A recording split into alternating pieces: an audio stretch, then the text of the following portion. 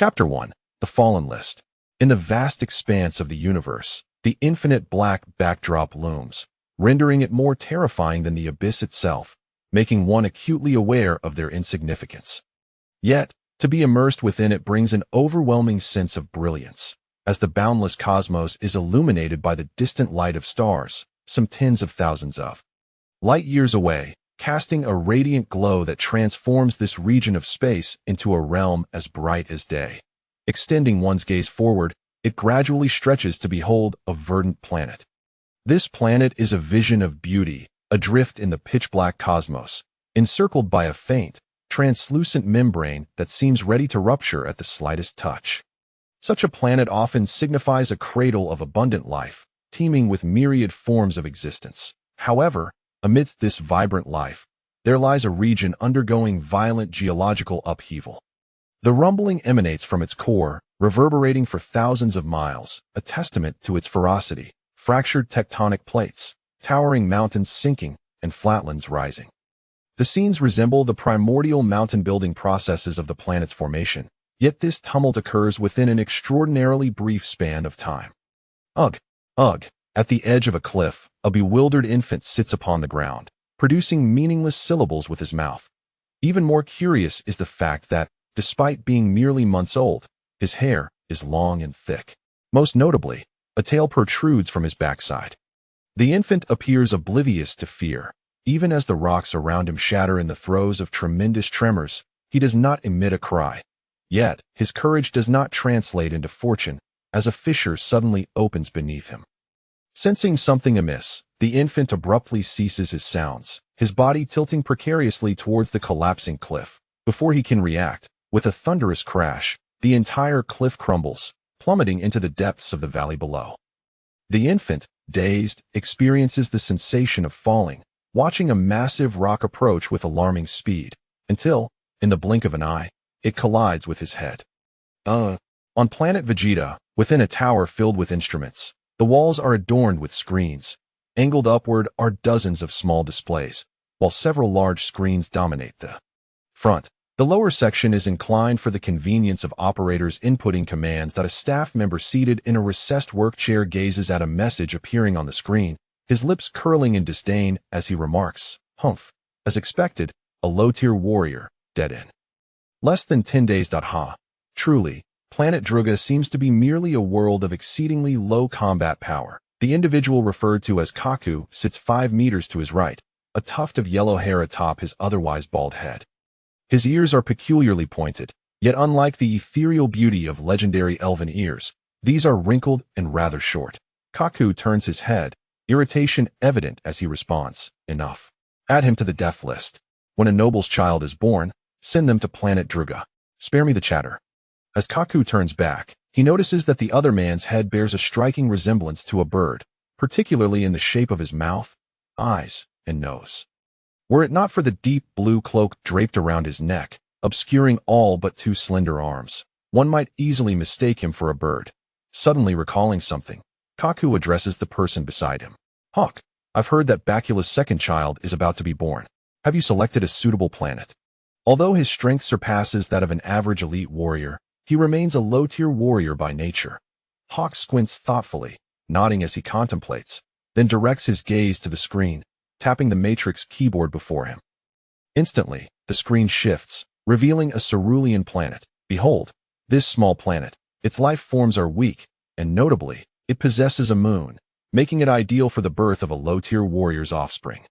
Kaku observes the planet on screen, nodding affirmatively. Earth, is it? Situated at the fringes of the North Galaxy, it's a relatively pleasant environment for a planet of such diminutive size. Even if there are adversaries, their combat prowess will likely be minimal. Indeed.as the two converse. Hawk inputs the recently received data regarding the fallen Saiyan infants from planet Druga into the information database, designating this planet as a medium-tier world, awaiting the arrival of elite warrior infants or adult warriors. Time passed, and the shadow of a being stirred from slumber. Feeling the cold ground beneath him, he attempted to rise, but his limbs were devoid of strength.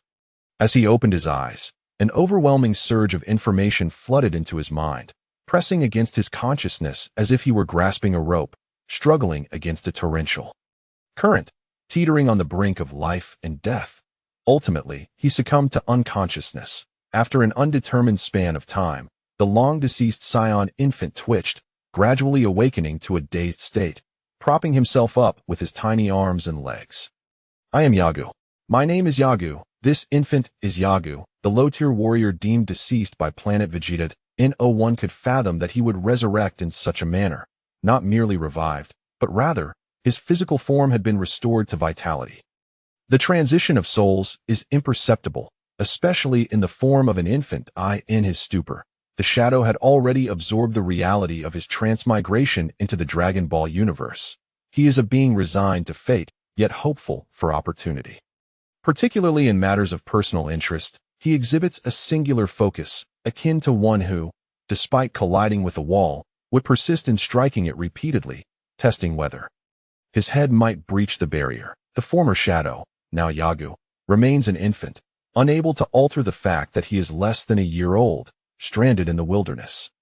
Yagu attempts to rise, yet having been separated from his mother for mere months, he lacks the strength to support himself. Soon, he finds himself a clumsy tumbler, rising only to fall, repeating the cycle endlessly.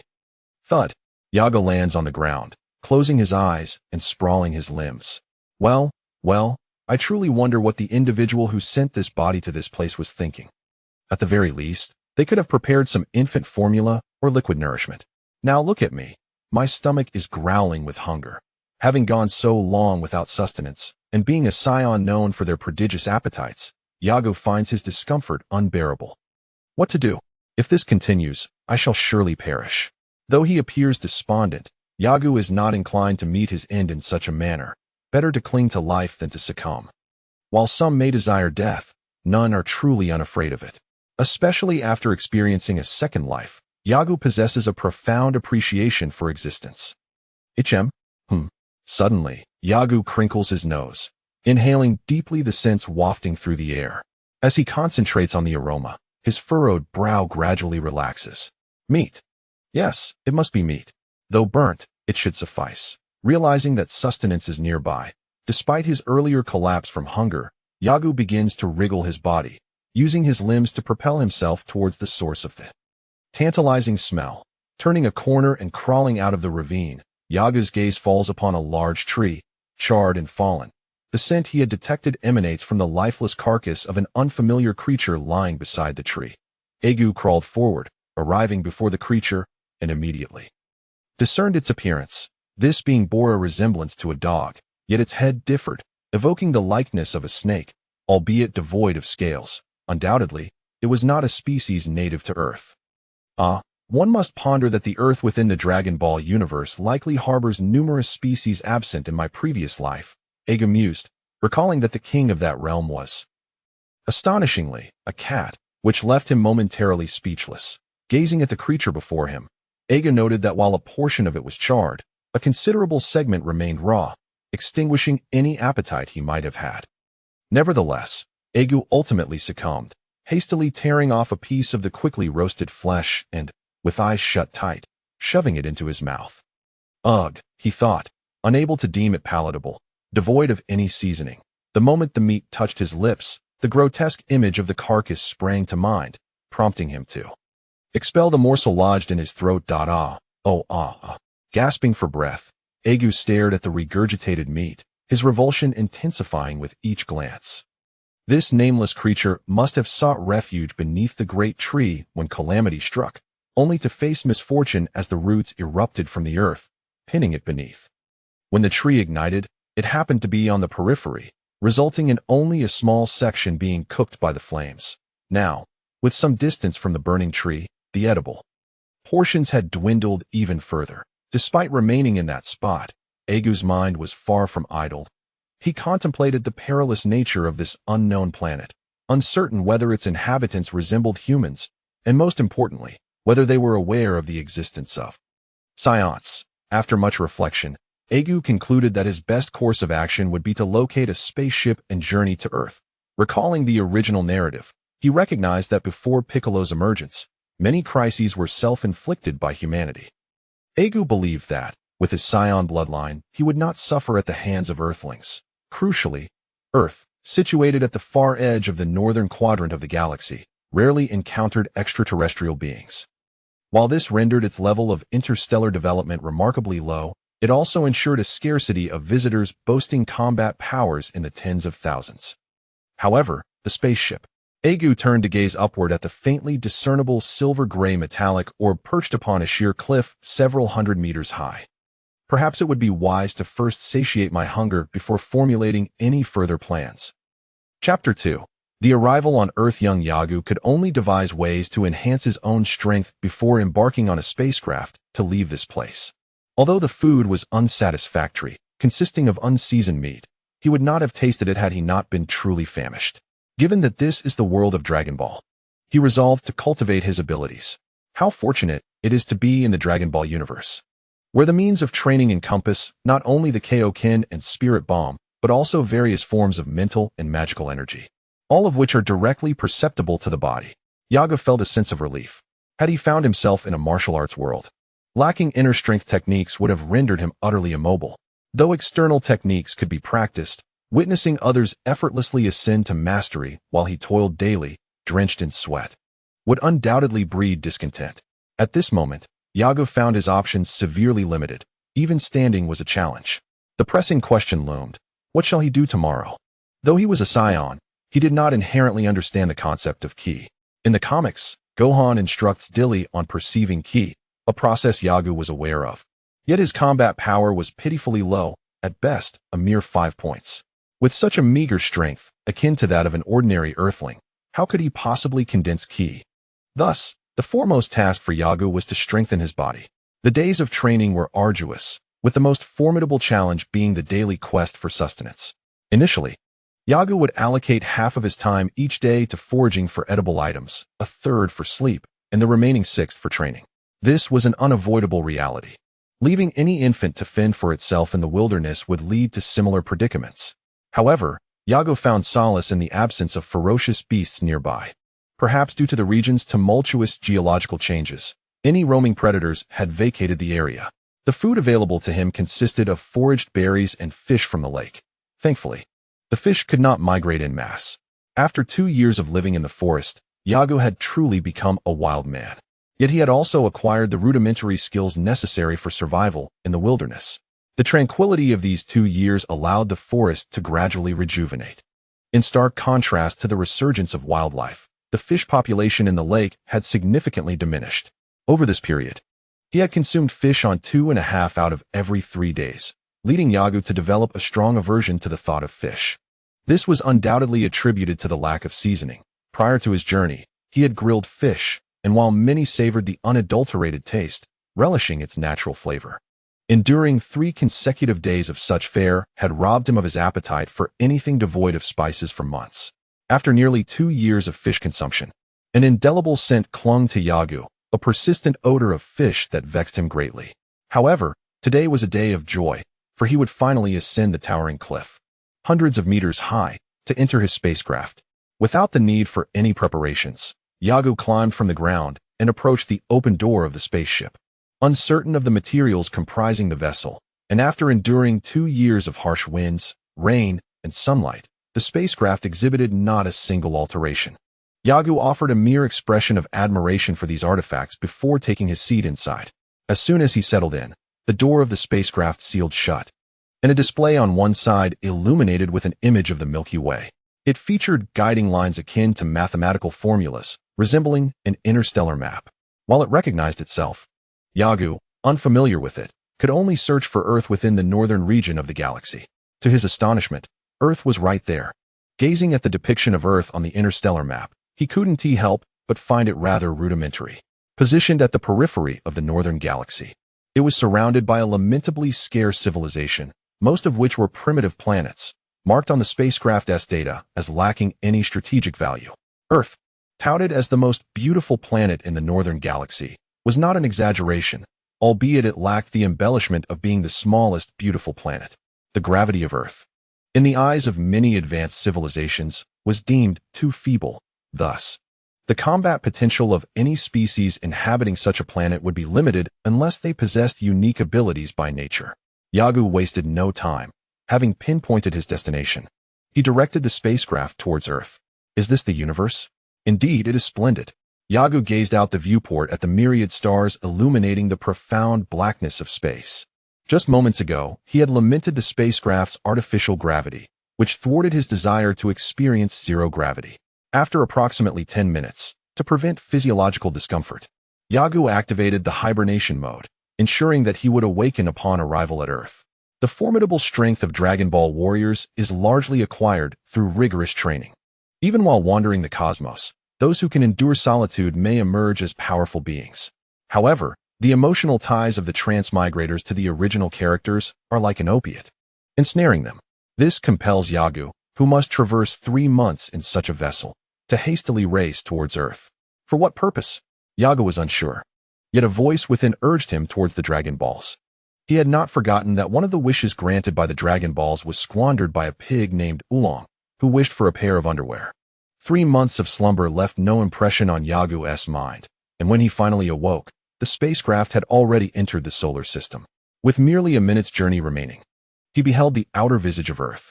During this era, Earth was embroiled in chaos, divided between the Red Army and the government forces, a veritable warlord's disarray. The spacecraft streaked across the sky like a shooting star, ultimately descending into a forest. The impact sent tremors that scattered wildlife for miles, as herds of beasts fled the area in a frenzy. Though it was Earth, Yagu found the trees devoid of any nostalgic essence. Stepping out of the spacecraft, he furrowed his brow, the thought merely a complaint, lacking any ulterior motive. At present, his strength was too feeble to master the art of flight. Dealing with ordinary individuals and certain beasts poses no challenge. However, when confronted with martial artists, one finds oneself somewhat outmatched. It is hoped that this place remains undiscovered by others. Yagu furrowed his brow, then clenched his teeth, determinedly utilizing his youthful physique to propel the spaceship, intending to conceal it in a secure location. Though Earth lacks the instruments for interstellar travel, the universal capsule stands as a pinnacle of technology, unparalleled throughout the cosmos. Were the spaceship capable of transforming into a capsule, Yagu would not have to exert himself so strenuously. After a full 2 hours, Yagu managed to relocate the spaceship to a spot 4 kilometers away from the landing site. He chose a beast's cave for concealment. Upon entering, he found it utterly vacant, the beast having departed mere days prior. Once the spaceship was hidden, Yagu diligently erased any traces and then commenced his training in the forest while striving to secure sustenance. A month later, clad in garments fashioned from the beasts of outer space, Yagu finally beheld a village. Despite its dilapidation and backwardness, consisting solely of single-story structures, Yagu was elated. He had arrived in the realm of humanity. Chapter 3. The legendary heist. The Saiyans are a warrior race, a trait not altered by mere ideological differences. It lies dormant within their bloodline, akin to a human transforming into a vampire who must drink blood to survive. Unless death claims them, they are compelled to feed. Yagu, as a Saiyan, is driven by the combat elements inherent in his ancestry, yearning to savor the thrill of battle. This sentiment mirrors that of Sun Wukong, who revels in combat and continually seeks to challenge himself.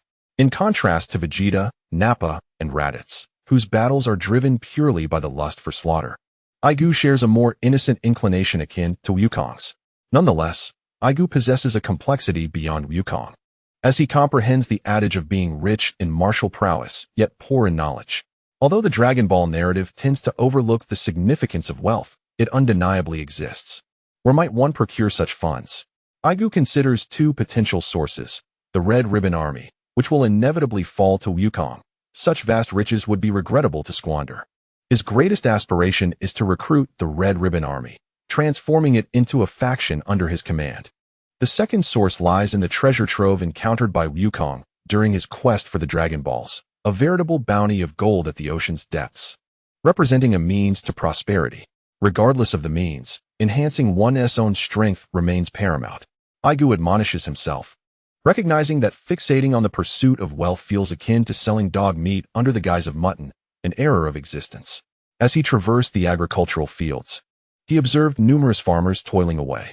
They regarded the child clad in beastly attire with curiosity, yet none approached to engage him in conversation. Life was arduous. While they might feel pity for a 2- or 3-year-old child, no one truly inquired about his family.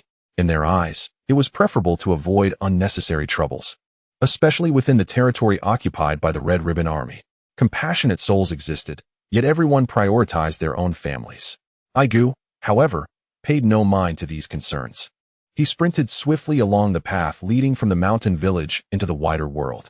2 years of rigorous training have allowed him to embody the essence of a Saiyan. With Argo's conscious attunement to his ki, he has now acquired the ability to perceive the positions of those around him, both human and animal. Consequently, hunting has become effortless for Argo.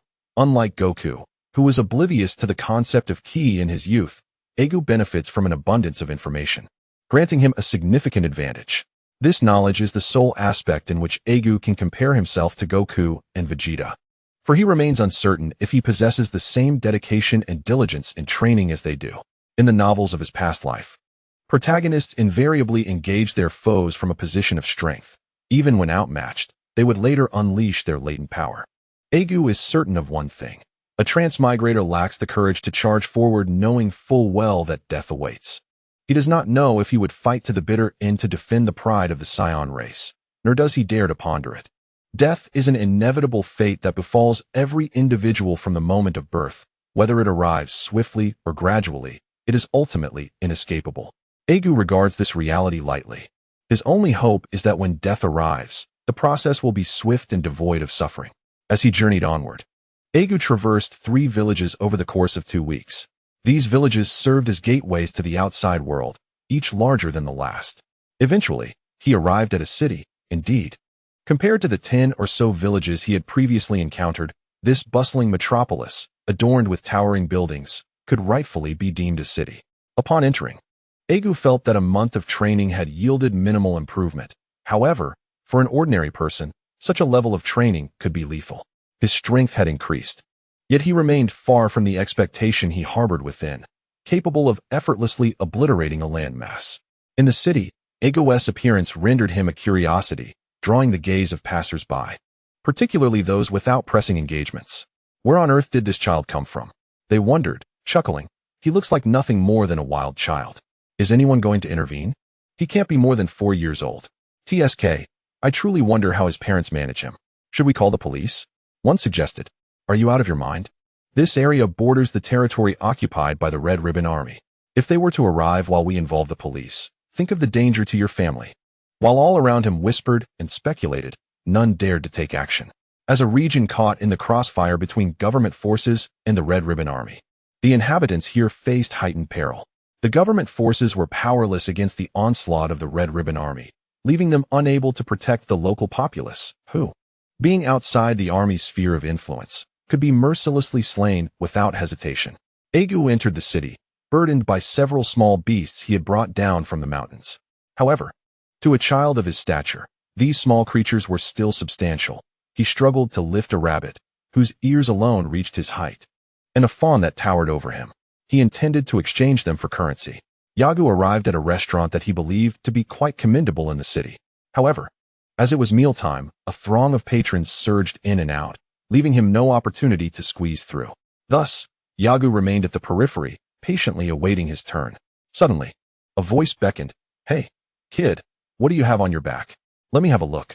Turning around, Argo encountered a corpulent young man clad in a black jacket. The young man had notably large lips and thick eyebrows, exuding an innate aura of menace. Beside him stood a blond youth, sporting a mushroom-shaped haircut akin to that of the young man in the black jacket. The contrast of the yellow mushroom and the black mushroom evoked a smile from the corner of Argo's mouth. As the young man in the black jacket approached, he reached for Argo's belongings with an air of entitlement. It was only when Argo felt the grip of the young man around his bundle that he realized he was experiencing the infamous act of robbery. 2 young men, nearly 20, were attempting to steal from a child of scarcely 3 years. They did not flee after the act, as their target was too diminutive to warrant concern. Goodness, this is heavy. Let me see what you have, the young man in the black jacket remarked as he began to untie the bundle. At that moment, Argo comprehended the gravity of the situation and acted decisively. He delivered a swift kick to the back of the young man. sending him sprawling like a rag doll into his blonde companion, and together they tumbled forward several paces. Yagu then retrieved his bundle and secured it to his back, with no intention of letting the two young men escape unscathed. After all, encountering him was their fortune. The young man in the black jacket groaned as he clambered off the ground, enduring the pain while turning to face Yagu. Upon seeing Yagu with his bundle once more, his rage ignited, and he momentarily forgot who had delivered the kick. Fueled by anger, he sought a target for his frustration.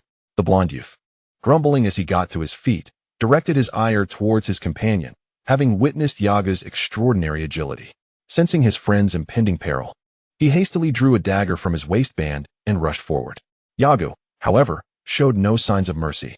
He sprinted towards the two, and as they prepared to retaliate, he expertly delivered strikes to their midsections. "Ah!" they exclaimed in unison. Thud! The two men collapsed to the ground, clutching their waists and trembling in pain, beads of cold sweat forming on their brows. A crowd gathered, pointing and murmuring, yet none dared to intervene. Even those who had intended to pass by deliberately veered away, disinclined to approach. Yagu approached the young man in the black jacket, intentionally sidestepping the blonde youth, and deliberately placed his foot upon the latter's outstretched hand, preventing him from grasping his dagger. The blonde youth let out a cry of dismay as his hand became incapacitated. "Hey, can you stand?" Yagu inquired, squatting before the young man in the black jacket with an innocent expression. The young man's round face twisted in pain, his lips quivering as he struggled to suppress his shivers. With a feeble voice, he uttered, "You've gotten yourself into a significant amount of trouble, kid." After speaking, he closed his eyes, his body convulsing once more. If one were to draw near, one could still hear the soft whimpering sounds emanating from his mouth, reminiscent of tears, akin to the low whine of a dog in pain. Argo rose to his feet. Whether squatting or standing, the change in perspective was negligible. As to others, he appeared merely as a plump sphere of flesh. Prolonged training had significantly strengthened Argo's physique, yet a child's body is incapable of accumulating muscle. An abundance of food had rendered Argo more rotund. Was it troublesome? I am eager to see what sort of trouble I have stirred. With this thought in mind, Argo turned and departed, sprinting at a pace that left others in his wake, before leaping onto the rooftop where his companions in black jackets and yellow hair lay. Chapter 4. A hasty battle. Argo did not wait long atop the roof before he beheld a dozen individuals on motorcycles racing towards him with astounding speed. They dismounted almost mid-acceleration. As they approached, the two bodies sprawled on the ground. Bystanders vanished with the swiftness of a mouse evading a cat. Taka, the captain of the Black Wind Squad, was the underground overlord of Fungu City. 2 years prior, the city was home to 5 or 6 gangs, and his rise was facilitated by the backing of the Red Silk Army, leading to the annihilation of rival factions within 3 months. Originally, gangs under the control of the Red Silk Army had begun to rebel, prompting them to support a fledgling entity with no solid foundation. For the Red Silk Army, eliminating Taka's Black Wind Squad required little effort. Taka kicked the black jacket lying at his feet, receiving no response. He withdrew a standard-issue Black M12 series pistol of the Red Silk Army. What a waste, he mused, that they were felled by a mere child. Yes, according to informants, they intended to rob the child, ultimately leading to the downfall of one named Shang-Yi. Clad in black, the group aptly embodied the moniker of the Black Wind Squad. Taka aimed the M12 at the black jacket and, under the gaze of his companions, pulled the trigger. A loud bang echoed as the body trembled and then fell silent. Another golden-haired individual met a similar grim fate. Argo smacked his lips and chuckled, truly ruthless indeed. Now, I can act without reservation. To rob a virtuous individual or a wicked one yields the same outcome, yet psychologically, the latter is the superior choice, albeit fraught with peril. Captain, should we pursue that child? Shang-Yi inquired. Taka cast him a glance. What purpose would that serve? A rural wildling? Our priority now is to assist the Red Silk Army in establishing their operations in Fungu City. Do not complicate matters at this juncture. With that, the group returned to their motorcycles, the roar of engines reverberating loudly against the buildings lining the street. Argo observed their departure and stealthily trailed behind them. As evening fell, Taka and his crew finally arrived at their residence. Witnessing this scene, Argo exhaled a sigh of relief, though he quickly resumed a state of vigilance. As the atmosphere thickened with tension, a multitude of armored vehicles swiftly descended upon the vicinity. In no time, A dozen or more jeeps halted along the streets, from which numerous soldiers disembarked, brandishing rifles. The notorious Red L-09 series, loathed by the Earth's government for their long range and high accuracy, having claimed many lives of government troops. What could their intentions be? Alas, I lament my current inadequacy. Otherwise, I would charge forth, annihilating all who opposed me. Acknowledging my inability to withstand bullets, I feared that a single injury could lead to my demise, leaving me with no kin to mourn my passing. Thus, I resorted to covert tactics rather than acting openly.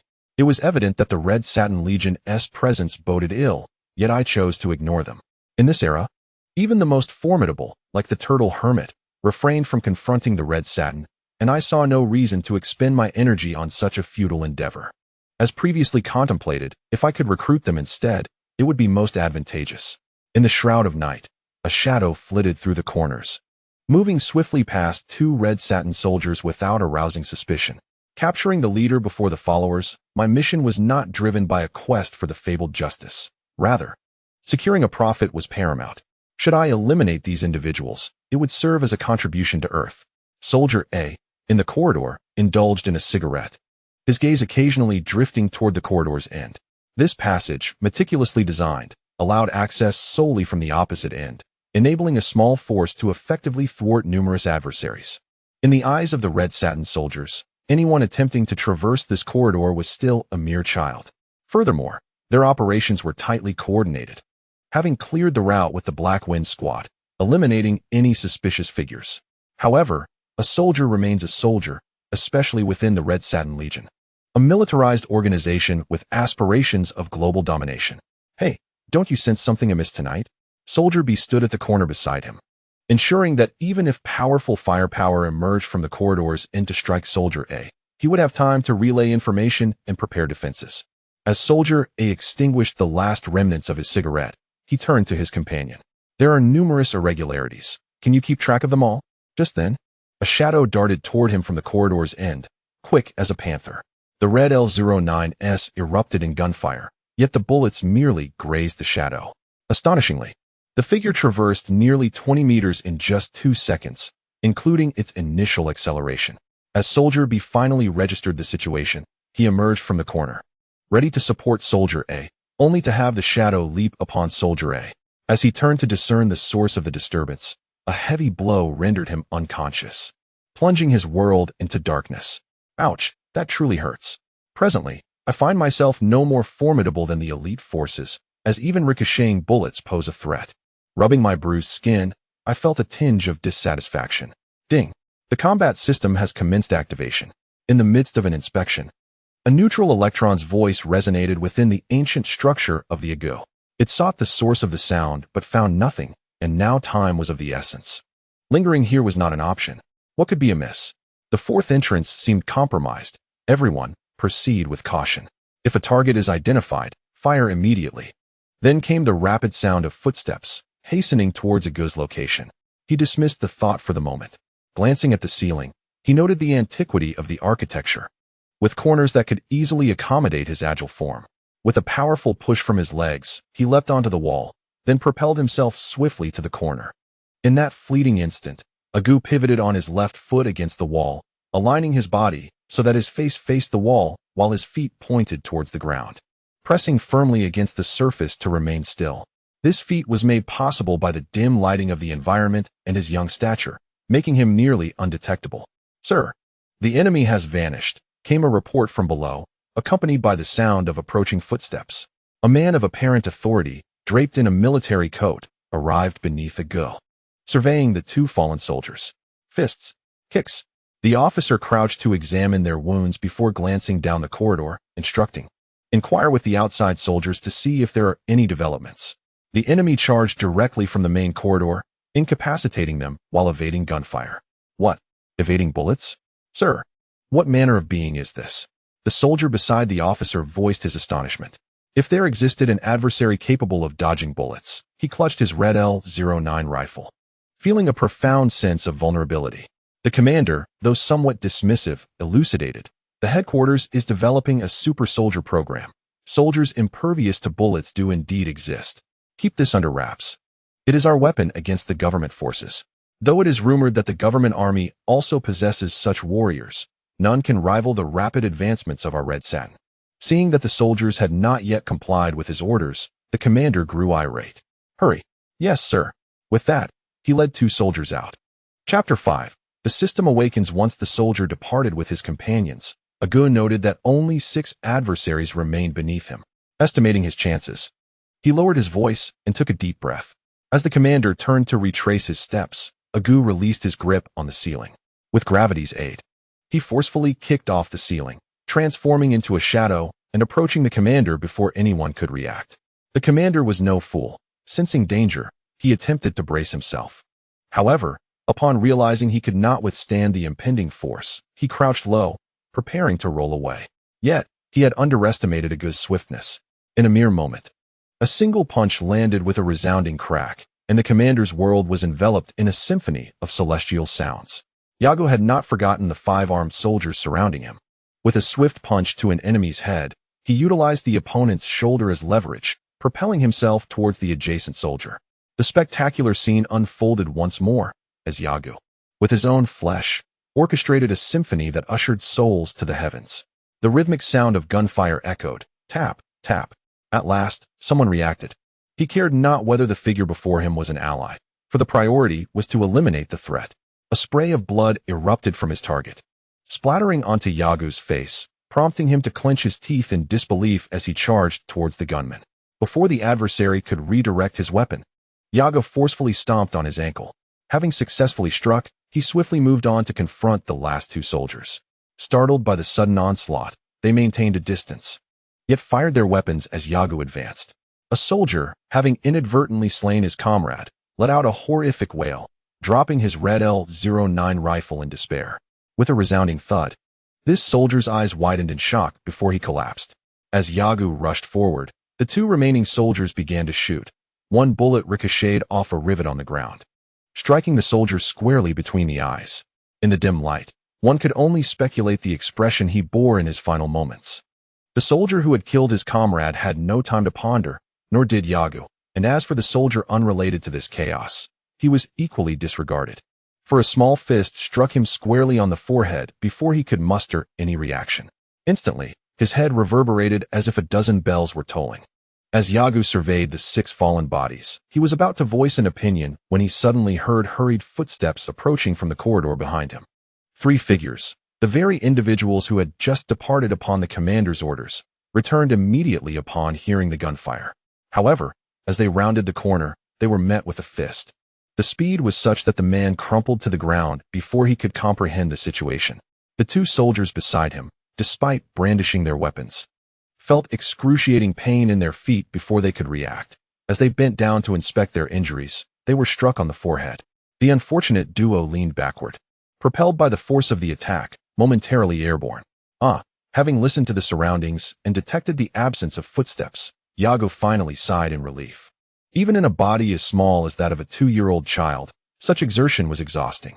Gasping for breath, Argo sat upon the ground to recuperate.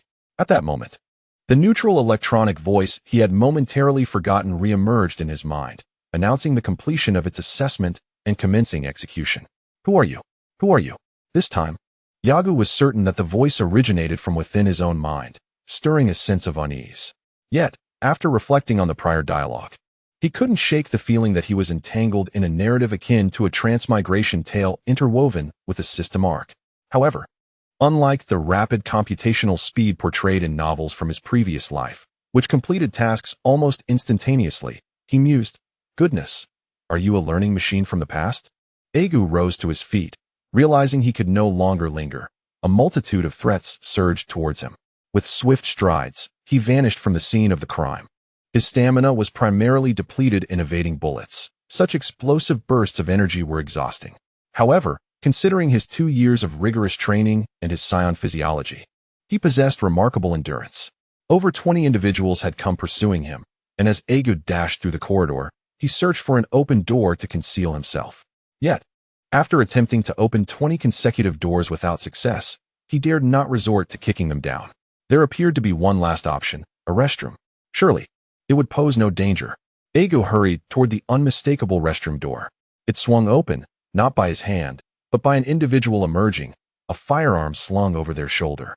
Earbuds firmly lodged in their ears, listening to music of such poor quality that Argo could discern the jarring mechanical sounds. The person was preoccupied with fastening their belt when they suddenly encountered Argo, rendering them momentarily speechless. "Damn it," Argo muttered under his breath, seizing the opportunity. He leapt forward, elevating himself before the individual's forehead, and delivered a powerful punch. Argo's fist struck like a small hammer, causing the person's eyes to roll in opposite directions before they collapsed, lifeless. The distant sounds of footsteps grew louder. Argo swiftly dragged the unfortunate soul back into the restroom, forcing them to squat over the toilet. "In my past life, I must have owed you a quarter," he grumbled, exasperated at the necessity of tending to this predicament. He stood by the narrow window, which may have seemed too small for others, but posed no obstacle for him. Meanwhile, a significant portion of the guards who had previously been stationed outside had retreated indoors to address the looming crisis. As Argo ventured outside, he noted a marked decrease in their defensive posture. He preferred not to engage those outside, but instead aimed to infiltrate deeper within, for the spacious terrain presented a perilous risk of being cornered. As he approached within 10 meters of a red-clad soldier, gun raised and scanning the surroundings, the previously silent voice in his mind resonated once more. Combat system activation initiated. With the voice's departure, Argo discovered new information surfacing in his mind. Combat system. Level 0. Current experience 012. Name. Argo combat power activation 10 burst activation 15 combat level. Beginner. Moreover, 3 icons resembling light bulbs appeared, representing dueling combat, 50 dominion combat, 80 life and death combat. 100. Argo remained oblivious to the significance of the percentages, but that did not deter him from executing his objective. The towering figure before him merely grunted before collapsing to the ground. To Argo's astonishment, his experience points increment from 012 to 013. As Yaga dragged the hulking figure away, he felt a surge of indignation within. What a farce! Not only was the level 0, but the experience gained from defeating a mere soldier was a paltry 0.01. With this in mind, he mused, it seemed unnecessary to kill. Yet, Yaga suddenly recalled that he had taken very few lives, and among his past confrontations, one foe had even been slain by his own comrades. The combat system, Yaga pondered, was it merely the act of engaging in battle that sufficed? If it were solely about combat, then duels, conquest battles, and life and death struggles would make sense. But what, then, was the significance of the percentages that followed? Yaga had little time to contemplate further, for from his corner, he spotted 4 patrolling figures approaching in the distance. Clearly, they had noticed the disappearance of the guards and immediately shouted, "All personnel, be on alert, there are enemies in the perimeter." Concealed in the shadows, Yaga remained still. His small stature and the dim light effectively camouflaged him. He resolved to first deal with the Red Silk Army before addressing these other matters. With the enemy dispersed, he seized the opportunity to search for targets to attack. "You, guard the left tall building with the rocket launcher. If anything seems amiss, fire at the designated target," commanded the leader. "But what if he engages with us?" replied a soldier. "We will attack together, including our own warriors." As Yaga drew closer, his heart raced. Although only he could sense it, the commanding officer seemed to feel a shift in the air and turned around. A heavy object struck him squarely in the throat, and with a gurgling gasp, blood erupted forth. The intense agony caused crimson veins to appear in his eyes. The 2 red silk soldiers nearby attempted to retaliate, but the proximity of their leader made it impossible, despite having been instructed to disregard the order and include their own in the attack. That was only feasible while their target was still alive. The consequences for them would be different. Thus, their fate was sealed. They let out cries of despair before collapsing. In this rare moment of opportunity, the dispersal of the enemy made confronting the Red Silk Army far simpler than if they had remained clustered together. Consequently, the Black Panther sprang into action once more, moving like a whirlwind through the night, swiftly vanishing into the shadows. Chapter 6. Explosion in the center of the room. A basement housed a passageway with iron tracks extending toward the territories occupied by the Red Silk Army.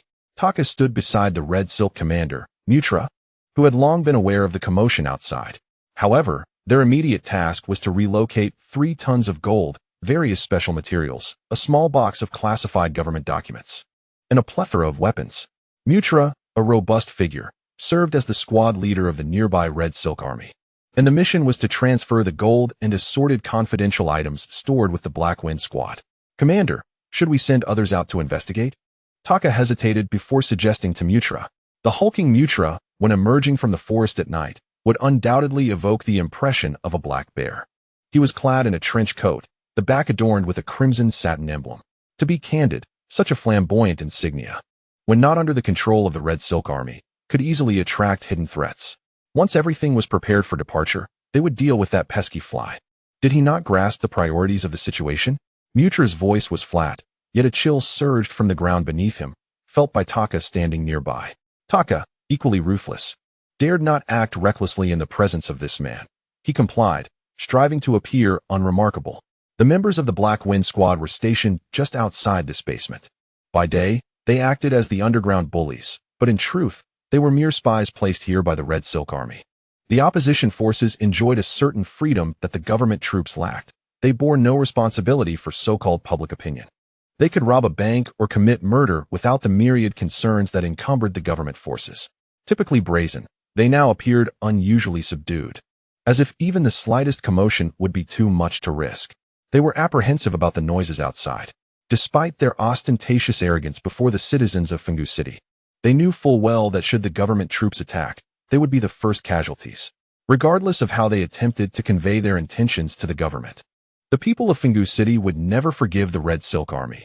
They sought a group of individuals who had already reached a dead end.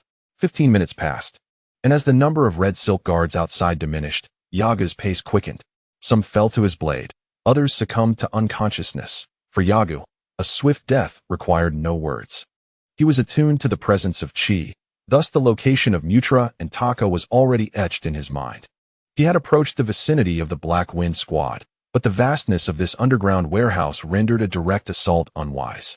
While contemplating in the shadows, a sudden spark of revelation struck Yagu. I am not incapable of wielding a gun. Why not use firearms to eliminate them? He seemed to scold himself. Yet regardless of the inner dialogue, he commenced action. He retreated from his position and retrieved a red L-09 rifle from the fallen bodies he had previously dispatched. Swiftly, he made his way back to his previous hiding spot. Yagu, small in stature, could maneuver into spaces that many adults could not access. In truth, no one would suspect that the enemy was a child barely 3 or 4 years old. Raising the rifle and aiming at his foes, Yaga suddenly felt a thrill, a remnant of his past life. In that other realm, firearms were not meant for someone of his stature. Though he recognized that in the face of the supreme might of this world, a gun would prove futile, he was still aware that a bullet could spell his demise. Boys, behold what I have prepared for you, Yaga declared, lowering the rifle. It was cumbersome for him, despite not being overly heavy for his strength. Nevertheless, wielding something larger than himself felt inherently awkward. He turned to the side, noting 5 bombs he had scavenged from the bodies of Red Silk soldiers lying at his feet. For the warriors of Dragon Ball, this device possesses considerable power, at the very least. Tao Pai Pai lost a significant portion of his life due to the very bomb he had thrown. With a series of rapid detonations, 3 grenades were activated and aimed at a group of individuals standing at the entrance. Unlike the organized Red Ribbon Army outside, this group stood haphazardly, gathering without any semblance of order. The 3 grenades struck the individuals among them, eliciting a chorus of anguished cries. What is happening? Are you all right? Do you know what kind of attack this is? Some inquired of their struck companions, while others aimed their weapons at the surrounding shadows, and a few fired blindly into the unseen. It was only when someone identified the source of the assault that time had run out. Boom, boom, boom. The massive explosion sent those gathered scattering, and Yaga witnessed one individual soar through the air like a cannonball. In this world, it seems only Satan could survive such explosions among ordinary people. Yaga observed that Satan was undoubtedly a unique entity in the Dragon Ball universe. His power was minimal, easily bested by Master Roshi. Yet, the attacks from Cell could withstand such devastation. And then there was Bu. Entering his domain felt akin to stepping into a comedic manga. Seizing the opportunity, Yaga clutched 2 additional grenades, and, wielding the red L-09, he ran while shooting at the remaining targets. This assault proceeded with unimaginable ease, clearing all targets within 20 seconds, and he even dispatched a final blow to all those sprawled on the ground. Inside, Mutra turned to glance at the great door behind him. He had heard the distant sound of explosions. With a mere wave of his hand, Over 50 warriors promptly took their positions, rushing to various defensive posts. Among them, 5 drew rocket launchers, aiming at the entrance. Taka was the most apprehensive of the group. His subordinates were outside, and if they all perished, he would be left as a solitary figure. Given his nefarious deeds, should others learn that he was the last remaining, he would undoubtedly be torn to shreds. "Sir," he stammered, beads of cold sweat trickling down his face. Mutra turned to him, and before Taka could react, he delivered a punch to Taka's face. Blood splattered as Taka was sent flying, crashing heavily to the ground with a thud. Mutra used his other hand to retrieve a handkerchief from his pocket, wiping the blood from his knuckles, murmuring softly that he hadn't used such force in a long time and felt significantly weaker. As he spoke, he glanced at the groaning Taka, contemplating whether to approach and deliver another blow. Just then, the great door swung open with a resounding crack, capturing everyone's attention. The red ribbon soldiers stationed there were far more disciplined than those outside. Without sighting the enemy, they would not fire indiscriminately. Mutra acknowledged those with rocket launchers with a nod, and 3 of the 5 launchers fired simultaneously. A brilliant light flashed at the door, followed by a tremendous roar. Though the door was formidable, it could not withstand the onslaught of such explosions, with a creaking sound that could send shivers down one's spine. The towering iron door crashed to the ground. The dust rose several meters high, compounded by the earlier explosion, obscuring the view of the Red Silk Army. In stark contrast to the anxious demeanor of others, Ntra appeared remarkably composed, though he no longer paid attention to the nearby Taka, instead fixating curiously on the direction of the gate. With a swift whoosh, 2 objects were hurled from the swirling dust at the entrance, their nature indiscernible due to their rapid velocity. Nevertheless, those who discerned this development immediately opened fire towards the gate. It was only when these objects landed on 2 opposing flanks that the Red Silk Army erupted in shouts, hastily retreating, but the grenades had already been anticipated by Yagu, detonating with a thunderous explosion the moment they touched the ground. 2 violent blasts occurred within the ranks of the Red Silk Army, causing even the rocket launcher operator, stationed a distance away, to be affected, his weapon slipping from his shoulder. At that moment, a figure darted forth from the dust at the gate with remarkable speed. Akin to a cheetah, he entered the left flank-esque construction site and swiftly assessed the groaning, standing, and even firing individuals there. Then he lunged towards the right flank. At this juncture, Ntra, who had been quietly observing, sprang into action, racing towards the shadow with astonishing speed, arriving before the figure in an instant and delivering a powerful punch. The impact resonated, sending the shadow hurtling like a cannonball into the dust, followed by the sound of something crashing to the ground, accompanied by the scraping noise of something being dragged along. Ntra examined his right fist, puzzled as to why his previous strike hadn't obliterated the opponent. Chapter 7. Judgment. Yagu felt a sharp pain as he rolled several times in the dust, desperately seeking refuge behind the door. He rubbed his right shoulder vigorously. Ntra's punch had been formidable, underscoring the opponent's considerable strength. Although aware that the Red Silk Army was experimenting with androids, he understood that during this era, such beings were scarce and possessed limited combat capabilities. Could I have encountered an android? Yagu pondered as he heard footsteps approaching from within. Supporting himself with his hands against the ground and wall, he rose. The dust at the entrance still masked the enemy's line of sight, allowing Yagu to stand, leap upward, grasp the top of the door, and crouch there in concealment. As the dust began to dissipate, Yagu glimpsed soldiers armed with rifles and rocket launchers in the distance, clearly poised to fire should they perceive an attack. Showing no hesitation in eliminating the advancing soldiers alongside Yagu. Taking a deep breath, Yagu quickly plotted his escape route amidst the limited time available. Although the area was open, there were always spots that could accommodate his form. The dust was thinning. If he lingered, the enemy would surely discover him. Thus, Yagu leapt onto the head of a nearby Red Silk Army soldier, instantly snapping his cervical spine, then swiftly pivoted to confront another soldier, delivering a crushing kick to his jaw, before stepping on his head to propel himself toward the open ground ahead. Bullets rained down upon him, but they struck the ground behind Yagu, creating a myriad of bullet holes in the concrete, with some areas even showing signs of complete separation. The soldier who had previously approached the door suddenly reacted, turning around to aim his weapon at Yagu. However, a rocket launcher fired in between them, the explosion raising a cloud of dust and debris that obscured the line of sight for everyone present. Yaga dashed towards the location he had just secured, seizing any grenades he could find and activating them before tossing them at the enemy. He threw them with remarkable speed and force, nearly matching the accuracy of the rocket launcher. The soldier wielding the rocket launcher was struck, his nose crushed inward, followed by a deafening explosion that triggered a chain reaction, resulting in a more violent shockwave. Mutera was infuriated. His once proud soldiers had proven to be utterly useless, mere failures. After voicing his frustration thrice, he removed his trench coat and advanced toward Yago. The imposing figure of Mutera left a lasting impression on Yago, so when Mutera transitioned from walking to running, Yago sprang into action. Throughout this sequence, he continued to eliminate ordinary soldiers without pause. As Mutera closed the distance to within 3 or 4 meters of Yago after he threw another grenade, it seemed he was on the verge of capture. But in that moment, Yago unexpectedly pivoted, swinging his right arm as if to punch Mutera in the face. Mutera instinctively caught the blow with his right hand.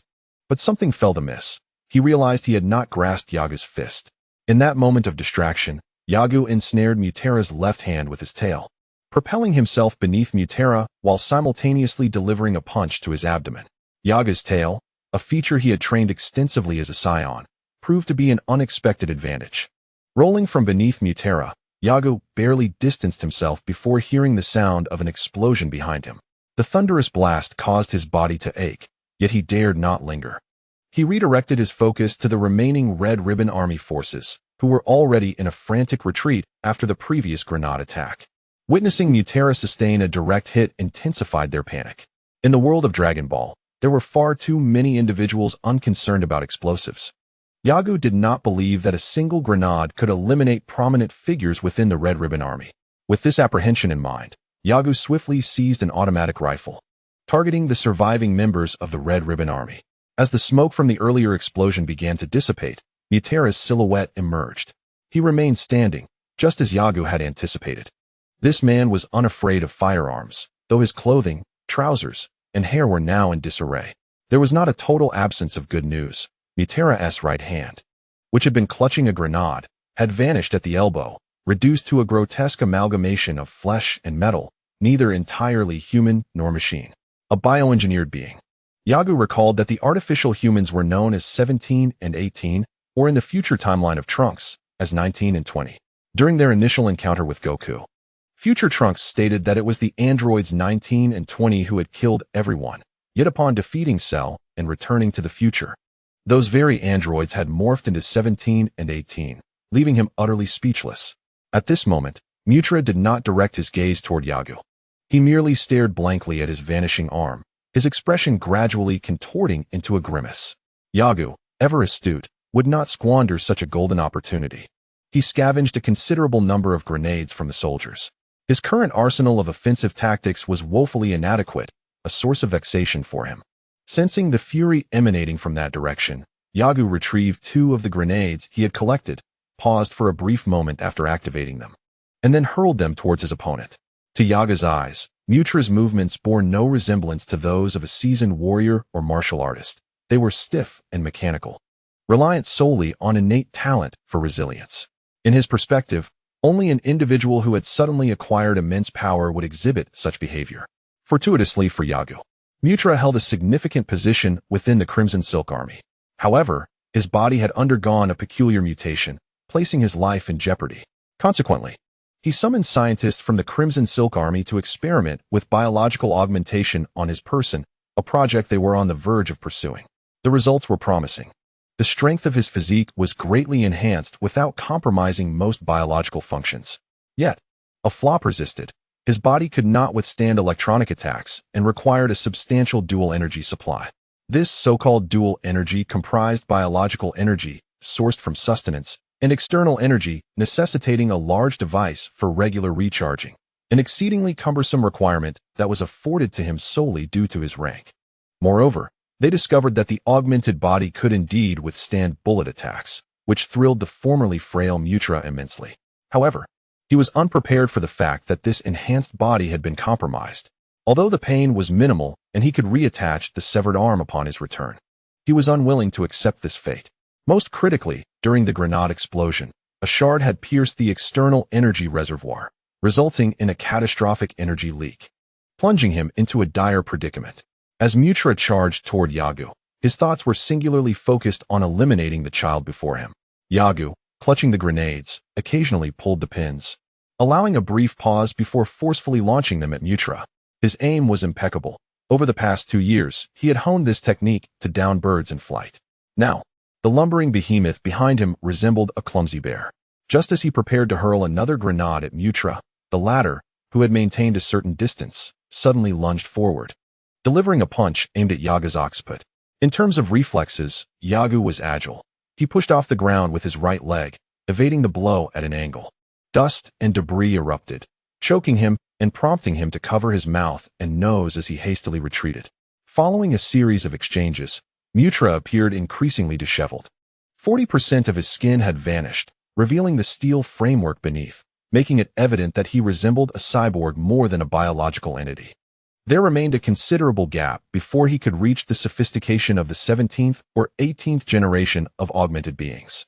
Suddenly, Yaga's expression faltered, not due to the adversary before him, but because he noticed a flickering red light beneath the combat system interface, indicating the presence of a life-and-death battle.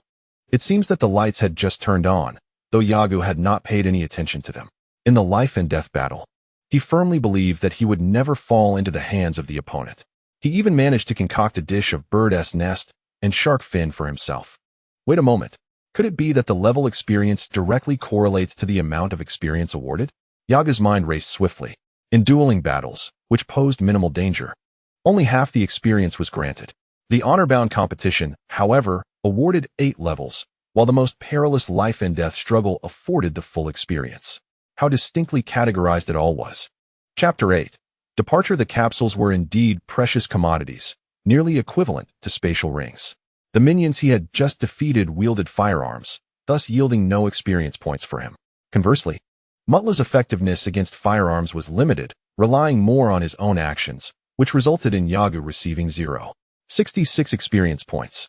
Gazing at his current level, which read level 0, current experience, 0.66, the 0.66 painfully pierced Yaga's eyes. How could it be that such a formidable opponent as Mutla only granted him 0.5 experience? This was outrageous. Yaga couldn't help but feel angered. A mere 0.5 indicated that he would need to endure 200 battles of this caliber to level up, yet his strength was not sufficient to confront the foe head-on. What would he do when next they crossed paths? That was a concern for another day. Glancing at the spoils he had collected, he chuckled. So much gold. As long as he was prudent, it would suffice for a lifetime. He thought of Sun Wukong, who, despite his inability to amass wealth, had lived for so long. If he could find a good investment, simply placing his money wisely would ensure a stress-free future, provided no major issues arose. 3 tons of gold sounded substantial, yet it occupied minimal space. This constituted the most valuable part of his haul.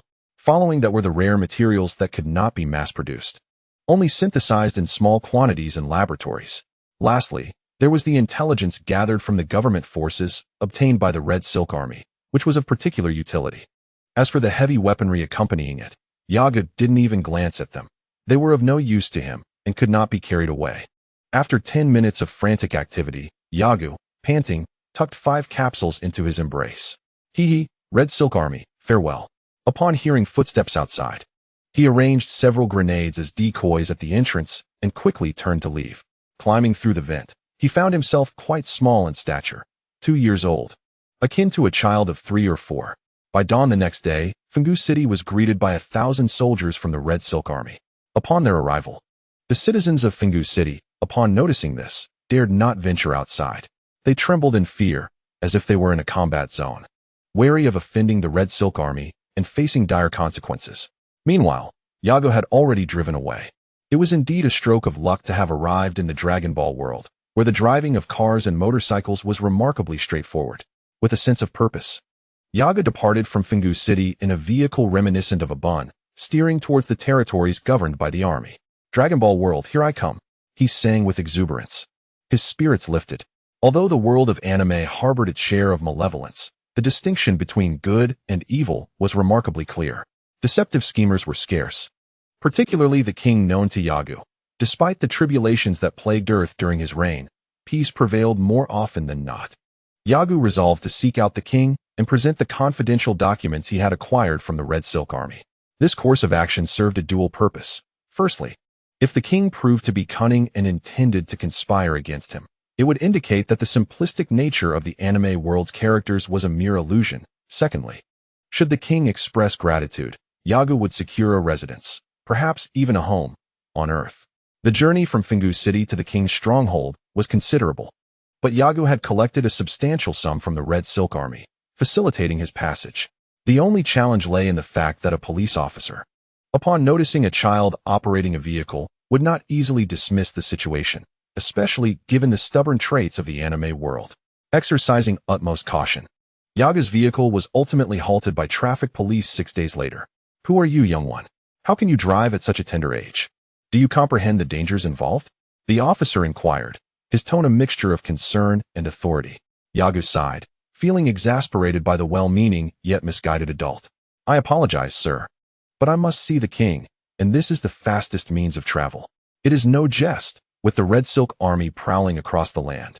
Flying is perilously unsafe.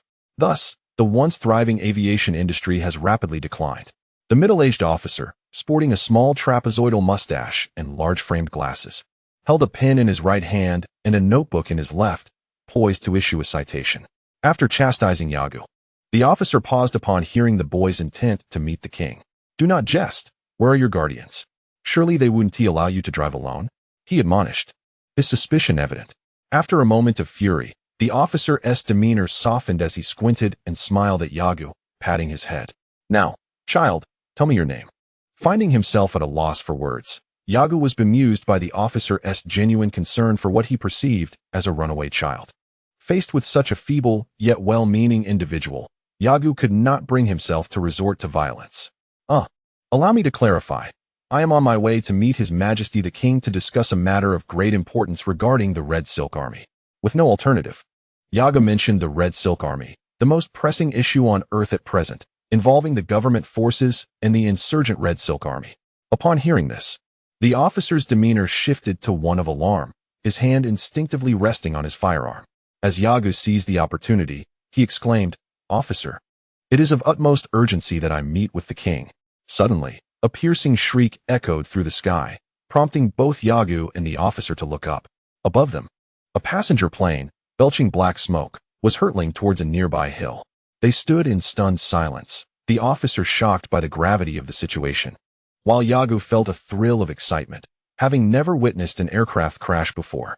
This was not due to a lack of empathy or a perception of the world as a mere game. Rather, in the realm of Dragon Ball, where lives could be lost and subsequently restored through the Dragon Balls, human life seemed rather trivial. The shriek intensified until, with a thunderous crash, the plane struck the ground, flames erupting. Fortunately, there was no explosion. "Oh no, this is dire," the officer exclaimed, hastily returning to his vehicle to notify his colleagues at the precinct. At that moment, Yagu started his car and shouted to the officer, "If I encounter any other officers on the way, I will summon them here to assist you." The officer, momentarily taken aback by Yagu's demeanor, stood there holding his car phone in disbelief. Chapter 9. The king's capital. The great demon king once remarked that he had summoned Yagu because he was unafraid of danger. This implied that even back then, when the king still had an army, he recognized that there were individuals in the world who did not fear bullets. Yagu sought to establish a connection with the government, believing that with their substantial support, many training conditions could be resolved, such as gravity training, large-scale cultivation of senza beans, and future endeavors requiring human assistance for energy-based techniques. In certain respects, Satan was indeed a talent, contributing significantly to the humor of the Dragon Ball universe. However, Yagu could not hold him in high regard. Although Satan was considered the strongest among ordinary Earthlings in the later stages of Dragon Ball, excluding Master Roshi and Crane Hermit, he had appropriated the achievements of Goku and his peers, even those that Goku had sacrificed his life to attain. Yagu found this utterly intolerable. Of course, harboring such sentiments did not mean Yagu sought to eliminate Satan, just as some people may actively pursue conflict with those they dislike, while others choose to ignore them. Yagu preferred to maintain a distance without overtly expressing animosity. Each individual possesses their own methods of handling situations, with no singular approach being inherently superior. However, within specific circles, certain protocols exist, rules that govern behavior. Yagu, in contrast, felt at ease. He was not affiliated with any faction and considered himself a free spirit. Over the next fortnight, Yagu traversed rural paths until he finally arrived at the king's domain. The two-dimensional world was refreshingly simple, devoid of the convoluted processes characteristic of the real world. Upon reaching the capital, Yagu made his way directly to the royal palace. The architecture of the capital was magnificent, embodying the circular designs typical of the Dragon Ball universe. Numerous soldiers guarded the area, their presence dense, likely a precaution due to the Red Ribbon Army, as even during the attack on the capital by King Piccolo, such a concentration of troops had not been observed. "Ah, young one, you cannot enter here, do you understand?" A female officer stationed at the periphery noticed Yagu striding towards the palace gates and approached to intercept him. "Tell me, dear, what is your name? And where are your parents?" Yagu detested being perceived as a mere child, for such a perception would hinder the realization of many of his aspirations. After all, aside from doting parents, who would unconditionally fulfill a child's wishes, this officer was strikingly beautiful, with short green hair and no adornments. Her figure graceful and exuding an air of competence. While a lovely woman was indeed a delight to behold, Yagu had pressing matters at hand. In comparison to his own affairs, everything else was expendable. "Officer, I have something to deliver to His Majesty the King. It is this." Aware of the stern guards ahead, Yagu understood that without a clear explanation, there would be no chance of access. The female officer regarded him with curiosity, her brows furrowing slightly. "Little one, what could you possibly have for the king? Remember, being deceitful is not the behavior of a good child. Now, hurry along and find your parents." Yagu gazed at her in exasperation. "I truly have something important for the king regarding the Red Silk Army." "What? What did you say?" Her reaction mirrored that of the officer he had encountered a week prior. Upon hearing Red Silk Army, she nearly exploded with alarm. Yagu remained relatively composed. Anticipating such a reaction, he enunciated clearly, "Officer, I possess information obtained from the Red Silk Army. Here it is." He tapped the document contained within a brown paper bag he held. The officer swiftly snatched the bag from Yagu's grasp, stating, "Let me verify this," and, disregarding Yagu, began to examine its contents. Observing her flustered demeanor, Yagu mused to himself, "So, she is a novice. It is no wonder she engages in such unnecessary conversation." Upon inspecting the documents within the bag, the officer's eyes widened. Although her rank was low, the file was evidently stolen from the government by the Red Silk Army. Its confidentiality level far exceeded what someone of her position could access. Realizing the gravity of the situation, the officer retracted her earlier amiable expression and addressed Yagu with newfound seriousness. "Child, I misunderstood you earlier. My name is Loris, Lieutenant. What is yours?" "I am Yagu. Please deliver this document to His Majesty the King. I stumbled upon it by chance and brought it here." Yagu continued to explain, "I have perused its contents. Though I did not comprehend much, I could ascertain that it is a highly classified document. Initially, I thought it safe to hand it over to the police. But upon reflection, if they are capable of obtaining such sensitive information, I cannot guarantee it would reach His Majesty's hands." This was the very reason for his journey to the royal capital. Loris gazed at Yagu in astonishment, bewildered that a child of merely 3 or 4 years could articulate such profound words, leaving her utterly perplexed. After a while, Loris regained her composure and remembered her purpose, hastily grasping Yagu's hand as they made their way toward the grand entrance. "This matter is quite serious. Let us go and see the king." Yagu, however, was reluctant to accompany this seemingly unreliable woman on a whim. As they approached the door, he inquired, "Aren't you going to announce our arrival?" "Huh." She halted, staring at Yagu, and upon realizing the child's intent, she wore an expression of sudden enlightenment. "Ah, yes, you're right. I almost forgot. Please stay right here and don't move. I shall return shortly." Once again adopting her previous demeanor, Yagu sighed, understanding her intentions. He watched as Loris dashed away, presumably to report to her superior. In his heart, he mused that once this ordeal was over, he would keep his distance from her. He simply could not tolerate it. Being in the company of a beautiful woman tends to captivate both men and women alike, as human aesthetic appreciation seldom falters. However, for Yagu, it was imperative that she not interfere with his life. No matter how enchanting she might be, he would find a way to evade her presence. Much like Goku's wife, Chi-Chi, who devoted herself wholeheartedly to raising Goten, Yagu felt that her influence on Goku and Goten was excessively obstructive. Had she not married Goku, perhaps his offspring would have achieved far greater accomplishments. Yet, to each their own. Some believe that dying beneath a peony blossom is a form of romanticism. And this too is a perspective. As for Yagu, his approach was equally a philosophy of his own. In his previous life, he never experienced love. He had several infatuations. But upon reflection, he realized that such feelings could hardly be classified as love. It was merely an appreciation for their beauty. Had there been someone more exquisite at that time, he would undoubtedly have shifted his affections. Ultimately, Yagu concluded that he was a person of extreme selfishness, unwilling to allow anyone into his realm. Consequently, he had never genuinely loved anyone nor formed a true friendship. Anyone who attempted to draw near would be met with the coldness that enveloped him. How dismal it was to live such a life in the previous world. Thus, in this incarnation, Yagu silently vowed to become a man akin to Satan. Clenching his fists, he declared this to himself, a smile gracing his face. One wonders what expressions the others who have traversed realms will bear upon learning of his aspirations. Chapter 10. Inner Resolutions upon Loris's return. She led Yagu through the grand doors. The king's palace lay some distance away. She had previously reported Yagu's situation to her superior, who had taken an interest in him and subsequently relayed the matter to the king. Once the king was informed of Yagu's circumstances, he expressed curiosity and consented to meet with him. After a 5-minute walk, Yagu and Loris arrived at the king's palace. Walking upon the crimson carpet, Yagu observed the grand hall, which, though lacking in gilded embellishments, exuded an air of magnificence. As they entered, Yagu caught sight of the legendary feline seated in the front. In his past life, Yagu found it amusing that at the onset of Dragon Ball, Earth was still inhabited by many beast men, like the king before him. Moreover, there exist various beings that are categorized as humans yet lack the conventional human form, such as werewolves, pandarins, bearfolk, and dinosaur-like individuals.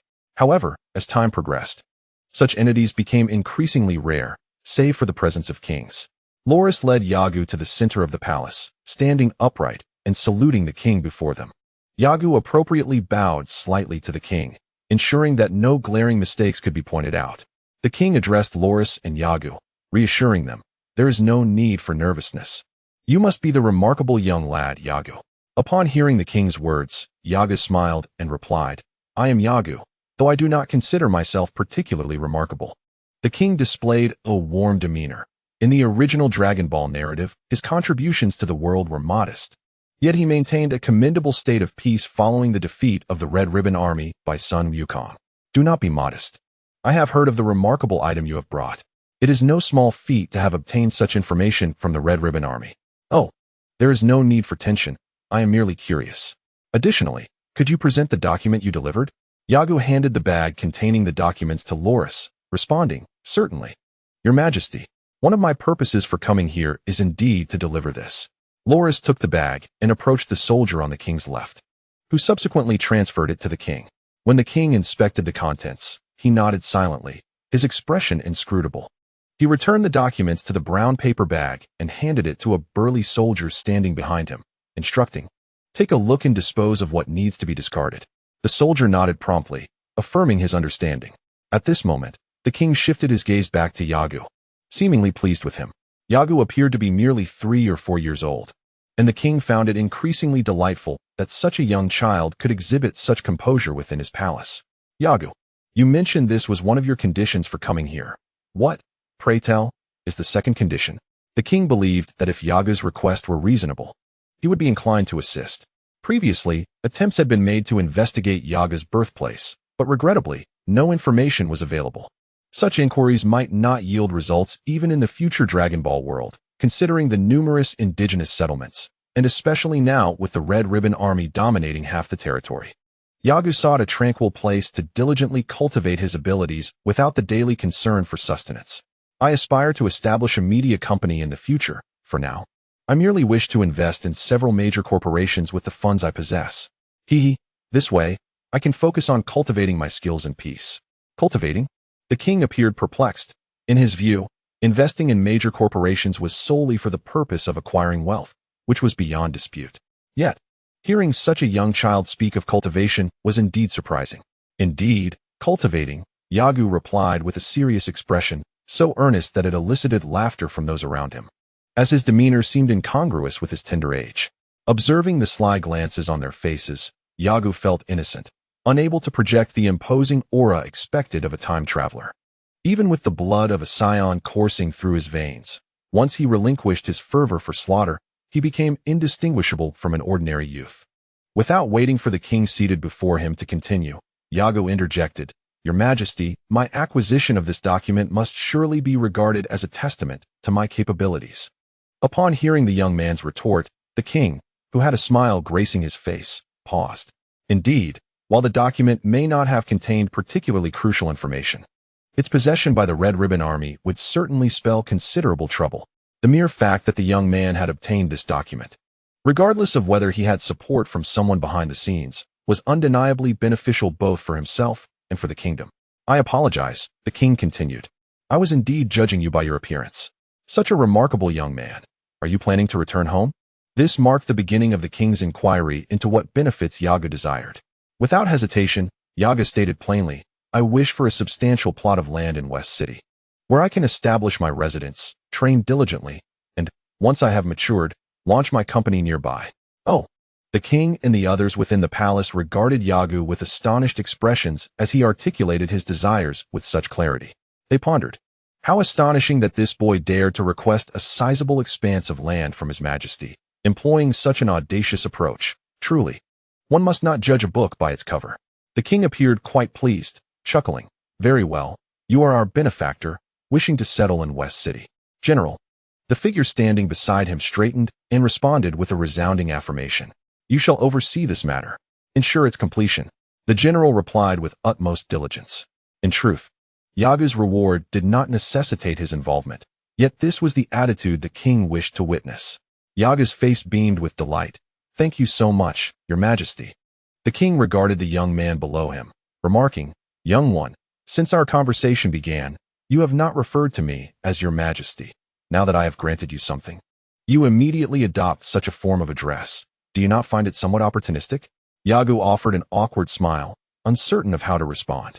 The truth was, had he uttered those earlier words and the king feigned ignorance, he would have regarded the sovereign as merely an ordinary person, and any future interactions would have been rendered unlikely. Self-interest often prevails. While this king was not devoid of merit, one could hardly deem him exemplary. Nevertheless, he stood to benefit the development of Earth significantly. At the very least, the future appeared promising for the planet. However, if one could not derive advantages from the other party, what purpose would there be in fostering excessive relations? The combat prowess of the Saiyans could one day overshadow the mightiest weapons on Earth, should they become adversaries. It would not be inconceivable to see the king toppled from his throne. For now, however, the mutual benefits derived from this interaction rendered Yagu a clever strategist. While the king perceived him as a potential asset worthy of investment, believing him to be backed by a formidable force. In Yagu's eyes, this meeting had been a resounding success. He had secured a vast plot of land in West City and had established his first interaction with the government. He was confident that, as his own strength grew, he could subtly showcase his abilities to procure even greater advantages for himself in the future. 2 days later, Yagu arrived at a prepared plot of land under the guidance of a military officer near the western capital. This area, once an industrial district, had seen factories relocate due to its proximity to the city center. With a grand gesture, the king granted Yagu 200 acres of land, permitting him a span of 20 years for construction. Although this land is set to be integrated into the heart of the western capital, transforming it to match the city center stature would be an arduous endeavor, requiring no less than a decade or more. Thus, the king's words hinted at a crucial implication.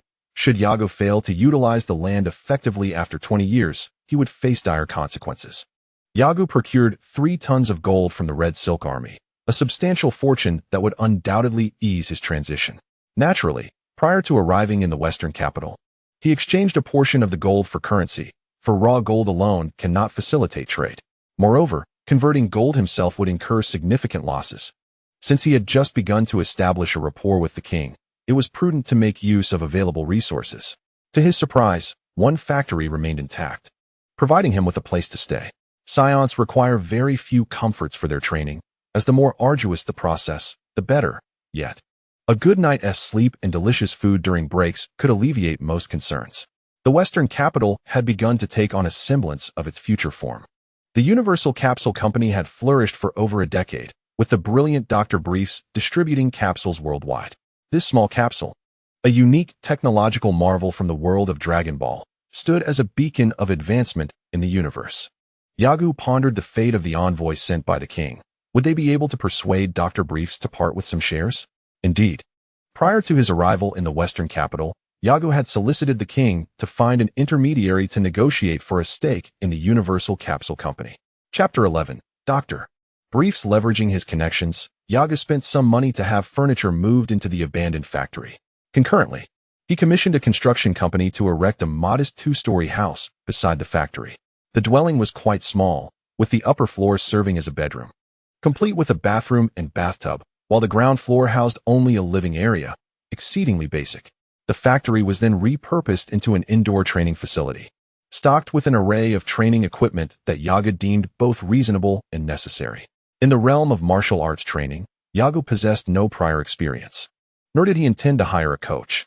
In present-day Earth, aside from the divine beings of the temple, such as Bubbles, Karin the Cat, and Master Rashi, he held little regard for others like King Chappa. Although he was currently no match for King Chappa, Yagu felt disdain for those he knew merely offered training regimens. Having gained insights from Master Rashi's guidance to Goku and Krillin, the government in the Dragon Ball world exhibited a commendable capacity for action, with police arriving at crime scenes only after the fact. While wandering through the Western capital, Yagu witnessed a jewelry store being robbed. At the instant the alarm sounded, several police cars surged from various alleyways, swiftly surrounding the entrance of the jewelry store and blocking the escape of the fleeing robbers.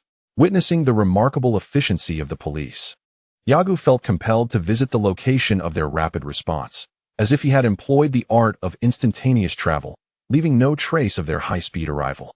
Perhaps this is the peculiar law of the two-dimensional world, he mused, reflecting on the absurdity of a living being like himself entering such a fantastical realm. Having only arrived in the West City a few days prior, he was informed by government officials that Dr. Briefs had consented to sell a portion of his shares, albeit with the condition of meeting Yagu in person. Naturally, he agreed with alacrity, as he was eager for Dr. Briefs to construct a gravity chamber for him. He silently prayed for divine intervention, hoping fervently that Dr. Briefs would indeed be able to create the gravity chamber. Initially inclined to beseech the gods, he suddenly recalled that the deities of this world were not as formidable as he had envisioned in his previous life. Instead, it was the wish-granting dragon that captivated attention with its immense power. With short, shimmering black hair, a fair visage, deep ebony eyes, a petite upturned nose, and chubby cheeks adorning a plump physique, the figure reflected in the mirror could only be described as adorable. Was it possible that no matter what attire he donned, he could not appear more dignified? Yagu gazed at his reflection in frustration. Today he was to visit Dr. Briefs' residence, and he wished to avoid appearing overly juvenile. For someone like him, who required ample personal time, excessive attention from others felt like an impediment. He desired to maintain a certain distance in his relationships at this juncture. Here stood the Universal Capsule Company, undoubtedly impressive.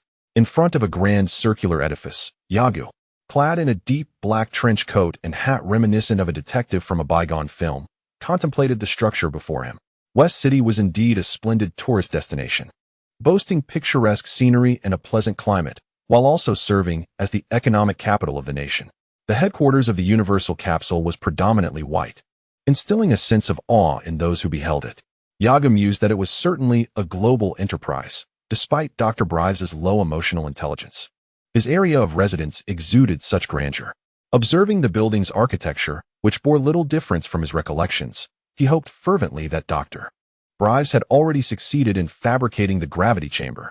His thoughts then drifted to the technological disparities on Earth. When Vegeta and his companions arrived, Goku and the others had discovered, through calculations made using the spaceship designed by Bulma's father, that traveling to Namek aboard a terrestrial vessel was impossible without the gift of immortality. This highlighted a significant technological gap. However, since then, Dr. Briefs' ability to construct spacecraft had surged remarkably, with his improvised technology surpassing even that of the Republic. Ding dong. After ringing the doorbell, Yagu waited for a moment before being greeted by a cylindrical robot that opened the door. Greetings, esteemed guest. Whom do you seek? inquired the silver-gray robot, which resembled a refuse bin in Yagu's eyes. Yagu would never show disrespect towards him. In the realm of Dragon Ball, robots are capable of creating miracles.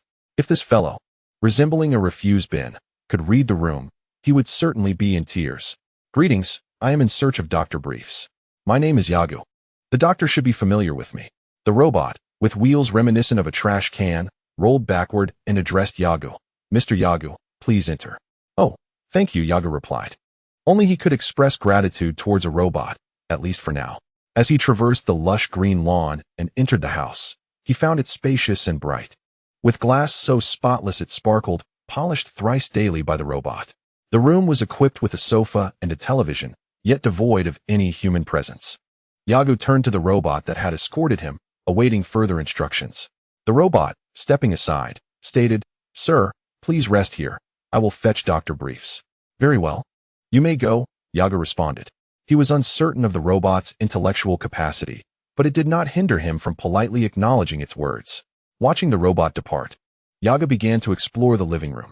After 3 or 4 minutes without sight of Dr. Briefs, he felt somewhat disheartened and sat down on the sofa in front of the television. Suddenly, he heard a peculiar noise, and upon closer inspection, he discovered a robot designed with tank-like lower limbs, carrying refreshments. The robot approached Yagu's sofa and placed a glass of juice on the table beside him. "Enjoy your drink." The living room was exceptionally spacious, nearly encompassing the entirety of the building's first floor, with large glass windows that allowed ample light, creating a pleasant atmosphere. Yagu had not come merely as a guest, although it was Dr. Briefs who had requested to meet him. Even if the doctor had chosen not to see him, Yagu would have found a way to visit. After all, the gravity chamber was an excellent training apparatus, despite his lack of natural talent. If he could harness gravity at 500 or 1,000 times and learn the Kaioken technique from King Kai, he would likely rival the strength of a Super Saiyan. In Yaga's understanding, the Kaioken technique offered an instantaneous boost in power, akin to transforming into a Super Saiyan. However, as the 15th generation of King Kai stated, frequent use of the Super Saiyan form could shorten one's lifespan. The Kaioken, being one of the 2 ultimate techniques developed through years of research by the North Kao, should, in Yaga's view, have minimized side effects. After all, a method of power enhancement with significant adverse effects would not earn such admiration from a righteous figure like the North Kao. After approximately another 3 minutes, Yagu heard footsteps approaching from the backyard. He turned to see a man with light blue hair entering, a cigarette dangling from his lips, and a round-eyed black kitten perched on his shoulder. Yagu, feeling no sense of arrogance, rose from his seat and respectfully bowed to the man. Regardless of who created this world, this middle-aged gentleman before him certainly possessed no capacity for inciting animosity. "Dr. Briefs, greetings. I am Yagu." Dr. Briefs dropped the cigarette from his lips and stared at Yagu with a look of astonishment. "You are Yagu, the individual who purchased shares in my company."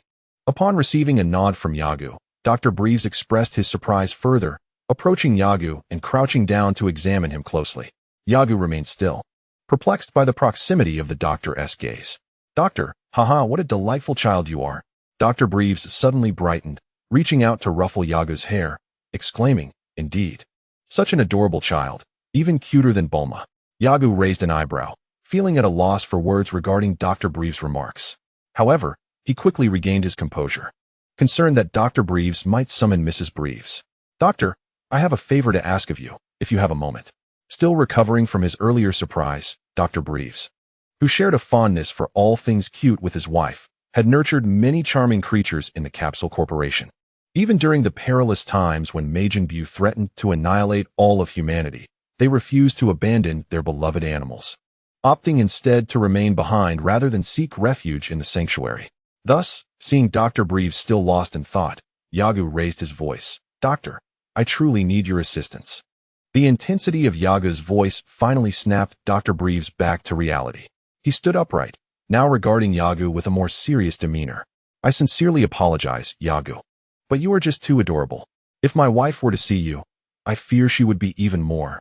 Yagu slapped his right hand against his face, unsure how to respond to this comical character from the Dragon Ball universe. "Doctor, I wish for you to construct a gravity chamber for me." Knowing that a scientific genius would be intrigued by such inventions, he decided to be forthright. As Yagu suspected, Upon hearing the term gravity chamber, Dr. Breeve's jovial expression turned solemn. A gravity chamber? One where the gravitational force can be adjusted freely? Yes, Doctor, Yago confirmed. I hope you can create a chamber capable of reaching a maximum of 500 times gravity. If you believe that the durability of the chamber may not exceed 20 years, 300 times would suffice. However, it cannot be below 100 times. Chapter 12. The training is about to begin. If everyone believes this is still worth reading, please do not hesitate to recommend and collect. Your support is my motivation. To the emphatic objections from Dr. Breeves regarding his plans, Yago reassured him, Doctor, rest assured. I will exercise caution in matters that pose a risk to life. I truly implore you, Doctor, I beg of you. With no other recourse, Yago resorted to feigning innocence with his current endearing appearance, causing goosebumps to rise on his skin as he implored the doctor. Observing Yago's beseeching demeanor, Dr. Breeves reluctantly acquiesced. Very well, but this project is uncharted territory for me. I only have theoretical knowledge. Let us do this. Return to me in 10 days. Excellent, Doctor. Thank you. Ha. It is nothing. I consider myself quite the genius. Ha. Observing Bryphus as he proclaimed my genius while awkwardly scratching the back of his head, Yago could not help but chuckle along. For he owed much to this benefactor. After sharing a hearty laugh, Bryphus began to inquire about Yago's personal life. At this juncture, they were comfortably seated on the sofa, sipping tea and engaging in light conversation. In Yago's mind, after the previous exchange, he should have taken his leave, yet Bryphus, being somewhat obstinate, failed to notice Yago's eagerness to depart. Where is your home located? He inquired.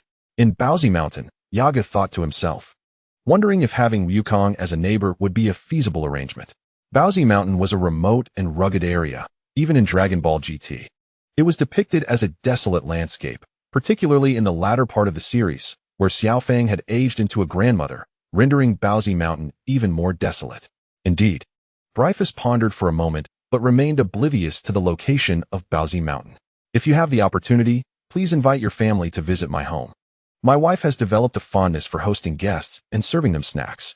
Yago took a sip of tea, watching the delicate steam rise from the cup, and replied, I have no parents. I am now an orphan. Do not worry, Bowsy Mountain is a barren area, and if I can survive there, surely I can thrive in the city. Noticing Bryphus' sudden surge of compassion, Yago hastily added, substantiating his claim with facts. Currently, the doctor has had me acquire shares in the company, which has resolved my survival concerns. So, Doctor, you have indeed been of immense help to me. Bryphus and his wife were fond of small animals and were quite compassionate. Upon learning that the adorable young boy was an orphan, they contemplated bringing him into their fold.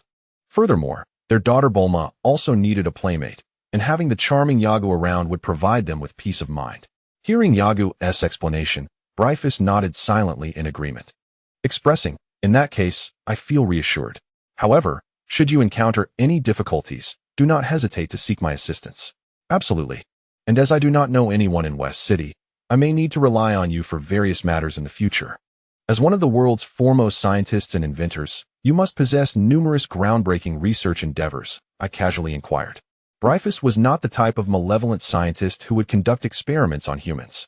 Without human trials, data could not be gathered. Without data, the success of experiments was unattainable. Furthermore, throughout the entirety of the Dragon Ball saga, Bryphus' greatest contribution was the nurturing of his daughter, Bulma, who developed the Dragon Ball radar. Additionally, he made significant improvements to the gravity chamber and spacecraft. From this, it is evident that Bryphus' research capabilities and practical skills were formidable, rivaling those of the notorious Dr. Gero and Dr. Mew. As they continued to sip tea and converse, Yago swiftly finished the tea in his cup. Without waiting for the nearby robot to bring water, he stood up and said to Dr. Breeves, Doctor, I have just arrived, so I must return to organize my things. I beg your pardon. Oh, are you leaving already? A guilt-ridden expression crossed Yago's face as he replied, I truly apologize, Doctor. Seeing Yago's demeanor, Dr. Breeves felt reluctant to continue the conversation. He waved his hand and expressed warmly, It's nothing at all. Do visit my home when you have the time. Little Bulma would surely enjoy playing with you. Bulma, he mused, must be about 4 or 5 years old now. With that thought, Yago bid farewell to Dr. Breeves and departed. His encounter with Dr. Breves was merely to ascertain the character of the individual who had prompted the king to dispatch emissaries requesting a division of shares in his company. After their meeting, Dr. Breves held a favorable impression of him. Upon leaving the Capsule Corporation, Iago hailed a taxi. The driver, upon noticing a child of about 3 or 4 years old entering, widened his eyes and inquired, "Young man, where are your parents? Why are you alone?" Iago offered no explanation. Instead, he produced a banknote and handed it to the driver, stating, "To the West City Soda Factory." The West City Soda Factory was where he resided, as it was originally named. The driver, clearly aware of its existence, gazed at the banknote but refrained from taking it, continuing to ask, "Little brother, that place is abandoned. Where are your parents?" "Uncle, I live there." "There's no need for concern," Iago replied, reluctantly addressing him as uncle. He employed thunderous tactics against malevolent individuals, yet found himself perplexed when confronted with kind-hearted, vulnerable souls. He was not one to exert authority over the weak to satisfy his desire for control. Hearing the child speak thus, the driver glanced back at the Capsule Corporation and pondered that it appeared the factory had been taken over after its collapse. "All right, Uncle will take you there. Keep the money for now. We'll settle it upon arrival. Buckle up." In this era, many vehicles only had 2 front seats, but this taxi had a back seat. Iago sat inside, observing the scenes flashing by outside. West City was bustling, with ground-level thoroughfares and aerial pathways enveloped in glass tubes, a spectacle that elicited awe. However, such grandeur was confined to the heart of the city. As one moved outward, conditions reverted to a more congested state compared to the city center. In merely 15 minutes, the driver halted the vehicle at the entrance of the West City Soda Factory.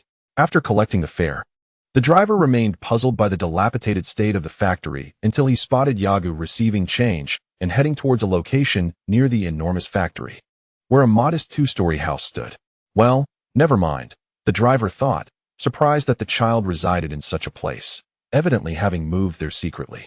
If this land were taken over, the child's family would likely find themselves without a home. Iago ambled leisurely to his residence. The first floor was a living room, but it included a partitioned restroom, which was quite spacious. He entered, removing his cloak and hat, and changed into his training attire. The television, sofa, water dispenser, and dining table are all present here, with a few vases of flowers adorning the windowsill, enhancing the ambience.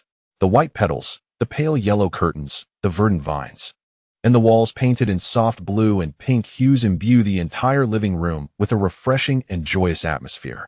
Having changed his clothes, Iago emerged from the restroom and walked a few steps to the refrigerator, reaching in to retrieve a light red box. Upon opening it, he discovered that the box was divided into 2 halves, each containing 4 versatile capsules. These capsules were a deep crimson, each adorned with a white label indicating the contents within, neatly arranged in their recesses. Iago used the index finger of his right hand to extract one of the capsules, closed the box, and returned it to the refrigerator, securing the door afterwards. With the capsule in hand, he made his way to the most spacious part of the living room, pressed the button on the capsule, and, with a flourish of his right hand, tossed it forward as if discarding something casually. Just before the dark red capsule hit the ground, a puff of white smoke erupted, and the capsule vanished, replaced by a white storage box. The box measured 1 cubic meter and had a low-temperature preservation function. Iago approached the box, but being of shorter stature, he rushed to the dining table to grab a chair to stand on, allowing him to open the box.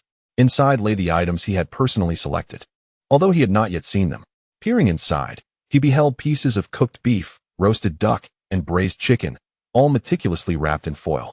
Because they had been preserved at low temperatures, they required heating before consumption. From now on, I shall indulge in these delights daily. Reflecting on his painful experiences on an unknown planet, Iago felt a pang of sorrow. Even when he resolved to diligently cultivate his skills, hunger would often force him to cease his efforts.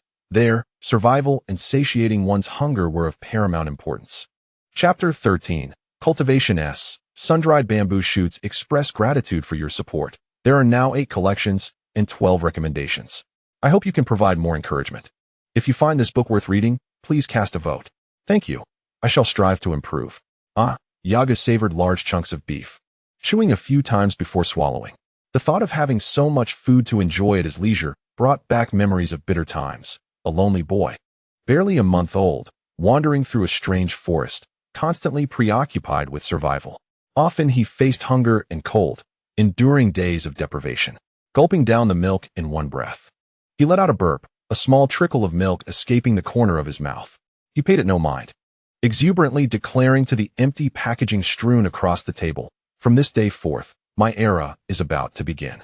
I shall experience all that I have never tasted, played with, or used, everything I have yet to sleep upon, everything this life and the last have not offered me, except for death." Remembering this crucial point, Yago added a final thought. In the world of Dragon Ball, strength reigns supreme. Even in Dragon Ball GT and earlier, if a Dragon Ball warrior aspired to dominate the world, who could stand in their way? Even the original King Piccolo would require the assistance of Goku, empowered by the super divine water, to be thwarted, underscoring the notion that with formidable power, one can attain anything. From a nearby drawer, Yagu retrieved a stack of black plastic bags and brought them to the dining table. He began to stuff the food packaging into the bags, subsequently placing them outside the factory near the road. After clapping his hands together, his gaze turned towards the factory's exterior, which had undergone some repairs. Thus began today's training. Yagu sprinted towards the factory. Despite his small stature, his speed was remarkable, having surpassed that of an average person. His previous victory over the android had been somewhat opportunistic. Even an ordinary martial artist could effortlessly defeat that incomplete creation. The factory was expansive, filled with various equipment solely for physical training. However, the apparatus within was beyond the reach of an everyday individual. A formation of sandbags composed the training area, with numerous pulleys overhead. Above these sandbags, a mechanism for accumulating energy allowed the force exerted on the suspended bags to be transmitted elsewhere, while simultaneously absorbing previously stored energy. Once the entire sandbag array commenced operation, the individual within would be subjected to attacks from all directions as part of their training regimen. To prevent the sandbags from being propelled away by Yagu's immense strength, he donned specially designed gloves that provided a cushioning effect during training.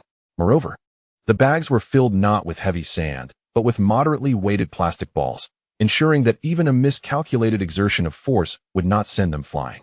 Initially, to enhance the lethality of the sandbags and ensure the training was not taken lightly, they were to be fitted with needles. However, it was later decided against this, as the absence of senza beans would mean that injuries, particularly to the eyes, could be quite dire. Additionally, there were heavy lead weights for strengthening his core. Other equipment included weighted training and sensitive instruments for honing his control over ki, which could quickly reflect his mastery of it. Gathering his resolve, Yaga dashed towards the central area and commenced his push-ups, counting aloud as he went. 1, 2, 3, for human inertia is profound.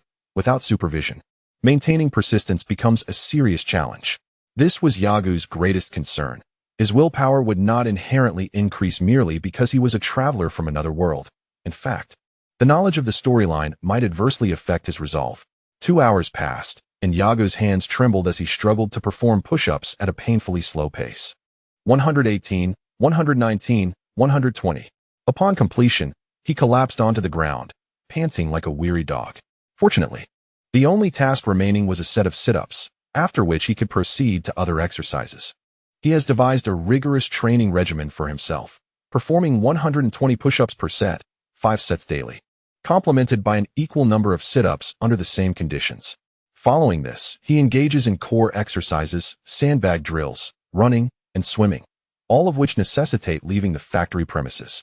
As his strength improves, he intends to incorporate weighted exercises throughout his training plan. Sweat drips from his temples, forehead, nose, chin, and the contours of his face, pooling in the spot where he had just completed his push-ups. He can no longer endure the thirst. He longs for water. With parched, cracked lips, he struggles to rise and makes his way to a corner of the factory. His body, nearly exhausted, moves with the frailty of an elderly person, reminiscent of someone afflicted by Parkinson's disease. In that corner, there is a water basin adorned with an antiquated yet seemingly new faucet, a line specifically brought in from outside. Otherwise, how could a derelict factory still boast a clean tap? The faucet squeaks as he turns it, and once the water gushes forth, he places his head beneath it, allowing the refreshing liquid to cascade over him. Ah, what bliss! He reflects that just moments ago, he felt like a steamed bun on the verge of burning. After quenching his thirst with several hearty gulps, he checks the time. It is nearly 3 o'clock. He cannot afford to linger. He must hasten to complete his training tasks for the day. Failing to adhere to his plan on the first day would make future adherence exceedingly difficult. In both past and present, he believes in the principle of progression. 1 leads to 2, 2 leads to 3, and so forth. Without a strong beginning, achieving a favorable conclusion is nearly impossible. Perhaps others might defy this principle, but he finds it exceedingly challenging to do so. As he prepares for his final set of sit-ups, he does not pause. After sipping some water, he drags his weary body to the area where the barbells are stored. Taking a deep breath, he squats down, positioning the barbell upon his shoulders. Engaging in deep squats to strengthen his core proves beneficial. Matching the volume of his previous sit-ups and push-ups, 120 repetitions for 5 sets. Feeling the weight of fatigue, he counts each repetition, pondering whether this relentless pursuit might leave unseen scars on his youthful body. It appears essential to hasten his strength to visit Kaling soon. Seeking some magical beans from the esteemed Kaling. If only he could inquire about the cultivation of these beans. It would allow for an unbounded enhancement of his training, provided he remains unharmed in the process. The subsequent exercises continue, and he sweats profusely. Today, his visit to Dr. Breevy's home consumed a considerable amount of time, so he decides to truncate his meditation practice. If he cannot attain the essence of Qi, he can at least regard this period as a segment of training. Reflection, as the term suggests, is a time-consuming endeavor. Achieving meaningful results in a mere 10 or 20 minutes is an impossibility. In the absence of any external distractions, Yaga dedicates 2 hours each day to this rigorous practice. Mastery of Qi is of paramount importance. Indeed, the training journey of Sun Wukong exemplifies this notion. It can be asserted that the adept manipulation of Qi is what enabled the Dragon Ball warriors to triumph over extraterrestrial foes in their early encounters. Without the ability to reasonably control Qi, one cannot harness their formidable power. Relying on transformation techniques, as Frieza does, is a most foolish approach. Should he fail to transform at the critical moment, it would spell disaster. As the clock struck 9, Yago finally completed his training regimen, which was originally scheduled to conclude by 6. Those who pursue martial arts must possess ample energy, particularly since he is still a child, naturally inclined to slumber, and lacking a fixed sleep schedule is detrimental to his growth. Dragging his fatigued body, Yago half closed his eyes and made his way to the bathroom upstairs. After a refreshing shower, he reclined in the bathtub, allowing the warm water to soothe his weariness. Unbeknownst to him, he soon drifted off to sleep. What on earth is happening? The sound of rushing water jolted him awake. Hastily drying himself, he donned his pajamas and rushed out of the bathroom. Glancing at the clock in the room, a look of dismay crossed Yago's exhausted face. It was already midnight. Had he truly slept in the water for nearly 3 hours? Observing his wrinkled skin and feeling the emptiness in his stomach, Yago had no choice but to head downstairs and retrieve the dinner he had prepared earlier. Chapter 15. Efficiency in Law Enforcement. Yago gazed in astonishment at the man in the black jacket. Observing this pale-faced youth who seemed an unlikely candidate for enticing children with deceitful words. "Hey there, little buddy." Just as the man began to speak, he was met with a small fist growing increasingly larger before his eyes. Before he could react, a resounding thud echoed as his head collided with the ground. Subsequently, all went dark for him. He felt as if a power drill had pierced his nose, as warm liquid gushed forth from his nostrils and mouth. With a single punch, Yago had brought the man in the black jacket, who had been bent over and smiling, crashing to the ground. Instead of fleeing, he shouted to the passers-by, "Help! There's a scammer! Help! There's a scammer!" When a situation can be resolved without the use of force, it is prudent to do so, provided one can ensure their own safety and protect their interests. In a mere 3 seconds, the cries for help summoned a couple of police cars to the scene.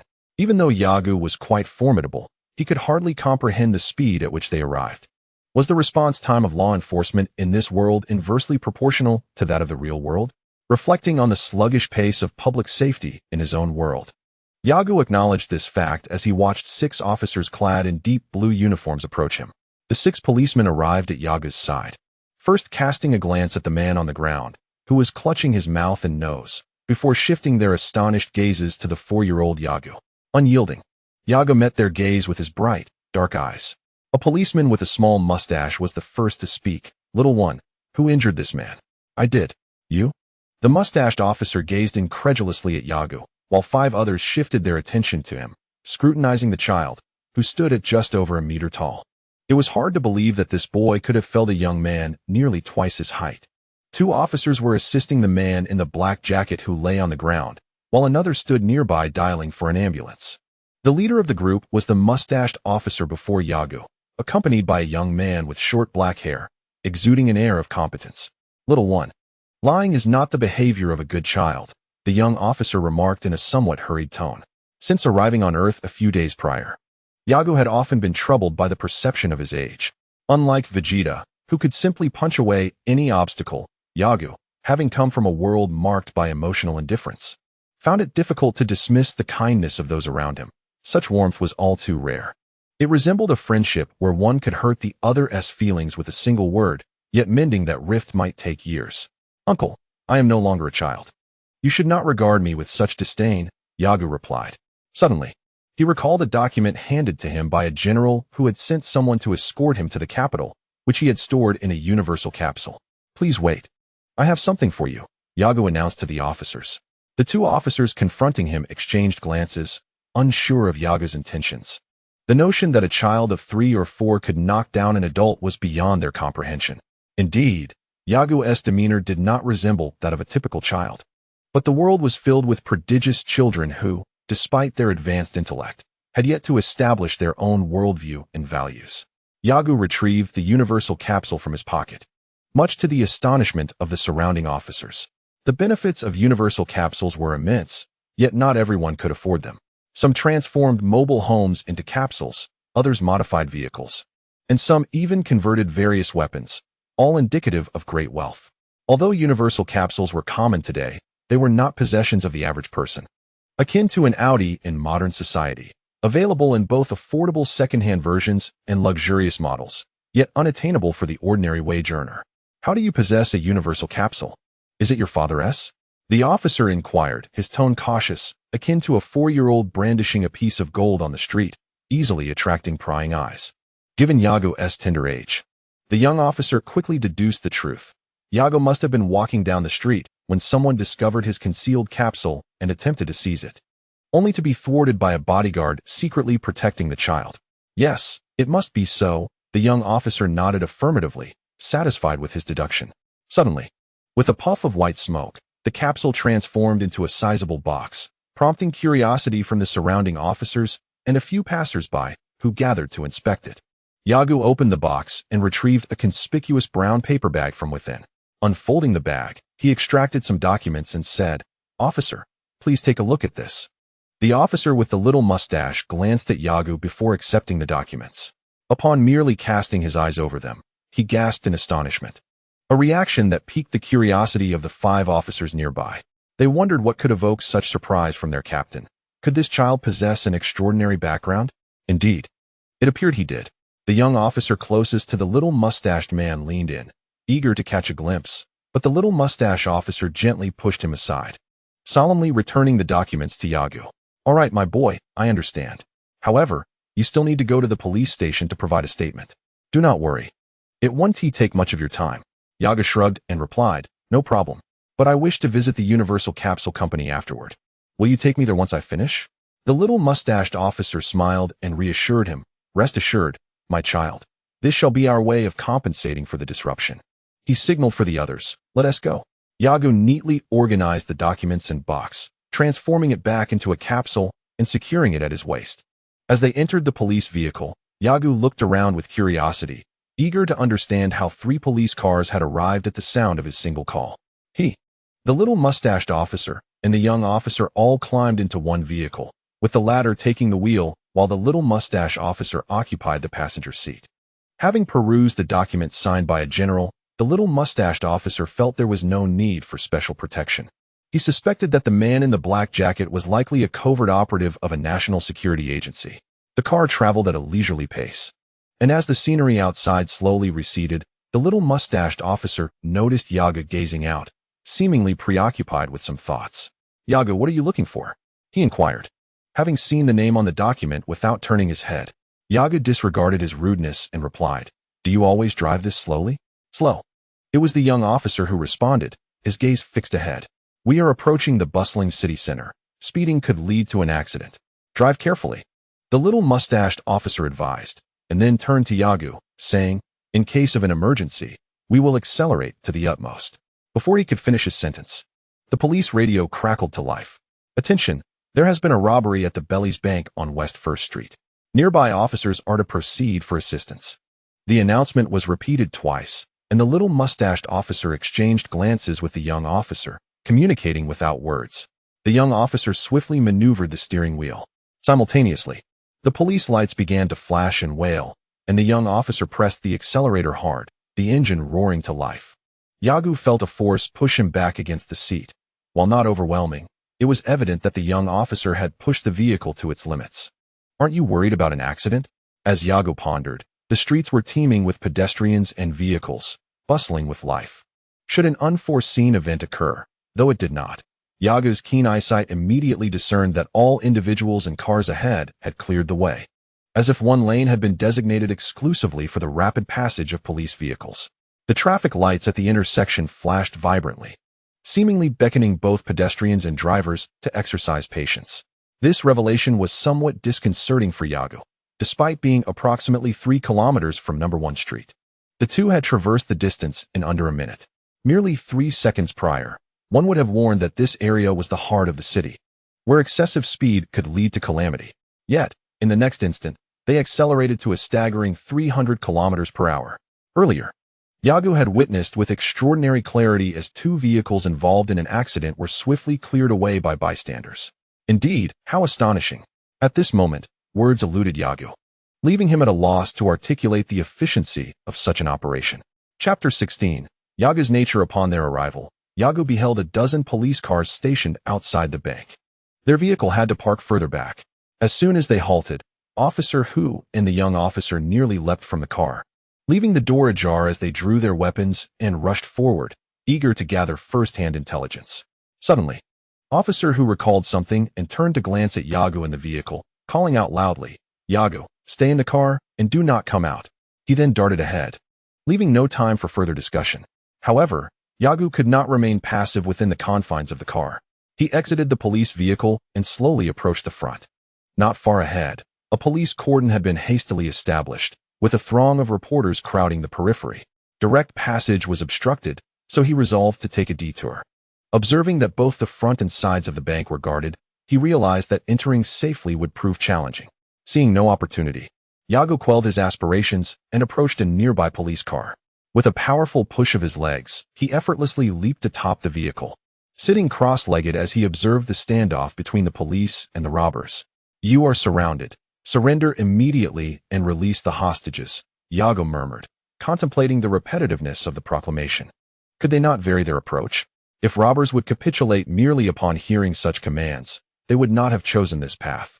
Indeed, as Yagu anticipated, one of the bank's windows shattered suddenly, followed by a burly man brandishing a rocket launcher, shouting at the officers outside, "Die!" With a whoosh, he fired the rocket.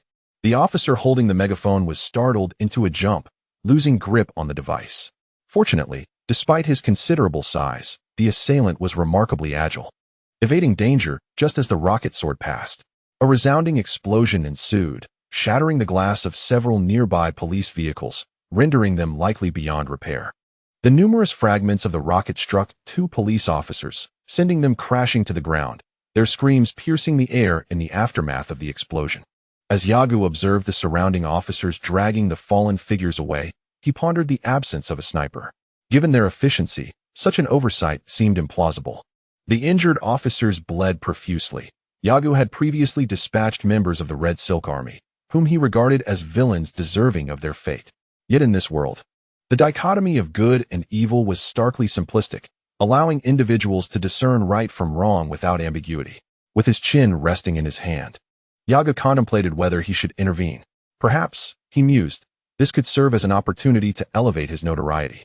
With fame comes attention, and with attention, the potential for profit. The gold acquired from the Red Silk Army and the shares obtained from Universal Capsule Company ensured that Yagu would never want for money in this lifetime. However, as a time traveler from the 21st century, one could never have too much wealth. While some sought beauty, others craved power or riches. Yagu was willing to forsake beauty for money and power for wealth. Unfortunately, the intricacies of political maneuvering eluded him, rendering money the most tangible pursuit. Understanding the hearts of others was beyond him. Thus he distanced himself from women. There were ample means to address his physical needs, and as for love, he dismissed it, questioning its worth. Strength equated to wealth, a formula Yagu deduced upon his arrival in the Dragon Ball world. Just contemplating the profits of Satan made it clear to him that he did not believe he could thrive without genuine skill.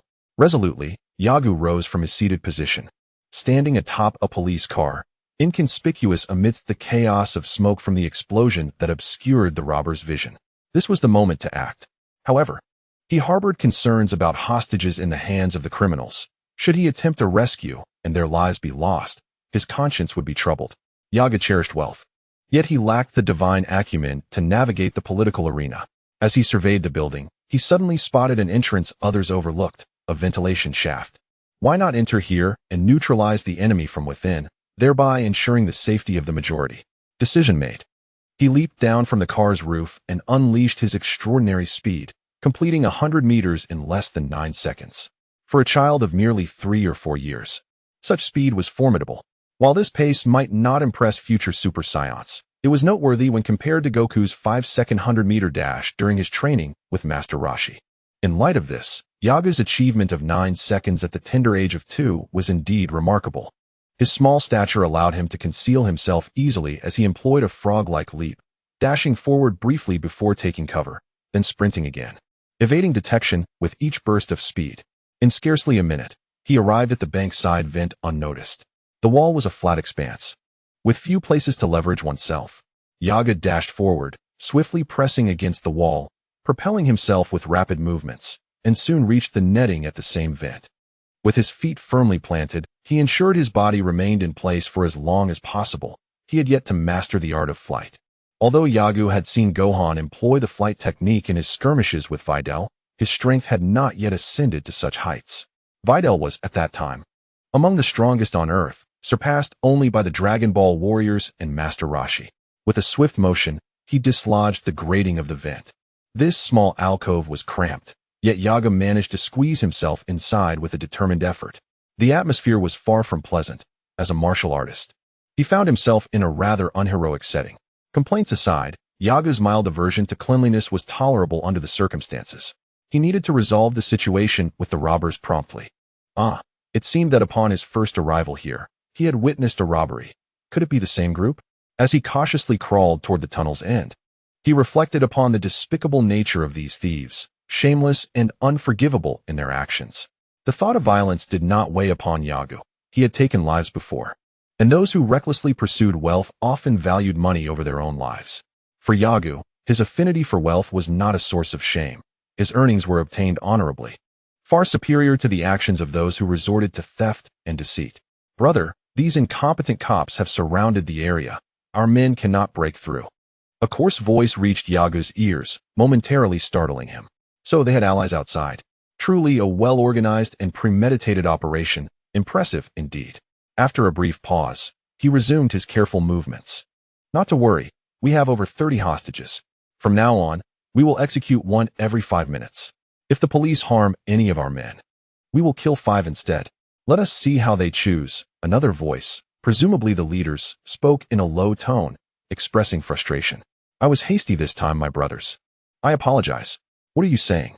It's all this bastard's fault, came the response, followed by the sound of a foot brutally striking a corpse repeatedly.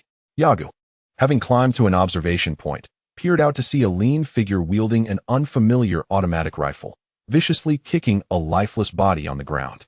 Judging by the attire, it appeared to be the bank president. With a grimace, Yagu continued to seek an alternative route, aware that descending into the midst of the criminals above would only invite disaster. In the original tale, sniper rifles could not harm Goku, even when bullets struck him. They inflicted considerable pain.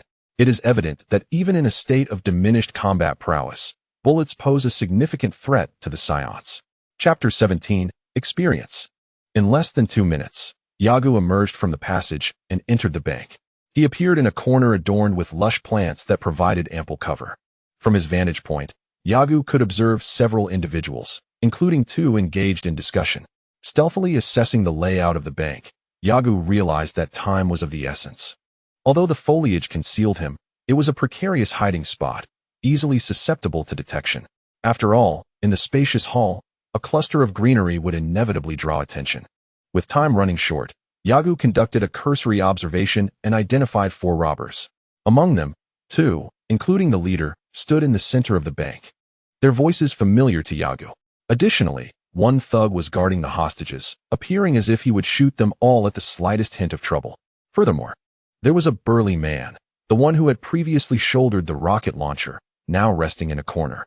The slender thug beside the leader continued to torment the corpse of the deceased bank president, while Yaga scanned for a potential escape route. In this scenario, rushing out could very well lead to being cornered by all 4 assailants, a perilous prospect. However, if someone could come to his aid, leveraging their speed to incapacitate 1 or 2 robbers in the instant they struck, the situation would become more manageable. The placement of the jewel was somewhat off, making it clear to the robbers that their position was precarious. Although Yago feared that lingering here for too long could lead to danger, he lacked the confidence to act recklessly. The slender thug, carrying an automatic rifle, moved towards the entrance to investigate but was halted by the leader's command. "Everything is fine. We have plenty of hostages. Do they dare to act?" The leader dismissed his concerns, firmly instructing him to return and remain still, cautioning against any unnecessary provocations as today's circumstances had deviated from his expectations. Acknowledging his leader's resolute tone, the slender thug complied, repositioning himself close to the hostages. "Robbers, you have been completely surrounded. Surrender immediately." The leader instructed the slender thug, "Eliminate 1 to silence them." "Understood," he replied, aiming his weapon at one of the white-collar workers, who appeared to be a bank employee. "Spare me, please. I beg you." The bank employee trembled, fully aware of his impending doom, his legs quaking beneath him. Observing the man's plight, Yagu could only sigh. Those devoid of power often succumb to such despair in dire situations. It is only those of exceptional strength and insight who can stand resolutely and advocate for resistance in the face of adversity, asserting that if death is inevitable, it is better to fight back. As Yagu contemplated his thoughts, the recent reflections stirred memories that, while vivid, bore little relevance to the present situation. A gaunt man brandished a gun at another man's head, commanding him, "Get up, walk slowly to the door, and hurry up." The slender robber fired 3 bullets, which struck the ground near the man's feet, sending shards of stone flying and causing him to cry out in pain. Yet, regardless of the man's anguished displays, the robber remained unfazed. As the robber's patience waned, the man, with a mournful expression, shuffled toward the door, fully aware that reaching it would herald his demise. The bank employee's legs trembled, and he silently prayed, "Oh God, please save me, save me." Suddenly, as the man neared the door, a deep thud echoed within the bank. The assailant wielding a rocket launcher approached Yagu, seemingly intent on peering through the window to assess the external situation. When the imposing figure obscured the view of both the robber leader and the gaunt man, Yagu swiftly deduced their positions and darted from his hiding place. With a powerful kick, his small foot struck the rocket launcher man's chest. A brilliant, white shockwave erupted from the point of contact, sending the man soaring like a cannonball towards the robber leader. As Yagu descended, he lightly touched the ground with the tip of his right foot, causing the earth to crack beneath him. In an instant, he materialized beside the gaunt man, who was perplexed by the sudden presence of a child. Without exchanging words, Yagu delivered a swift kick from below, striking the man between his legs. The impact elicited a sound akin to a wolf's howl, and the gun he had been clutching fell from his grasp. The gaunt man doubled over, hands clutching his groin, his eyes wide with shock, while white foam bubbled from his mouth. Yagu, undeterred by this momentary victory, caught the falling automatic rifle, pivoted, and hurled it toward the robber observing him from amongst the hostages. As the rifle flew through the air, Yagu thought to himself that he had miscalculated. The robber, stunned to see a child take down his accomplice, momentarily froze. However, he quickly regained his composure, especially when he saw Yagu throw the gun in his direction and immediately crouched down. The gun whizzed past the robber's head, crashing into the wall behind him and leaving a gaping hole, with bricks tumbling outward. "Damn it, you won't get away either," he shouted. The bandit's task was clearly defined. This particular brigand was responsible for dealing with the hostages, regardless of the commotion outside involving his accomplices. His aim remained fixed upon the captives. Whoosh! In an instant, a dark shadow loomed above him, yet the instinct of self-preservation proved irresistible. Faced with this impending peril, the bandit brandished his weapon and swiftly rolled inward. As Yago descended, he realized that his adversary had evaded his initial assault. Without hesitation, he seized a fragment of broken tile from the ground and hurled it ferociously towards the bandit, positioned several meters ahead. Simultaneously, the bandit had adjusted his firearm during his roll and squeezed the trigger. Boom! The first sound echoed as the gun discharged, while the second was the resounding thud of the bricks striking the bandit's forehead, causing a grievous injury. Yago stood frozen, witnessing the bandit collapse before him, his head a bloody mess, yet he found himself unable to move. Oh, the pain! A sharp agony radiated from his waist, leaving him bewildered as to why the bandit had aimed there. The entire encounter transpired in less than 5 seconds, leaving the bank staff and patrons, as well as a man at the entrance whose legs had turned to jelly, in a state of stunned disbelief. The bandit leader, a burly figure, had been knocked to the ground by Yago's kick. Though one would expect silence in such a scenario, his head collided with a metal chair, resulting in a significant injury, and he had yet to regain consciousness. At that moment, Yago felt a slight increase in his experience points, rising from 0.66 to 0.7. Gripping his bullet-wounded waist, he cursed inwardly, questioning the intellect of the designer behind this system. After 2 life-threatening encounters, he was still at level 0. Yago found it perplexing. In a gaming context, an increase in strength typically correlates with a rise in level. Yet, he remained at level 0, leaving him pondering how he could possibly contend with the monsters within the game. Moreover, what did the terms combat activation and explosive activation signify? As he surveyed the combat system interface, level 0, current experience 0.70, name Yago combat power activation, 10 explosive activation, 15 combat level, beginner low tier. It dawned on him that level advancement bore no relation to his attack power. Just then, a voice interrupted his thoughts. "Are you all right, young man?" It was one of the hostages, and as everyone snapped back to reality, their initial instinct was to flee. However, seeing the bandits incapacitated despite their trepidation, they considered aiding Yago. The nearest bank employee was the first to react. "Quick, someone call an ambulance." "Yes, I'll make the call." A flurry of activity ensued. While Yago examined his wound, the bullet had lodged itself in his skin but had not penetrated entirely. Indeed, the enhancement of combat prowess has proven beneficial for me. The bullets failed to pierce my skin, much to Argo's delight. The commotion within the bank naturally drew the police, who, armed and alert, were momentarily taken aback upon encountering the fallen robbers, but quickly took control of the situation. The officers were astonished to learn that it was Argo who had incapacitated the 4 adult criminals. "Is it truly you?" exclaimed a mustachioed officer who squeezed through the crowd, his jaw nearly dropping in disbelief. Chapter 18. The Pursuit of Martial Arts. 3 hours later, Argo departed from the hospital after completing his statement. He could have been escorted by police vehicle to the Universal Adhesive Company, but due to the recent resolution of the robbery cases in West City, the police had numerous pressing matters to attend to. Observing their busyness, Argo refrained from insisting on their assistance.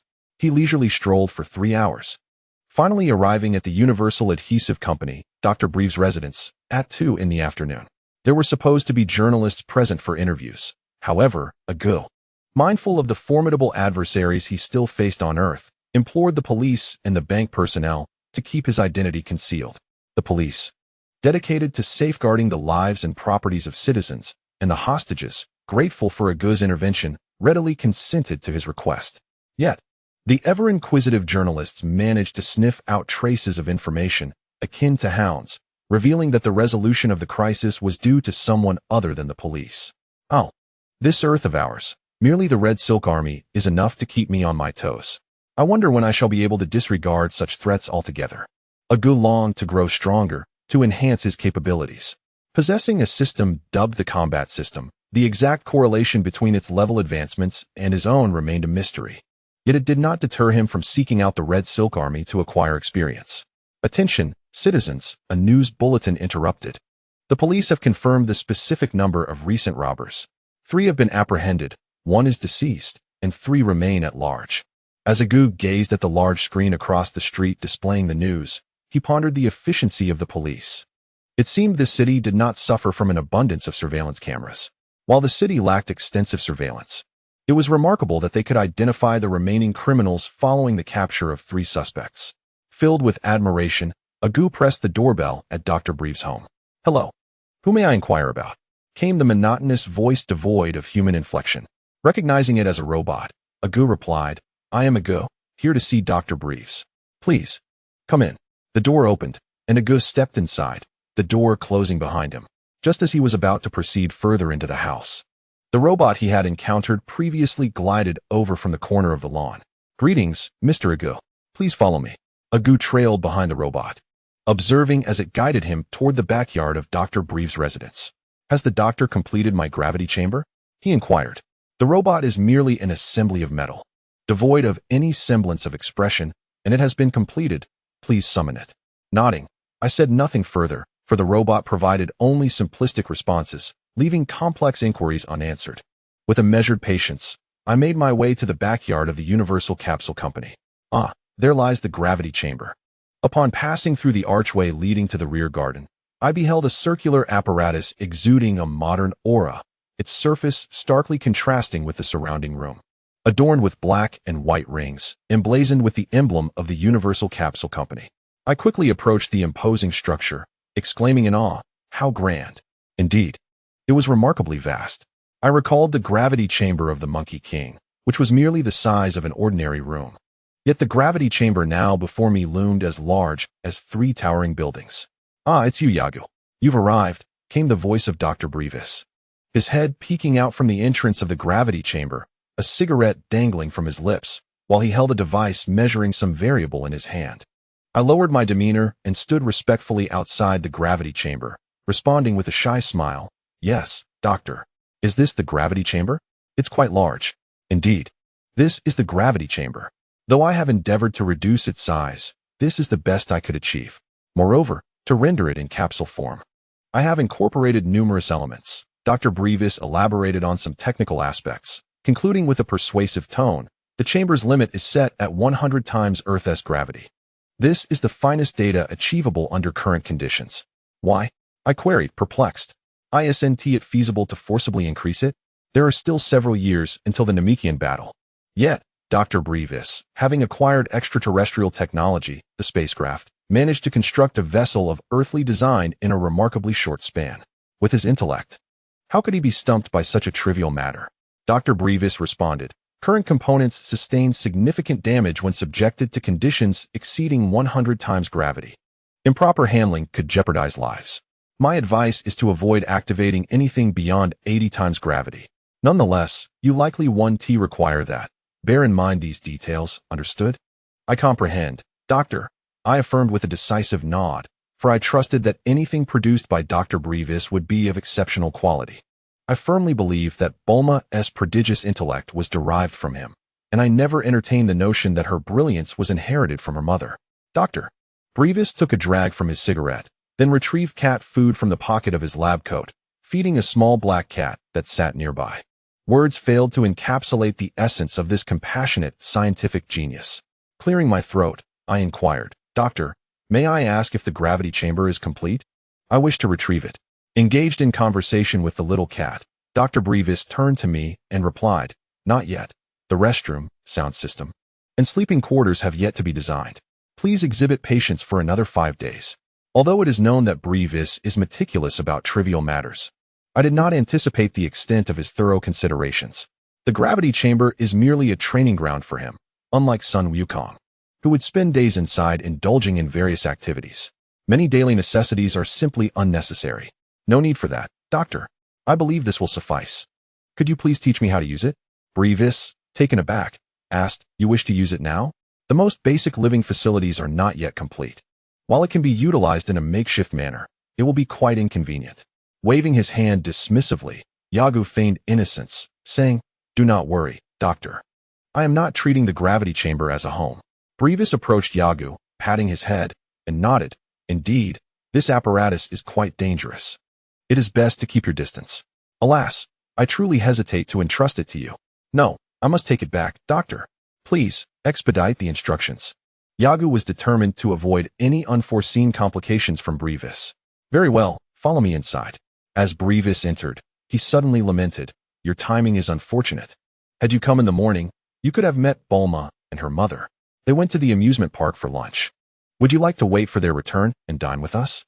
Bulma and her mother would surely enjoy your company. What a joke, Yaga thought, inwardly cursing. He had no desire to entangle himself in such trivial matters. No, that won't be necessary. I have matters to attend to at home, Doctor. Please, let us begin. Grievous paused, a hint of disappointment flickering across his face at not being able to invite Yaga to dinner. Grievous's explanation took 15 minutes. And after Yagu confirmed with repeated assurances that he would not err, the two exited the gravity chamber. At the chamber's exit, they found a button. Upon pressing it, the massive gravity chamber transformed into a capsule amidst a resounding boom and a cloud of white smoke. Yaga deftly grasped it in his hand. Grievous regarded Yagu and inquired, "Are you truly not joining us for dinner? The culinary skills of the children's mother are exceptional, and little Bulma will surely take a liking to you." Yago felt indifferent towards Bulma and worried that becoming acquainted with her might lead to various disturbances in his life. It was no exaggeration. He had never doubted Bulma's propensity for trouble. He was self-aware, recognizing that in terms of willpower, resilience, and pursuit of martial arts, he was far from being a match for Sun Wukong or Vegeta. Such disparities cannot be bridged merely by proclaiming, "My fate is mine to command." If it were that simple, he would have declared it long ago. Yet, the reality was stark. He was merely a graduate of a mediocre university, toiling in a low-paying job, worlds apart from those privileged individuals earning six-figure salaries. The gap between people is indeed palpable. Some possess talent but lack perseverance, while others have perseverance but lack talent.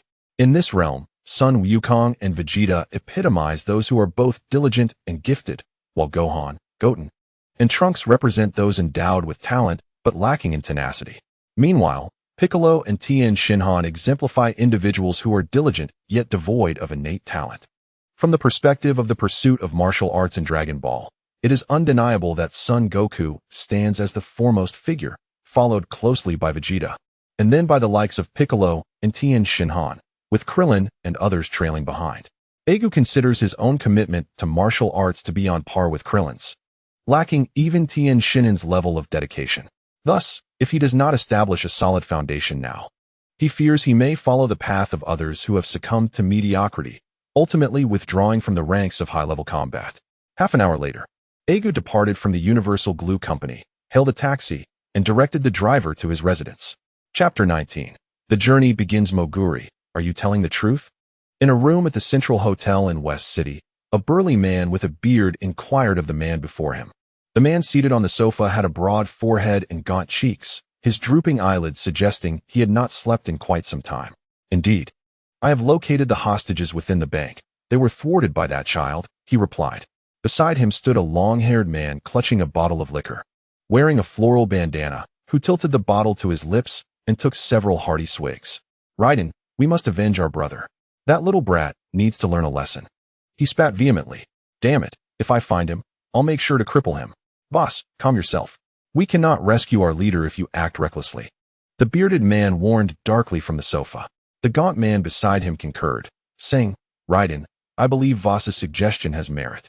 After all, rescuing our brother in such a short time is exceedingly difficult, especially since he has already killed our third brother.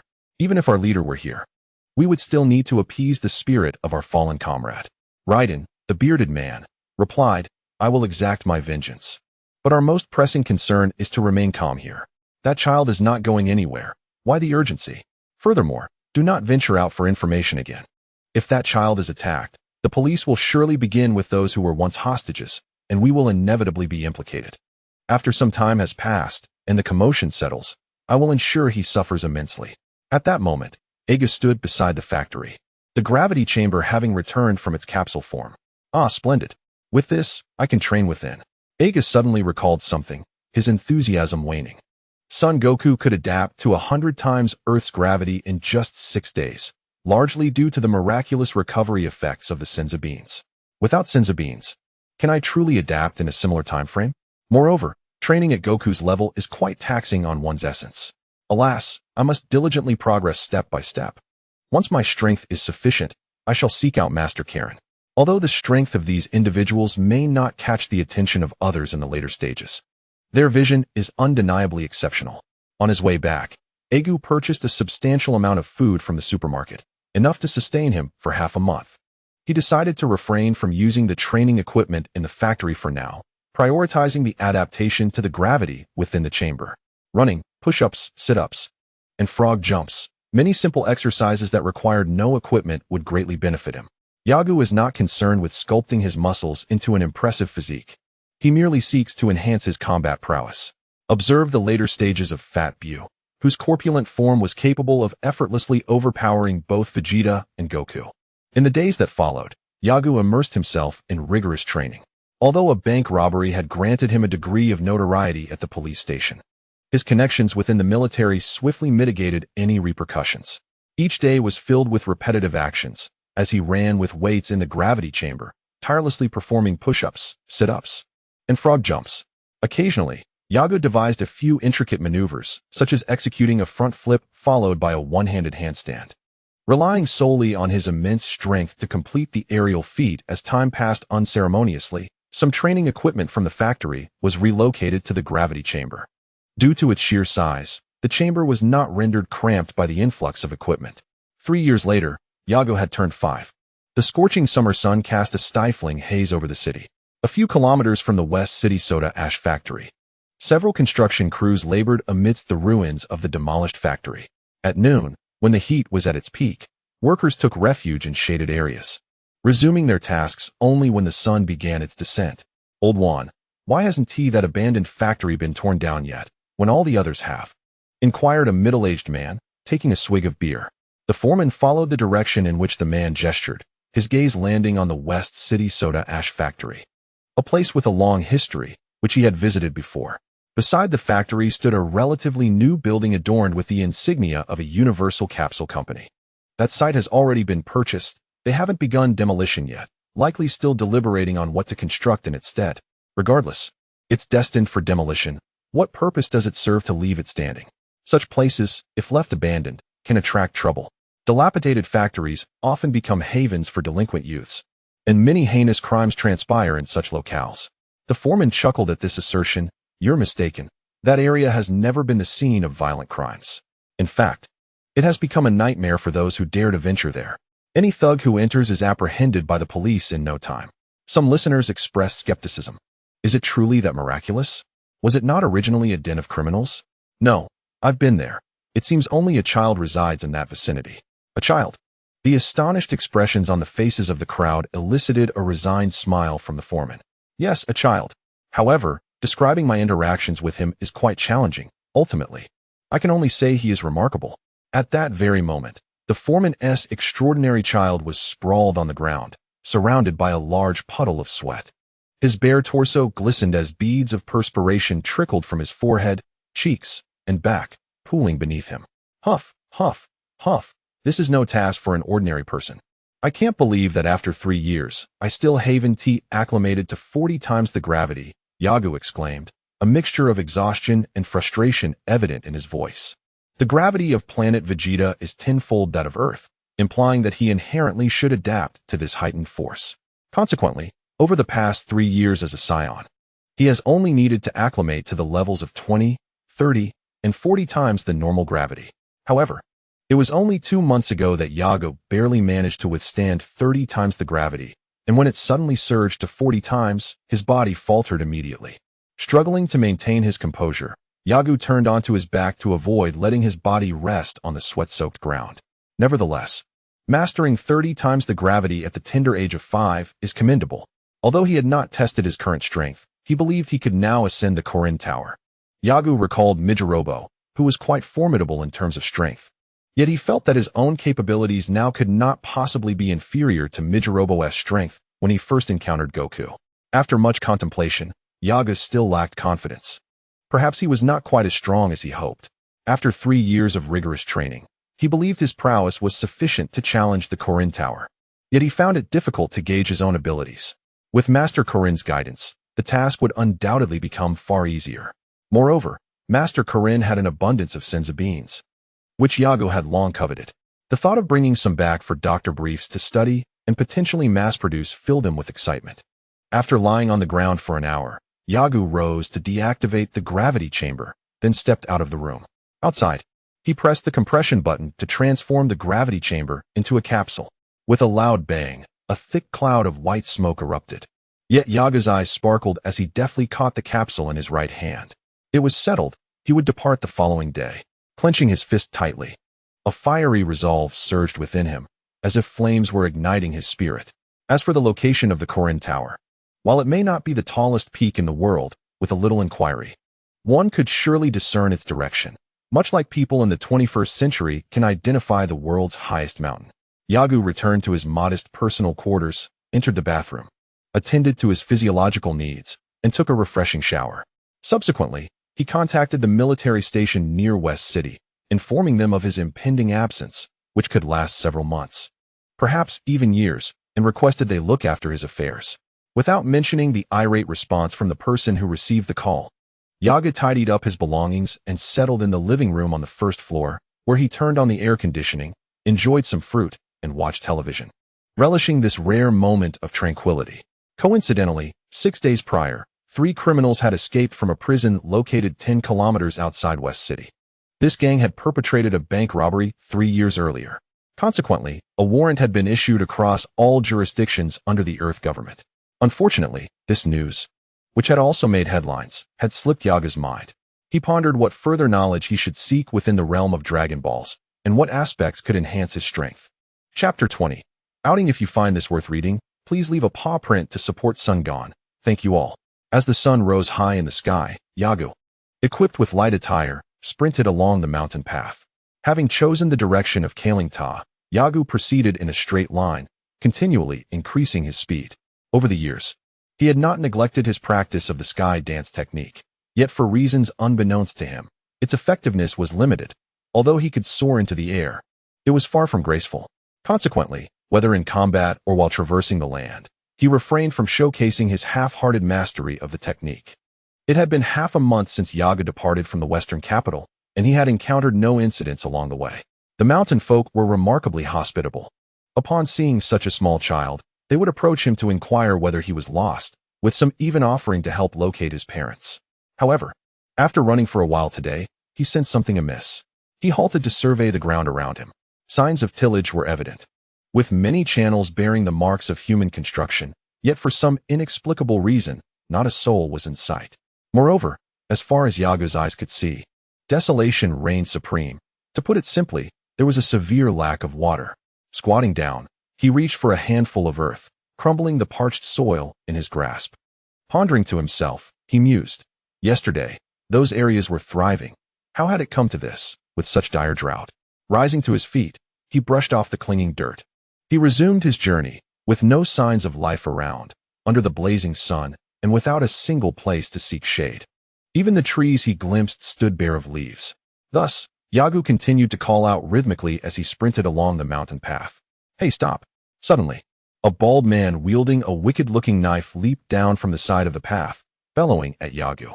Yagu had noticed the man's approach, but was nonetheless taken aback by the strikingly Eastern appearance of this formidable figure. The bald man, sporting a tuft of goat-like beard on his broad, fleshy face, was quite an unusual sight. Had he never looked in a mirror? Not to mention his attire, a short, open jacket that revealed a patch of dark chest hair, with a cloth belt cinching his deep-colored trousers and straw sandals on his feet. The overall ensemble was rather incongruous, especially with the menacing knife in hand. The man towered at an impressive height, reminiscent of characters from the Dragon Ball universe, standing at least 3 meters tall, while Yagu was a mere 1 meter and 23 centimeters. To him, Yagu appeared as nothing more than a diminutive figure. Why are you just a little runt? The brutish man queried, his fierce demeanor dissipating upon realizing he was confronting such a small child. He glanced about the mountain path, and apart from the two of them, not a trace of anyone else was visible. Yagu found the situation somewhat amusing. He was uncertain how to assess the robber. At least in this world, dominated by the Red Silk Army, many bandits did not choose their path willingly, driven instead by desperation. Of course, the individuals involved in the bank robbery 3 years prior in the western capital were a different matter. Their malevolence warranted punishment, even death, though Yagu was unaware that they had since escaped from prison. Observing the giant comically twisting his neck from side to side, as if attempting to locate his parents amidst the crevices of the rocks, Yaga chuckled and said, "Big fellow, I am alone. Do you intend to rob me?" The robber appeared rather foolish. Although it was their first encounter, He exuded an aura suggesting an inherently benign nature. As Yagu contemplated the surrounding desolation, bereft of rain, he began to grasp certain truths. "What? Just you, young one? You must not lie," the towering figure remarked, clearly skeptical. As he placed his hefty blade aside on the mountain path, the weighty weapon clanged against the rock, creating a fissure in the stone. Crouching down with his hands resting on his knees, the giant lost his menacing demeanor, adopting a seemingly simple expression as he spoke. "Tell Big Brother where your parents are. How about this? Let's play a game called Find Dad." Before he could finish, the giant was propelled backward as if struck by a cannonball. Yagu extended his right fist. His face contorted in a grimace as if suffering from a toothache, and he could even discern the goosebumps rising on his skin. How revolting! And calling himself Big Brother? Seeking out a father? I could roast him. I'm on the verge of retching. The sight of a round-faced, robust man, particularly one sporting a tuft of goat-like beard, claiming in an exceedingly simple manner to be a big brother, nearly yanked Yaga's heart out. The potency of that statement was overwhelming. A chill breeze surged from the base of Yagu's spine, causing him to shiver uncontrollably. The giant, now 6 or 7 meters away, emitted a sound, and Yaga's expression turned peculiar. Logically, it shouldn't have been so swift. No, in this era, many possessed remarkable strength and resilience. Recovering from a punch so quickly was not inconceivable. The giant's body convulsed a few times before he sprang up with a whoosh, only to embarrassingly crouch down, hands covering his face, and begin to wail. "Ah, it hurts so much. Pain, pain, it's killing me." Yagu's lips twitched. After a moment's contemplation, he hesitated, pondering whether to inquire about the transformation of this land into a desolate wasteland. Wait, had he forgotten something? Suddenly, a flash of insight struck him, leaving him momentarily stunned. Ah, this was it. With a clap of his hands, he recalled the combat system. He had just bested the giant. It was worth noting that he had not engaged in combat for 3 years and was unfamiliar with how the system operated. What perplexed him was that the combat system still indicated level 0, current experience 0, 70, name, Yaga combat power activation, 10 burst activation, 15 combat level, beginner low tier. What was going on? He had defeated this fellow, yet his experience remained at a mere 0, 7%. Yagu found himself bewildered, glancing at the giant who was now massaging his head with both hands, speculating whether the fellow needed to lose consciousness for the experience to register. No, that didn't seem right. It should suffice for the opponent to surrender. Perhaps another strike would clarify matters. With that thought in mind, Yagu swiftly moved behind the giant, leaping up to deliver a rapid elbow strike to the back of the giant's neck. The towering figure, groaning in pain, let out a grunt as its massive body swayed back and forth before reluctantly collapsing, stirring up a cloud of dust. Refocusing on the combat system, I noted that my current experience remained at a mere 0, 7%, yet behind it was an ascending green arrow. This green arrow indicated progress, but 3 years ago, when facing ordinary soldiers of the Red Silk Army, each adversary contributed 0, 1% to my experience.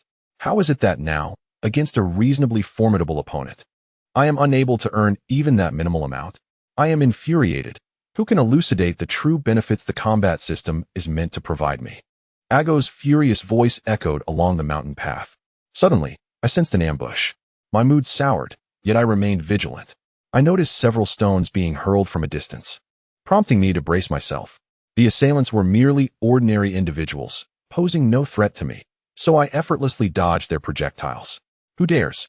Show yourself, I called out, fully aware that their physical prowess could not match mine, yet the introduction of firearms could change the equation.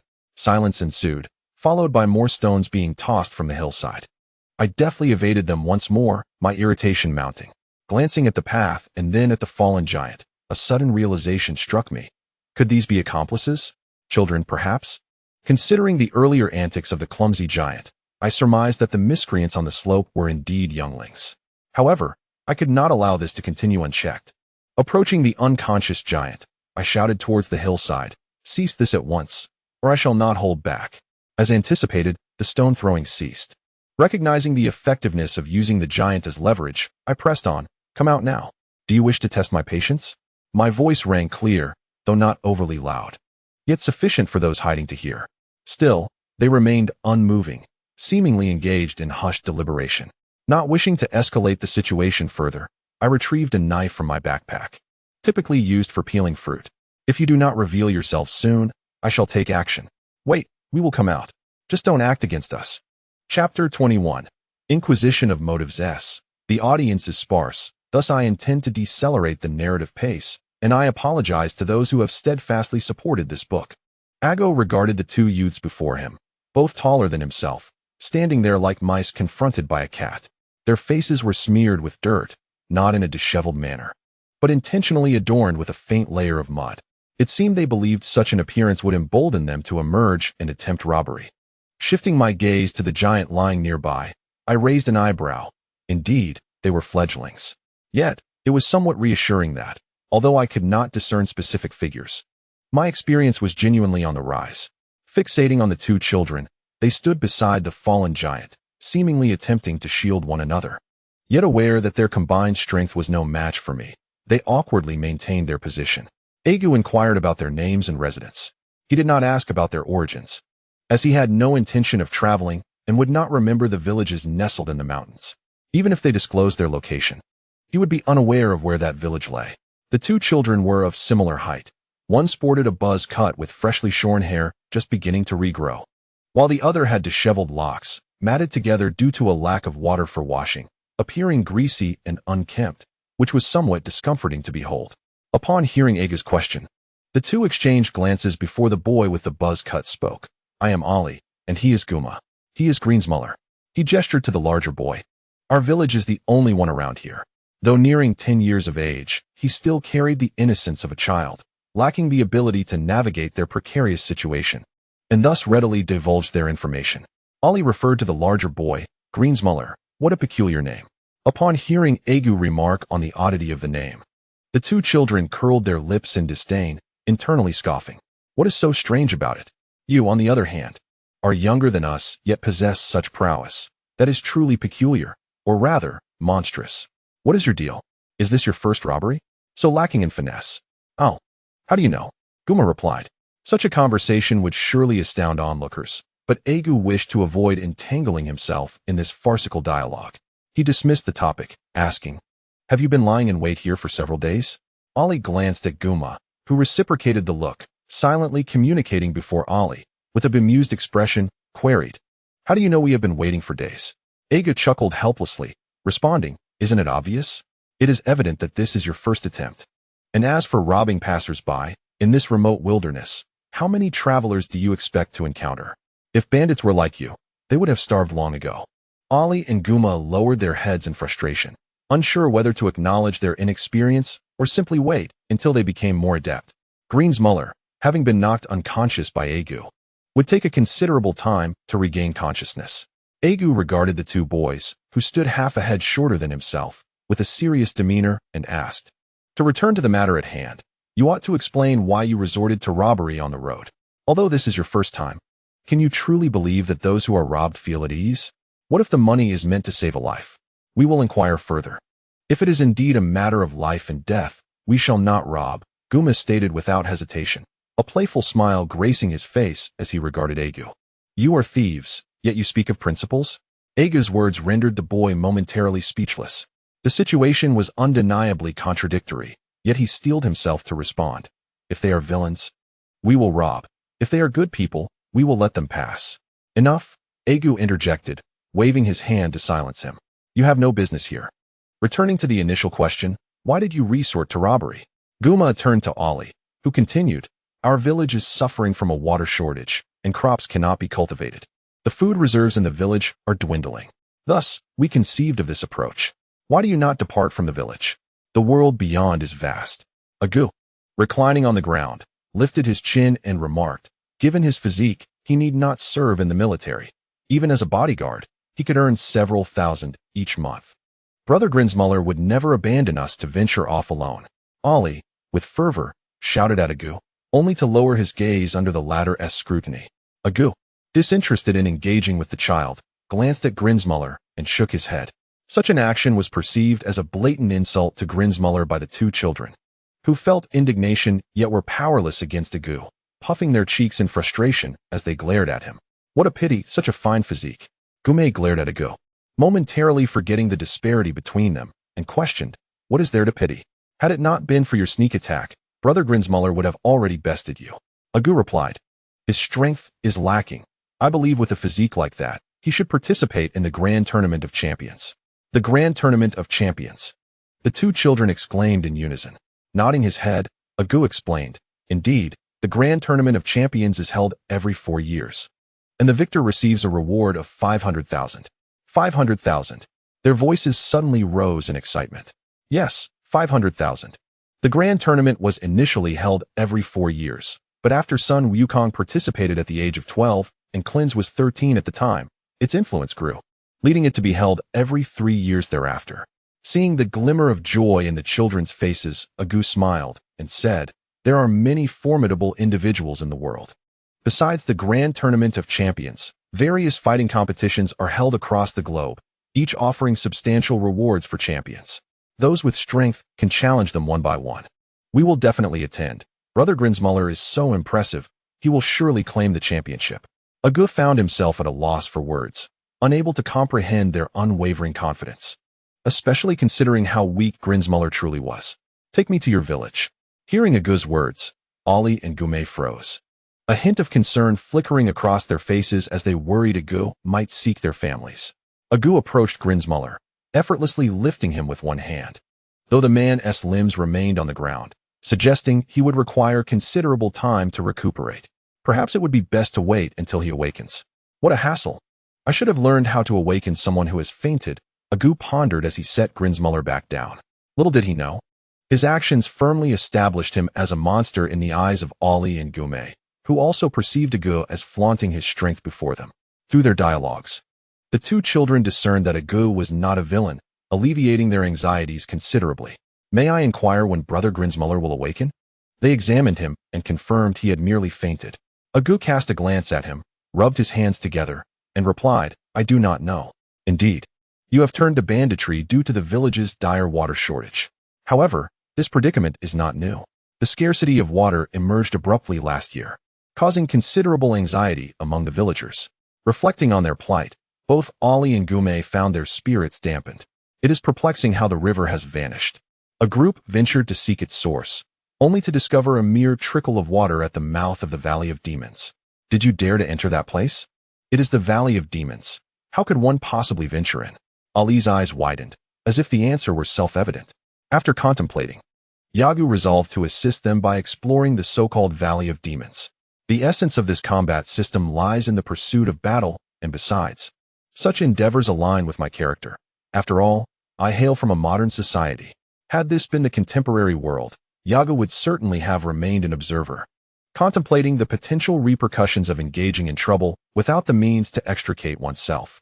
Most individuals, having personally witnessed such predicaments, would develop a resistance to them upon encountering similar situations again. This reflects a broader societal issue and the government's role in the educational development of its citizens. There are no students incapable of learning, only teachers who fail to instruct effectively.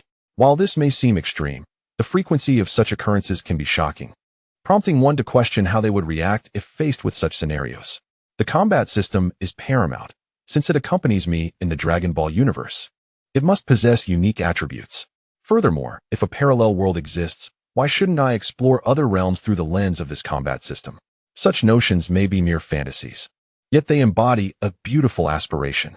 Chapter 22, demonstrating strength. An hour passed, and Grinsmuller gradually awakened. As he lingered in a semi-dream state, a hand suddenly smacked his face, accompanied by a youthful voice ringing in his ears. Hey, wake up. It's time to rise. Grinsmuller felt utterly disoriented, yearning for a few more moments of slumber. He mumbled incoherently, Don't forget, Gume, I'm going to sleep a bit longer. His words, though muddled, were clearly understood by those nearby. Yaga glanced at Gume and Ollie, who wore embarrassed expressions, and shrugged. I'll resort to my method, he decided. Another child observed him with curiosity, pondering what this method might entail. Clenching his fist and applying a bit more force, he swiftly struck Grinsmuller's chest. Gume and Ollie were taken aback by Yagu's approach and immediately shouted, What are you doing, you scoundrel? After reprimanding him, they rushed to Grinsmuller's side, shielding him from further blows. In truth, Yagu's strike had already roused Grinsmuller, who sat up, coughing violently, and clutching his chest where Yago had struck. "Oh my Maya! Who hit me? That hurt!" Grinsmuller exclaimed. "Brother Grinsmuller, it was him." Gume promptly directed the blame toward Yago. In contrast, the level-headed lad, Ollie, addressed Grinsmuller, stating that he had heard about the situation in their village and wished to visit. Grinsmuller, rubbing his chest, shifted his gaze towards Yago. His expression appeared somewhat dazed, as if lost in thought. After a moment, he suddenly pointed at Yago with astonishment, exclaiming, "You were the one who knocked me down? This is impossible. You are so small. How could you?" Yago, indifferent to Grinsmuller's antics, turned to Ollie and said, "He has regained consciousness and can walk now. Please take me to your village." "What? You want to go to our village? What do you intend to do there? I haven't taken anything from you." Ollie shot a glance at the tall figure, and Yago, with a hint of sarcasm, inquired, "How old are you?" Why do you ask that?" Nonetheless, Grinsmuller revealed his age, stating he was 13 years old. "What? 13? Yaga stared at him, incredulous. "Is this a joke? 13 years old with a completely bald head, a comically pointed goatee, and towering at 3 meters tall. How can this be? I can hardly believe he is 13. Yago took a moment to process this revelation and then turned away from Grinsmuller, addressing Ollie again. "Please take me to your village." Indeed, the world of Dragon Ball is filled with extraordinary individuals. A 13-year-old standing 3 meters tall. One can only imagine how tall he may grow in the future. In truth, the early chapters of Dragon Ball are replete with peculiar characters. Not to mention the omnipresent king and the blue cat. It's no wonder Dragon Ball is so popular in China. Who would have thought he would ascend to royalty? Additionally, there is the president of the World Martial Arts Tournament, a Shar-Pei dog, and even flying dinosaurs, werewolves, and panda men. Of course, there is also Yaga's travel objective, the cat deity of Karen Tower. In summary, the realm is populated with bizarre creatures. So encountering a lad raised on 3 deer milk powder is hardly surprising. Grinsmuller remained cautious around Yago, yet could not resist the pull of the situation. He picked up his discarded knife, and the 4 of them ventured onto a narrow path beside the mountains. Initially, the children, confident in their familiarity with the mountain trails, walked at a brisk pace. However, upon noticing Yago keeping up effortlessly, they quickened their pace even further.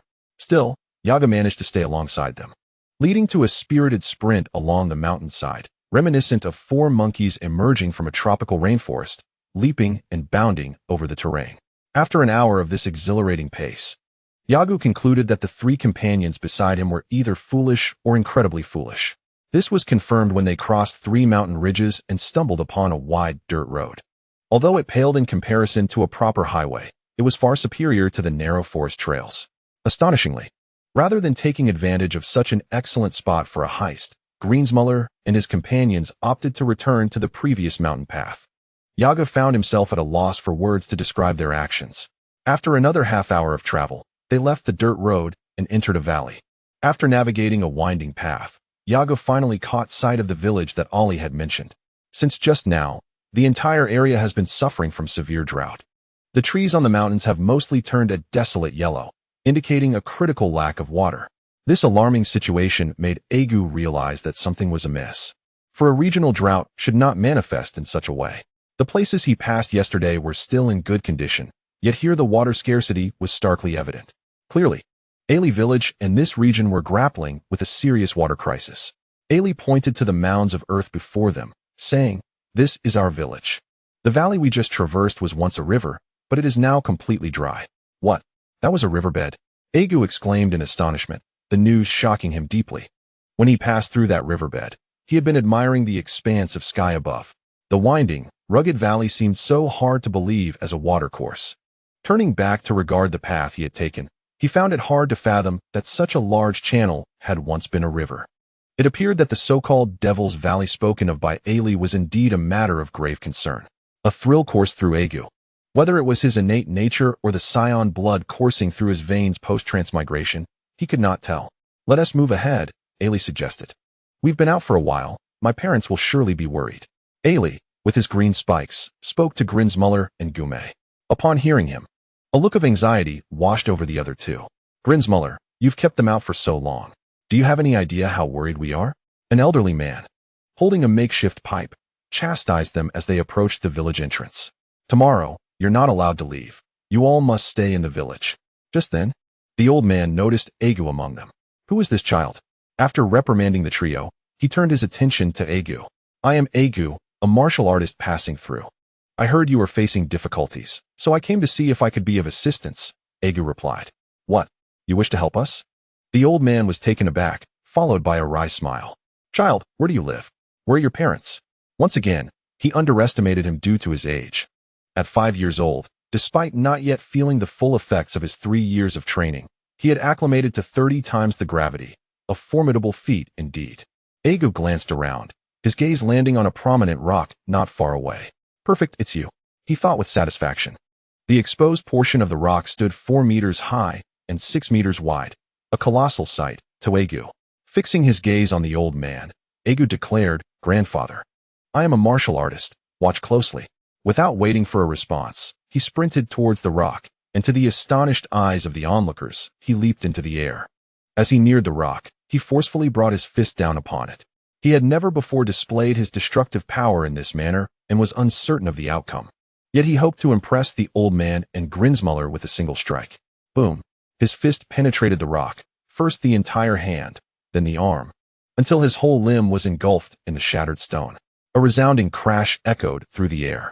A resounding crash echoed as Yaga's fist struck down, causing a significant portion of the rock to shatter, leaving the impact site resembling a sieve.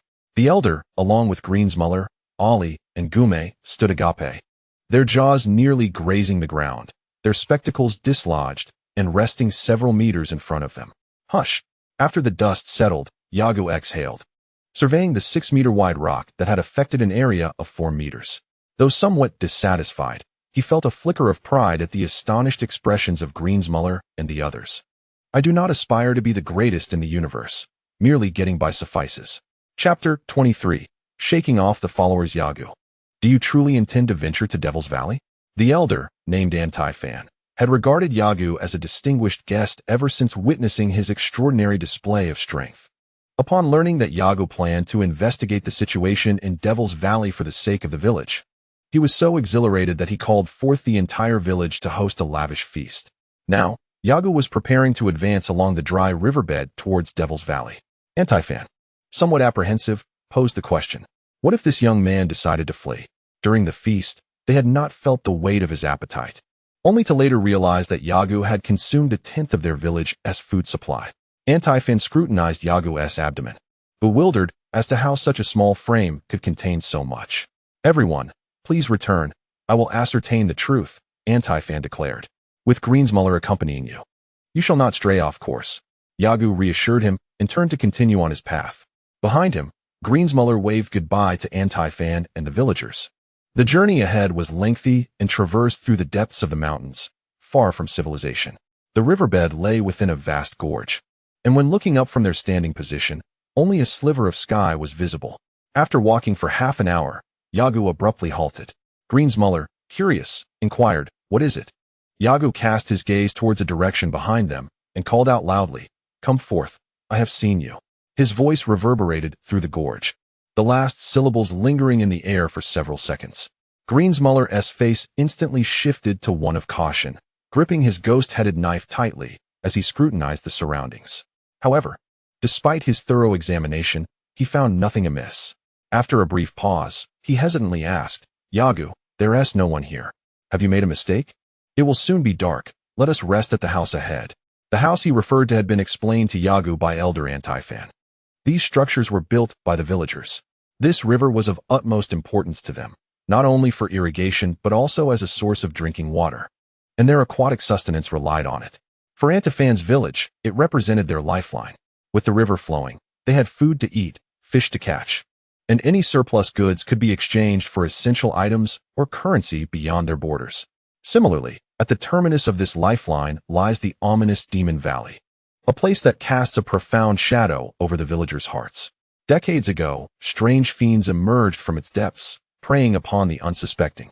Anti-Fan once remarked that 6 villages once thrived in this vicinity, yet as time wore on, the deeper settlements dwindled, some perished, others scattered, leaving only their village to endure. Fortunately, for reasons unknown, the man-eating demons vanished, allowing their village to survive. There were those who ventured into the Demon Valley, yet none returned. Considering the rampant phenomena of demonic predation from yesteryears, it is likely that those individuals met their demise. Greensmuller's attempts at persuasion proved futile, for Yagu's gaze remained fixed upon a protruding rock face behind him. After a considerable pause, he inquired, "How long do you intend to continue hiding, little ones? Now that I know it is you, I must insist that you return. What right do you have to send us back?" A child exclaimed as he leaped from behind the rock face to confront Yagu. It was none other than Gumai, followed closely by another child, Yali, whom Yagu recognized. "You? How did you arrive here?" Greensmuller expressed his astonishment, his face betraying a sense of panic. Antifant had warned that Yali and Gumai were prone to trouble, and their venture into the Demon Valley was a matter of life and death. Should the two children, driven by curiosity, wander inside, the consequences could be dire. Yagu, harboring ulterior motives, attempted to rationalize Yali and Gumai's actions. Of course, they followed us, driven by their insatiable curiosity. Greensmuller, consider Antifant's words carefully. Do not let these two young ones deceive you. Greensmuller nodded in agreement with Yagu's sentiments and turned to Yali and Gumai, stating, "What business do you have here? Return at once. This is no place for you." Unfazed by Greensmuller's demeanor, Yali stepped forward, disregarding Yagu entirely, and declared, "Greensmuller, we do everything together. Are you intending to exclude us? Let me tell you, that is out of the question. We are inseparable." Gumai joined in, echoing the sentiment. In terms of verbal prowess, Greensmuller was certainly no match for the two children, his towering figure rendered somewhat perplexed as he scratched his head slowly. Yagu sighed inwardly, for he most dreaded the involvement of children in such affairs. In both literature and film, the inclusion of children invariably leads to complications. Though the ultimate resolution often sees the children aiding in the resolution, they are also the source of the ensuing troubles. Yagu was not one to lament over fate. Should his own safety be threatened, he would never come to their aid. Additionally, Yagu was troubled by Yali and Gumai's personalities. Antifant had instructed Greensmuller to refrain from entering the Demon Valley, indicating that only Yagu needed to venture within. Yet, the presence of these two variables posed uncertainty.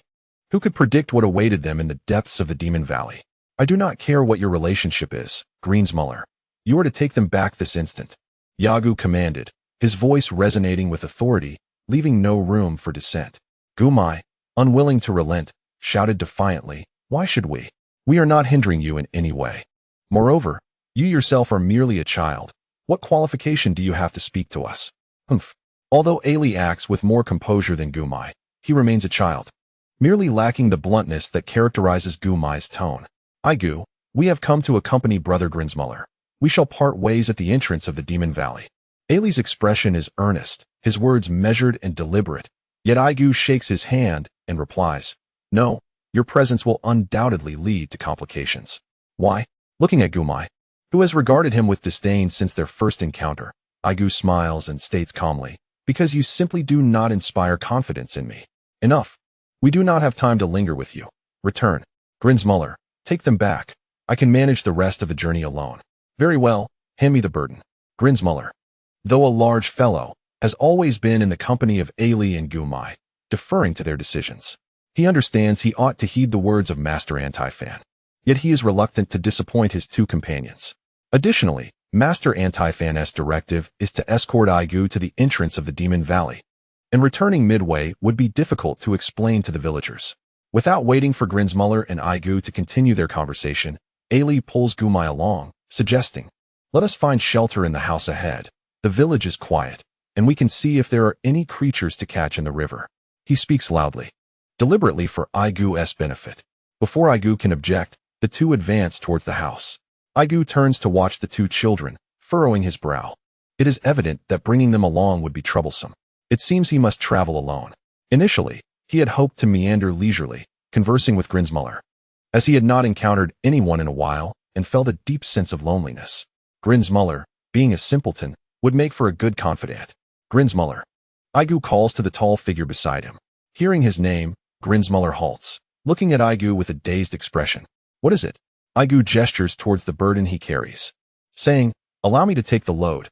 It will make our pace quicker. We must hasten."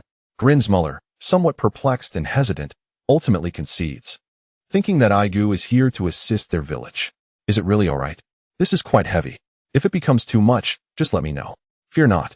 I am not a mere child, Aigu reassures him, lifting the hefty burden above his head with his right hand and quickening his stride.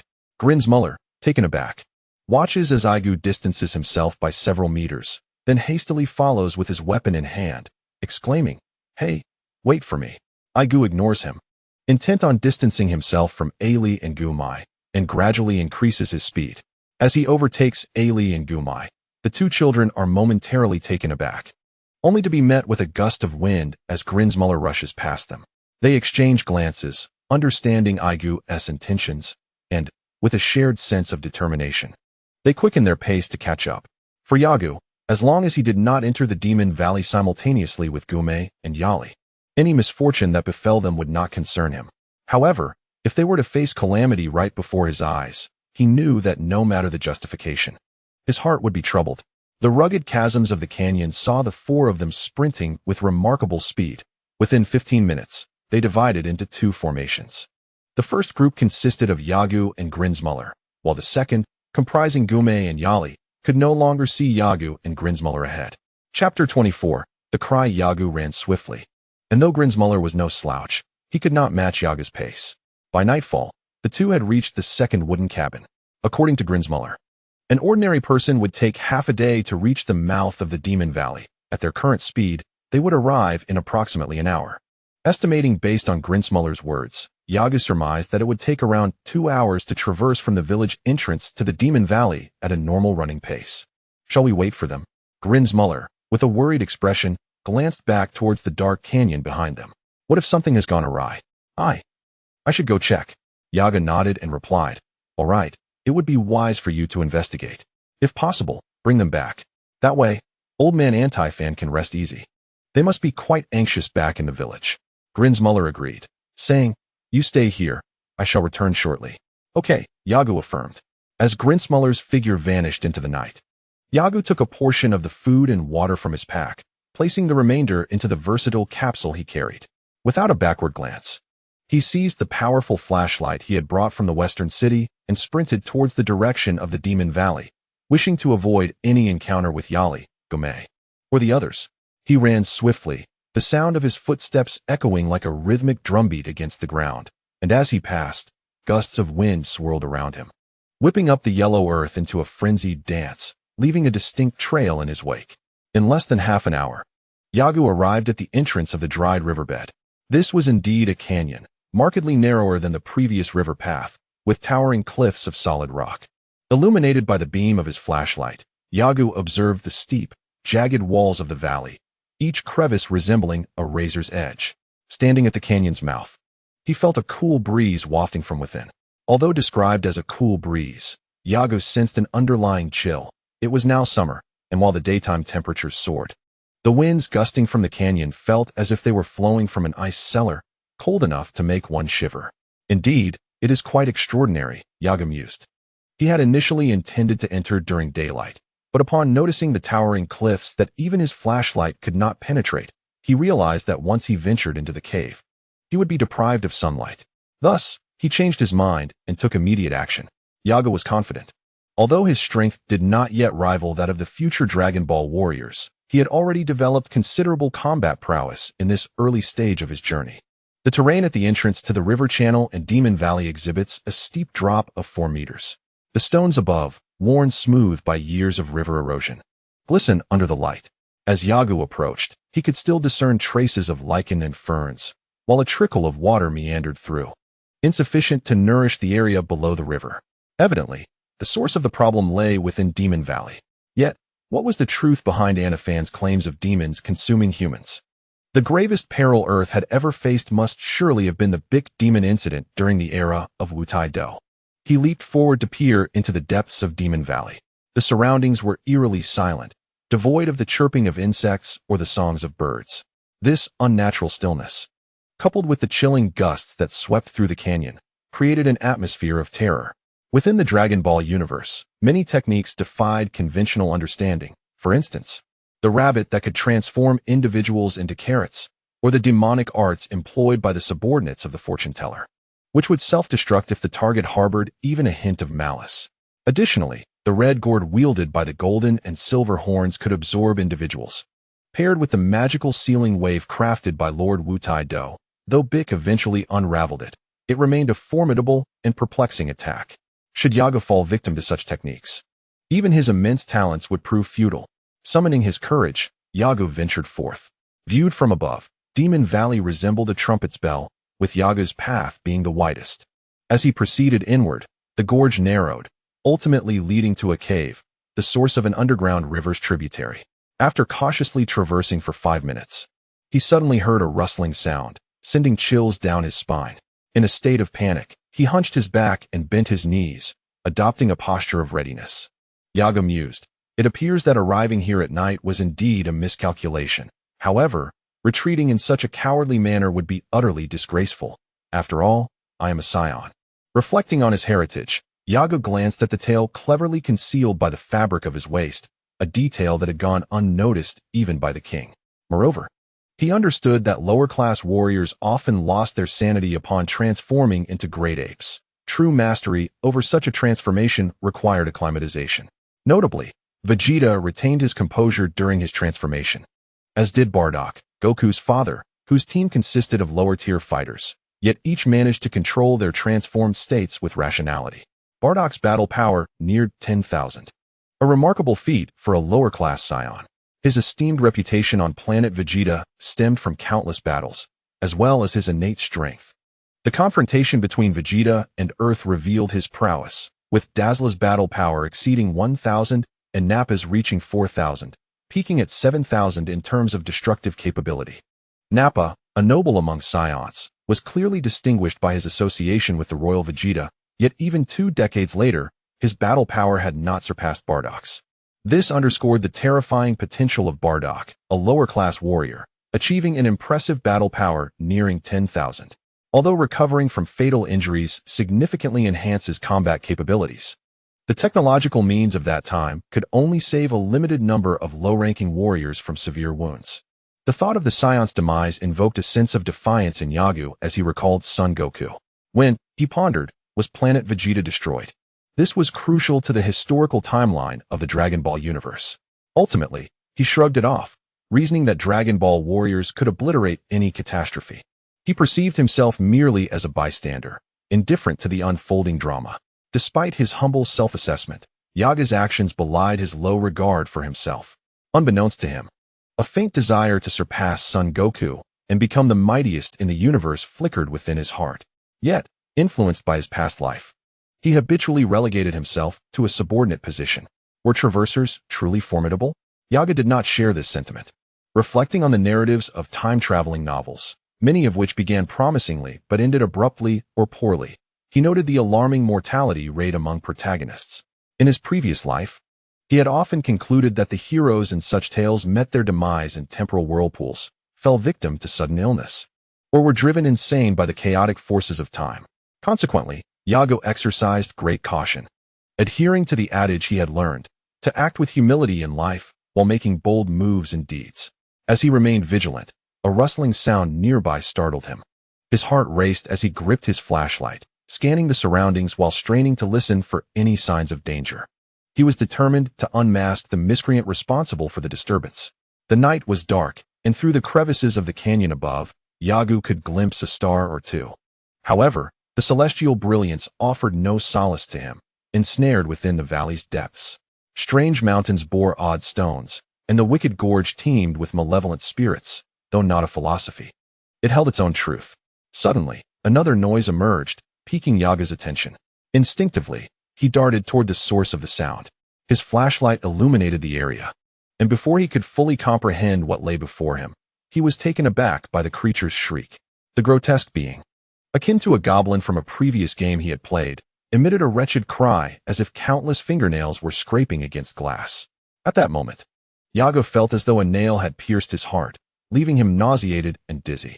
He realized that this creature wielded its voice as a weapon, and judging by its power, an ordinary person would likely be rendered unconscious by a single utterance. Without a moment to spare, he lashed out with a kick, sending the creature hurtling against the nearby rock face, its wailing abruptly silenced. Chapter 25. A new discovery as the beam of his flashlight fell upon the peculiar entity. Yago discerned that the frightful figure was indeed a hideous creature reminiscent of the goblins from his past life games. With a hideous, grayish-green complexion, disheveled hair resembling dried grass in a sickly yellow hue, and ears that drooped without any semblance of magic. Adorned with numerous wrinkles akin to the bark of a withered tree, his eyes bulged like ping-pong balls. His long, pointed nose was gaunt and etched with fine lines, complemented by a diminutive stature and a skeletal frame that rendered him grotesquely unappealing. However, Yaga swiftly discerned the distinctions that set this creature apart from a goblin. Two prominent canine teeth jutted out sharply, protruding beyond his lips. A vampire. Yaga gazed in astonishment at the being before him, suddenly struck by a thought. What would transpire if he were exposed to sunlight? In an instant, Yaga checked his battle system and, to his surprise, noted a minuscule enhancement of 0.1. The retained increment in experience offered him a more palpable understanding of the situation. Particularly noteworthy were the final three components of the battle system, delineating the so-called combat levels: sparring battle at 50, championship battle at 80, and life-and-death battle at 100. It appeared that the combat level was not dictated by his own considerations, but rather by the attitude of his adversary towards him. The degree of combat experience he could acquire hinged upon how his opponent perceived him. The imposing Greensmuller possessed greater strength than the creature before him. However, his lack of intent to engage in combat, perhaps merely desiring to intimidate Yago, meant that the combat level lingered at the realm of sparring battles, resulting in exceedingly low experience points. Conversely, although the creature before him was weak, it harbored a lethal intent, categorizing the combat level as a life-and-death battle. Yaga nodded in agreement with his reasoning. If this were true, in order to elevate his level, he must continually face higher-tier battles, particularly life-and-death confrontations. Regarding the battle 3 years prior with the Crimson Silk Army, Yago understood that the battle system did not recognize his victory using weapons, even though that artificial being far surpassed Yaga's level. As he had defeated his opponent using a grenade, the battle level, despite being classified as a life-and-death struggle, yielded only a mere 0.5 increment. Naturally, Yago did not presume to fully comprehend the intricacies of the battle system, having spent little time observing it. Firstly, due to its monotonous interface. Secondly, because the battles encountered over the past 3 years had been exceedingly rare. Ordinary thugs, lacking strength and the resolve for a life-or-death struggle, could be vanquished by Yago with a single move. It was noteworthy that even the armed Crimson Silk soldiers had provided him with merely a 0.1 experience gain. Greensmuller, towering at 3 meters tall at the tender age of 13 and wielding a formidable sword, had only contributed a slight addition to his experience bar. Such opponents were indeed hard to come by. However, upon entering Demon Valley, Yago believed that through combat, the true nature of the battle system would gradually reveal itself before him. After a brief moment of silence, during which Yago heard no further sounds from his surroundings, he began to focus his attention on the uncertain little creature before him, pondering whether or not to eliminate it. Hesitant and indecisive, he tapped his toes against the ground intermittently, attempting to alleviate the anxiety within. The little creature suffered considerable harm and, as a result, was unable to awaken for some time. Argo had long heard of the formidable regenerative abilities of vampires, leaving him uncertain about how to handle the situation. Consequently, he bound the creature tightly with ropes, akin to a pig. Just after delving into the depths of this strange encounter, Argo felt a twinge of trepidation. After much contemplation, he lifted the small being and dashed towards the valley's exit. The darkness of this place was oppressive, and he found solace in the openness of the outside world. Argo was unafraid of direct confrontation. His concern lay in the possibility of someone scheming behind his back. Initially, he perceived this world as devoid of threats, with only a select few instilling genuine fear within him.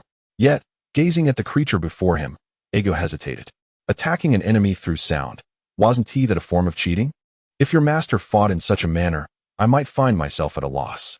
The unexpected revelation of the opponent's sonic attack was a miscalculation on Argo's part. However, now that he was on guard, he hesitated to venture deeper into the gorge. It seemed prudent to prepare some resources and ascertain whether sunlight would be effective against such a being. Lost in thought, he cast the tightly bound creature aside as he reached the parched riverbed outside. Although he had departed from the Demon Valley, unease lingered in Argo's heart as gusts of chilling wind swept from the gorge, unsettling him. Argo was an atheist. Yet the very occurrence of his being transported to a parallel world made him ponder the limits of possibility. Even the sudden emergence of a Voldemort-like figure would not surprise him. Releasing his tail, he observed its continuous writhing, casting multiple shadows behind him. Argo mused, "This is the Dragon Ball world. How could a creature from Azeroth materialize here? Could it be that the Demon Valley is actually a gateway to Azeroth?" He nodded solemnly, adopting a serious demeanor. "Indeed, it must be so. There is a time-space portal here." Throughout the night, Argo remained vigilant, fearing the creatures of the Demon Valley might launch a surprise attack. The surrounding landscape was characterized by two towering cliffs, devoid of trees or branches, rendering the possibility of even a campfire impossible. Battling the biting cold, Argo spoke to himself, summoning courage to endure what he perceived as a prolonged night. In the world of Dragon Ball, it was not uncommon for powerful warriors to be subdued by those of lesser strength, as demonstrated by Master Roshi sealing away Demon King Piccolo, despite the vast disparity in their power levels. Similarly, if not for the folly of the golden and silver-horned demons, who indulged in drink and prematurely released Goku from the gourd, he might have been reduced to mere wine. Furthermore, possessing immense power did not necessarily equate to mastery in martial arts. Goku, who defeated Piccolo, faced off against Bubbles in the temple, where Bubbles remarked, "Are you truly the one who vanquished Piccolo? Your strength is formidable, yet you have yet to learn how to wield it." These musings were merely the result of Argo's wandering thoughts, yet they suddenly opened a door within him. Harnessing one's power. Harnessing one's power. A moment of inspiration struck Argo as he endeavored to recall relevant information from his mind. Suddenly, he slapped his thigh in realization. How could I have overlooked this? The combat system's combat power activation and explosive activation correspond to the power one can wield under normal circumstances and during moments of eruption, respectively. The more he pondered, the more this notion resonated with him. Combat power activation, 10, explosive activation, 15, accompanied by the designation of combat level, beginner low tier. This highlighted just how poorly he grasped his own strength. The average human brain has only developed 5% of its potential, with a mere handful of individuals surpassing the 10% mark. However, if an ordinary person experiences a specific stimulus, their development might exceed that of many prodigies. This pertains to the brain. What of the body? The process of combat is a contest of both physical prowess and intellect. Intelligence resides in the brain, while the physical aspect is self-evident. From a holistic perspective, my actual combat strength amounts to 100 points, yet I can only exert 10 points under normal circumstances, with a maximum of 15. This calculation suggests that a vast amount of potential remains unutilized within the body. This untapped potential is undoubtedly related to lifespan. Yet Argo believed that, given the world of Dragon Ball, there must exist various peculiar methods to assist him in releasing a significant amount of potential while still safeguarding his physical form. Additionally, he must be knowledgeable about the Dragon Ball narrative and the distinctions among Saiyan ranks. He mused, what if I were to illustrate a manga about Dragon Ball, depicting the forms from Super Saiyan 1 to Super Saiyan 10? I wonder if it would become a bestseller. Understanding the purpose of the combat system's rankings brought Argo joy. With the remaining time on his hands, he indulged in whimsical thoughts. In Dragon Ball, the highest form of Super Saiyan is the Golden Oozru Super Saiyan, also known as Super Saiyan 4, while the subsequent forms were added by another character. Yet, I truly wish to test whether I could attain Super Saiyan 10. He chuckled at his own naivety, aware that his ambition was not as resolute as that of Sun Wukong. He relied solely on his understanding of the Super Saiyan path. In the original narrative, Son Gohan's strength never reached the level of Sun Wukong during his battle against Frieza on Namek, yet through Wukong's gradual guidance, he ultimately transformed into a Super Saiyan. However, this transformation lacked a stable foundation. Argo sighed inwardly. If there were a shortcut, how could his nature prevent him from seeking it? The storyline of Android 17 illustrates that even a shrunken Sun Wukong, without transforming into a Super Saiyan, could outmaneuver Frieza and Cell, underscoring the paramount importance of foundational training in one's normal state. It is crucial, as frequently depicted in the manga, that Sun Wukong and Vegeta engage in continuous practice while in their regular forms. Leaning against the rock wall, Argo bit his lip and murmured softly, "Foundations, foundations." It is imperative to establish a solid groundwork before any events unfold. Chapter 26. Seeking the reason. As dawn broke, Argo awaited the arrival of daylight. However, The small creature he had captured did not disintegrate into ash under the sun's rays. Instead, it stirred awake, bleary-eyed from the morning light. Upon realizing it was bound, the creature became frantic, leaping and bouncing in a desperate attempt to free itself from the ropes. Its fear manifested in a pitiful, yet somewhat repugnant sound that reached Yagu's ears. With a conflicted mindset, he plugged his ears, observing the creature's struggles in silence. Reality proved to be merciless. Despite its relentless efforts, the small being could not escape the bindings that held it captive. Its wrists bore the marks of its futile struggle, bruised and chafed from the exertion. Pain intensified its plight, and after 5 minutes, the creature lay on the ground like a lifeless dog, tongue lolling out. Seeing it in such a wretched state, Yagu removed the objects from his ears and approached the peculiar being step by step. The creature, hearing his movements, opened its eyes to regard Yagu. It stood nearly at eye level with him, perhaps slightly taller, yet Yagu still perceived it as diminutive, akin to how he viewed Gume and Alibi, despite their age. "What is your name?" Yagu inquired. In this world, where everything existed, including pigs, what was impossible? He regarded it as a whimsical anomaly. The small creature fixed its gaze on Yagu, remaining silent. Yagu smiled, tilting his head as he scrutinized it. "Do you not understand what I am saying?" He found it hard to believe that even Frisia spoke the language of Earth, and that the Namekians could communicate in this universal tongue. Surely, this Earth creature could comprehend human speech. Silence lingered, but its stare grew more intense. "It appears you do understand me," Yagu chuckled, stepping closer. Before the creature could react to his intentions, he placed a foot firmly on its back. The sudden impact caused the creature to stiffen, its curled form abruptly unfurling with a cry of wah. The sound did not evoke disgust in Yagu. Rather, he sensed a glimmer of ferocity in his eyes. He lifted his foot and brought it down hard again, eliciting another wah from the creature. "Please, stop. Don't hit me. I beg you." Yagu maintained his smile, though his lips curled with a hint of wickedness. "So, you can speak human language after all. Excellent. Now, let us introduce ourselves. Who are you?" He crouched slightly, fixing his gaze upon the creature. Yet, it remained mute, its bulbous eyes fixed on him. "Speak," Yagu demanded, frustration creeping into his voice. The creature, trembling in fear of further assault, stammered, I am called Dobi." "Dobi?" Yagu echoed. The creature nodded vigorously, its bindings preventing any movement. The series of nods caused its head to collide forcefully with the ground, resulting in a bruise forming on its temple. Yet, Dobi seemed oblivious to the pain. Eyes locked on Yagu, fear evident in its gaze. Yagu nodded in satisfaction, prompting the next inquiry. "Very well, let us maintain this momentum. Why have you been following me? Surely you have not forgotten what transpired last night. Furthermore, could you kindly elucidate why you find yourself in this valley?" I yearn to respond, yet fear grips me, and I curl up, choking on my words, as if merely uttering them to Yagu would invoke a dire punishment upon him. Yagu remained silent, rising to stand beside Dobi, delivering a swift kick to his abdomen with his right foot.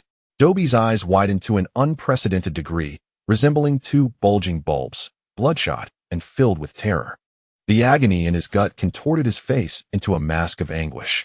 After a prolonged silence, Dobi, with his mouth agape, emitted a feeble wail. Yet before his lament could fully escape, Yagu's raised leg descended forcefully upon Dobi's back, expelling the breath from his chest in an instant, silencing him completely. With a smile playing on his lips, Yagu crouched before Dobi, observing his torment with keen interest. He spoke deliberately, word by word. "You may choose to remain silent, but I assure you, I will make you experience things you have never known before. However, I prefer simplicity. I will ask, and you shall answer, understood? It seems you grasp the situation, so let us begin anew. Why were you trailing behind me last night? What brings you to this valley?" With a raised eyebrow, he gestured for Dobi to respond. Fully aware of the consequences of his silence, Dobi whimpered, "I was sent by the king to gather intelligence. Last night, I saw you alone and thought to frighten you, to drive you away." Yagu arched an eyebrow, a smirk playing on his lips. "You merely wished to scare me away?" Dobi nodded vigorously, insisting, "I have never taken a life. It is Bisto who does the killing. I swear, I am not deceiving you." "Bisto?" Yagu inquired. "Yes. He accompanied me. He is fearsome, and I dare not defy him." Yagu pressed on. "Did you witness him commit murder?" Dobi nodded again, and Yagu chose to let that inquiry slide. He continued, "What has happened to the water here? Why has it disappeared?" Bisto said that only by doing so can outsiders be lured in. This way, we can feast upon them, Dobby confessed, bowing his head to his small chest. Unable to meet Yaga's gaze, Yaga muttered to himself, eating human flesh, huh? His thoughts drifted to when Vegeta attacked. Recalling how they had feasted upon the carcasses of alien creatures, which could also be considered cannibalism, his enthusiasm waned. A twinge of disappointment flickering within him for not having encountered the Bisto Dobby spoke of. Since they were companions, where had he vanished to? Dobby answered the unspoken question, revealing, after a recent death, no one dared to enter this valley, so Bisto left to seek out humans outside to consume. When did he depart?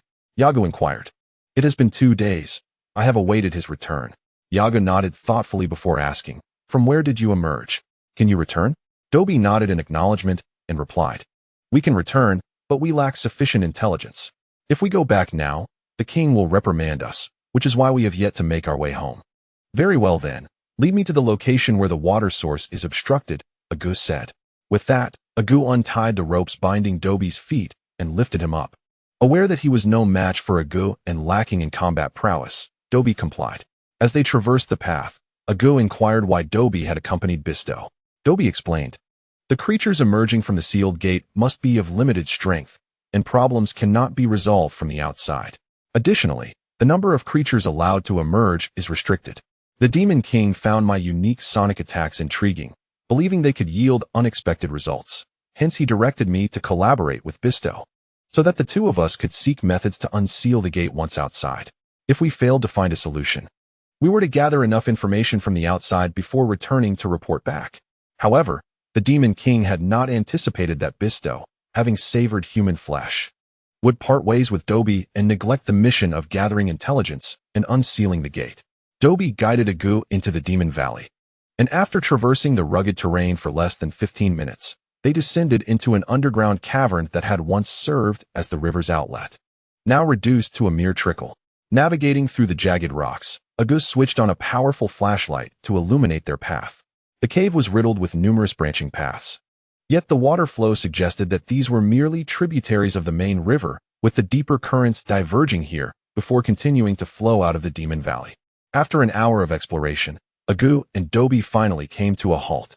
This is it, Dobby said, his hands still bound, tilting his head upwards to address Argo. After inspecting the area with his flashlight, Argo slowly nodded, acknowledging that Bisto had indeed been fortunate to discover this particular spot among the myriad of branches. Before them lay a narrow section flanked by impenetrable rock formations, only 5 meters wide, obstructed by several massive elongated boulders, with a considerable accumulation of debris in between, effectively damming the river. Given the multitude of pathways within the cavern, there was no significant water pressure to dislodge the stones. Argo examined the surroundings and lifted Dobby onto a higher rock ledge, a mail platform of sorts. Dobby, uncertain of Argo's intentions and daunted by his formidable presence, hesitated to voice his thoughts and fell silent. Drawing a deep breath to focus his energy, Argo set his gaze upon the diminutive dam before him. He advanced cautiously to within 10 meters of it, adopting a stance and bending slightly at the waist, preparing to raise his fist. Squinting his eyes, aided by the flashlight in his left hand, he identified a suitable point of impact. With a mighty shout, Argo propelled himself forward like a cannonball, driving his fist toward the determined point on the dam. With the force of a chopstick piercing tofu, Argo's fist penetrated the very rock that constituted the dam. He shouted once more, retreating his legs as the impact created a sizable pit, roughly the size of his body, surrounded by a web of intricate cracks. Aside from that, there was no other commotion. Just as Argo began to doubt his ability to attack, a resounding crack echoed as the fissures in the dam widened. The sound reverberated through the cavern with clarity, startling Argo, who quickly leaped onto Dobby, standing still as if awaiting something. As for Dobby, he merely gaped. Being a creature of the dark, his vision possessed a unique quality. With each crack and rumble, the dam's fissures spread like a spider's web across its surface. Eventually, the fractured rock could no longer withstand the pressure of the water and succumbed to destruction with a thunderous roar. Chapter 27. Reflection and clarity upon witnessing the once-blocked river flow freely, Argo let out a hearty laugh. Dobby, with his hands bound, despite not being on Argo's side, couldn't help but display a pleased expression at the sight of the rushing waters. Wonderful. This means I can account for the village, Argo cheerfully remarked. However, it's fortunate that that fellow, Bisto, isn't around. Otherwise, I might actually welcome his presence. Feeling as though his words implied fear of the other, he quickly rephrased his thought, considering that he still had his combat system to upgrade. I am eager to see the combat power I possess when my combat readiness reaches 100%. Clenching his fists, Argo silently contemplated. That man harbored no dreams of waging war, yet not everyone possesses the opportunity or ability to do so. Ultimately, solitary endeavors are but a minor path. However, this is the world of Dragon Ball, a realm where one could dominate the universe through personal prowess. How could he not be exhilarated? Turning to Dobby, Argo suggested, "Let us venture forth. See, the water has begun to slow." As he indicated, the river was no longer as ferocious as before, revealing many protruding rocks that had previously been submerged. Without waiting for Dobby's consent, Argo grasped him and prepared to depart when suddenly, his movement halted.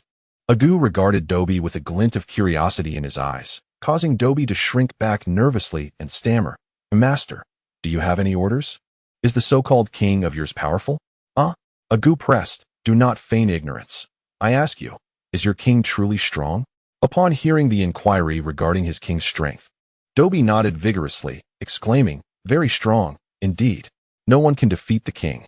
Truth be told, Argo was quite keen to meet the formidable king that Dobby spoke of. Yet he felt a twinge of apprehension and refrained from acting impulsively. "Take me to see him. Unseal your location." Dobby did not refuse, for he too wished to return to his homeland, but lacked useful information and Bisto's consent, making him reluctant to remain in the realm of humans any longer. Following closely behind Dobby, the two ventured deeper into the unknown.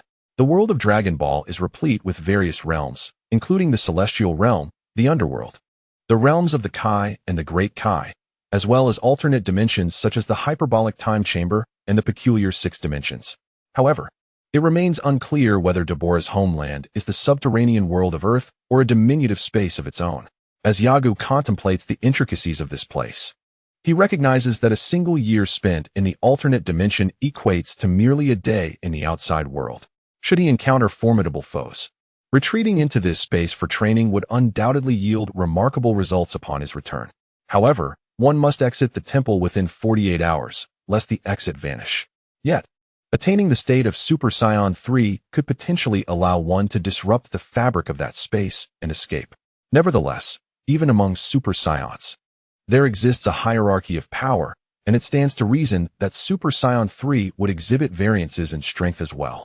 The prowess demonstrated by the Android 17 in his battle against Cell and Frieza, even in his ordinary state, left a profound impression on him. Thus, the adage holds true, a solid foundation is imperative. Rather than revisiting training in the future, it is far more beneficial to hone one's fundamental skills while still youthful. Although it may seem that the techniques in the Dragon Ball universe are limited in number, many of them are remarkably useful. Techniques such as Oolong's transformation methods taught in kindergarten, the four-armed four-demon fist, the four-way split of the four symbols technique, and the iconic vanishing fist, solar flare, Kamehameha, and Ki Blast are just the tip of the iceberg. Additionally, there are the Kaioken, Spirit Bomb, as well as instant transmission, which Goku learned from extraterrestrial beings. Furthermore, there are fusion techniques and the Spirit Slash, although the latter proves less effective as anyone with sufficient strength can wield it, much like the solar flare. Krillin, who utilized it, perished once during the battle with King Piccolo and met his end again on Namek, and it seems he faced death yet another time thereafter.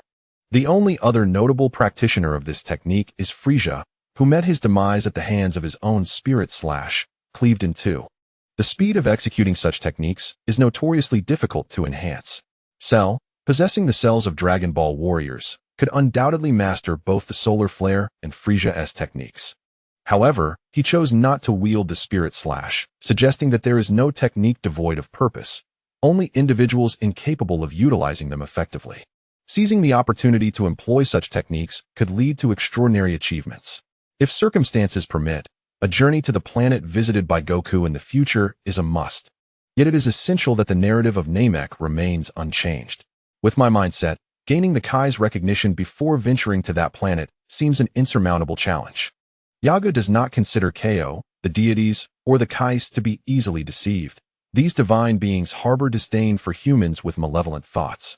To ascend as successors of the gods, one must relinquish their own wicked inclinations. It is well known that the Namekians are a gentle race, and their brief exposure to human influence in their youth led to the emergence of some ill thoughts, which were perceived by the gods of that time. This indicates that while these beings may not possess the strength to rival the universe's elite, they exhibit remarkable insight into human nature. However, the matters concerning the fusion of Namekians and the division of Piccolo into two entities, resulting in diminished combat prowess, remain somewhat perplexing.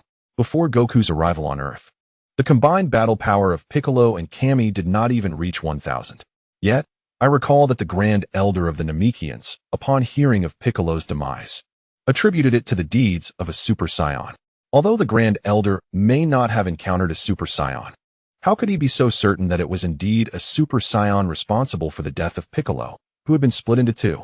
It raises the question of whether innate fighting talent is not calculated in multiples. When Kami was divided into two, his talent was similarly halved. If we consider talent as exponential, the undivided Piccolo would possess a power level of 10 to the 10th power, equivalent to 10 billion. Once separated, their values would be reduced to half, resulting in 5 to the 5th power, or a battle power of 3,125. The disparity is indeed vast. Just as Yagu was lost in his own world, Dobi abruptly halted, turning to Yagu and speaking. A moment of surprise passed before Yagu directed his flashlight forward, revealing a mysterious ceiling array etched into the rock wall ahead. While the design was not intricate, its presence imparted a profound mental impact on anyone visiting this place for the first time. After scrutinizing the surroundings, Yagu discerned that aside from the ceiling array, there was nothing else present. The layout suggested that the creator of the ceiling array had deliberately chosen this location. Although the wall depicting the seal appeared similar to those surrounding it, Yagu could still identify its uniqueness. It had been cleverly camouflaged after its construction. Is it true that you can return simply by passing through this ceiling array? Yagu inquired. Dobi nodded in affirmation, responding, indeed, it functions as a door, allowing me to enter and exit, albeit with restrictions. Each creature emerging from within is granted only 3 opportunities to pass through. Additionally, those of greater strength than Lord Bisto are unable to use this door. Only those whose power is marginally less than his can pass.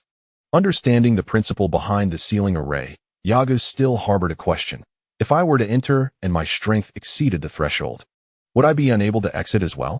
Dobi regarded Yagu with a puzzled expression before quickly shaking his head, replying, I do not know. I have never heard of anyone from the outside venturing inside. Ah, I see. Are you planning to return? Yagu asked. Huh, you wish to send me back? Dobi responded. Yagu shrugged, saying why not? If you wish to remain bound and accompany me, then follow along. With that, Yagu turned and began to retrace his steps, now aware of the ceiling array's location. In the future, once he gained some strength, he would invite the knowledgeable Kalen to examine this portal and discern its destination. Dobi stared in astonishment at Yagu's retreating figure, a smile breaking across his wrinkled face, before joyfully sprinting toward the seal, hands clasped behind his back. As his body made contact with the seal, the entire array shimmered with faint waves, and Dobi's form seemed to dissolve into it, as though submerged in water. Chapter 28. Tactical ambush. Freed from the encumbrance of Dobi, Yagu utilized his half-hearted aerial technique to leap and bound. Taking 30 minutes to arrive at the outskirts of the Demon Valley, which was now inundated with water, it appeared that this mission had been executed rather well, save for the mere increase of 0.1% in combat effectiveness. As he pondered this, he approached the entrance of the valley when, without warning, the sky darkened. Instinctively sensing danger, Yagu dove to the right, gripping the protruding rocks with force to hasten his escape. A tremendous roar erupted in his ears, followed by a wave of impact that surged outward, mud and debris striking Yagu, who had collapsed to the ground. He curled his body to shield his vulnerable areas from the onslaught of the flying stones. After a couple of breaths, the shockwave subsided, allowing Yagu to rise once more. Upon realizing the source of his peril, he was struck with astonishment. Who had orchestrated this? The sudden darkness he had perceived was due to a massive boulder plummeting from above. Judging by sight, Yagu estimated it to be nearly 2 meters high and 3 meters long, now partially buried in the earth, its surroundings slightly indented, resembling a crater left in the wake of the shock. As he glanced upward, a towering figure came charging down from above. Due to the angle, Yagu could not discern its features. However, he observed that as it descended, its limbs dug into the rock face, utilizing this method to counteract the tremendous inertia of its fall. With a series of thuds, the shadow approached within 10 meters of the ground, leaping gracefully without any unnecessary movements, landing directly in front of Yagu. The figure's feet struck the ground with the force of a heavy bulldozer dropping from a height of 2 or 3 meters, sending a resonant rumble through the earth. Yagu remained vigilant, scrutinizing the creature before him. Standing tall and imposing, it bore blue skin, the most striking feature being the tusks protruding from its jaw, which gave it a ferocious visage. Blue tufts of fur adorned its chin, temples, chest, wrists, and ankles, accentuating its menacing demeanor. Realizing the identity of the creature, Yagu recognized it as Bisto, the man-eating monster spoken of by Dubi. Ha ha ha, a little morsel. I was just thinking of turning you into a meat pie. Haha, where has Dubi gone? Indeed, the grotesque being before him was none other than Bisto, who regarded Yagu with utter disdain, subconsciously viewing him merely as a dish on his plate, without concern for any chance of escape. Yagu, not bound by the dogmas of martial ideals, felt a surge of satisfaction at the creature's underestimation. This was fortuitous, though he lamented the inability to wield his weapon. Seizing the opportunity, he resolved to incapacitate the enemy swiftly or diminish its combat prowess by half. With narrowed eyes, he focused intently on the 4-meter-tall Bisto. The other party remained infuriated by Dubi's absence, vocally lamenting, entirely dismissing the diminutive figure of Yagu, who stood at just over a meter tall. Indeed, Yagu's head barely reached the calf of Bisto, and with his youthful visage, he appeared utterly non-threatening. Yagu had already inspected the internal combat system, which defined the encounter as a life-or-death battle. Thus, emerging victorious would yield him a full 100% experience. His entire body was rife with openings, and although his fists were clenched, his grip was not tight. He brought his index and middle fingers together, reinforcing their union with his thumb pressing against his index finger. As Bisto turned and shouted into the depths of the Demon Valley, Yagu seized the moment to move, swiftly maneuvering around the periphery that Bisto might catch in his peripheral vision. The rush of his movement created a considerable commotion. The faster he ran, the greater the force he exerted against the ground, amplifying the noise he generated. Naturally drawn by the sound, Bisto turned his head, only to find Yagu had vanished. A look of surprise instantly etching itself upon his face. Where has he gone? He began, but before he could finish, a shadowy figure appeared beside him. The shadow moved with remarkable speed, aiming directly for Bisto's head. Instinctively, Bisto swung his right hand to swat it away. The shadow was Yagu, whose rapidity, while impressive in isolation, paled in comparison to the velocity of a bullet when placed against the backdrop of a spacecraft escaping Earth's gravitational pull. Yagu's speed was indeed swift, but Bisto managed to intercept him with a mere flick of his hand. However, the 3 years spent in the gravity chamber were not in vain. He propelled his limbs forward, immediately decelerating while landing his hands and feet upon Bisto's forearm. The entire maneuver was executed with seamless precision. Yagu seized the bristles on Bisto's wrist, executing a roll that brought him to a half-kneeling position atop Bisto's shoulder.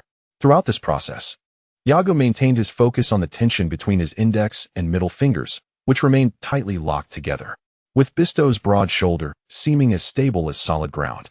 He noted the latter's gaze fixated upon him. In a half-kneeling stance, Yagu leaned forward, launching both arms toward Bisto's face, while simultaneously, his preloaded index and middle fingers shot straight toward Bisto's eyes. Sensing the imminent threat, Bisto let out a shout, his right hand instinctively brushing against his shoulder as he tilted his head back, eyes tightly shut, unwilling to afford even the slightest slack. Enveloped in darkness, he could still sense the murderous intent directed at him, akin to a beacon in the night, palpable even with his eyes closed. As a sharp pain pricked the corner of his eye, he realized something foreign had made contact with his eyeball, causing him to panic. With a frantic yell, he launched both hands toward his face in a desperate attempt to shield himself. At that moment, he cast aside all other thoughts. If this human were to blind him, his only escape would be back to his own realm, for otherwise, he would undoubtedly perish at the hands of these outsiders, a fate he could not accept. With a resounding crack, a sharp sound reverberated across Bisto's face. Although it did not strike Yagu, it left Bisto's visage flushed with crimson. The force behind the blow was considerable, accompanied by Bistow's anguished cry. However, his wail was swiftly silenced as Yagu evaded the assault that came from behind him, positioning himself against Bistow's chest and delivering a fierce impact to his throat. In an instinctive attempt to evade Yagu's onslaught aimed at his eyes, Bistow not only shut his eyes tightly, but also tilted his neck backward, exposing a glaring vulnerability. Consequently, while Yaga's fingers grazed Bistow's eyelid, and even made contact with his eyeball, he resolutely abandoned the notion of targeting Bistow's eye any further. Despite being a creature of the supernatural, Bistow's anatomical structure bore a striking resemblance to that of a human, albeit with greater strength. Alas, no matter how robust one's physique, the internal body remains challenging to train. Yaga's strike to Bistow's throat caused him to cough up blood instantaneously. Gushing forth was a torrent of blue blood from his mouth, forcing him to stagger backward until he faltered and collapsed to the ground, trembling uncontrollably. Yagu would not allow Bistow the luxury of regaining his composure before striking again. Though this was their first encounter, he discerned that Bistow's strength surpassed his own. A single punch from Bistow would likely be a severe blow. Yet even though Yaga's punch would inflict considerable pain, it would not result in a devastating impact, save for critical areas. With a swift motion, Yagu positioned himself above the half-kneeling Bistow, extending his body backward and raising both hands above his head, nearly touching his heels. Harnessing the momentum of his downward strike, he aimed for the back of Bistow's head and delivered a powerful blow. The sound of the impact echoed like thunder as Bistow's towering 4-meter frame crumpled to the ground, akin to a collapsing building, his head burying itself in the earth. The force of Yagu's strike created a slight rebound, momentarily suspending him in the air before he descended, adopting a sideline posture. Simultaneously, he lifted his elbow, landing another blow to the back of Bistow's head as he fell. The sound produced, whether from his fist or elbow striking Bistow's skull, was indistinguishable. Bistow's head sank slightly into the ground, yet it remained higher than Yaga's waist. From the two strikes, Yaga gauged Bistow's resilience and decided against further brute force. Instead, he channeled his energy into his legs, swiftly maneuvering to Bistow's side in the blink of an eye. This time, Yaga tightened his fingers into a fist, raising his right arm.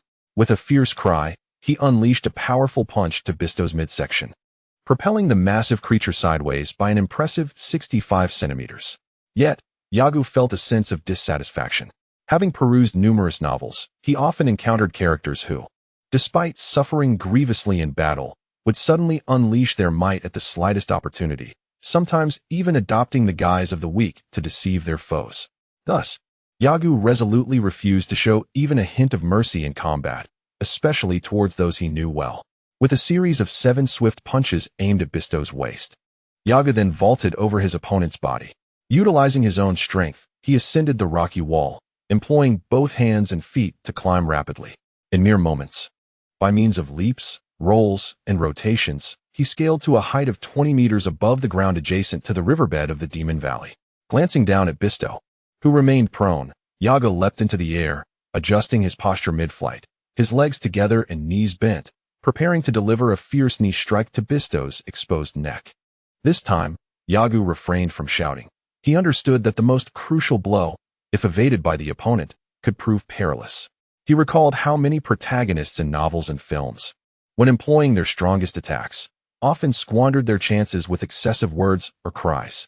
Although the absence of a battle cry left a weight in his chest, it paled in comparison to the stakes of either defeating an enemy or falling victim to one. Yagu was a pragmatist. If something served to aid him, he would embrace it, but he would discard what hindered him, even if he had an affinity for it. Chapter 29. The turmoil of the heart descending from a height. Yagu's knee struck Bistow's neck with a resounding crack. In an instant, Bistow's massive form convulsed, his limbs trembling slightly, yet he could no longer move. Yagu paid no mind to the treachery of his attack. Instead, he watched as his experience in the battle system surged by 1%, bringing it to a total of 1.71, filling him with a sense of relief akin to the sudden release of pent-up frustration that had long weighed upon his chest. It's not as formidable as I thought, he exclaimed. However, Yaga's expression suddenly shifted, his eyes narrowing. He realized the need for caution. Not only was this creature a monster, but recalling the upcoming saga of Bu, where 2 earthlings, transformed by malevolent sorcery, could regenerate even after sustaining severe injuries to their necks, made him reconsider. The notion of leaving a snake alive only to be bitten back haunted him, prompting Yagu to abandon his leisurely observation. Although Bisto appeared on the brink of death, he still exerted every effort to dislocate the joints of his opponent's limbs.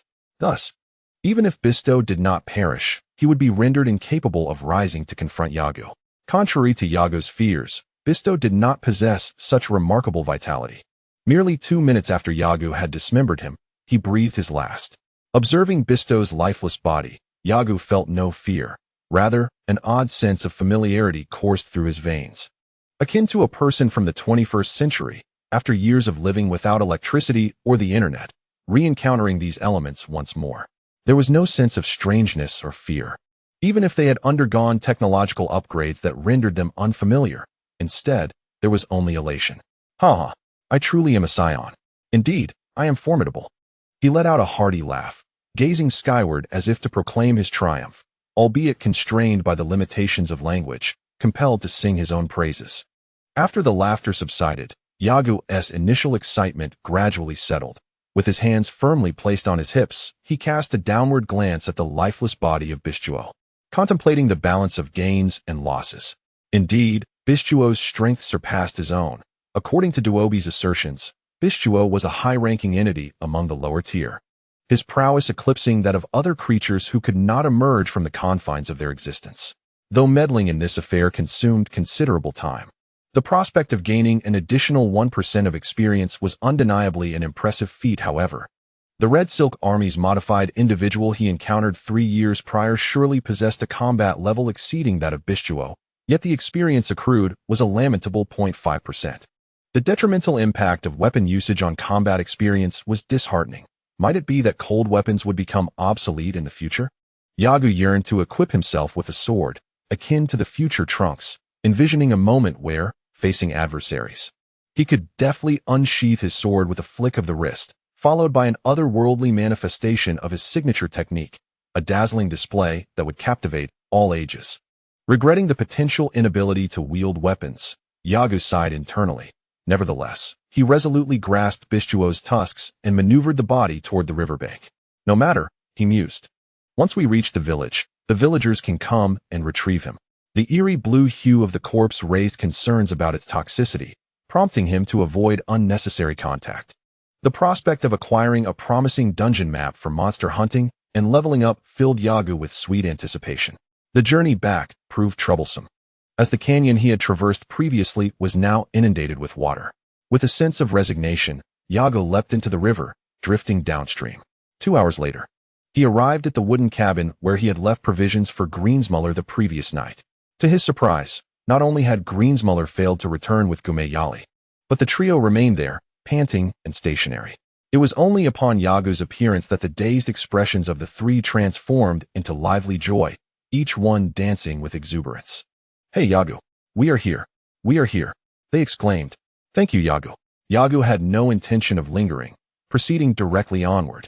Among the trio, only Yali discerned this intent. The other two believed Yagu had overlooked them, leading to their nonchalant departure. The following day, after placing the food prepared by the villagers into his multifunctional capsule, Yagu resumed his journey. Like Kalen, he advanced while simultaneously honing his skills. In a world where combat prowess had flourished, the speed of his aerial maneuvers had long surpassed that of most human aircraft. Yet, for Yagu, his velocity could not rival that of a sports car. As a former inhabitant of Earth, his inertia was even more pronounced than that of Klin, who had diligently pursued martial training to attract more admirers. However, a series of actions since his arrival on this world had not revealed such a tendency in him. Earlier, Yagu had acknowledged his own weaknesses. Human inertia was a formidable obstacle. Hence, regardless of the circumstances, he refused to allow himself to make excuses for failing to complete his training tasks from years past. Each day's training regimen must be fulfilled entirely, come what may.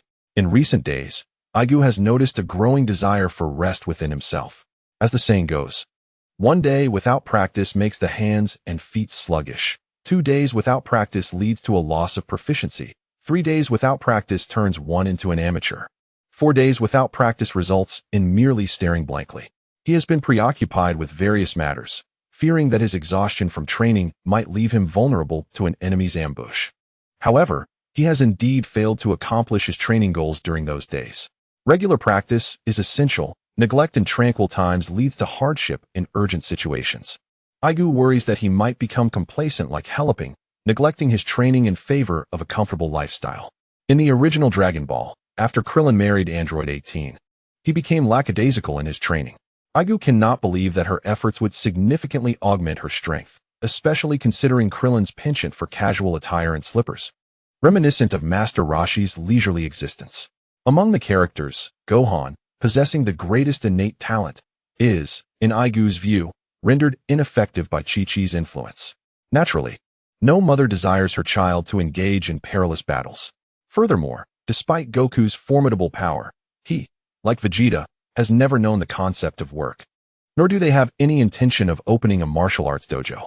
Without a steady income, the burden inevitably falls upon their wives. Bulma, the heiress of Capsule Corporation and a brilliant scientist, is less affected by Vegeta's lack of employment. In contrast, Chi-Chi faces a different reality. With Ox King not being a wealthy man and the considerable appetites of Goku and Gohan necessitating substantial resources, one can discern her strong opposition to Gohan's martial training. Argo, unencumbered by familial obligations, has representatives in the military and holds shares in Capsule Corporation, ensuring his future is secure, with over a ton of gold still at his disposal. Half a month has elapsed since Argo departed the hilly terrain, entering a vast expanse of grassland. He carries a burden of 20 kilograms while hoisting a rock nearly 1 meter high, 2 meters long, and 1.5 meters thick above his head. This weighty stone, selected after 3 attempts, serves as a long-term training tool. The grassland is dotted with herds of cattle and sheep, yet Argo steers clear of them. This world is fraught with danger. Despite being a government-controlled area, the Red Ribbon Army moves freely, sometimes deploying elite squads to specific locations. 3 years ago, an attack on the Red Ribbon Army resulted in the theft of significant supplies. Argo doubts the army remained unresponsive, especially given the Earth government's military capabilities reminiscent of the nationalist forces during World War II. It is likely that news of his audience with the king has been conveyed to them. He may now find himself on the Red Ribbon Army's blacklist. As an organization with world domination as its goal, they spare no enemy. Despite his youth, Argo is acutely aware that he must be prepared to act decisively when necessary. After 10 continuous days of running, one day, as Argo ascended a dirt slope, he spotted 2 single-person aircraft belonging to the Red Ribbon Army approaching from afar. The aircraft soared swiftly through the sky, vanishing within seconds. At the base of the slope, a family on the grassland was in the midst of migration, surrounded by lively herds of cattle and sheep moving across the plains. At that moment, the 2 distant aircraft returned unexpectedly, without uttering a word, as they approached the homestead. 2 machine gun barrels emerged from the front of the vessels. Suddenly, a barrage of bullets erupted, and in an instant, cattle and sheep fell to the ground. A shepherd mounted on his horse was struck by a bullet, and in mid-air, a brilliant spray of blood erupted.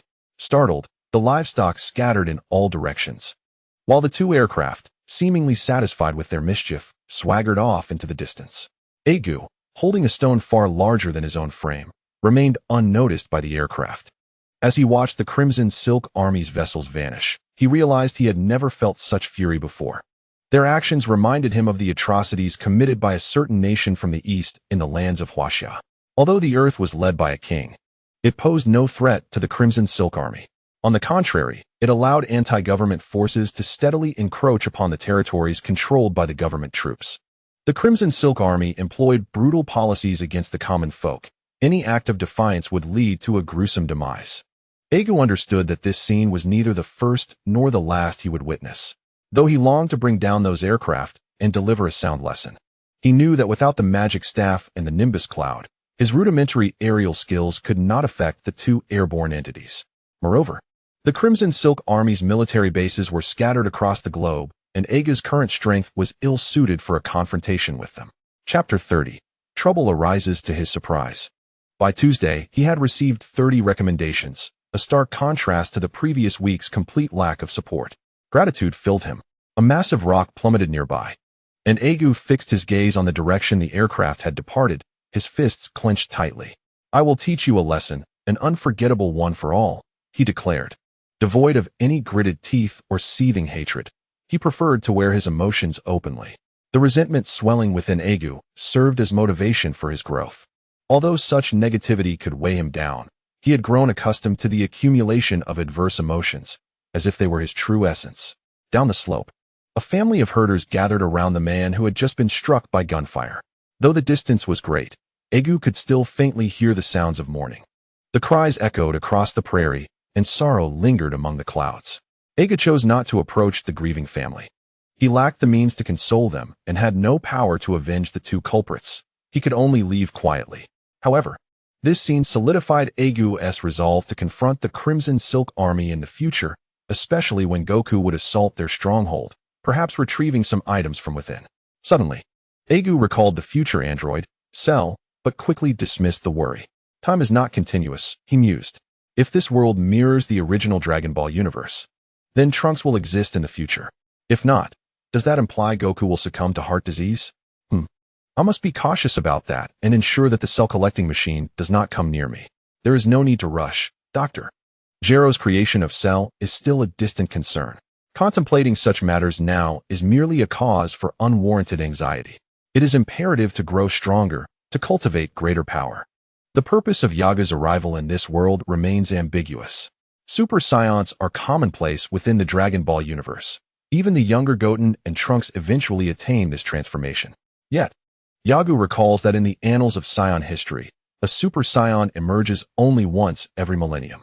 Vegeta, with a battle power exceeding 20,000, astonishes other warriors across the cosmos, highlighting the rarity of a battle power in the millions and the Super Saiyan transformation itself. Yagu is also acutely aware that the Frieza force, led by the tyrant himself, has never engaged in rigorous training. They prefer to hone their skills through combat, increasing their power through experience. However, the reality is that they can only prey upon weaker races. When faced with formidable opponents, they dispatch warriors of a higher caliber. Thus, aside from a select few, Frieza's subordinates lack the ambition to transcend their limits. In stark contrast stand the warriors of Dragon Ball. Apart from the Saiyans and Namekians, Earthlings such as Tien, Kaiatsu, Yamcha, and Krillin have consistently surpassed their own limits through relentless training, particularly in the climactic moments of the original manga. Even when confronted by the formidable Majin Buu, Tien displays no signs of cowardice. Yagu cannot fathom how he would react when faced with a powerful adversary. If he were to confront Frieza now, he could not envision the scenario. Unlike Tien, who boldly confronted Buu, Yagu would likely opt for a strategic retreat, choosing to remain concealed near Frieza, plotting his approach, believing that remaining inactive would yield better results than premature confrontation. After all, preserving one's strength is paramount. The scene in the grasslands served as a source of inspiration for Yagu. However, he understands that the correct method of cultivation is of utmost importance. Within the Dragon Ball universe, there is no implication that intense training adversely affects longevity. Yet, masters like Master Roshi and Crane Hermit, who live for over 300 years, are truly remarkable figures. Yaga does not wish to provoke the Red Ribbon Army, yet 6 days later, he unexpectedly encounters a region under their control. Damn it! You truly are persistent, he exclaims, casting aside a massive boulder and standing atop a high mountain, gazing at the imposing military fortress adorned with the Red Ribbon banner fluttering in the distance. At this moment, his battle power is insufficient to engage directly with the Red Ribbon Army. Yagu is aware of this. Although he is acclimated to 30 times Earth's gravity, it does not equate to the strength of Goku, who has mastered the Kaioken technique under such conditions.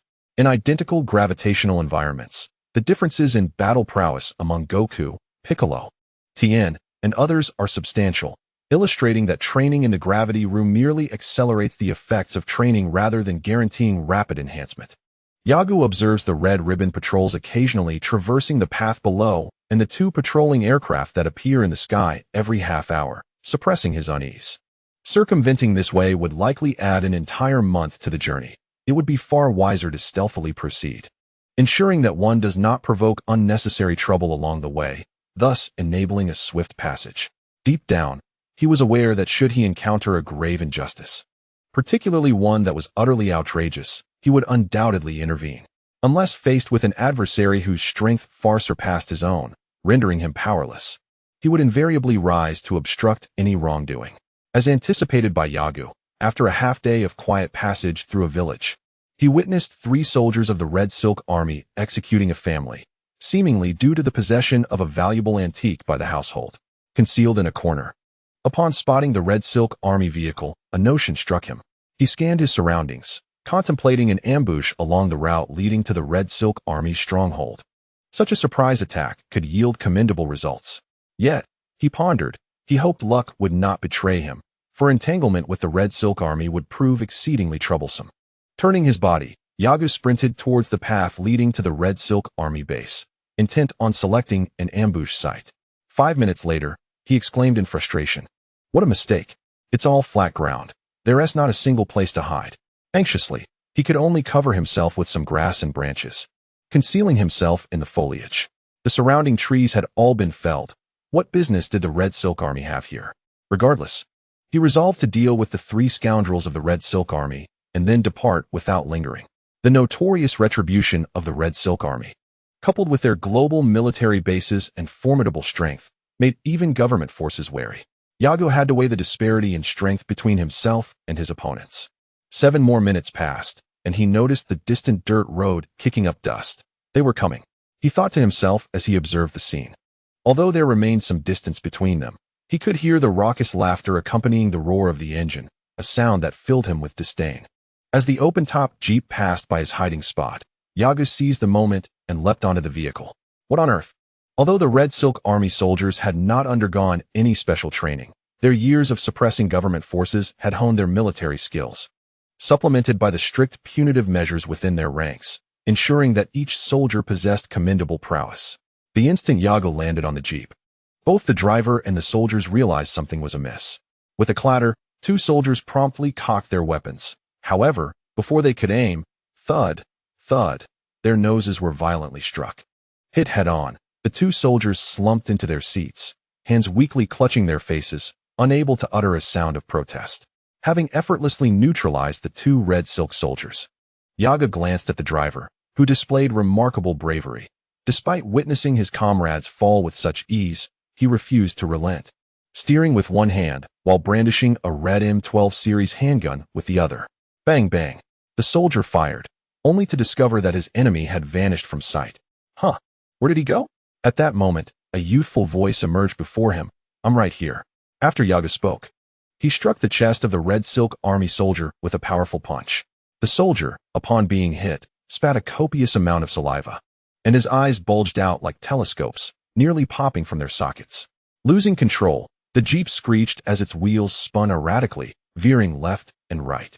Realizing the vehicle was about to crash into a rock, Yagu propelled himself upward with a forceful push of his legs, executing 2 somersaults in midair before landing in a horse stance. That was rather effortless. The combat system granted Yagu a mere 0.3 experience points.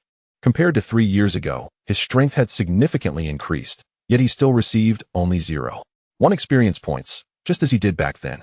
Yagu felt a surge of delight at this progress, though he was profoundly dissatisfied with the pace of experience accumulation. With merely 1.74% of experience gained, it seemed an eternity before he could level up. Suddenly, as Yagu pondered his experience bar, the Jeep collided with the rock and exploded, shocking him. As military machinery, such vehicles should not explode so easily. A towering inferno and billowing smoke ascended into the sky, leaving Yagu astounded. Damn it! This is bound to attract the Red Silk Army.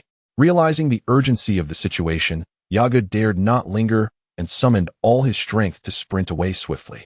He had to find a hiding place before the aircraft arrived to scout the area. Chapter 31. The Unaware Creatures. One day, there were 14 new recommendations. Thank you.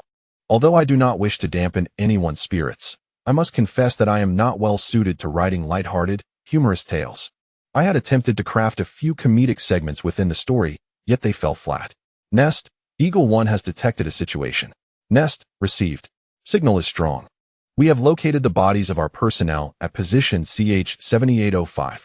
I request permission to examine the ground, with Eagle 2 tasked to secure the perimeter. Understood. Nest will dispatch support as soon as possible. Within the mountain fortress, a young commander sat silently in the control room, attentively listening to the communications relayed from outside. The personnel in the control room worked methodically, with no one daring to disturb the commander with trivial matters. At that moment, a civilian staff member approached the leader, who cast a brief glance at him before closing his eyes and curtly inquiring, "What is it?" The civilian, holding a report that someone of his rank should not have been privy to, hesitated. However, the commander had long overseen this territory, and certain details diverged from the directives issued by the higher echelons of the Red Silk Army. General Dapu, Headquarters has issued orders to withdraw our forces from this area within 2 years and redirect operations to the XD 5402 region for mineral extraction. Simultaneously, we are instructed to avoid any confrontations with the government forces, ensuring the safety of all soldiers. After the withdrawal, the civilian officials failed to thoroughly read the orders on the documents. General Dapu swiftly seized the materials from their hands, casting a quick glance over them. With a disdainful snort, he dismissed the nonsensical orders, clearly issued by Baraku under the guise of the commander's authority. What a fool! Expanding aggressively, while simultaneously expecting the government forces to grow complacent. Does he think everyone is a fool? A tremor ran through Dapu's hand, and a flame suddenly erupted from his palm, instantly reducing the thick stack of documents to nothingness. The civilian personnel standing beside him gazed in trepidation at the charred remnants on the ground, their bodies trembling slightly.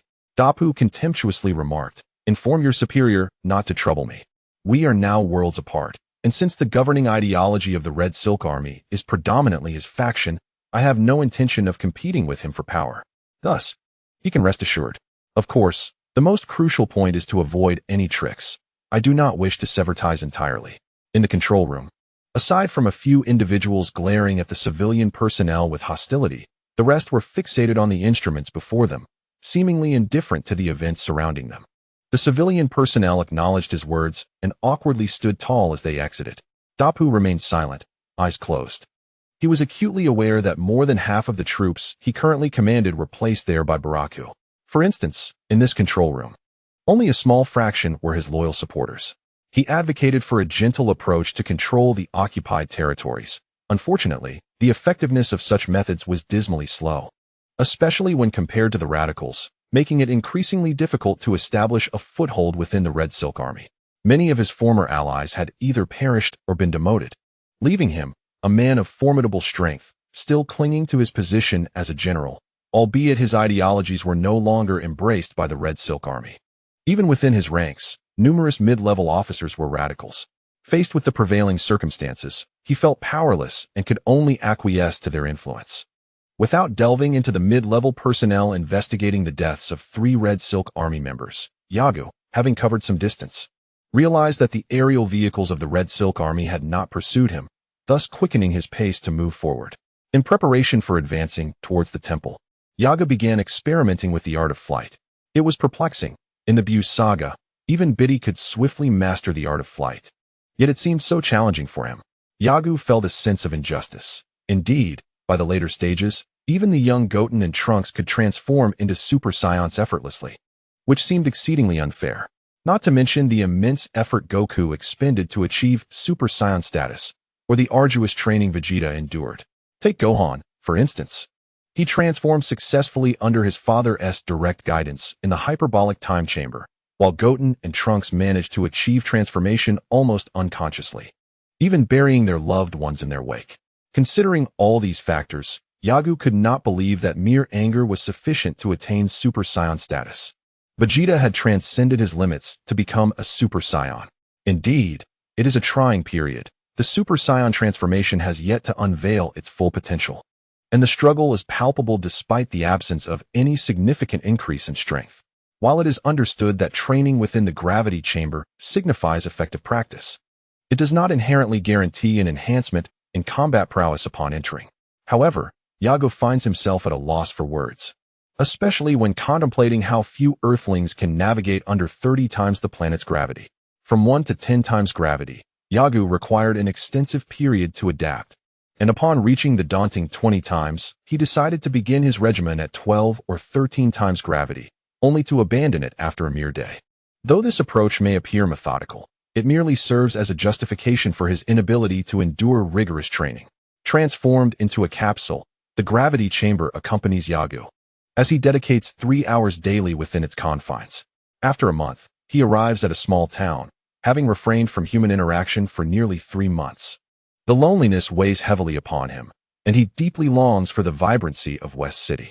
There, even in the absence of social engagement, the mechanical hum and the ebb and flow of passers-by offered him a sense of tranquility, a stark contrast to the isolation of the deep woods, where glimpses of smoke rising from distant villages were rare. The town streets are bustling with people, and a mere glance reveals that it is a market formed spontaneously by nearby villagers. After subsisting on canned food for so long, he yearns to indulge in the culinary arts of humanity. With ample funds at his disposal, he inquires of the locals and makes his way to the finest restaurant in town. Similar to large establishments in ordinary cities, the restaurant features a hostess at the entrance, adorned in a qipao, a familiar sight for Yagu. Notably, Dragon Ball, as a Japanese manga, intricately weaves elements of Chinese tradition throughout, including characters like the Bull Demon King, the Banana Fan, and the three-eyed figure reminiscent of Erling Shun. Even the dragon that ties the narrative together embodies an Eastern essence. It is evident that the dragon of Namek is not of the same ilk, suggesting that the celestial creators of Dragon Ball were influenced by this world to conceive such a dragon.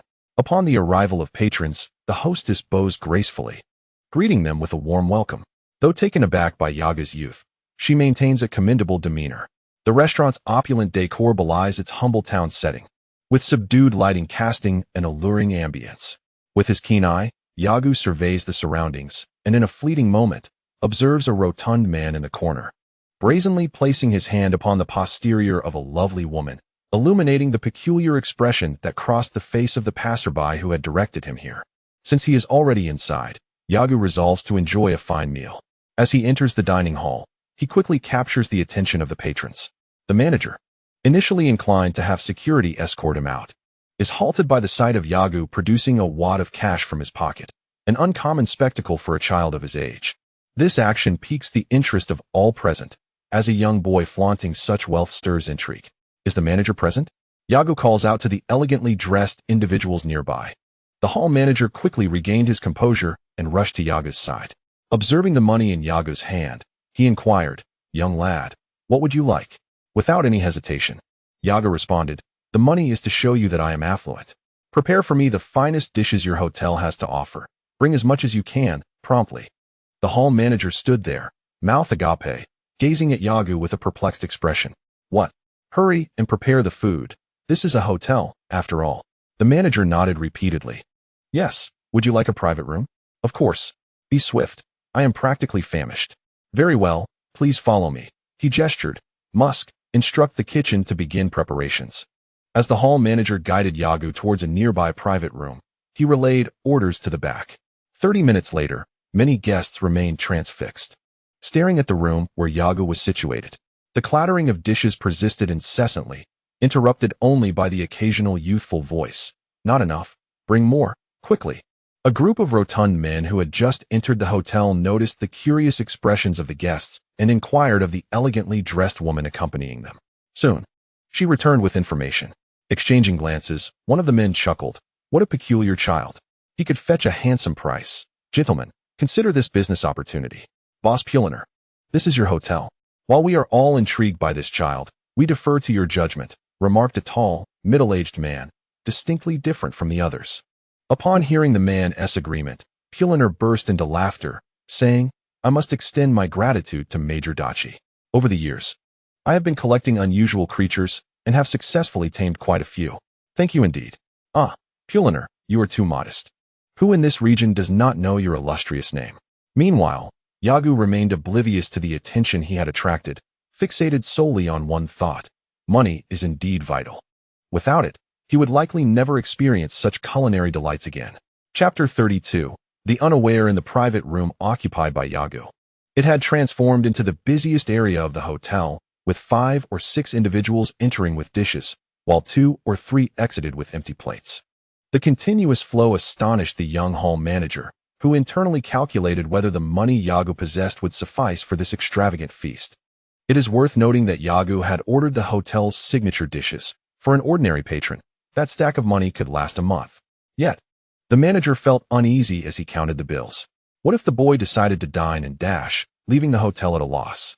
While the establishment could pursue the boy for recompense, the manager would undoubtedly bear the brunt of the responsibility. Suddenly, he noticed a sharply dressed young man approaching him, someone he recognized, as he worked under this individual's supervision. For the sake of his job and to avoid offending him, the hall manager knew he must cultivate a good relationship. Secretary Bai, you've arrived. Where's the boss? Secretary Bai, with an air of superiority, fixed an arrogant gaze upon the hall manager. Noticing the latter's intent to approach her superior, she furrowed her brow slightly and said, "Do not concern yourself with the boss's matters. Focus on your own responsibilities, understood?" The hall manager, sensing her displeasure, felt a pang of fear and nodded repeatedly. Were it not for the public setting, surrounded by many others, he might have been compelled to kneel before her. To him, power was paramount. Dignity held little value. Especially after acquiring authority, he was indifferent to disdain from those above him. However, should any subordinate dare to disregard him, he would ensure they experienced the full extent of his power. Yes, you are absolutely right. By the way, may I inquire what brings you here, Secretary Bai? Without deigning to meet his gaze, Secretary Bai pointed towards the private room where Yagu was situated and remarked, "I have heard this child can consume food meant for hundreds. Is that true? Surely he hasn't deceived you with some peculiar method?" The hall manager's eyes darted as he recalled a certain matter. It was rumored that the boss had a penchant for collecting individuals with unique abilities, be they beautiful or unattractive. Could it be that the boss had taken a liking to this extraordinary child? Oh, the world's most gluttonous young one might indeed be a splendid novelty. Understanding this, the hall manager responded, "Rest assured, Secretary Bai, our people are inside, and there will be no mistakes. Observe, we have even signaled him with a gesture to administer the medicine, while maintaining a posture of humility and deference." The hall manager knew that someone like Secretary Bai, in light of the boss's temperament, was nothing more than a mere dog. Such individuals would adopt a lowly demeanor in the presence of significant figures, yet would employ countless methods to subjugate those beneath them when separated from their powerful patron. Thus, when dealing with such a person, one must cater to their vanity. Failure to do so, unless armed with formidable backing, could lead to dire consequences. Handle it as you see fit, but remember to act decisively. And do not tarnish the hotel's reputation, understood? After issuing her admonition, Secretary Bai turned on her heel, her haughty demeanor vanishing as she approached her boss, Puliner, transforming into a picture of humility and obedience. The hall manager contemplated Secretary Bai's words, "Do not tarnish the hotel?" The thought quickly crystallized in his mind. It seemed he could not tamper with the food. Yet, a spark of inspiration lit his eyes. Since the boss desired this child, others would surely be eager to act. Thus, it was imperative to keep the boy within the confines of the hotel. Seizing a moment amidst the ebb and flow of guests at the entrance, he ventured inside, only to be greeted by a mountain of empty plates. The most astonishing sight, however, was Yagu's voracious eating speed. His mouth functioned like a grinding machine, swallowing everything that was placed before him after a mere few chews, while his slightly protruding belly seemed almost unbelievable in contrast. How can such a person exist? The hall manager, seasoned and worldly, had encountered numerous competitive eaters before, individuals who could consume vast quantities in half an hour. Yet this child made them appear trivial by comparison. Some individuals take delight in collecting stamps, while others may find joy in gathering artworks from specific artists. In contrast, Puliner has a penchant for collecting peculiar creatures, including humans. The hall manager has personally encountered some of these oddities, yet in comparison to the bizarre child before him, those figures pale in insignificance. With a smile gracing his face, the hall manager slowly approached Yagu, deftly avoiding the clattering spoon that the child was wielding. Upon reaching Yagu's side, he found that the child seemed oblivious to his presence, engrossed in his feast. Suppressing his embarrassment, the hall manager forced a smile and greeted, "Good day, esteemed guest." Yagu seized a massive leg of an unknown creature, perfectly roasted to a golden crisp, devoid of any greasiness, emanating a delightful aroma. It was akin to a person, accustomed to a diet of rich meats, suddenly discovering the refreshing taste of apples and oranges in a gas-laden box. Despite having savored this dish for the 6th time, Yagu found himself craving more. When he heard the manager speaking beside him, irritation flickered within him, and while tearing off a piece of meat, he muttered, "What is it?" The hall manager, a capable individual, maintained his composure, masking any discontent with a smile. "Are you satisfied with our hotel's service, dear guest?" Yago paused, suspicion creeping into his mind. What could the manager possibly want from him? Surely, for market research. He would not be the one to interrogate. Moreover, the hotel's primary revenue likely stemmed from other activities, perhaps more intimate encounters. Did he seek to offer Yago some special service? As this thought crossed his mind, Yago's eyes darted around, taking in the sight of a nearby female server in professional attire. Her figure, curvaceous and taut, stirred an impulse within him to test the elasticity of her form. Shaking his head, he quickly snapped back from such fanciful musings. What folly! After all, he was destined to be a martial arts master, a future substitute for Satan. Calm. There could be no blemishes on his record. All was but a fleeting distraction. Closing his eyes to quell the tumult within, Yago turned his gaze back to the hall manager. What is it? Are you concerned my finances may fall short? He glared at the manager, knowing that in this establishment, where such transactions occurred, he would not be met with warmth. In this industry, coercion, murder, and deception inevitably intertwine, for it is a corruption of human nature, not merely limited to the realm of vice. Strangely, in the world of Dragon Ball, such chaos seemed absent. Perhaps the influence of the Red Ribbon Army had diminished the government's power. Indeed, that seemed a plausible explanation.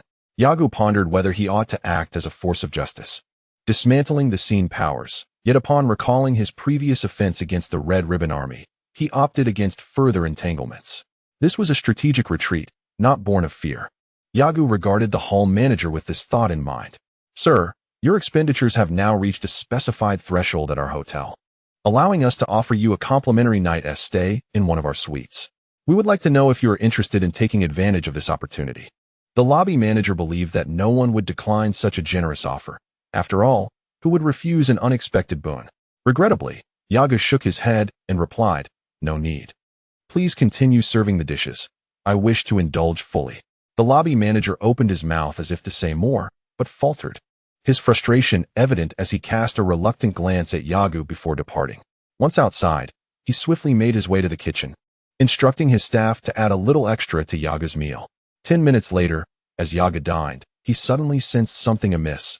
A fog enveloped his mind, and his innate distrust of others prompted him to realize he had been ensnared. With a mouthful of meat, a whirlwind of thoughts raced through Yago's mind. Ultimately, he concluded that, given his current state of weakness, it would be wiser to feign submission. Revealing his formidable strength while incapacitated could lead to dire consequences. With this in mind, Yago closed his eyes, his head succumbing to gravity and crashing against the table. Chapter 33. The lobby manager, having discreetly approached, observed Yago collapsed and smirked, his demeanor remaining imperious, betraying no hint of his inner triumph. He stepped forward, approaching Yago's fallen form, and gently prodded him, calling out, Guest? Guest? Yago, with eyes still shut and body twisting slightly, mumbled, Leave me be. Seeing that Yago had not yet succumbed entirely to slumber, the lobby manager found amusement in the situation. The potency of the drug was formidable, and Yaga's current condition would persist for 2 days. During this time, he would only receive water, and by the time he awoke, he would find himself too weak to resist, thus facilitating the completion of the boss's objectives. As for what would become of Yago once he fell into the hands of the boss, that was of no concern to the lobby manager. After dismissing the individuals present in the private room, the lobby manager summoned hotel security to discreetly transport Yago away. Ensure the operation is clean. We cannot afford prying eyes. Also, remind everyone who was in the room to keep their mouths tightly shut. The security personnel, clad in military garb and armed, were akin to local warlords in this region. The captain replied, Understood, manager. I am fully aware of the task at hand. Rest assured, there will be no loose ends. The captain's lips curled into a sinister smile, and the lobby manager nodded in satisfaction, leaving the private room without uttering another word. Though Yago lay with eyes closed, feeling dazed, he remained acutely aware of his surroundings. However, his strength had yet to return, and he dared not make a move. 2 individuals arrived, concealing themselves within a box, while Yago remained blissfully unaware, neither awakening nor revealing any flaws in his performance. He was oblivious to the quality of his act, merely adopting a slumberous demeanor for others to observe. Fortuitously, the intruders did not immediately search his person, allowing several versatile capsules to remain undisturbed. Yago spent several hours confined within the dark box, experiencing a few jolts along the way. leading him to surmise that he had been transported in a vehicle to their clandestine stronghold. Once Yagu was dismissed, the hall manager promptly approached Secretary Bai, who was stationed outside the private room of the esteemed boss. Upon noticing the manager's approach, she cast a fleeting glance his way and inquired, "Is it accomplished? No missteps, I hope." Bending slightly, the hall manager, despite the room's excellent soundproofing, lowered his voice, assuring her that he had delivered the individual to the boss's designated personnel without causing any disturbances in the hall. Secretary Bai hummed in response, stating, "It is imperative that nothing goes awry. Are you aware of why your predecessors vanished?" The hall manager nodded earnestly, smiling as he replied, "That is precisely why I require your attentive oversight, Secretary Bai. I recently identified some goods of interest. Perhaps I could arrange for them to be delivered to your residence soon for your selection?" Observing the manager's obsequious demeanor, Secretary Bai's expression hardened. "Manager, you must comprehend that we serve the esteemed Mr. Puliner. It is crucial that we do not err in this regard. Do you understand?" The hall manager, feeling the weight of her words, experienced a sudden pang of anxiety. Yet, he quickly masked it with a facade of humility and a forced grin. Secretary Bai's assertion resonated. He naturally considered the boss's interests, yet he could not help but admire the diligent efforts of Secretary Bai. Without displaying any impatience, Secretary Bai directly conveyed, "Your predecessors expressed similar sentiments, and I consistently advised them to refrain from overstepping and to diligently fulfill their duties. I hope you grasp the essence of my message and that your tenure in my presence will extend longer than that of the previous fools. Do you comprehend?" "Yes, I understand," the hall manager stammered, cold sweat trickling down his back, his legs trembling slightly. Having no desire to regard him any further, Secretary Bai waved him off dismissively. It was only after the hall manager departed that she turned, a slight smirk curling at the corners of her lips, accompanied by a cold laugh.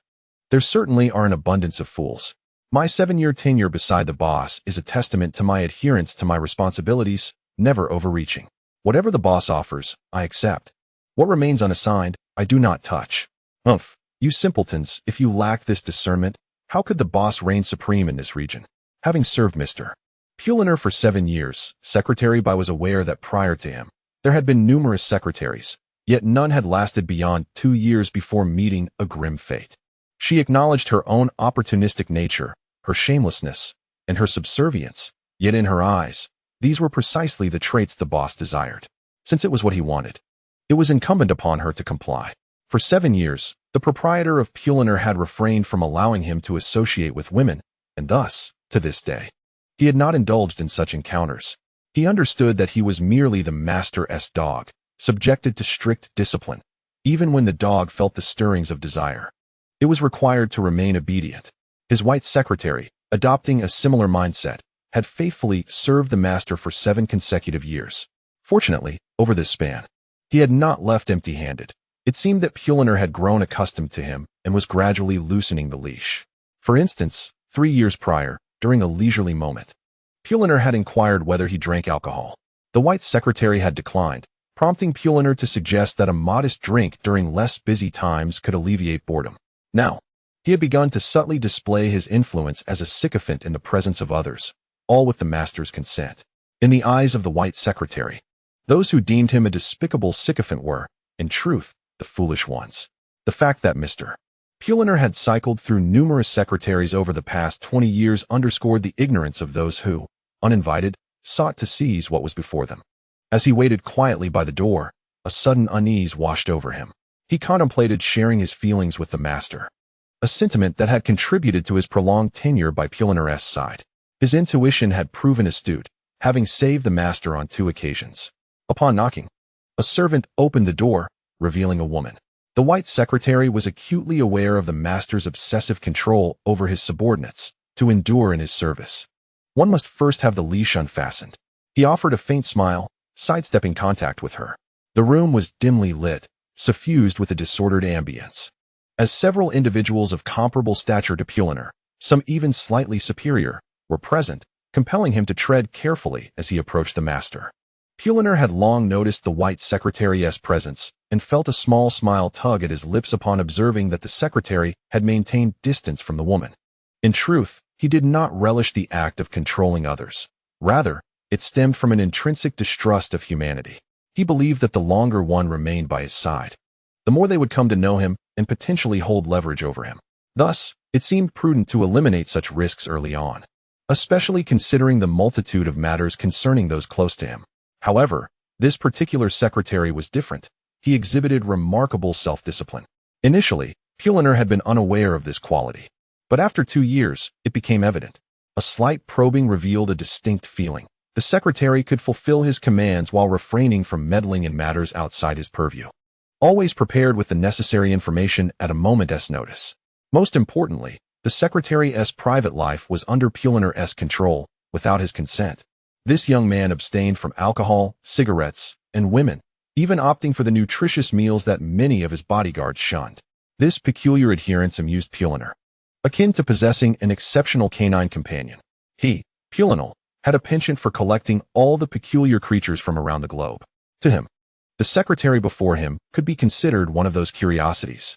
Since he cherished such collections, he thought it prudent to keep him close. He had long since forgotten about the secretary Bai's uncanny sixth sense. As Bai approached cautiously from behind, Puliner smiled and remarked, "Bai Luosi, what do you think of that woman over there?" Bai, who had been on the verge of speaking, turned to glance at the woman. She was the very one who had opened the door for him moments ago. His longing had become unbearable. A normal man would have gone mad after enduring 7 years of such restraint, yet he had not succumbed, maintaining an almost frenzied willpower in the eyes of others.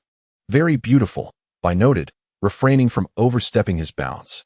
Since his employer had initiated the conversation, he resolved to wait for Puliner to finish before discussing his own matters. Puliner continued, "You are not a child anymore, and she is still a maiden. Why not bring her home?" "Very well, I shall marry her tomorrow," Bai replied, his tone unwavering, a humble smile gracing his face. "Agreed," Puliner nodded, sanctioning Bai Luosi's decision. "Is there something else?" In a low voice, Bai said, "Boss, I have been experiencing an unsettling feeling again. Should we not review our recent affairs, just in case it is another sixth sense?" Puliner inquired softly. "Indeed?" Bai, bending slightly with his head lowered, stood behind Puliner, who furrowed his brow. Ordinarily, he would heed Bai's sixth sense, yet he was currently embroiled in a significant and perilous undertaking with several influential associates. Even if this foreboding were legitimate, he felt compelled to proceed. "Although I am uncertain if it pertains to my plans, you may investigate. However, if it relates to anyone present, cease immediately and ensure they remain unaware." Bai bowed his head even lower, affirming, "Understood. I shall take my leave now." "Go." Puliner waved his hand dismissively. After retreating a few steps, Bai reached the door and turned to glance at the alluring woman who had just opened it for him. She was youthful and exquisite, possessing an innate charm that tempted one to embrace her. Bai gazed intently at her and whispered, "Put on some clothes and wait for me in the lobby. We are to be wed tomorrow. Do not waste time." With that, Bai Luosi departed, deeming his own matters trivial compared to the directives given by his employer. Chapter 34. The Unaware S. The recommendations have increased. Thank you all. Soon after, Bai instructed his associates to review all recent activities conducted by their faction and to reconfirm the targeted individuals. They meticulously checked for spies, ensuring they thoroughly investigated anyone who had offended their faction, as well as those who might have inadvertently caused offense. In essence, they considered every angle to avoid oversight. Among these matters was, naturally, the incident involving Yagu, yet it had been hastily dismissed by the informants, as the individual in question remained confined within a box and could not escape. However, Secretary Bai had been by Puliner's side for 7 years, possessing remarkable abilities. After a fruitless search, he began to actively investigate Yaga's origins. At this moment, Yaga was confined within an iron cage. His captors did not imprison him in a dark, damp dungeon. Instead, he found himself in a room furnished with a pristine mattress and a bathroom. Additionally, various toys, especially favored by children, were deliberately arranged around him. And a miniature train, along with its tracks, occupied nearly 1/5 of the limited space. The effects of the drugs within his body had yet to wear off, preventing him from fully unleashing his strength. In his prime, these iron bars would have been insignificant, but now, escaping would undoubtedly require considerable effort. Yagu felt a flicker of anger. He was like a dragon trapped in shallow waters, or a tiger fallen upon the plains, mocked by lesser beings. He had intended not to trouble them, yet they had provoked him. It seemed he might have to don the guise of a superhero. with his underwear worn inside out. Yagu was acutely aware of his diminished strength, should he be assessed by the cosmic detectors in this universe. His combat power would surely not exceed 50. By comparison, the average person's combat power was rated at 5, and the moderately strong at 10, merely double that of an ordinary individual. In his presence, others were akin to mere fodder. It was indeed a lamentable time for the latter stages of Dragon Ball. The number of Earth warriors had dwindled, and few genuinely aspired to make breakthroughs in martial arts. Yagu had sensed this when he read the comics years ago. Whether it was Trunks or Goten, neither possessed the same passion for martial arts as Goku or Vegeta. Instead of striving for martial breakthroughs, they seemed more interested in the nuances of dating. Their enthusiasm for training paled in comparison to that of the young Xiaofeng. During the Buu saga, when Mr. Satan was struck by a bullet, he nearly met his demise. The disparity in power between that moment and Goku's audacious infiltration of the Red Ribbon Army, where he was shot by their sniper rifles, was stark. Even during his first encounter with Bulma, Goku exhibited qualities that transcended human limitations. He was initially struck by a vehicle and later shot by Bulma. Yet he merely fell and lay there momentarily. After a prolonged slumber in his own world, Yaga sensed the presence of some individuals nearby. What does this kid possess? Several capsule-like devices were observed, but they refrained from touching them. Once this kid settles down, let him hand them over one by one. Bring them forth. I must ascertain his identity. As Yago listened, he heard a door creak open, followed by footsteps entering the room. If there was a time to act, it was now. Despite his lack of restored power, to remain passive would be to do a disservice to their evident disdain. As someone approached, Yaga sprang up from the ground and dashed toward the exit. If the person outside were ruthless and witnessed him incapacitate their comrade, only to then slam the door shut, it would be disastrous. What? The individuals sent to capture Yagu were not ordinary. Sensing someone close behind him, a sudden alarm rang in his mind. With a surge of adrenaline, he turned and lunged forward, but he was ultimately a moment too late. Yago had already made his escape into the outside world. Perceiving the assailant behind him, Yagu exerted force beneath his feet, accelerating once more to evade the grasp of his opponent. Without a glance at the individuals before him, he charged forward with reckless abandon. Among those present was Secretary Bai, who, sensing danger, promptly turned to flee. Yagu, instinctively aware of this figure, surged toward him without hesitation. Yet, two imposing soldiers in military attire appeared beside him, each launching a right hook in his direction. Yagu executed a swift roll, evading their strikes with remarkable agility. As he maneuvered horizontally, their fists swiped beneath him, creating the peculiar sensation of rolling atop their outstretched arms. Enraged by this evasion, the two adversaries prepared to retaliate. But Yagu had already closed the distance, now mere inches from their ears. Contracting his body, he clenched his fists tightly against his chest, momentarily gathering strength before unleashing a rapid strike. Thud, thud. Both punches landed squarely upon their temples. The violent impact caused their heads to jerk in opposite directions before slowly returning to their original positions, their eyes now bloodshot and filled with fury. In the very instant he struck, Yago leaped gracefully, resembling a great bird in flight, and landed behind Secretary Bai. Without a word of warning, he delivered a direct blow to the man's back. Secretary Bai was no seasoned warrior. Yagu possessed the capability to function under 30 times Earth's gravity, capable of shattering massive boulders with a single strike. As his fist connected with Bai's back, the secretary felt a sharp pain, followed by an overwhelming numbness. As he collapsed to the ground, he perceived a tingling sensation coursing through his body, which soon dissipated, rendering him incapable of controlling his limbs. Having incapacitated Bai, Yagu turned his attention to the remaining two individuals in the room. They had drawn their M12 series pistols from the Red Silk Army, and upon seeing them, Yaga's murderous intent intensified. He accelerated once more, his body still in motion, appearing as but a blur to ordinary eyes. The two men fired at him, but their shots missed their mark. After two failed attempts, they realized further shooting was futile in the confines of the narrow room. Yaga's speed rendered them unable to reposition themselves. Die! Yagu's roar echoed as he materialized behind them, leaping into the air and delivering a punch to the back of each man's head. To prevent their brains from splattering, he deliberately moderated his force. With a dull thud, both men collapsed forward, landing on the ground without a trace of consciousness, as if they had simply succumbed to slumber. To challenge me? And you? Yaga chuckled. eyeing the last remaining figure, the one who had attempted to search him earlier but had been left in a cage. Witnessing Yaga's formidable prowess, this man dared not resist any longer. He was a robust individual with a square face, thick eyebrows, large eyes, and a broad nose, exuding an air of earnestness and reliability. Seeing that Argo had turned his attention towards him, the square-faced man trembled involuntarily. Moments ago, he had witnessed the remarkable feat of this youth, who could fell one adversary with a single breath, dispatching 5 outside in less than 5 seconds. A monstrous entity. You are indeed a monster. He had long heard tales of his employer's peculiar penchant for collecting strange beings, ranging from stunningly beautiful women to dashing young men who could captivate even the most stoic of hearts. From the shortest of humans to those who transformed into grotesque figures under the full moon, an assortment of oddities. While he had seen some of these creatures, none had instilled fear in him until today, when confronted by an ordinary-looking child. Argo, wary of the white-collar man at the entrance, was mindful of the deceptions often depicted in novels and films, where such oversights could lead to dire consequences. Thus, he cast a cold glance at the still-living man before turning to the 5 corpses nearby, delivering a final blow to ensure they were irrevocably deceased. Such brutality, the square-faced man thought to himself.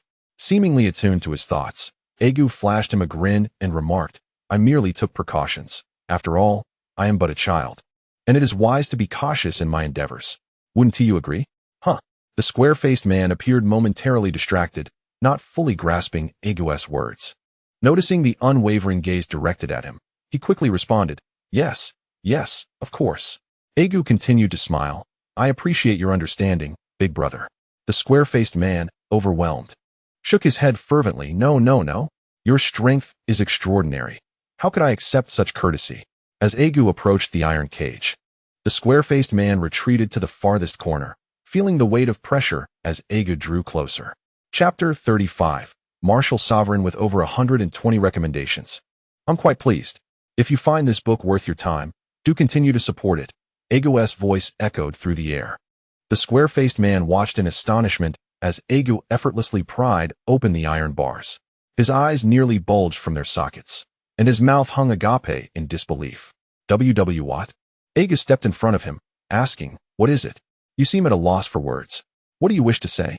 Realizing the small demon stood so close, the square-faced man felt his back pressed against the wall. I have nothing to say. Ah, so you have nothing to say, do you? Argo leaned in, gripping his collar. Then come with me. The square-faced man, resigned, was hoisted by Argo.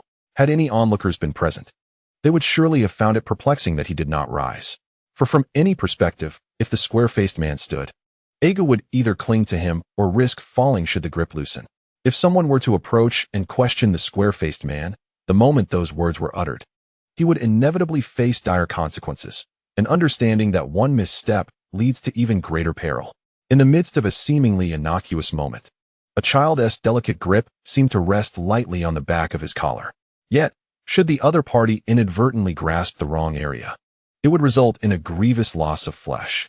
Without delving into the thoughts of the stout-faced man, Argo had no time to entertain those who could not muster a spirit of resistance. There was a certain credibility in the knowledge that the tool in his possession was likely cursing him in silence, yet it was an inevitability he could not evade. If only he could master the art of mind-reading like the turtle hermit. Alas, the prerequisites for such mastery were exceedingly stringent. Even Krillin, who had remained by the turtle hermit's side, had failed to acquire this skill.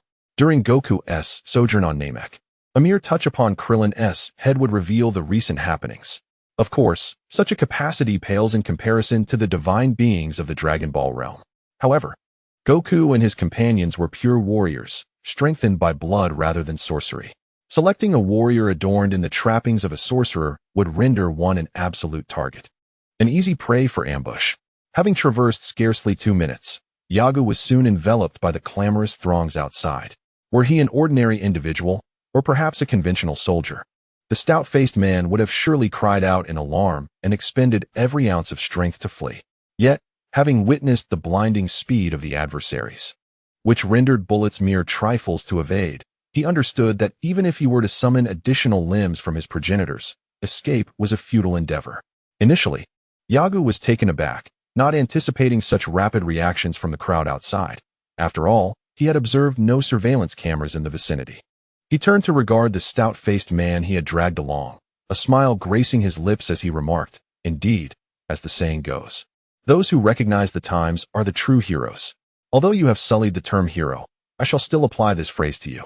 Well done, young man. You possess great potential."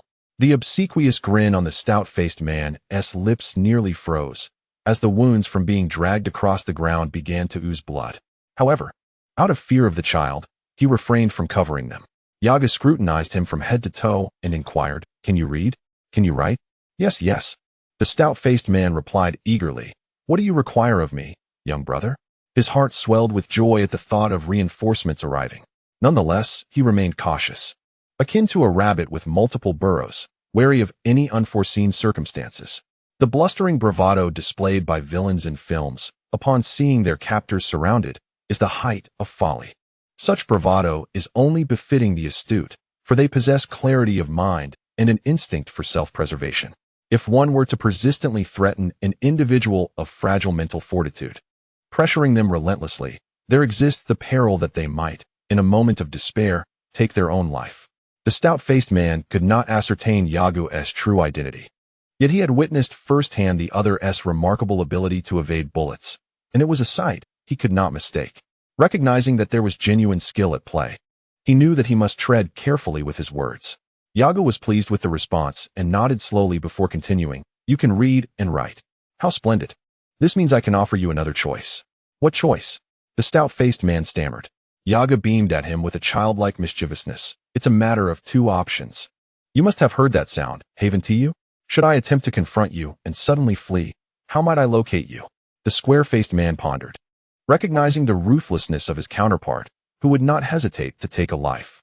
He shook his head repeatedly, assuring, "I will not escape, absolutely not. Even if it costs me my life, I shall remain." Yet, it was indeed true that he would not flee if faced with death. Without such a threat, he would certainly bolt. Naturally, Yagu remained skeptical, raising his hand to silence the man. "Let me be clear, I do not believe a single word you utter. Therefore, I present you with two choices. Pay close attention. First, I could sever your tongue, and should you wish to converse with others, you would have to resort to writing. This would undoubtedly alter your life somewhat. However, considering your collusion in wrongdoing, it would serve as a fitting punishment. The second option? Retain your tongue while I dislocate both your arms. Now, I shall count to 3. 1, 2. The square-faced man quickly interjected. "Nonsense. Unless one is deranged. Who would choose the second option over the first?" "Quite astute," Yagu remarked, simultaneously seizing the man's arms and applying force. The square-faced man let out a piercing scream as his arms dangled limply, reminiscent of sausages hanging from a roof. A smirk graced Yaga's lips. The man's cry had attracted attention, but he was unfazed. The room ahead opened into several passages, akin to a crossroads on the street, where Yagu intended to ensnare the rogues. The first adversary appeared, undoubtedly affiliated with the Red Silk Army, each brandishing a red L09 rifle. Yet, compared to the Yagu of yesteryear, he felt no fear of such scum. A powerful punch landed in the gut of the first assailant, who crumpled to the ground.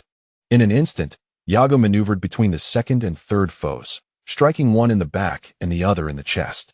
With a resounding thud, they were sent soaring through the air, crashing 3 meters away. Shoot!" exclaimed the fifth combatant, but alas, darkness enveloped him as he collapsed, witnessing the prior assailant tremble violently before succumbing to the ground. The square-faced man gazed in awe at Yagu's display. To him, it was indeed a performance, showcasing immense power and an overwhelming presence.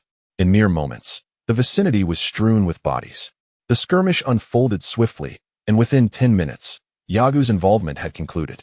He was no fool. The orchestrator behind this chaos would undoubtedly mobilize reinforcements. Noticing the strong ties these individuals had with the Red Silk Army, Yagu compelled the square-faced giant with severed arms to lead the way, and the two hastily departed the scene. Along the route, Yagu released several imprisoned individuals. Their peculiarities were of no concern to him, nor was it his prerogative to determine whether they would liberate others confined within. During a brief respite, he glanced at the battle system and was astounded to find his experience points had surged to 528, a tally of over 300 adversaries. Excellent, truly excellent. Yaga mused contentedly to himself. However, It appears that my previous denial was indeed correct. The purpose of the combat system is to cultivate a greater fighting spirit. Unlike in games where one gains no experience from slaying lower-level foes. What about that plus sign? In the village he previously assisted, the formidable giant he defeated had granted him experience points, but now it seems to have vanished. Have the individuals I have vanquished yielded even a mere fraction of experience? Perhaps less than 0.1%? A sigh escaped Aigu's heart. As a transmigrator, he naturally aspired to possess qualities that set him apart from others. Ideally, he wished to enjoy his strength while also progressing rapidly. Yet, after several years, he felt none of this. At times, Aigu secretly rejoiced that he had not neglected his training upon discovering the combat system. Otherwise, he would surely fall far behind Son Goku and the others. Just observe the conclusion of the Buu saga, where, despite the formidable powers of Goten and Trunks, their lack of pressure during Gohan's youth led to a lackadaisical approach to training. Otherwise, considering their early transformations into Super Saiyans at the tender ages of 6 or 7, they should have already attained Super Saiyan Grade 2. Following Goku's training regimen might have even propelled them to Grade 3. After all, as a hybrid of Saiyan and Earthling, Gohan possesses the greatest potential among them. From the tales known through Dragon Ball, Aigu understands that possessing great power alone does not guarantee becoming the strongest. Only by merging both ability and potential can one truly grow stronger. At times, Aigu likens martial arts training to a nation's strength. Those who rely on a mere handful of techniques to confront adversaries resemble countries that depend solely on a few advanced weapons. While they may easily overcome weaker nations, they would inevitably suffer against a militarily advanced nation. Relying on techniques like the Spirit Bomb, Spirit Slash, or Demon Seal Wave to eradicate foes from the outset would lead to a most unfortunate outcome. Only through genuine strength, coupled with relentless personal effort to exceed oneself, can one achieve comprehensive enhancement in power, just like Goku and Vegeta, who, even as grandfathers, do not neglect their training. They are the kind who engrave the pursuit of strength deep within their very bones. Cheating and taking shortcuts may yield temporary victories, but they do not lead to true triumph. With these reflections, Aigu comprehended why, during the Cell Games, Goku and Gohan did not utilize the additional time they had in the hyperbolic time chamber, even though they could have remained there for another year. They had accomplished what needed to be done. Now it was time to conserve their energy and adjust their mindset. Understanding this, Aigu let out a deep sigh within. I truly am not as formidable as Son Goku. Chapter 36. Unsuitable for cunning strategies. Thank you for the support. We have received 24 recommendations in just one day. I am grateful to Feng Linbuyu for their attention to this book. Given your words, it seems that Pulinol's influence is not only solid within the Red Ribbon Army, but also quite robust on the government military front. The name of the square-faced man remained unknown to Aigu, who appeared to have forgotten to inquire about his name, allowing matters to unfold as they may. Aigu led the other party to a location that would take his boss, Pulinol, quite some time to find. Inquiring about Pulinol's influence, Aigu was taken aback by the words of the square-faced man. This individual, named Pulinol, possessed an extensive network of power, somewhat akin to the arms dealers of Aigu's former life, engaging with numerous factions on Earth. The two most significant forces were the government army and the Red Silk Army. It was said that the Red Silk Army could suppress the government army largely due to the existence of people like Pulinol. They understood that if one faction were to unify Earth, their own survival would be jeopardized, which is why most chose to support one side while undermining the other. Given the government army's considerable reputation among the populace, many factions directed their resources towards the Red Silk Army. Aigu was not a virtuous individual. However, amidst the chaos of Earth, he found little comfort in the notion of a unified and peaceful world. After all, for those who practice cultivation, it was preferable to remain unencumbered by worldly attachments. As he paced back and forth in front of the square-faced man, Aigu suddenly inquired, "What is the date today?" "Huh. Oh, it should be the 13th, came the response. Aigu swiftly turned to face him and continued, "So, that means the full moon is the day after tomorrow?" "The full moon?" The square-faced man looked puzzled but dutifully replied, "Yes, the full moon is indeed the day after tomorrow." Aigu smiled, saying, "That's good, very good."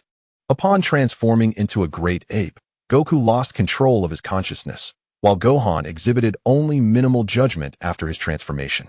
In contrast, Vegeta could freely govern his thoughts in his great ape form. If one were to also consider the tale of Goku's father, It could be concluded that even lower-class warriors retain some degree of control over their consciousness when transformed into great apes. In truth, Argo held reservations about the animated and theatrical interpretations of Dragon Ball, as many stories within the films fail to align with the main narrative. For instance, in the arc where Frieza's brother, Cooler, invades Earth, Goku returns to Earth to train for the androids' battle 3 years later. Yet the opening depicts Chi-Chi moving their home to Kame House, while Goku trains outside the house. In the manga, Goku clearly leaves the Capsule Corporation with Piccolo and Gohan to engage in intense training elsewhere.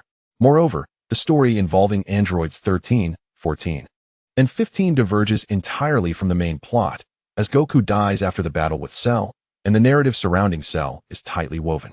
Additionally, the Super Namekian arc, which involves the story of the Tree of Might, as well as the Saiyan Alex arc, follows suit.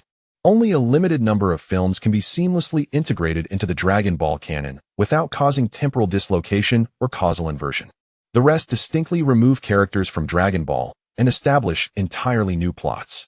Argo was uncertain whether he should incorporate the information gleaned from these films into his future direction.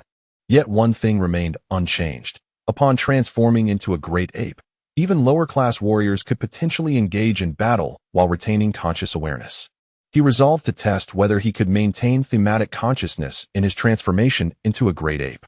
Upon learning of Planel's news, Yagu resolved to eradicate any notion of allowing his influence to persist.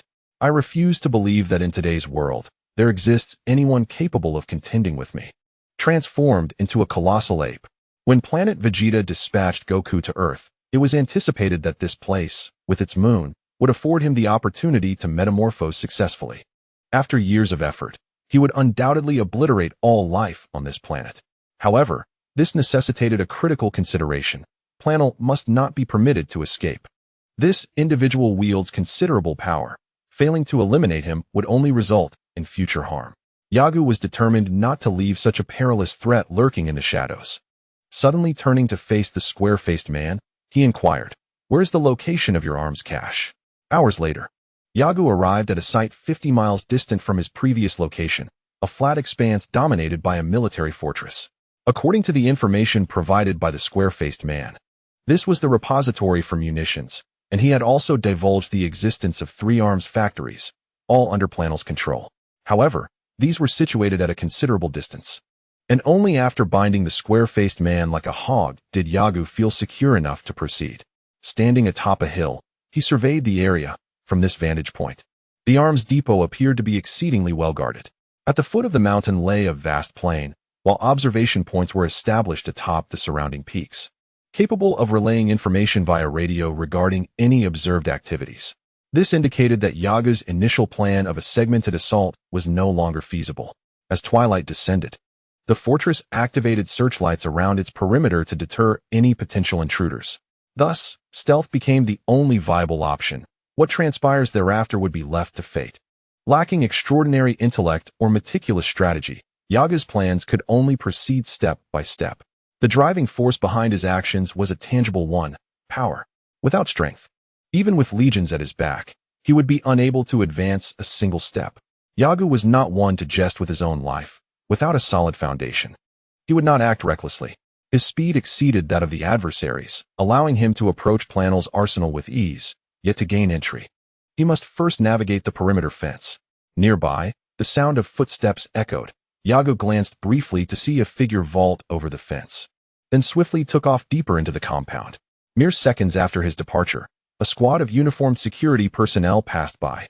Their attire bore a resemblance to that of government troops, yet the colors echoed those of the Red Army, clearly indicating a stance of non-interference. While these individuals could contribute to his experience, Yagu had made his decision and harbored no intentions of confronting them individually. The munitions lay within the basement, accessed via designated corridors allowing multiple trucks to traverse simultaneously, yet such routes were typically restricted.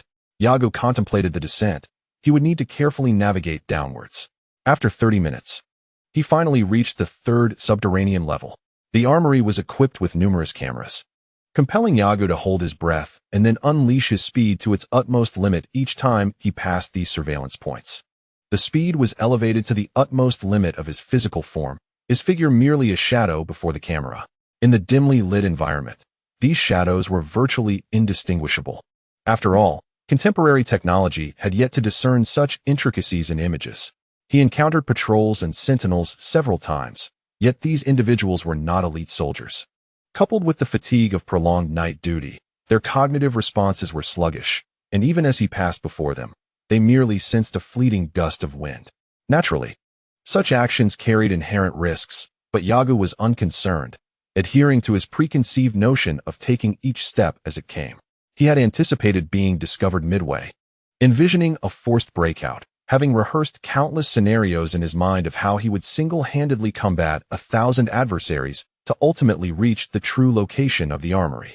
Remarkably, Yagu encountered no impediments in arriving at the cache of weaponry, leaving him astonished and somewhat disheartened at the waste of his emotions. Gazing at the towering piles of weapons, reminiscent of mountains, Yagu's lips twitched slightly. He had not expected this endeavor to be so effortless. He had braced himself for a series of arduous trials. A smile crept across his face. If these munitions were to be detonated, they would likely obliterate the entire region, Yagu mused. As he commenced his search for explosives capable of utterly annihilating the armory, cautiously advancing, he unexpectedly found himself relaxing upon arriving at the site of the weaponry, neglecting to observe the cameras set around the perimeter. No sooner had he arrived than a red alert blared from the rooftop of the underground plaza, the cacophony of alarms rousing the entire base's personnel. The sudden alarm startled Yagu. He chuckled at the irony of being discovered at this stage. Yet, what did it matter? Clutching several grenades, he tossed them back into a wooden crate, retrieving a few from within, opening them, and then returning them to the box before sprinting towards the exit, racing against time before the grenades could detonate. In the ensuing years, whenever Yagu reflected on this incident, he berated himself for his folly. Had there been nuclear devices within the armory, a careless moment could have resulted in the fortress's complete destruction. Would he have been able to escape? His lack of meticulous planning and overestimation of his own speed and prowess were evident. Although he managed to flee the fortress after dispatching 25 individuals without sustaining injury, this episode was undeniably the most perilous he had faced since arriving in this era. Feeling a searing heat radiating from behind, as if his very being were being scorched, he sensed the Grim Reaper's grasp closing in. A mere moment's pause could have led to his demise. As he glanced back at the fortress, now unrecognizable amidst the chaos of the explosion, the sensation of having narrowly escaped death sent shivers down his spine.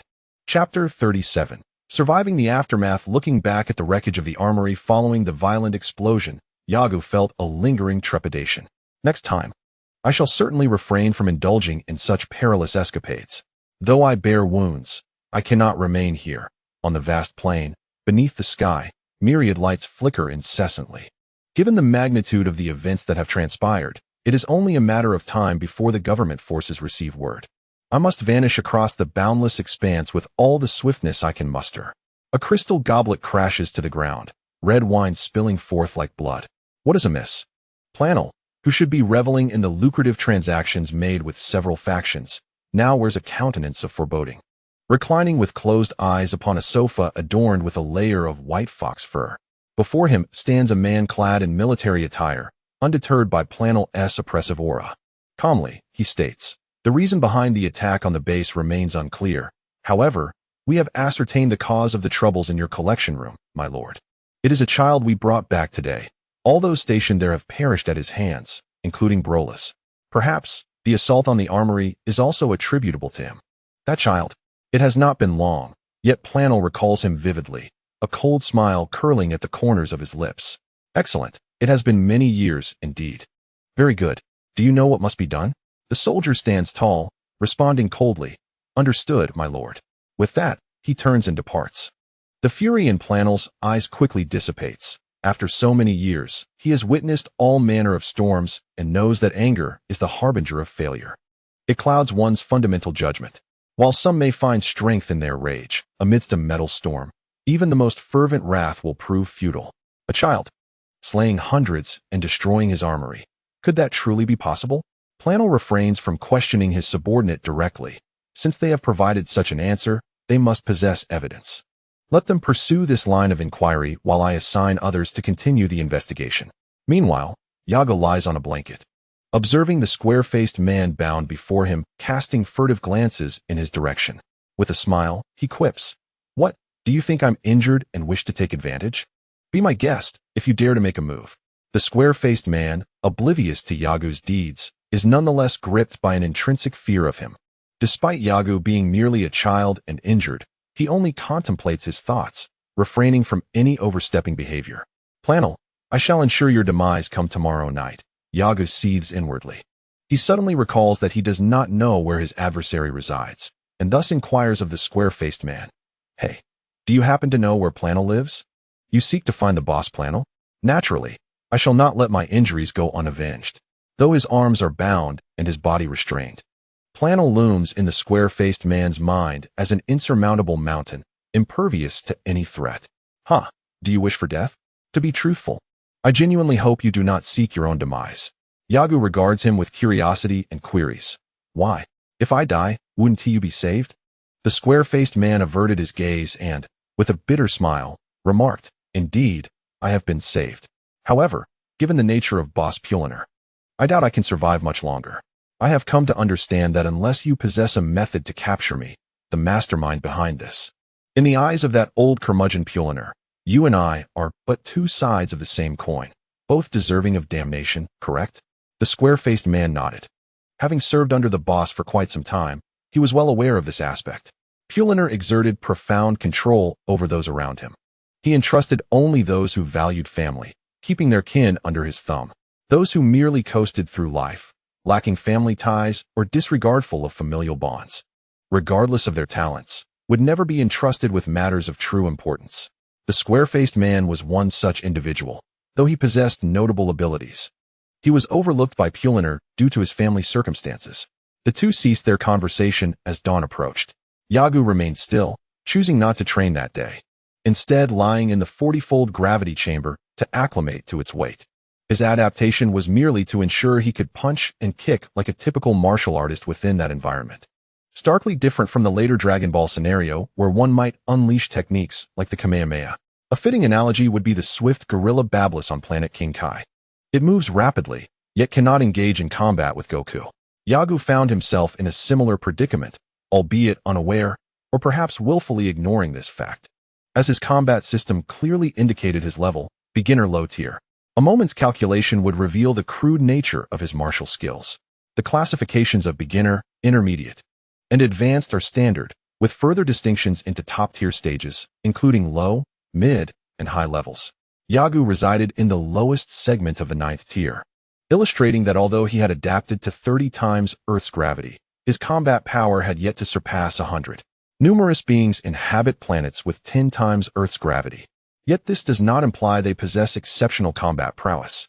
The gravity chamber serves merely as a means to enhance training efficacy, providing a goal to surpass. For instance, football players engage in targeted muscle training for their legs, enduring years of effort for minimal gains. Yet, they persist. Why? Because it bolsters their confidence, continuously enhancing their self-assurance. The absence of a competent teacher has been Yagu's greatest regret, which ultimately led him to seek out Chiron. He does not believe that merely consuming manga and animations grants him the understanding of martial cultivation. Blindly adapting to increased gravity can indeed enhance combat ability and perhaps, in the future, make him stronger than Goku and his companions. However, Yagu is acutely aware that once the narrative transitions to the Namek saga, his advantages will dissipate, leaving him far behind Goku and the others. The notion of Chiron imparting his martial arts knowledge, followed by a journey to the temple and then to the underworld, is something Yagu has yet to fully contemplate. On that day, Yagu frequently observed orderly lines of individual flying machines traversing the sky. The square-faced man remained silent, his gaze fixed on the house that Yagu had camouflaged, a cold smirk playing on his lips. "If you don't leave soon, you'll miss your chance." Although aware that Yagu could not hear him, the square-faced man seized the moment to speak. Yagu, weary of life, yet reluctant to embrace death, found time slipping away until the night of the full moon arrived. By then, Yagu had distanced himself from the square-faced man, small in stature, yet swift in movement. His sole challenge lay in locating Planer's residence. Fortunately, the square-faced man had imparted 5 locations to Yagu, though Planer had other dwellings scattered throughout the area. He would only rest at these 5 nearby spots.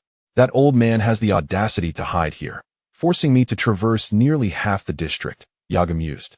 Half the district, equivalent to 10 times the area of Shanghai, posed the additional challenge of discerning whether the person he sought was indeed within the confines of those houses. In that moment, Yagu lamented his lack of prowess. If only he possessed 1,000 combat power, he could charge through bullets without a care. The legendary Demon King could brazenly enter the royal palace without trepidation. Shouldn't I be free from the worry of bullets now? Yaga suddenly realized this truth. When Wukong first encountered Bulma, she was unable to harm him with a gun, even though it was merely a small-caliber pistol, far inferior to the firepower of rifles or sniper rifles.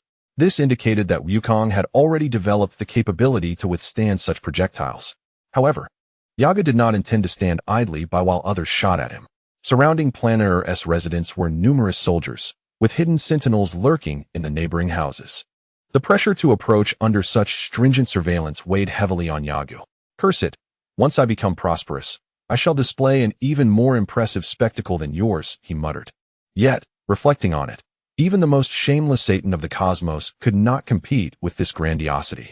It was absurd to witness a gangster flaunting such grandeur in the world of Dragon Ball. He ought to return to his mundane life. Chapter 38. The Perilous Infiltration. 48 recommendations, double that of yesterday. It seems the same individuals are lending their support. Thank you. I hope those who find this book worthy of a read will continue to support it. Yagu remained vigilant, though he did not raise his eyes to the sky. Even if he were to transform into a great ape, it would have to be near Planet-Earth's location to maximize his chances of eliminating these adversaries. He did not wait long. Despite the distance, he soon spotted a large group moving within the residence. At last, this is the moment I've been waiting for, Yagu exclaimed internally, lowering his body and channeling his strength into his legs as he began to sprint swiftly. The diminutive figure possesses an astonishing power, reminiscent of a cheetah in the eyes of the animal kingdom, moving with unparalleled swiftness and fierce determination. Behind him, the force exerted by his feet on the ground conjures a swirling plume of yellow dust trailing in his wake, acknowledging his remarkable velocity, which surpasses that of a cheetah by several folds, and considering his small stature, he remains virtually undetectable against the backdrop of the night, despite the luminous moon above. However, the instruments set up by Pulinol's subordinates nearby reveal his presence. Adjacent to Pulinol's estate stands a 10-story clock tower, an edifice that has never welcomed visitors since its completion. On the top floor, various devices are arrayed, with dozens of screens overseen by a dedicated team of individuals meticulously monitoring their equipment. Upon detecting a heat source, they struggle to discern its exact form. Quickly check, the target is in Zone 6. One soldier exclaims, having spotted a red heat signature moving at an astonishing speed across his designated area, manifesting as a long crimson line on the screen. As a technician, he understands that only a missile could generate such a phenomenon. However, the temperature of this heat source is not as high as that of a missile, resembling more the rapid movement of an animal. Yet, to his knowledge, no creature possesses such extraordinary speed. Despite his uncertainties, he promptly reports the observation, passing the information upward. Upon hearing of the situation, surrounding soldiers spring into action, with analysts immediately focusing their efforts on deciphering the anomaly, while those without specific assignments diligently inspect their own sectors, wary of any oversight. Simultaneously, the news reaches the concealed sentinels stationed below. To their astonishment, the analysis room is met with disbelief. No one had detected this entity. After a brief assessment, they conclude that a biological organism is moving at an unprecedented speed. How could this be? Indeed, until now, they had not encountered any individual of such remarkable prowess. The world-renowned assassin Tao Bai holds a notorious reputation, yet few have had the privilege of encountering him. And while he has claimed numerous lives, the majority of humanity still regards firearms as far more formidable than hand-to-hand combat. Just consider the Dragon Ball Bu saga, where Satan resorts to a handgun against the absorbed Gotenks Bu, illustrating that people's perceptions on this matter remain unchanged. Suddenly, an alarm blares, causing Aogu, in mid-stride, to furrow his brow in frustration. How vexing! Why can I never achieve my desires? It seems that forceful intrusion is my only path forward. Without further ado, he realizes he is only a few hundred meters from Pulinol. This distance, at Aogu's speed, can be traversed in mere breaths. Having previously heard the square-faced man's description of Pulinal, he swiftly identifies the individual surrounded by a panicked crowd as Pulinal himself. Meanwhile, Pulinal, reclining on a sofa, senses an unsettling shift in the atmosphere. A firm believer in the divine, he has narrowly escaped danger multiple times due to the heightened intuition of others, thus placing great faith in such phenomena. "Prepare the vehicle. We are leaving tonight," he commands. His words were not to be defied, and the newly assigned secretary dared not utter a sound, hastily departing to ensure the car was ready.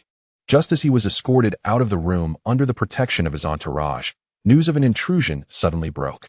This revelation startled Pulinal, heightening his unease.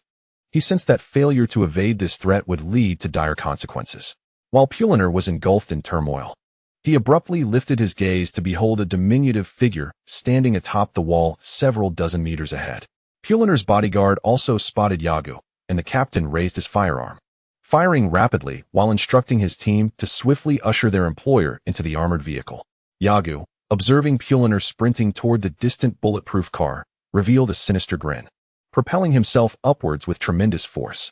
As he ascended into the air, Yagu soared higher, his velocity gradually diminishing with altitude, and he slowly raised his eyes to the luminous moon illuminating the vast expanse below. The comics had often depicted the transformation of Wukong into a colossal ape, and now Yagu was experiencing a similar metamorphosis. It felt as though a powerful current surged through his chest, rendering his thoughts momentarily blank.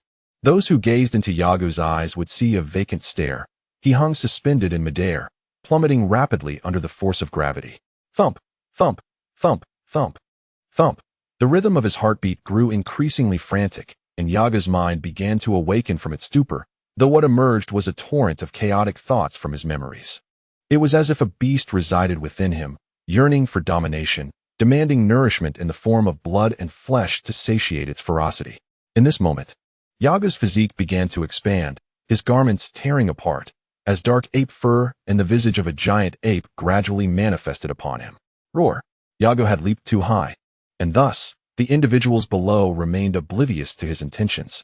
They had just secured Pulinal within the armored vehicle when they suddenly sensed the sky darkening.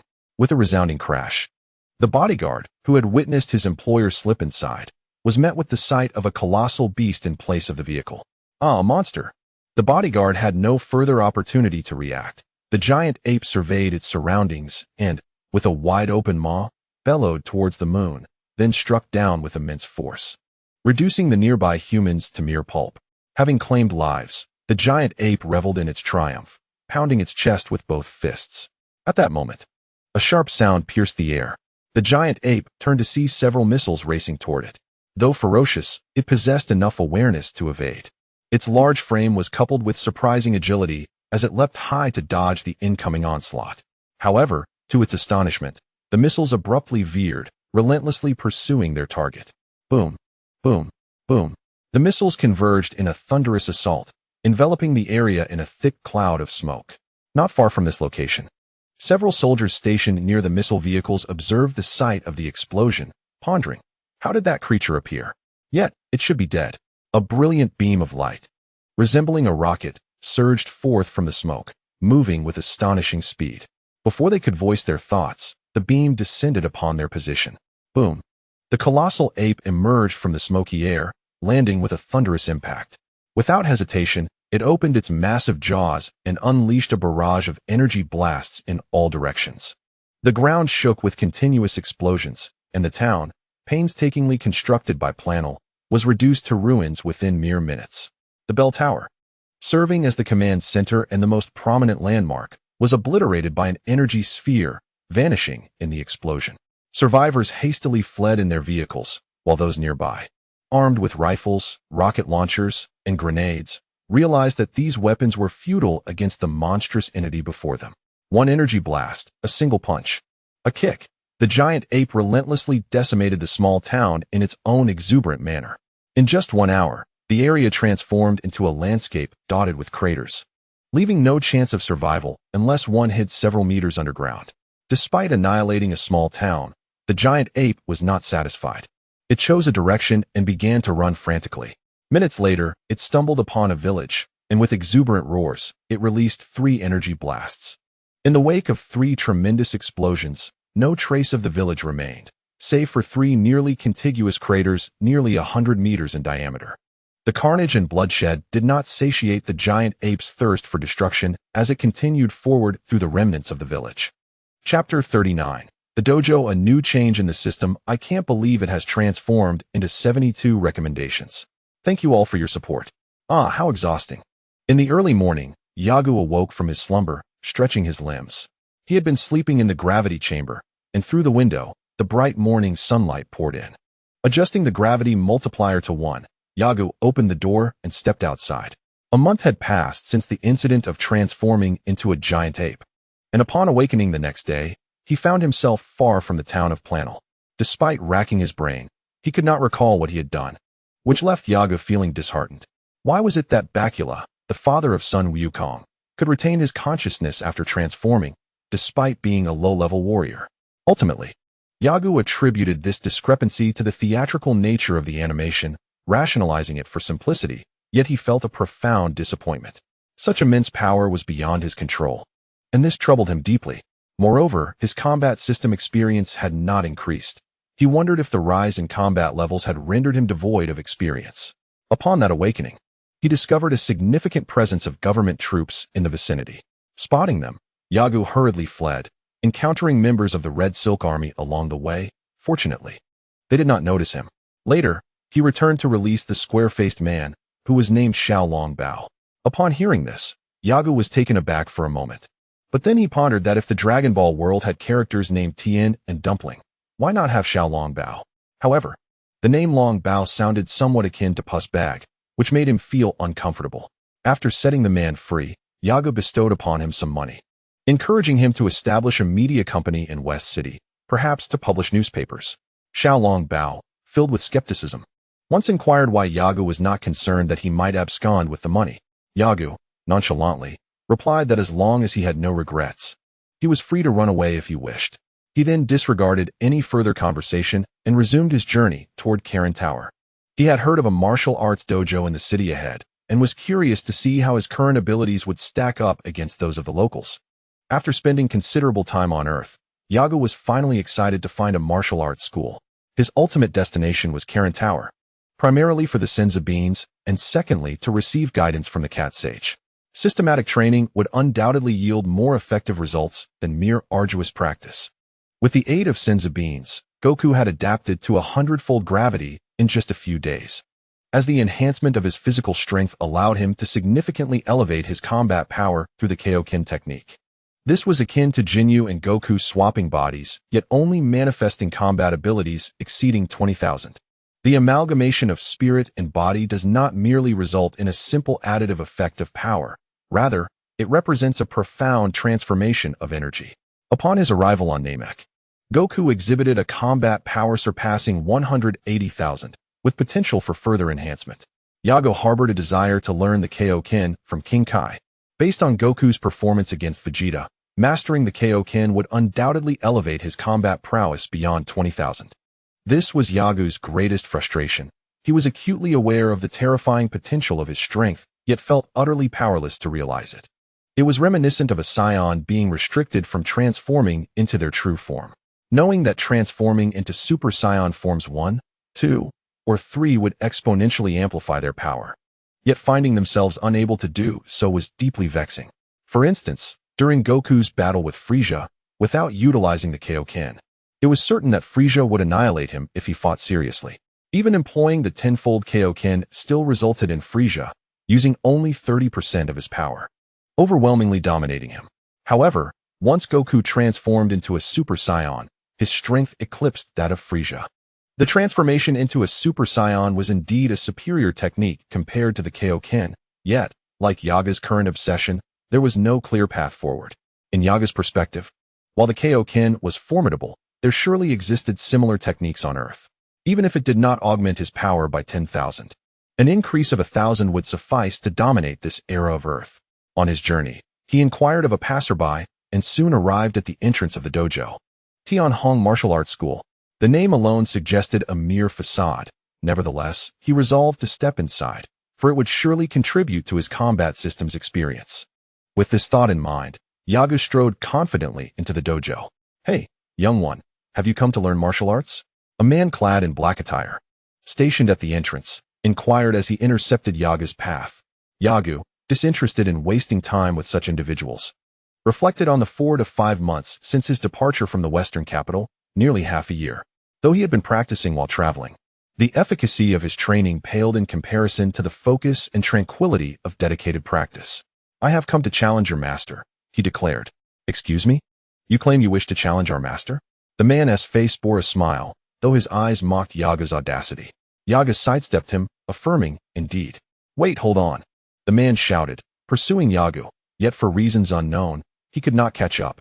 The dojo's architecture was modest, and upon entering through the main door, Yagu beheld the central area of the dojo. There stood a strikingly handsome man on a raised platform, his gaze sharp as a sword, fixated on the numerous students clad in martial attire practicing below. Noticing the commotion outside, he lifted his head to see one of his disciples chasing a youth and called out, Zhualai, what are you doing? The disciple, Zhualai, halted abruptly. And at that moment, Yagu had already entered the dojo, bringing him to a stop as well. Zhualai bowed to the man on the platform, explaining, Master, this child barged in and claims he wishes to duel you. Ha. Laughter erupted among the onlookers as they paused their practice, intrigued by the unfortunate soul who dared to disrupt their rigorous training. Their master was notoriously stern, his strict demeanor evident not only in his training methods, but also in the conduct expected of them in daily life. Why are you laughing? Resume your training. The cold-faced master admonished, his tone unyielding. His disciples, fearful of his reprimand, promptly returned to their exercises. Zhualai, step outside, he commanded. Yes, master. Zhualai responded before turning to leave. Only then did the master shift his gaze to Yagu and inquire, Child, have you come to learn martial arts? Yagu discerned a subtle change in the master's expression, as if he struggled to summon a smile. An arduous task for one who had maintained a stern demeanor for years. Not at all, master, Yagu replied. As Zhualai mentioned, I am here to spar with you. The master surveyed the surroundings and noticed a sandbag in the corner.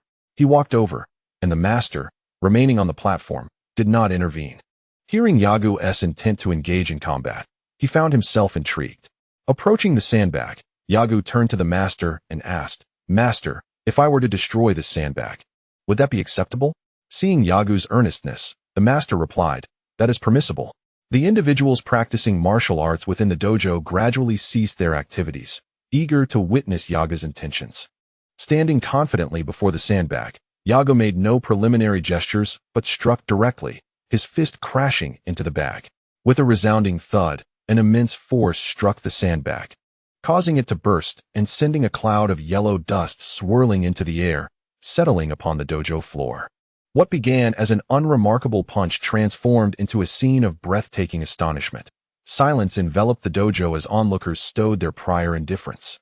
After a moment, fragmented voices emerged within the dojo. How is this possible? Who is this person? Such an impressive young talent, exhibiting such strength? A glimmer of astonishment and admiration flickered in the eyes of the stern man. Noticing Yagu glance in his direction, he declared with a resonant voice, Indeed. Your power merits a duel with me, please. With that, the stern man lightly pushed off the ground with one foot, his body gliding gracefully to the center of the dojo's arena. The arena, elevated 10 centimeters above the surrounding area and constructed of white mats, measured 10 meters in both length and width, far larger than an ordinary fighting stage. While Yagu regarded the stern man, his focus was captivated by the battle system, which had undergone an unprecedented transformation. Previously, the battle system displayed Level 0, Current Experience, 528, Name, Yagu Combat Power Activation, 10 Eruption Activation, 15 Combat Level, Low Beginner. Beneath the combat level, distinctions for sparring, contest battles, and life-and-death confrontations had remained static. However, now it read, Level 0, Current Experience, 528, Name, Yagu Combat Power Activation, 10 Eruption Activation, 15 Combat Level, Low Beginner. High Beginner Sparring, 50 Contest Battle, 80, in red, Life and Death Battle, 100. The combat level, which previously only indicated a low beginner status, now included a high beginner tier, and the previously illuminated life and death battle position was now radiantly occupied by the contest battle. Yago was perplexed not only by these changes, but also by the fact that what he perceived as a sparring match had escalated to a contest battle.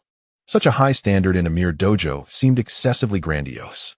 After all, he was a Saiyan, and his opponent, nameless and faceless, was akin to a mere background character, much like the dojo itself.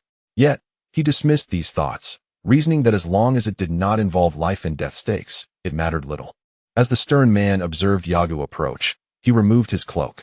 Once Yago stood upon the arena, he held his head high.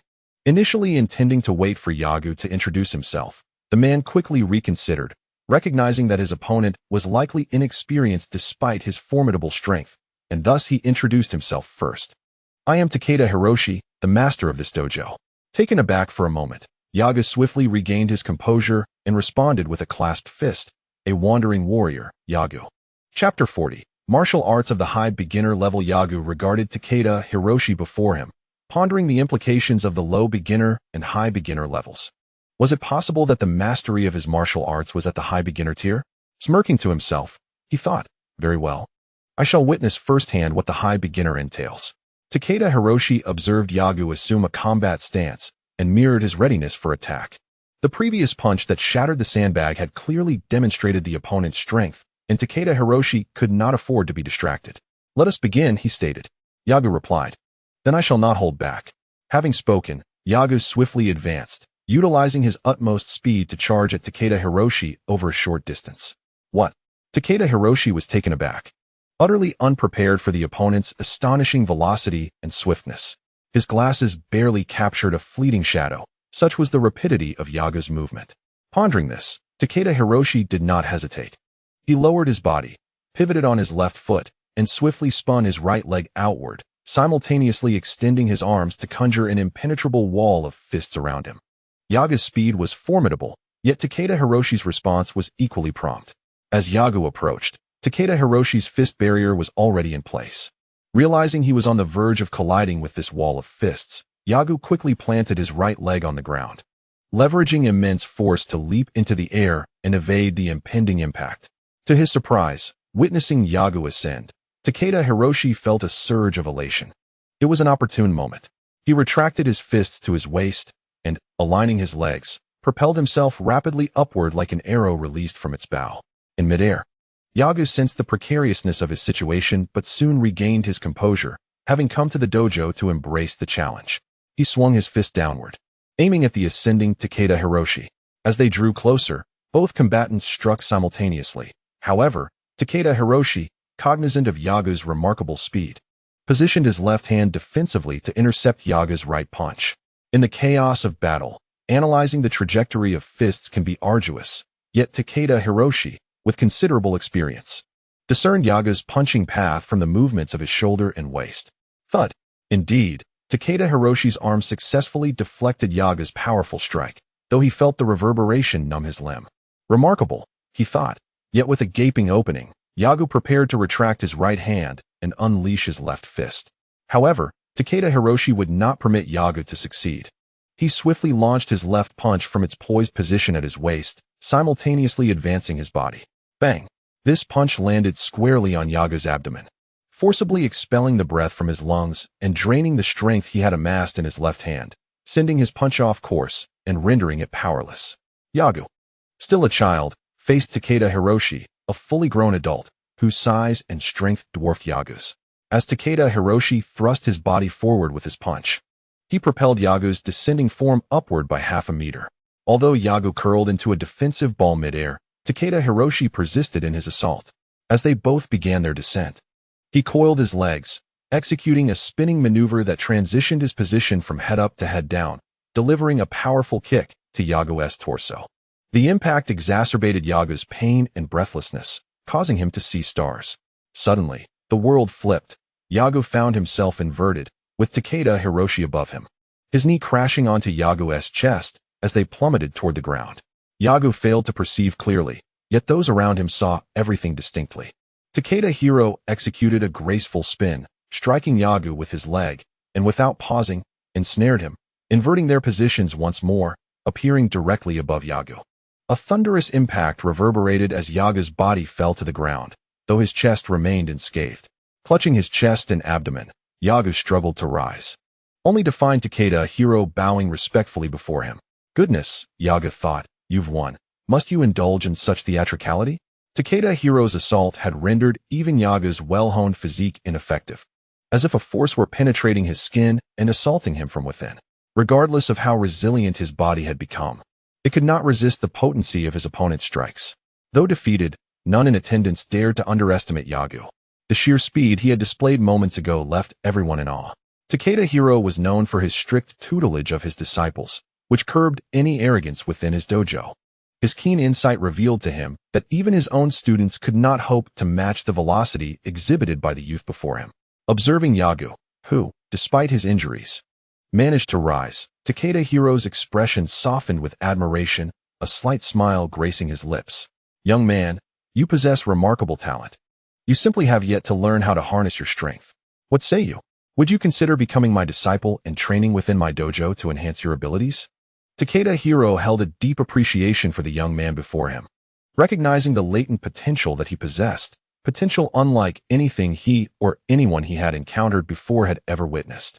Yagu, grimacing in pain, hesitated momentarily, then waved dismissively. The crushing blows to his abdomen and chest made it difficult for him to regain his breath. Takeda Hiro, undeterred by Yagu's discomfort, instructed one of his disciples. Take the young brother to the back courtyard to rest, and prepare some medicinal soup to nourish his body. Yes, master, replied one disciple, approaching Yagu and gently lifting him, guiding him toward the courtyard. As Takeda Hiro watched Yagu being escorted away, he once again assessed the pain in his own left arm. It still throbbed, a testament to the immense power Yagu possessed.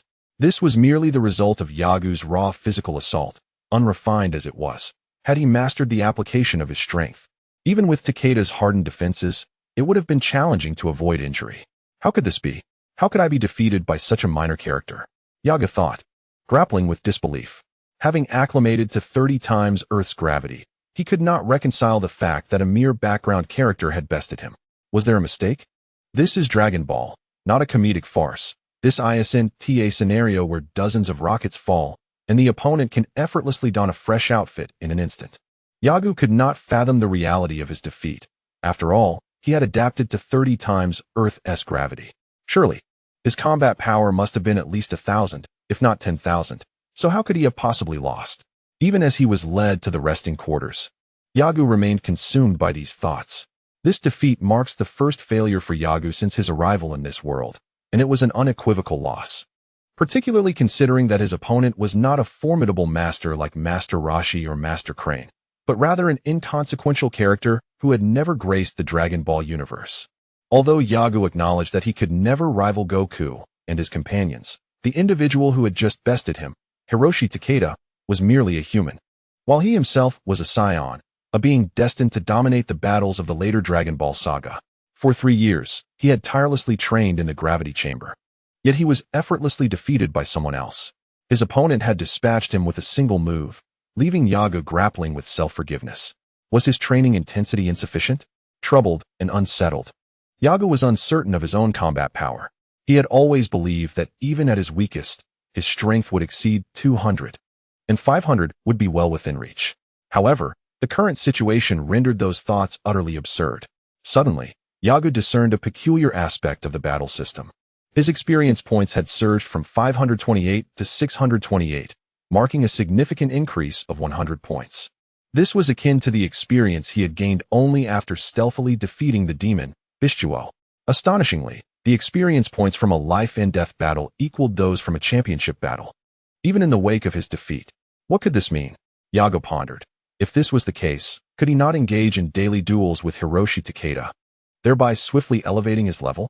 His curiosity about the changes that would come with an increased level grew.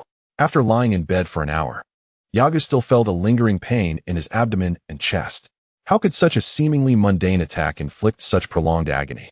He recalled the sensation of being struck in the abdomen by Hiroshi Takeda, the overwhelming force that rendered his body powerless. The technique bore a striking resemblance to the martial arts of his past life, akin to a technique that could strike from afar. Yet, in the Dragon Ball universe, both King Kai and the Supreme Kai had immersed themselves in this realm for countless years, observing the entirety of the universe, yet they lacked knowledge of internal martial arts. This absence illustrated that such fantastical elements did not exist in the Dragon Ball world. Could it be that this was the reason for his opponent's combat level being classified as advanced beginner? Was this fighting method the most fundamental aspect of martial arts? The fact that Hiroshi Takeda possessed the most basic fighting techniques indicated the simplicity of his combat prowess. Reflecting on his previous battles, Yagu realized that he had relied solely on speed, delivering punches and kicks to vanquish foes, akin to brawling with street thugs. Contemplating this, his heart gradually found peace. It was not a matter of his own inadequacy, but rather the cunning nature of his adversary. Chapter 41. The Doubts of Martial Arts in Just 3 Days. I have received 114 recommendations, surpassing my expectations. Thank you all for your support. Yagu had rested in Hiroshi Takeda's dojo for 2 days when Takeda visited his room that very night. He subtly expressed his desire to take him as a disciple, yet was declined by Takeda Hiroshi. Takeda Hiroshi merely felt regretful and did not press the matter. Due to his injuries, he arranged for a disciple to care for him. This disciple, named Tezhan, introduced himself as one whom Takeda Hiroshi had taken under his wing 2 years prior. The door creaked open, and as Ayaku turned his head, he saw Tezhan. "Hey, it's time to eat," Tezhan said, preparing to step out. Ayaku called out to him, "Brother Tezhan, may I ask you something? It concerns Master Takeda." Tezhan paused, turning back to inquire, "What is it?" Ayaku asked, "Did Master Takeda create his techniques himself? How long has he been in this area?" "Haha, what? Are you dissatisfied with your loss? Let me tell you, the local populace relies heavily on Master Takeda. Are you familiar with the Red Silk Army? A few years ago, they attempted to infiltrate our city, but were repelled by Master Takeda. Did you know he can catch bullets with his bare hands?" Tezhan proudly recounted the exploits of Takeda Hiroshi. Takeda Hiroshi's martial arts were cultivated in the depths of the mountains. He began his training at 13 and did not emerge until the age of 34, after which he established the Takeda Martial Arts Hall to safeguard the city. Though the Red Silk Army has a clandestine presence here, they do not dare to bully the citizens. For Takeda Hiroshi's might and his commitment to protecting the people have garnered the community's trust, leading many to send their children to learn from him. However, the criteria for becoming his disciple are exceedingly stringent. Even nominal disciples number merely in the teens, with only 4 truly receiving his teachings, Tezhan being one of them. Ayaku posed the question he had long pondered. Why was I struck by Master Takeda just once, and yet felt such intense pain, far exceeding that of a heavy stone crushing me? At this, Tezhan replied with a hint of pride, "Of course, that is precisely what makes Master Takeda extraordinary. Ordinary martial artists can only concentrate their strength superficially, enhancing muscle and bone resilience to amplify their offensive capacity. Yet Master Takeda can channel the strength he has honed through training into the interior of his target with remarkable finesse. He once struck a stone slab so forcefully that an egg placed just 1 centimeter behind it was shattered, while the slab itself remained unscathed." The idiom "striking a cow across a mountain" emerged in Ayaku's mind. The scene Tezhan described bore a striking resemblance to concepts from his previous life in martial arts literature. If it were him, a single punch could obliterate not just the stone slab, but even a rock several meters thick. However, achieving the level of mastery exhibited by Takeda Hiroshi was an insurmountable feat. Noticing Ayaku deep in thought, Tezhan remarked, "I'll step out for now." Just as Ayaku intended to call him back, Tezhan had already departed. This likely elucidated why Takeda Hiroshi's combat level was categorized as high-tier beginner. Nonetheless, such phenomena seemed absent from the Dragon Ball universe. Ayaku pondered in confusion, for these elements had been portrayed in both the Dragon Ball manga and anime. Nevertheless, the power exhibited was indeed formidable. Speaking of which, his attacks targeted the internal structure of the body, as long as I could evade his strikes. There remained a possibility of vanquishing him. If I were to master the art of flight, the outcome might well be different. If that were the case, to what heights could my combat prowess ascend upon mastering this technique? At no point had Yagu yearned to learn the art of flight more than he did at this moment. It was evident to his disciples that Takeda Hiroshi wished to take him as an apprentice. Yet, Yagu harbored no desire to become his disciple. Instead, he aspired to acquire his martial skills, which necessitated a form of exchange. With this thought in mind, Yagu began to employ his rudimentary knowledge of the art of flight. In a short while, he found himself levitating in midair, eyes wide open, arms outstretched.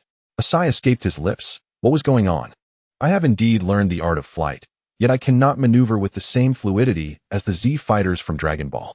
He floated slowly around the room, acutely aware that unlike Goku and his companions who soared effortlessly through the skies, Yaga had to expend considerable mental effort just to maintain a stable flight.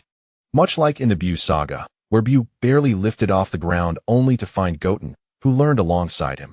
Moving freely, Yaga felt a profound sense of discouragement. The art of flight is one of the fundamental means of combat in the future. It expands the battlefield, elevating combat from the ground to the skies. Akin to transcending from a two-dimensional realm to a three-dimensional one, a truly remarkable martial skill. Yaga practiced diligently for half a day. However, such proficiency is not attained overnight. It also served as a testament that he was not exceptionally gifted, at least not in the realm of martial arts. By the end of the day, his body felt not fatigued, though he bore injuries. What truly wore him down was the weight on his heart. Faced with his current circumstances, Yaga felt utterly powerless. 3 years. No, since arriving in this world, he did not believe his level of training to be inferior to Goku's. He could already move freely under 30 times the gravity of Earth. He was convinced that if the battleground were to be altered, even with Takeda Hiroshi's extraordinary abilities, he could not be defeated. Indeed, it could even lead to dire consequences for him. This raised a pertinent question. Why had he been vanquished by the opponent rather than triumphing over him? That night, Yaga took a moment to reflect deeply upon the scene from their confrontation. For the past 2 days, he had avoided pondering this, but now, after lamenting and feeling regret, the accumulated emotions erupted, prompting a serious consideration of the events of that day. Upon careful recollection, Yaga discerned that the crux of his defeat lay in his leap into the air. His speed and strength were undoubtedly greater than Takeda Hiroshi's. However, once airborne, he could not leverage his speed advantage. The opponent's wealth of combat experience granted him the upper hand, resulting in a swift victory. As Yaga lacked the means to thwart his attacks, ultimately leading to his downfall. The reason was simple, yet Yaga remained dissatisfied. Combat experience and fighting skills necessitate the accumulation of experience. Yet, in the Dragon Ball universe, did not Goku and Krillin triumph over numerous competitors in their inaugural martial arts tournament solely through their exceptional physical prowess? Why is it that others can achieve what I cannot? Yaga came to this martial arts dojo seeking experience, and while he has indeed gained knowledge, the battle ended in defeat, leaving him with a bitter taste of regret. Throughout the night, Yaga meticulously simulated the combat strategies in his mind, analyzing each move and the variations that arose, all while maintaining a singular focus, to avoid being struck by his opponent. Consequently, lacking the ability to perform aerial maneuvers, he would have to rely on his speed on the ground to engage his adversary. Clenching his fists, Yaga narrowed his eyes in determination. As morning broke, Yaga emerged from his room, the remnants of pain from his injuries still lingering, though they were no longer a hindrance. In the courtyard, Tianshan noticed Yaga and expressed mild surprise.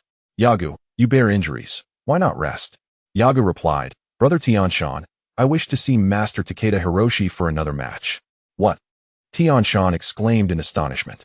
You wish to face the master again.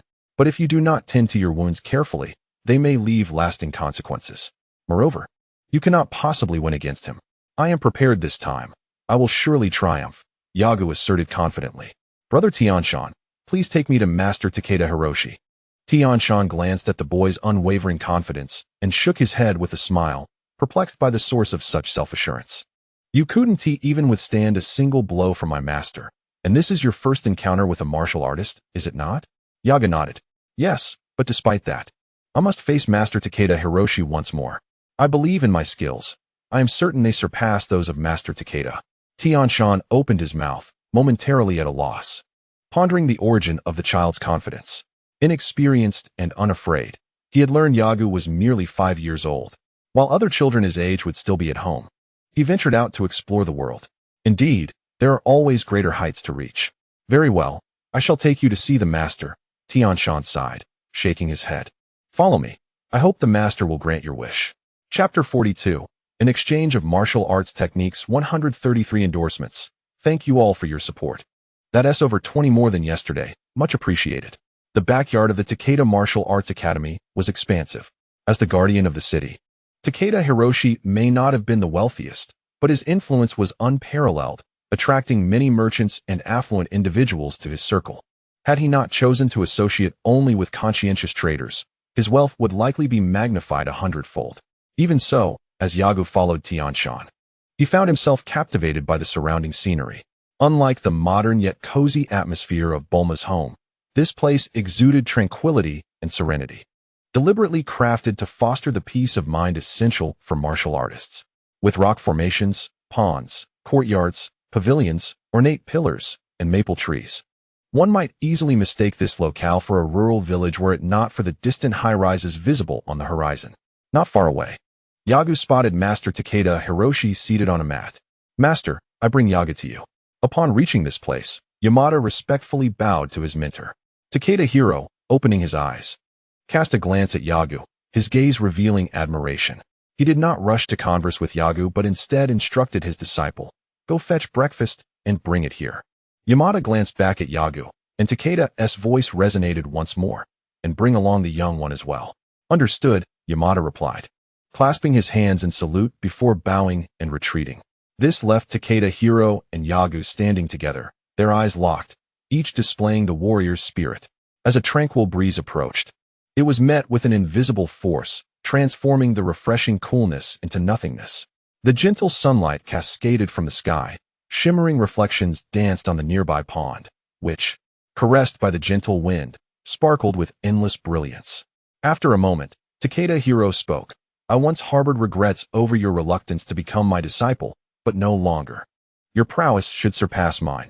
You simply lack understanding of martial techniques. Once you truly grasp the essence of martial arts, you will soar to heights beyond my reach, perhaps even surpassing the legendary Master Wutian."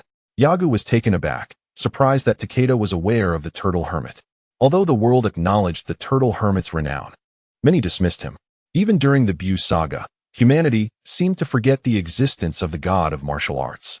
This was a lamentable aspect from Yaga's previous life. During the World Martial Arts Tournament, Tien Shinhan obliterated the arena with his Kikaho, followed by Piccolo's destruction of an entire city. Yet, such spectacular battles faded into obscurity, their legacies erased from history. Perhaps influenced deeply by the modern environment, Yaga wished for these heroes to be remembered not only after their demise, especially Goku, whose legacy remained unacknowledged even in death.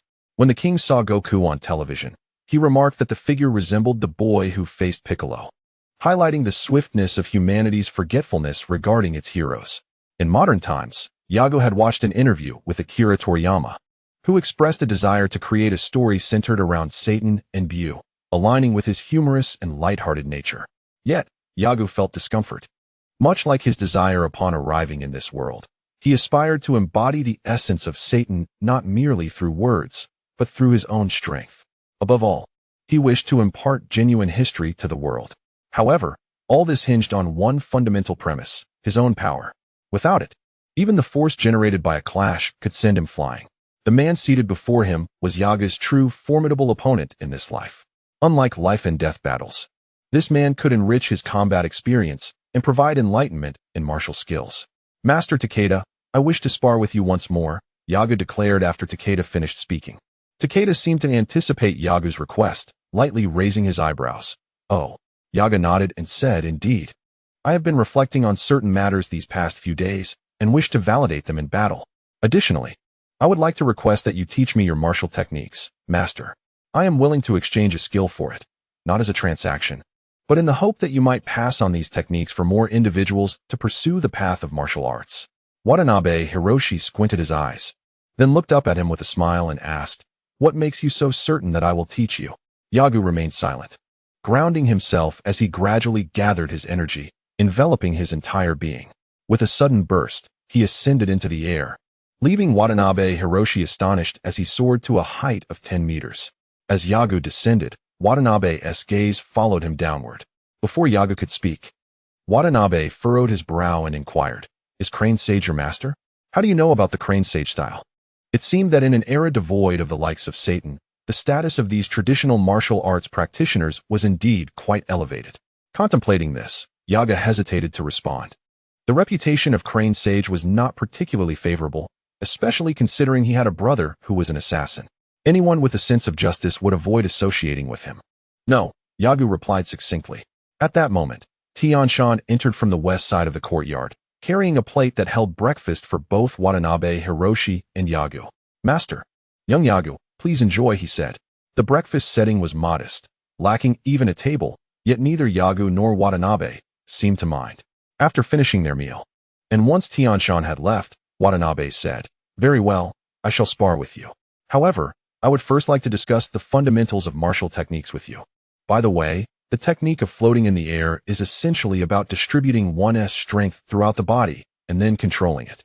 Since you grasp the floating in the air technique, why do you not understand copper skin?" "Copper skin?" Yagu looked at him in astonishment. Watanabe explained, "Copper skin is merely my term, intended to make it easier for my disciples to comprehend. In essence, it is a technique for distributing our strength throughout the entire body. For instance, consider two equally strong men who simultaneously strike two individuals before them. One is an ordinary person, while the other is a martial artist. The former, upon being struck, may be propelled 3 meters away, while the martial artist could be sent 5 to 6 meters away. However, the injuries sustained by the two are vastly different. The ordinary person might suffer bone fractures, whereas the martial artist typically endures only superficial wounds. One flies 3 meters and the other 5, yet the same attack yields disparate outcomes. This exemplifies the martial artist's control over their body. At the moment of impact, they instantaneously transmit the attacking force throughout their entire being, allowing their body to absorb the force of the blow as though the strong man were merely pushing against them, thereby propelling them further. In contrast, the ordinary person cannot diffuse the force. It concentrates on a minuscule area, resulting in significant damage. You must have heard the saying, "It is better to lose one finger than to injure all 10. The principle is analogous, only reversed. The force of a single, charged strike is immense. When it connects, the damage is invariably profound. By employing the simple technique of copper skin to channel the force, one can mitigate personal injury." As he spoke, Takeda Hiro rolled up his left sleeve, revealing a rapidly bruising area, which caught Yaga's attention. "What is this?" he inquired. "It's an injury I sustained when we sparred that day, just from a single punch you landed on me." Takeda, undeterred, displayed a lively glint in his eyes. "You possess remarkable talent. Even with the most rudimentary of attacks, you can inflict such significant damage upon me. To put it plainly, should you strike me, even with my copper skin technique, I fear I would not endure." Yagu felt a surge of urgency, interpreting the implication that Takeda was reluctant to engage in further sparring with him. Takeda raised his right hand to intercept Yagu's words, lowering his sleeve with a smile. "Do not fret. Having made my word, I shall not retract it. This demonstrates the robustness of your physique. Once you learn to harness your physical prowess through martial arts techniques, you are bound to achieve remarkable breakthroughs. This is precisely why I wish to take you on as my disciple." He continued, explaining that his alternative attack methods were specifically developed to counter the copper skin technique, relying on similar principles of power control. Subsequently, Yagu recounted the learning method for the void dance technique, while Takeda elucidated the copper skin technique alongside his own method for countering it. The technique to breach copper skin was somewhat complex, although Yagu grasped the principles. Akin to the void dance, it could not be employed freely. However, he quickly mastered copper skin, as it merely required an understanding of the characteristics of the void dance technique. The reasoning was straightforward. It involved distributing one's energy throughout the body, akin to the golden bell shield found in traditional martial arts, albeit with differing utility. Suddenly, Yagu noticed a transformation within the combat system after mastering the copper skin technique. Combat system, level 0, current experience, 628, name, Yagu combat power activation, 10 explosion activation, 15 combat level, intermediate beginner sparring, 50 conquest battle, 80 life and death battle, 100 as combat level had ascended from beginner low to intermediate beginner. At last, I have transcended the novice stage. A seemingly trivial combat skill, one that was easily conceived, yet Yagu had never contemplated its significance. He was initially prepared to lament his own shortcomings, but soon found solace in a realization. As the senior disciple of Master Turtle, who was indeed more formidable than Master Crane, he recognized that despite understanding the void dance technique, which allows one to soar into the skies, it had never been created by his mentor. This illustrated that even techniques that appear simple are not easily devised, similar to modern science. As one delves deeper into a field, the fanciful ideas born from imaginative thinking seldom yield success. In the early stages of any system, one may achieve decisive results through various ingenious thoughts, yet as time progresses, relying solely on such notions for success leads to inevitable failure. Takeda-sensei, let us engage in combat once more. Yagu reiterated his request. Chapter 43. The second encounter. Thank you all for your support, and my gratitude to Wind Forest for their attention. This was indeed my oversight. I merely intended to emphasize the significance of martial skills through increased difficulty. Mastering each martial technique greatly enhances the protagonist's strength, unlocking the energy that lies dormant within. It is akin to how Son Gohan possesses only a modicum of fighting prowess in his everyday demeanor, yet can unleash a power that surpasses even that of his father and Piccolo when provoked by wrath. The journey of mastering martial arts serves as a unique form of training, lacking the innate combat instincts inherited from the Saiyans. The protagonist must embark on a path of self-discovery and learning. Setting down his teacup, Takeda Hero fixed his gaze upon Yagu, and as he observed the subtle shifts in the latter's expression, he finally spoke. Very well, let us proceed to the main hall. It is an opportune moment for my disciples to witness the physical attributes required for profound martial arts. You are a rare talent, appearing only once in a millennium. I do not expect my students to attain your level of strength, but if they can embody your spirit, it will be a remarkable achievement. Upon hearing his words, Yaga felt a sense of admiration. Considering his earlier remarks, it was likely that Takeda Hero anticipated his defeat. Nonetheless, he wished to experience this loss in front of his disciples to impart a vital lesson, that there are always greater beings beyond oneself. And even a teacher is not invincible. The two emerged from the courtyard, and the vigilant Teshima, stationed at the entrance, surely noticed them. He hesitated several times, contemplating whether to inquire, but ultimately remained silent. Takeda Hero discreetly cast a few glances at him, realizing his reticence, and chose to disregard him. A martial artist must not only possess physical strength, but also a formidable spirit. Takeda Hero was acutely aware of his own limitations. While he could impart rigorous training to his disciples, he struggled to teach them how to cultivate a resilient heart.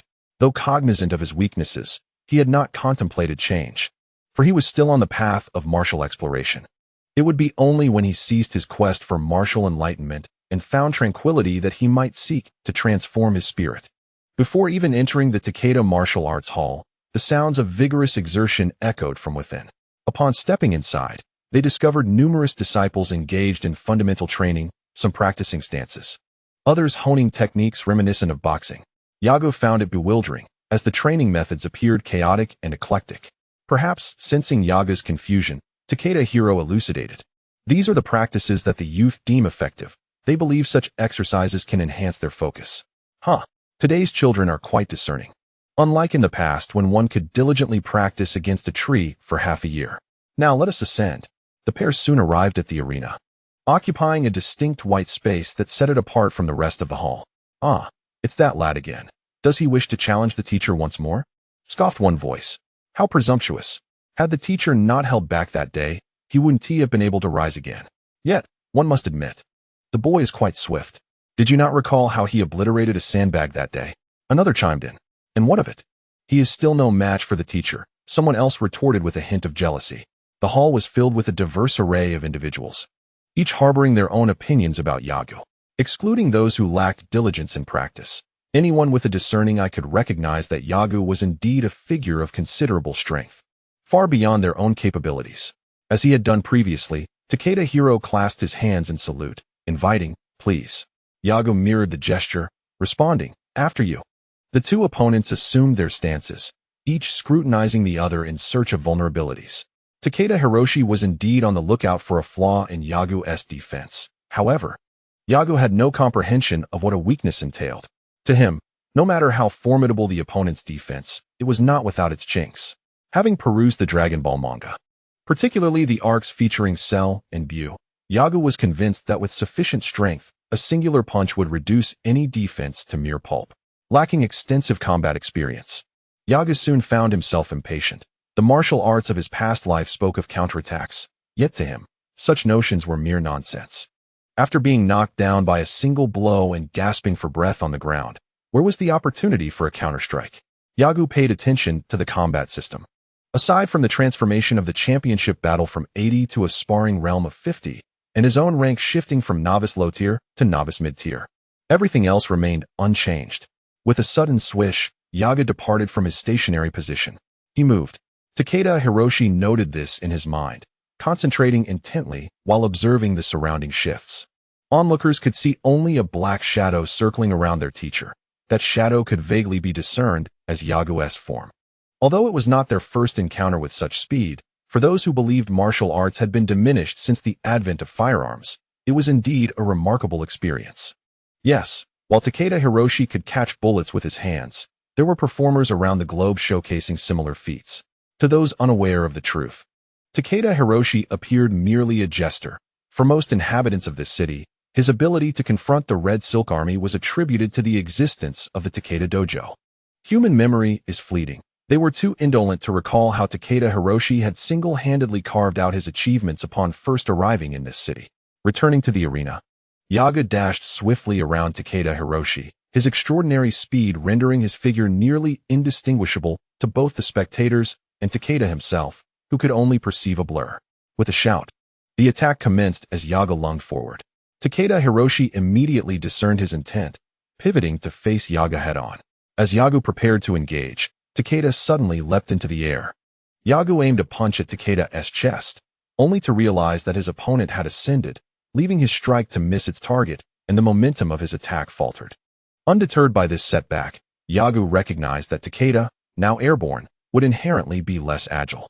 At that moment, Takeda Hiroshi countered, and Yaga understood he must evade the incoming strike. Although he had mastered the technique of copper skin, Takeda's method of attack could penetrate deeply, thus he sought to dodge whenever possible, resorting to blocking only when evasion was unattainable, striving to minimize direct confrontations with Takeda's assaults. Standing on the ground, Yagu's speed, though diminished, still surpassed that of Takeda's. As he noticed a punch descending toward his head, he sidestepped, while simultaneously repositioning himself to where he anticipated Takeda would land. In a remarkable display of skill, Hiroshi Takeda utilized his core strength to twist his body and, despite the absence of leverage in midair, managed to adjust his posture within an exceedingly brief moment. Transitioning from a grounded stance to one poised to strike at Yaga, the sight left Yaga, despite being Takeda's opponent. In all, such an intricate maneuver necessitated extraordinary control over one's body, a feat Yaga could accomplish.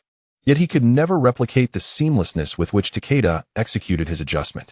The opportunity for a calculated strike had dissipated. Yaga retreated, creating distance between himself and Takeda.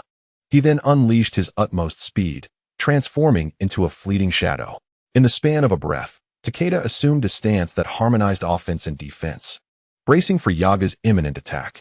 At that moment, Yaga realized that engaging in a head-on confrontation was not a necessity. A slight smirk graced his lips as he raised his fist, turning his body sideways towards Takeda, and forcefully struck the ground before him. The white arena, constructed of elevated mats, emitted a resounding thud under the impact of Yaga's blow. The mat tore. Takeda was taken aback, and the surrounding disciples were equally perplexed. Yet, Yaga promptly provided them with an explanation. Grasping the ripped edge, he yanked it upwards, producing a sharp tearing sound as the opening widened. He hurled the torn fabric towards Takeda and swiftly closed the distance between them.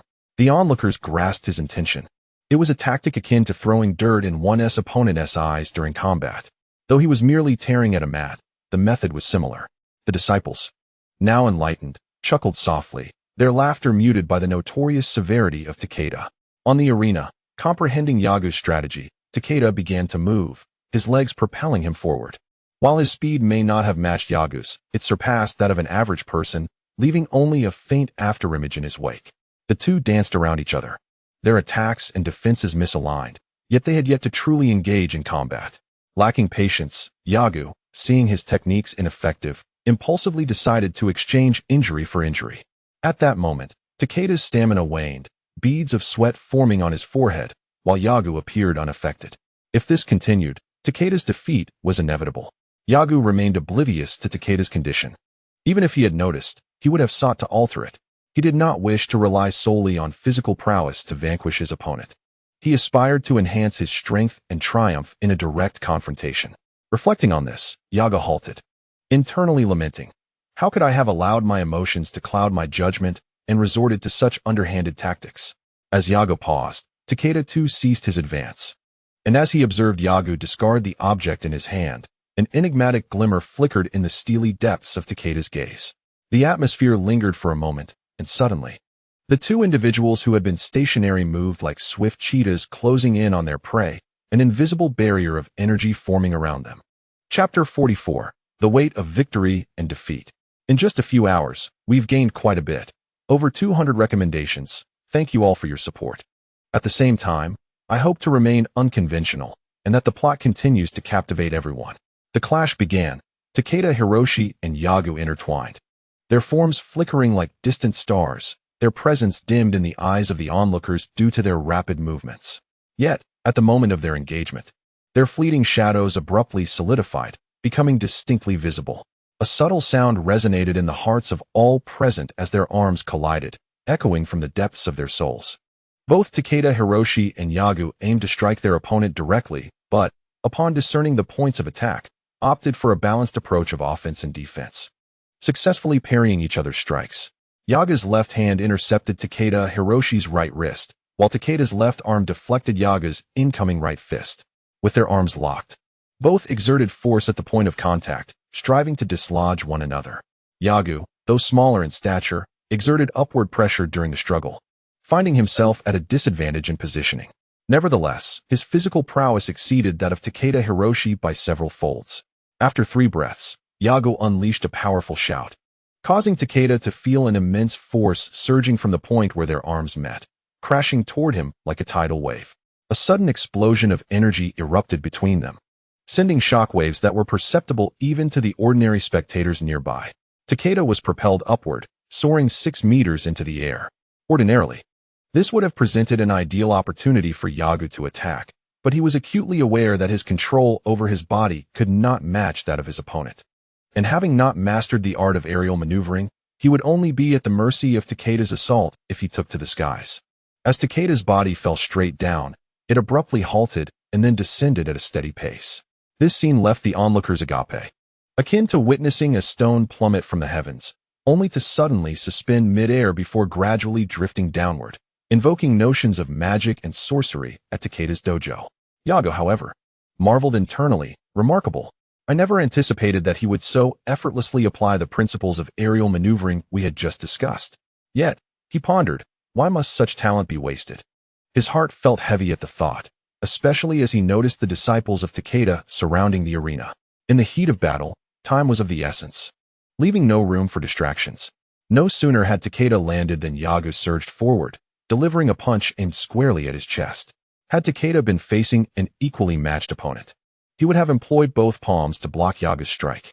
However, Yaga's strength was unparalleled, something Takeda had never before encountered.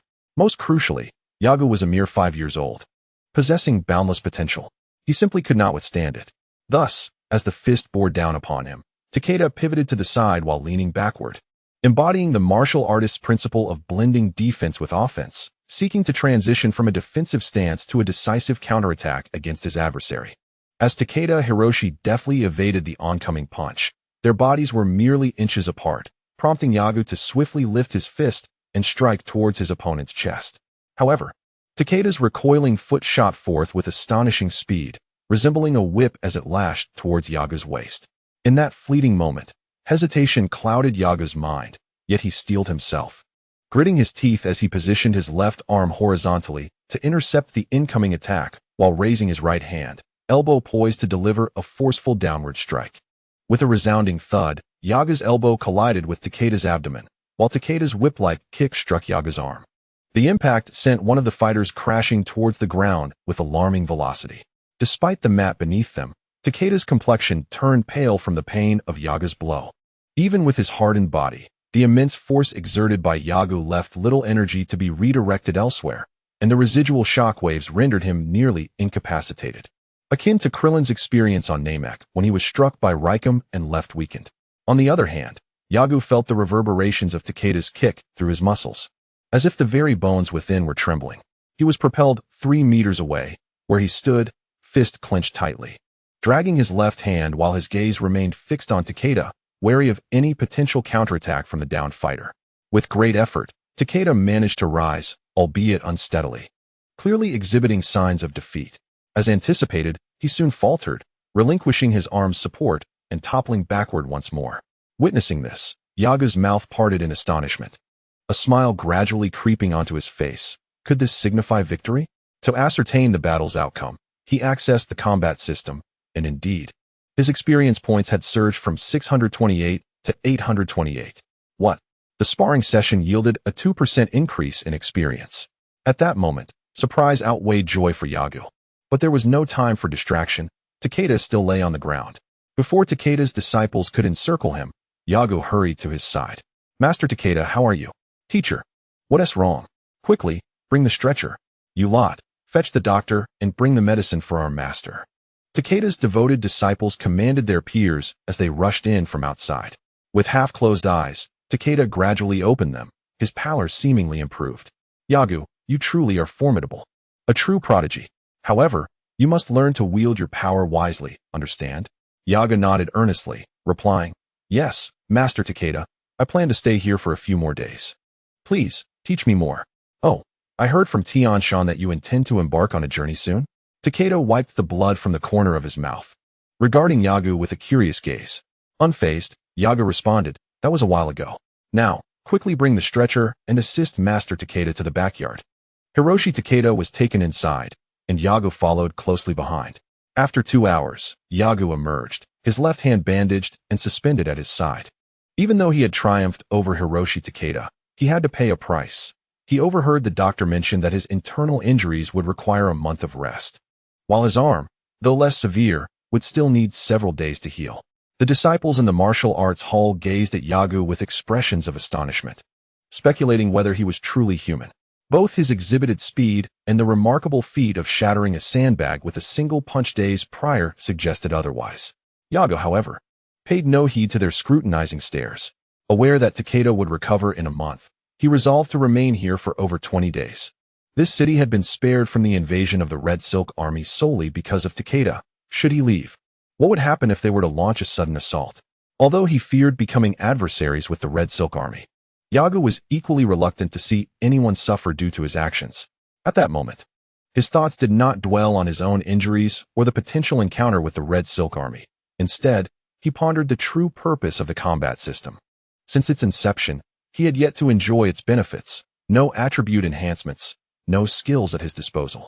It appeared merely to be a supportive system that documented his physical condition, allowing him to constantly monitor his health. Suddenly, a thought struck him. Why couldn't he unleash an energy explosion? He recalled scenes from Dragon Ball, where warriors would adopt a posture reminiscent of holding back a bowel movement, only to unleash a surge of power akin to flames erupting from their bodies, dramatically enhancing their combat abilities. Why was he unable to do the same? Could it be another form of martial technique? Contemplating the seemingly simple act of condensing energy at the surface of one's body, he mused that even a basic intermediate martial skill might involve such a method of explosive power. Sitting in a corner of the dojo, Yagu reflected on the vivid imagery from Dragon Ball.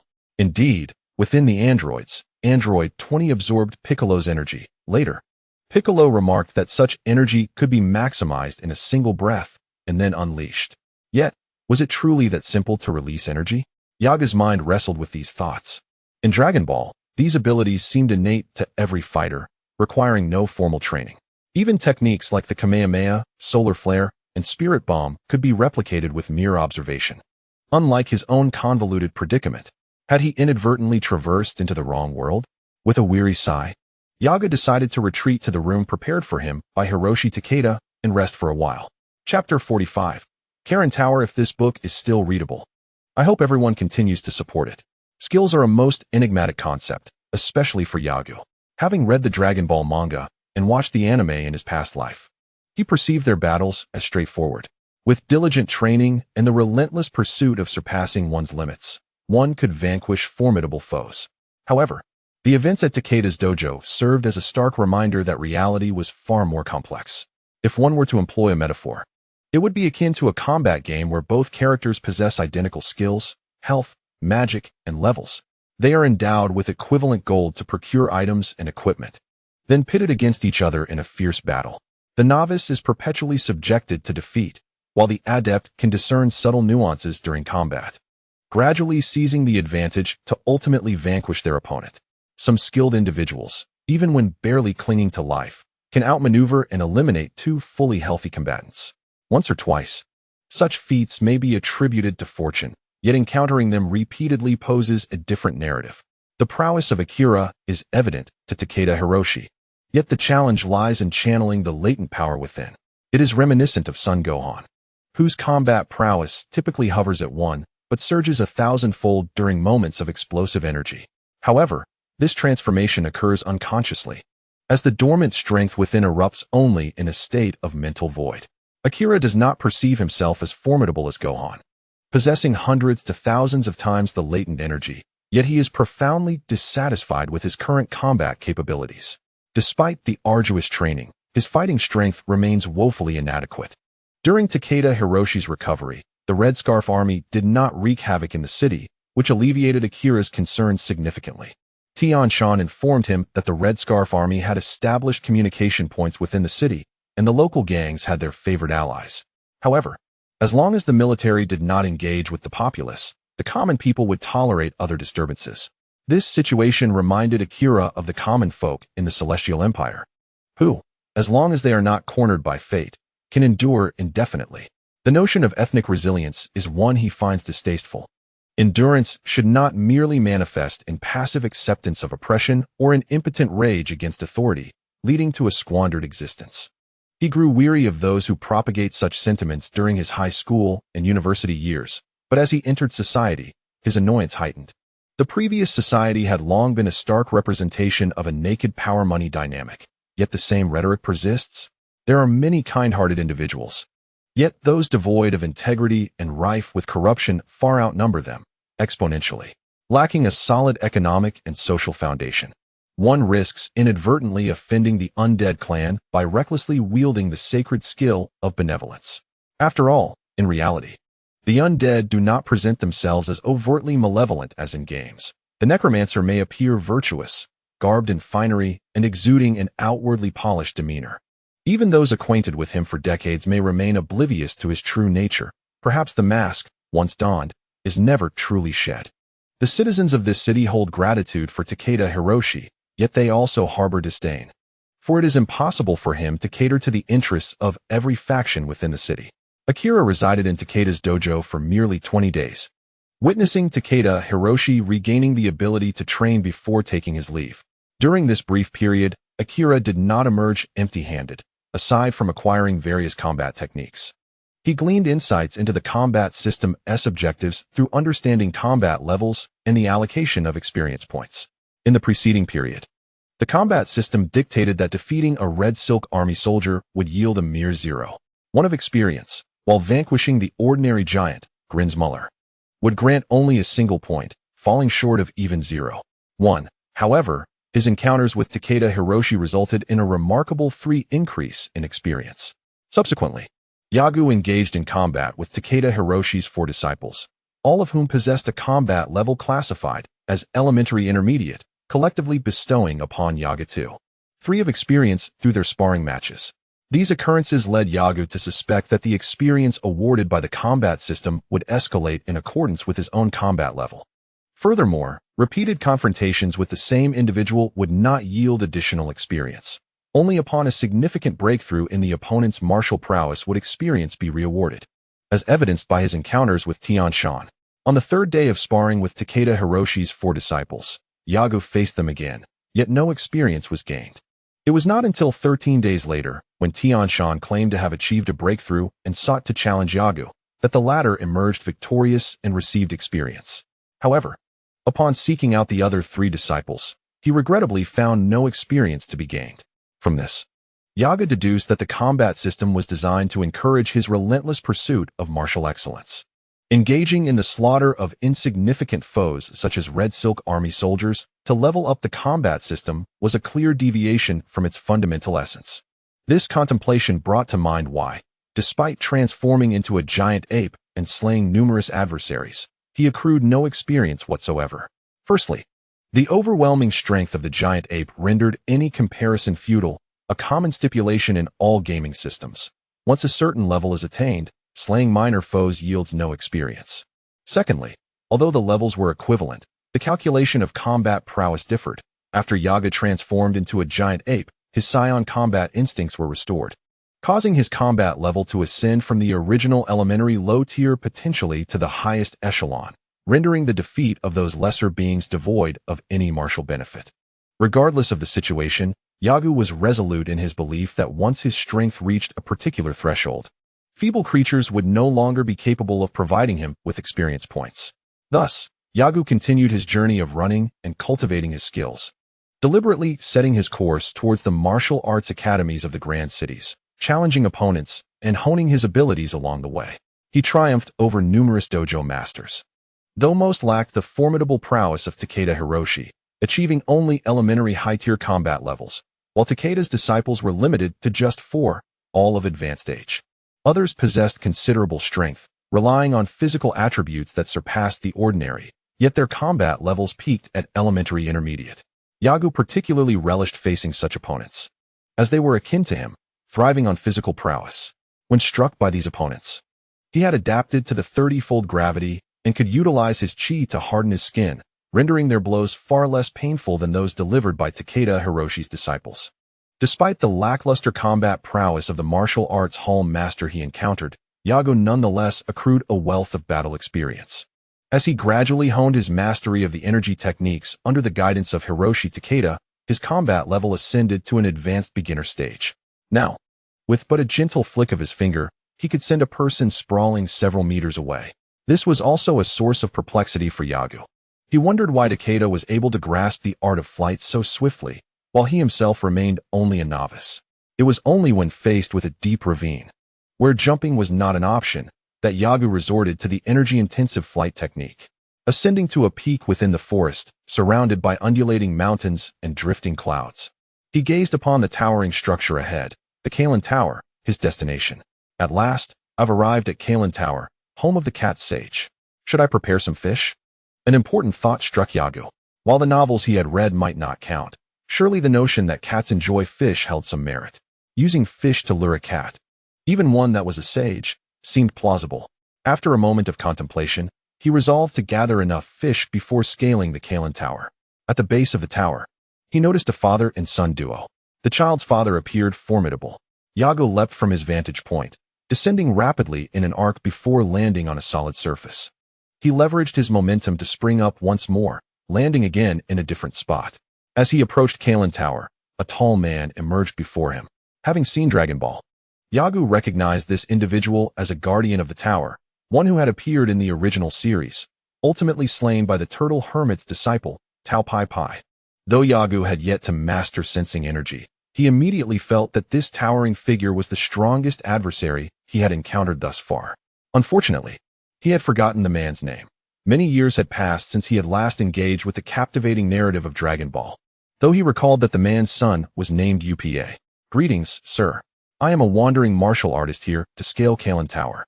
Recognizing that the man was not an enemy, Yagu felt no need to adopt a hostile demeanor. Chapter 46. Preparing Gifts with 266 Recommendations. I hope those who find this book worth a read will lend their support. Thank you.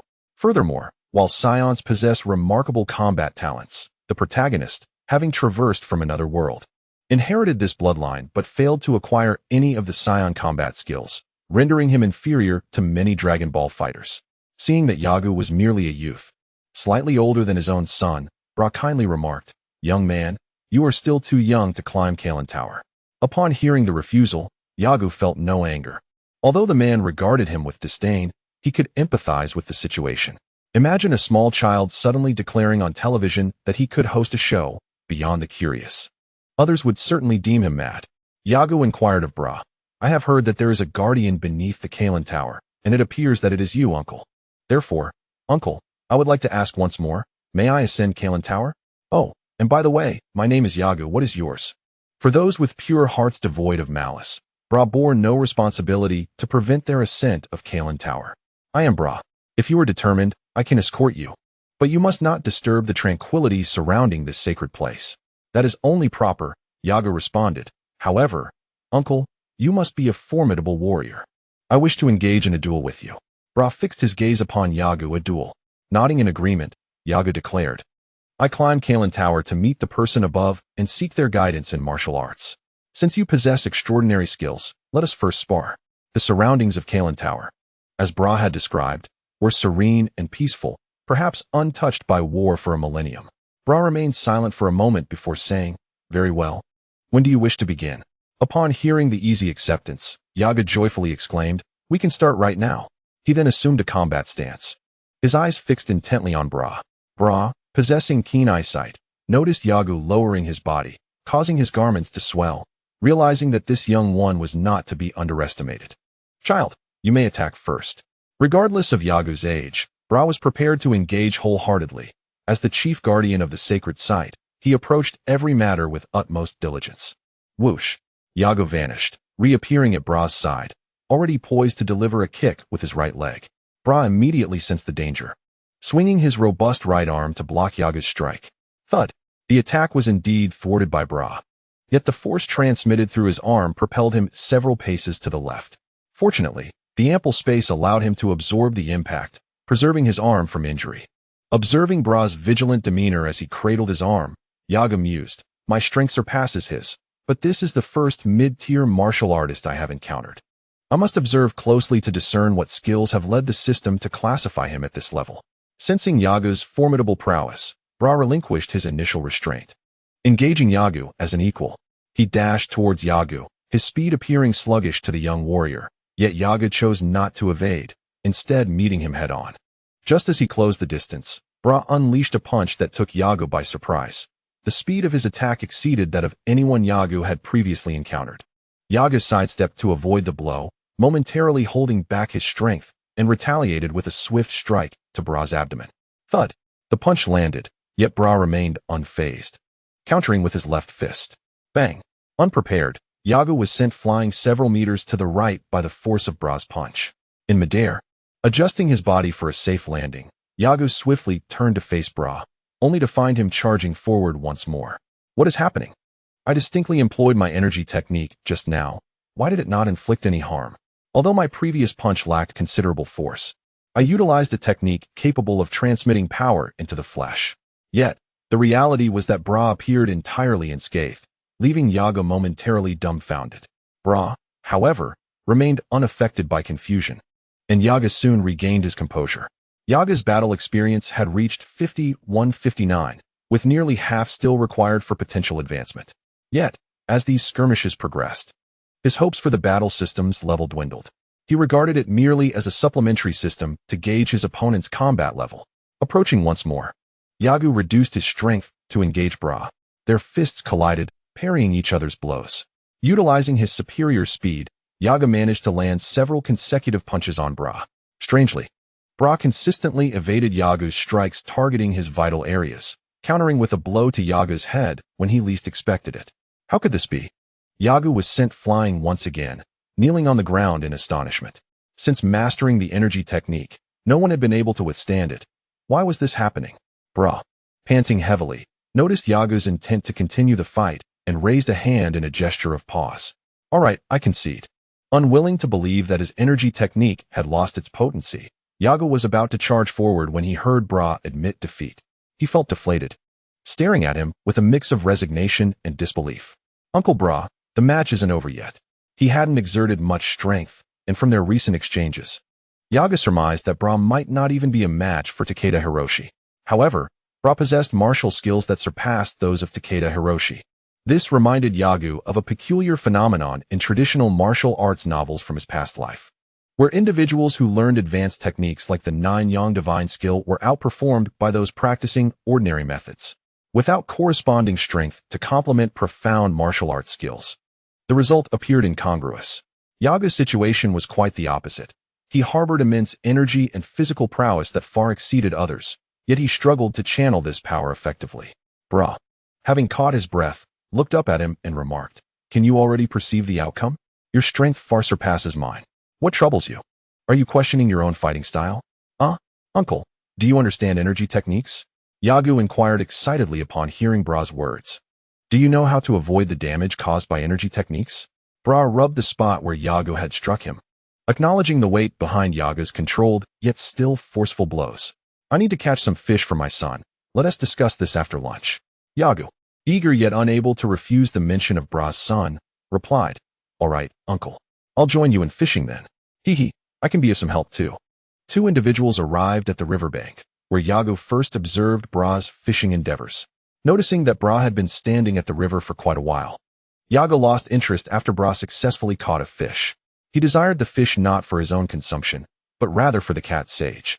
Thus, he concluded that it would be more prudent to purchase some fish elsewhere. During their skirmish, Yago gained a mere 2% experience points. Their confrontation was of a competitive nature, which left Yago feeling quite accomplished. At the very least, he discerned that the aura was not as he had imagined, but rather a profound martial art. Although he had only mastered the elementary stages of the aura, Bra possessed techniques that prevented the aura from inflicting harm, indicating a more advanced level of skill. The distinction between their abilities was apparent. Upon witnessing Yago's bewilderment after catching a fish, Bra inquired, Yago, why don't you give it a try? Yago replied, well, I think I'll pass. I lack the patience for it. By the way, uncle, which city is closest to here? After pondering for a moment, Bra responded, I haven't ventured far, but my tribe lies 10 kilometers to the south. You could inquire with the elder there. He will guide you on how to reach the city. After saying this, Bra seemed puzzled and asked, Didn't you mention wanting to climb the Kylan Tower? Yaga chuckled and explained, Before ascending the Kylan Tower, I need to prepare a few items, which is why I must visit the city. However, since you are the tribe leader, I hope to exchange some goods within your tribe. Although Bra was somewhat perplexed, he complied with Yaga's request and pointed out the direction. As Yagu swiftly made his way, Bra returned to his dwelling with the fish in hand. Yaga ran swiftly, heading straight toward the indicated path. The Kylan's sacred land exuded tranquility year-round. The forest and flora appeared to be meticulously arranged, devoid of the chaotic disorder characteristic of wildlands. Within less than an hour, Yago arrived at the tribe Bra had mentioned. His purpose in visiting the city was to procure fish. Yet fishing constituted 1/3 of the tribe's income, prompting him to purchase directly from them. What delighted Yago even more was the tribe's provision of a food storage ice cellar. He collected some crushed ice and combined it with the fish, subsequently storing it in a versatile capsule at his waist. After extending his gratitude to the tribe, Yaga set off toward the Kylan Tower, where he would finally meet the long-anticipated cat sage. An indescribable excitement surged within him, for the cat sage was among the few pivotal characters in Dragon Ball, particularly known for the magical beings that played a crucial role in the battles of Dragon Ball warriors. Chapter 47. The Cat Sage. There have already been over 300 recommendations. I hope everyone continues to support. The Kylan Tower stood tall, and when Yagu encountered Bra once more, he also spotted his son, Upa. However, the child was quite young, babbling incoherently, and Yagu did not see Bra's wife, who might have already been in the tribe. Instead of rushing to climb the tower, Yago first inquired of Bra why the aura did not inflict internal harm on his body. The aura you speak of should be an adjustable force of explosive power. Upon hearing Yaga's words, Bra pondered briefly before offering a response. Is it not possible for you to distribute your strength throughout your entire body? By channeling your internal energy uniformly, you can fortify your physique to such an extent that even bullets would be rendered ineffective. However, this method proves futile against forces capable of penetrating your body from within. Therefore, this approach to harnessing power is merely the initial step. To counter the technique you previously employed, one must engage in continuous physical motion, allowing this energy to flow in tandem with the body's movements. Qi is a form of martial skill, governed by discernible principles. If one can disrupt the sequence of energy accumulation at the surface of their body, this force will be unable to solidify and penetrate within. Yet, a master of martial arts can discern the weaknesses in another's energy manipulation through keen observation, and in an instant, exploit those vulnerabilities to deliver a force that breaches the body from the inside. Such a feat demands exceptional perceptiveness, especially when the combatants are evenly matched, requiring an extraordinary level of innate combat talent. As Bra spoke, he reflected for a considerable time, clearly not deeming Yagu to possess such capabilities. To employ martial techniques that can strike at the core of an adversary's body in the presence of an advanced warrior presents a challenge far greater than merely overpowering an opponent from the outside. Yaga began to comprehend this concept, likening it to a collaborative effort in a studio where individuals work together to produce a 3D animation, distributing tasks among themselves. It would be unreasonable and impractical to assign all responsibilities to a single person. Should that individual manage to complete the entire project solely through personal strength, it would indicate their expertise in the field, deserving a place in management to coordinate the efforts of others. In Bra's eyes, if Yagu could identify the weak points in his own energy manipulation, he would surpass even the legendary martial masters like the Turtle Hermit. This required not only exceptional vision but also extensive combat experience, capable of discerning the subtleties of another's movements. Achieving this would necessitate a vast array of attributes. From Bra, Yagu gleaned the intricate application of this martial technique, which, while more profound than the bronze skin technique he learned from Takada Hiroshi, still had its limitations. After a brief period of study, he began to grasp its essence. Subsequently, he took his leave, resolved to ascend the Karen Tower. Bra made no effort to accompany Yagu, genuinely curious to witness how this young boy would scale the heights of the tower, whose elevation remained a mystery even to him. Despite having guarded it for much of his life, Yagu ascended the tower gradually. The temple atop the Karen Tower was said to be reachable only by the Golden Staff. Yet by the latter stages of the Dragon Ball saga, all warriors had found a way to establish roots there. Even Bulma's aircraft was capable of landing safely at the temple, rendering the earlier claims of the Cat Hermit somewhat exaggerated. For Yagu, the endeavor of climbing the Karen Tower was not significantly more challenging than his gravity training. After enduring extensive training in the gravity chamber, Yagu suddenly found himself in the normal gravitational environment of Earth, where his stamina had significantly increased. For 3 consecutive days, he remained on the Kylan Tower. His diminutive stature rendered him incapable of fully embracing the tower with outstretched arms. In comparison to the teenage Goku, Yagu not only had to exert more force to secure himself against the tower's surface, but he also had to pinpoint the precise points of leverage. This considerably diminished both the difficulty and speed of his ascent.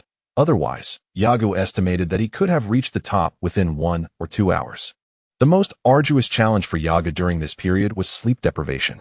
Over 3 days of sleeplessness, his controlled strength began to wane, particularly after prolonged wakefulness. His limbs grew weak. Gazing upward, the azure sky appeared boundless. While looking down, the earth lay beneath layers of clouds, a blend of blue, white, green, and yellow. Strangely, the contours of the land had vanished, rendering it indistinguishable from above or below. After half an hour of climbing, Yagu finally spotted a small black dot in the sky. "Ah, that is Kylan Tower," he exclaimed with elation, nearly losing his balance and toppling off the tower in his excitement. That would have been quite the misfortune. For over 6 months, he had dedicated time to practicing the flying Nimbus technique. However, for reasons unknown, he struggled to master it. It was akin to Goku, who, despite having learned the technique upon his arrival on Earth, still relied on the Nimbus for travel. "Am I a warrior, not a wizard?" Shaking his head, he dismissed such impractical thoughts.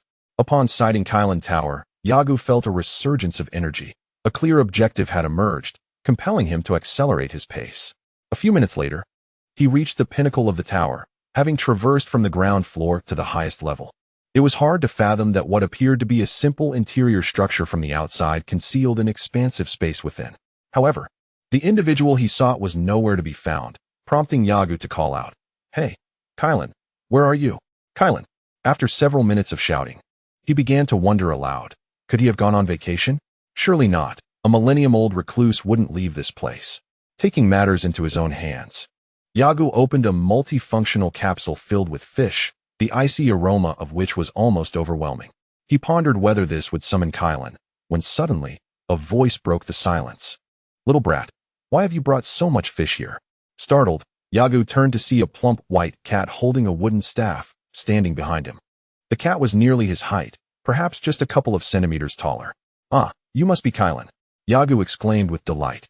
Before the cat could respond, he rushed forward, grasped the cat, and pulled him toward the box of fish, stating, "Kylan, please accept this as a token of my respect. I hope you can offer me guidance in my martial arts training." On the forehead of the cat sage appeared several dark lines. In an attempt to appease him, he offered a fish, an act that had never been performed in the 8 centuries of the sage's existence. Tao Bai had once ascended to the same heights, yet ultimately fell victim to his deception. Yagu, possessing an extensive understanding of the Dragon Ball universe, was acutely aware of the sage's significant contributions to the Dragon Ball warriors. Hence he dared not act frivolously. The initial encounter was crucial. If he were to reveal any of his skills during the sage's tutelage, it would be a considerable loss for him. With a gentle tap of his toes, the cat sage seemed propelled by a spring mechanism. Effortlessly leaping to the edge of the box, he deftly retrieved a fish with his wooden staff, inhaling its scent with fervor, and caressing its body while grooming his own fur. Little one, are you suggesting that you wish for my guidance in your training?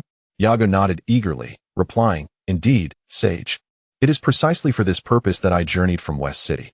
I aspire to attain greater strength and consistently surpass my limits. Oh, but pray tell, what drives your desire to transcend your limits? The cat sage tossed the fish back into the box and licked his hand, which had grasped the fish. Without a moment's hesitation, Yago responded, There is no particular aim. I simply relish the sensation of breaking through my boundaries. It is about continuously surpassing my own objectives. Living in this world necessitates establishing goals for oneself, does it not? I find joy in overcoming what has long been a bottleneck. Only thus can I perceive the meaning of existence and feel exhilarated by it. The cat sage, peering through half-closed eyes that concealed his pupils, regarded Yago and remarked, So, your practice of martial arts is devoid of a concrete objective, merely a pursuit of breaking limits for the sake of it, is it? Not entirely. There is also the desire to transcend the martial way. Every discipline encounters its own bottlenecks. I aim to stand atop the highest peak, seeking out those of formidable strength to learn from them what I require. Indeed, this reflects your lack of understanding regarding the significance of your existence. Your approach to martial arts lacks purity of intent. Yago fell silent. Conversing with a millennia-old cat demon only led to further missteps. Thus, he pleaded, Kylan Sage, might you train me? The cat sage cast a glance at the box of fish, a gesture that did not escape Yago's notice, prompting him to quickly add, Sage, I shall bring a box of fish each year henceforth. With additional dark lines forming on his forehead, the sage regarded Yago with displeasure, while the latter remained oblivious. 2 boxes, that is my limit, for the journey here consumes considerable time. Very well, the sage conceded, since you have managed to ascend to this point. It signifies your martial skills have passed the test. Let us begin. The cat sage did not allow Yago to interject further. Pointing to a kettle in the center of the hall, this vessel contains holy water. Consuming it will enhance your strength. Although Yago was aware that the holy water was a mere counterfeit, he was determined to proceed. The act of seizing it was, in itself, a form of training. Although Yago was uncertain about the purpose of this exercise, he felt a surge of enthusiasm upon recalling that even Goku, who had received guidance from Sun Wukong in his youth and later from Master Roshi, had greatly benefited from it. Chapter 48. The Quest for the Sacred Water. If you find this book appealing, please do not hesitate to leave something behind. Thank you. Yago turned his gaze towards the water jug in the center of the hall and glanced at the cat sage, who remained still. Instead, he shifted his attention to the nearby box containing fish and suggested, Sage, perhaps we should take care of these fish first. The cat sage noticed the box of fish as well and nodded in agreement. Yes, that would be good. Please help me with that. At your service, Yago replied. Approaching the box, closing it, and then pressing a button. With a pop, a capsule emerged amidst the smoke. He turned to Karen, saying, This is a universal capsule. Now you can store it away. Yago's every action was marked by politeness, so even though the cat sage initially sensed his impure intentions, he found it difficult to refuse. Very well, hand it over to me. Receiving the capsule from Yago, the cat sage carried the water jug downstairs while Yago took the opportunity to survey his surroundings. Before long, the cat sage returned, holding the water jug aloft. All right, if you can obtain this jug from my hands, you shall be able to drink from it. Yago looked at the cat sage, nodded, and said, My martial arts skills may be lacking, but my speed is unmatched by ordinary folk. Well then, let us see what you can do, the cat sage replied. Here I come. With that, Yago's body vanished in an instant, leaving behind mere shadows that represented his former position. The cat sage was evidently taken aback, unaware that Yago's greatest pride lay in his astonishing ground speed. Although his attack suffered due to a lack of coordination, he believed that seizing the opportunity to strike first would provide him with an undeniable advantage. Yago reappeared beside the cat sage, refraining from attacking and instead focusing solely on the water jug in his hand. Just as he was about to grasp it, the cat sage intercepted with his staff, moving the jug to a position that rendered it inaccessible to Yago. Recognizing this as a test from the sage, Yago approached with earnest determination, eschewing any idle chatter and sprinting directly towards his objective. The cat sage demonstrated remarkable agility and control over his own body. Though his movements were not particularly swift, he adeptly maneuvered to keep Yagu, who was nearly vanishing from his sight, in a constant state of confusion. Yagu circled around him, utilizing his extraordinary speed, and whenever there was a chance, he darted in front of the sage. After half an hour of pursuing the sacred water, Yagu felt he had gained nothing from this exercise. However, since the sage continued, he would not be the first to concede. Yagu believed that in a contest of endurance, his opponent would surely not match him. As the encounter progressed, Yagu abandoned his aim at the water bottle, instead preparing to pounce on the cat sage and seize the vessel from him. "Haha, I've caught you," just as he reveled in his triumph. The cat sage before him suddenly transformed into multiple shadows. The Phantom Fist. This is an extraordinarily renowned martial technique. In my previous life, I had seen its semblance in various animations and comics, yet upon my arrival in this world, I remained utterly ignorant of its application. Initially, I presumed it to be a simple technique, but now it seems elusive and inscrutable. Yagu had yet to master the method of sensing beings through ki. Thus, he was compelled to adopt the most rudimentary and foolish approach of dispelling the cat sage's clones one by one. Time swiftly passed, and Yagu once again felt the disheartening reality of being undeniably stronger than his opponent, yet unable to overcome him. The cat sage was now slightly out of breath, while Yagu, who could move 4 to 5 times faster than him, remained completely unscathed. Recognizing this, and understanding that his own strength could only be enhanced by continuously assimilating various martial arts, Yagu ceased his movements. "Hey, little one, why have you stopped?" The cat sage inquired, looking at him with curiosity. Yagu, without reservation, replied, "I see that you are quite fatigued. I do not wish to obtain the holy water under such circumstances." The cat sage paused for a few seconds, then burst into laughter, exclaiming, "Kid, you wish to learn martial arts from me, don't you?" Surprised that his intentions had been so readily discerned, he recalled that in the original story, Master Roshi possessed a similar ability. Thus, he feigned nonchalance and candidly confessed, "Indeed, I aspire to become stronger, and since you are already weary." Persisting in this manner would only mean that even if I were to seize the holy water, it would be an unfair advantage. The cat sage held the water bottle in his hand and remarked, "So, you have already realized that the super holy water is a ruse?" Yagu found himself disliking individuals who could peer into the depths of another's soul, yet felt powerless against such insight. He nodded in acknowledgement, yes. To Yagu's delight, the cat sage did not pry further into his reasoning, instead stating, "Very well, since you are tending to an elderly man, I shall take a nap. By the way, you can handle your own dinner." Yagu had hoped to wait for the sage to provide him with a senzu bean, then seize the opportunity to request more. Had he already discerned my thoughts? How vexing. He loathed facing individuals capable of such scrutiny. It felt as though no thought could escape their perception. Yagu pondered sullenly. Nevertheless, he knew that those from the Dragon Ball universe each possessed unique abilities. Take, for instance, the general who battled Goku early on in the Red Ribbon Army saga. He wielded extraordinary powers. The likes of Tao Pai Pai, who had long since debuted, as well as Master Roshi and Crane Hermit, were all formidable figures in their own right.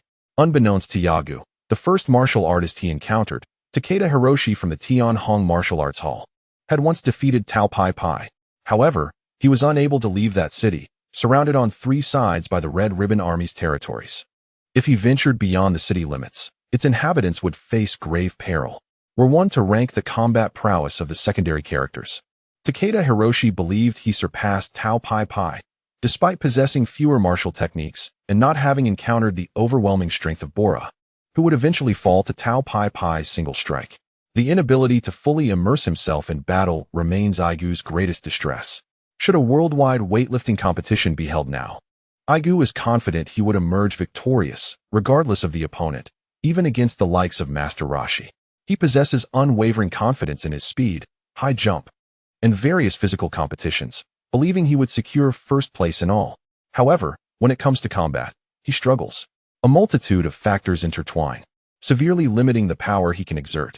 It is akin to individuals who can tap into 70 or 80% of their brain capacity, while others manage to access 20% or more. This mirrors those who consistently outperform their peers in training yet fail to deliver in formal competitions, leading to understandable frustration. Aigu is unaware of what he lacks, reminiscent of Vegeta, who, despite enduring grueling training almost to the point of self-abuse, never surpasses Goku, always trailing behind. Unless Aigu comprehends the critical aspects, he risks becoming utterly lost like Vegeta, who perpetually chases Goku. At least during the battle on King Kai's planet in the Buu saga, Vegeta discerned the differences between himself and Goku, understanding why he could never catch up. Yet Aigu, endowed with the inherent advantages of a traveler, subconsciously influenced by his past life's narratives, believes himself superior to others. The reality, however, is that in terms of battlefield reading ability, he may not even match Tien. He retrieves food from a universal capsule, poised to eat when a thought strikes him. Oh, it seems that Cat Master can walk vertically on surfaces. What kind of ability is that? Aigu also forgets that the future adversary, Tao Pai Pai, can run along pillars. These individuals exhibit profound control over their combat techniques. Some possess innate abilities, others acquire them through rigorous training, and some suddenly grasp them. Aigu, who inherits the Saiyan bloodline yet lacks their combat awareness, is indeed unfortunate. His analytical prowess regarding battlefield dynamics pales in comparison to the instinctual dominance experienced when transformed into a great ape, where primal instincts overshadow conscious thought and action. Unlike when he is not transformed, where he may miss countless opportunities. Different individuals define combat in various ways. Some seek the thrill of battle, others aim to strengthen themselves, while some desire to validate their existence through conflict. There are those who yearn to create carnage, fulfilling their twisted desires. The following day, Aigu resumes his playful contest with the cat demon over a water bottle. Chapter 1. The Impure Heart at Noon, for reasons unknown. Cat Master bestowed upon Aigu some Sinza beans, enlightening him about their remarkable properties. Haha, this is a Sinza bean. Aigu, devoid of any fatigue, pinches the bean between his thumb and forefinger, inspecting it closely with unabated curiosity. The full name of the fairy bean is indeed Bean of the Immortal, clearly intended for those reclusive individuals who shun the outside world and social interactions. Otherwise, one could simply pick up the phone to order takeout, with sufficient payment. Even those delivery personnel could ascend the heights. After all, Argo never underestimates the motivation that money can inspire in people. In truth, the staple diet of the cat immortal primarily consists of fish, which Argo provides merely to enhance his reserves. It is evident from the lack of fish prepared for him that the cat immortal's stock is limited. Immortal, tell me where I have erred. Why is it that, despite feeling stronger than you, I cannot articulate my thoughts? Argo inquired. The cat immortal replied, your myriad insignificant gestures detract from your potential. Though your physical prowess is formidable, your efficiency in harnessing it is regrettably low. You cannot be of martial lineage. This statement displeased Argo, who retorted, I have challenged many martial arts schools to hone my skills. The cat immortal responded, martial arts serve to enhance one's strength. However, the more crucial aspect is the spiritual enlightenment that accompanies it. What have you gleaned from your contests? Yesterday, when I inquired about your purpose in strengthening yourself, you were at a loss for words. This is not a trivial matter for one devoted to martial cultivation. Argo felt a surge of indignation, thinking, why have I not seen you pose such questions to Sun Wukong in the original text? Is it merely because you perceive my intentions as impure that you seek to challenge me? Argo's frustration mounted. He simply wished to elevate his martial prowess under the guidance of the cat immortal, diligently practice the art of flight, ascend to the divine realm, undergo training from Bobo, the deity, and subsequently seek passage to the underworld to find the king of worlds for further cultivation. He perceived no fault in his aspirations, yet found the cat immortal's demeanor irksome. Just teach me martial techniques. Why all this incessant chatter? I am not here for that. However, recognizing the cat immortal as his senior, Argo understood the necessity of maintaining decorum in their future interactions, regardless of his inner dissatisfaction. He approached the cat immortal, who was of similar height, and, with an ingratiating tone, said, Immortal, you have received so much fish from me, and you have consumed it. It feels rather awkward, doesn't it? The white-furred cat immortal, upon hearing Argo's words, appeared troubled, ignoring him and walking away. Argo, feeling helpless, realized that since the cat immortal was aware that the super sacred water was a deception, there was no need to continue such charades. He merely wished to gauge the boy's disposition, hoping to discern his character, which he believed to be tainted. Seeing the cat immortal immersed in contemplation, Argo grew anxious. He felt truly powerless regarding his body and yearned for guidance. This sentiment mirrored Vegeta's envy of Goku and Trunks, who could transform into Super Saiyans, as his pride would not allow him to remain in a state of inferiority. Yet, despite his efforts, he could not uncover the means to achieve transformation into a Super Saiyan. The arduous training has indeed allowed one's strength to gradually improve. However, in comparison to the power gained after transformation, it appears as mere dust against the clouds. The cat sage, Yagu, helplessly approached the cat sage's side. The latter remained indifferent, and Yagu, having exhausted all flattery, resolved in his heart to outlast his counterpart. He ascended to the top of the Kaling Tower, retrieved the gravity chamber, and secured it with several suction cup-like supports, all while anticipating the cunning attempts of the mischievous cat to push him off the tower. He harbored no doubts about the potential malice of others.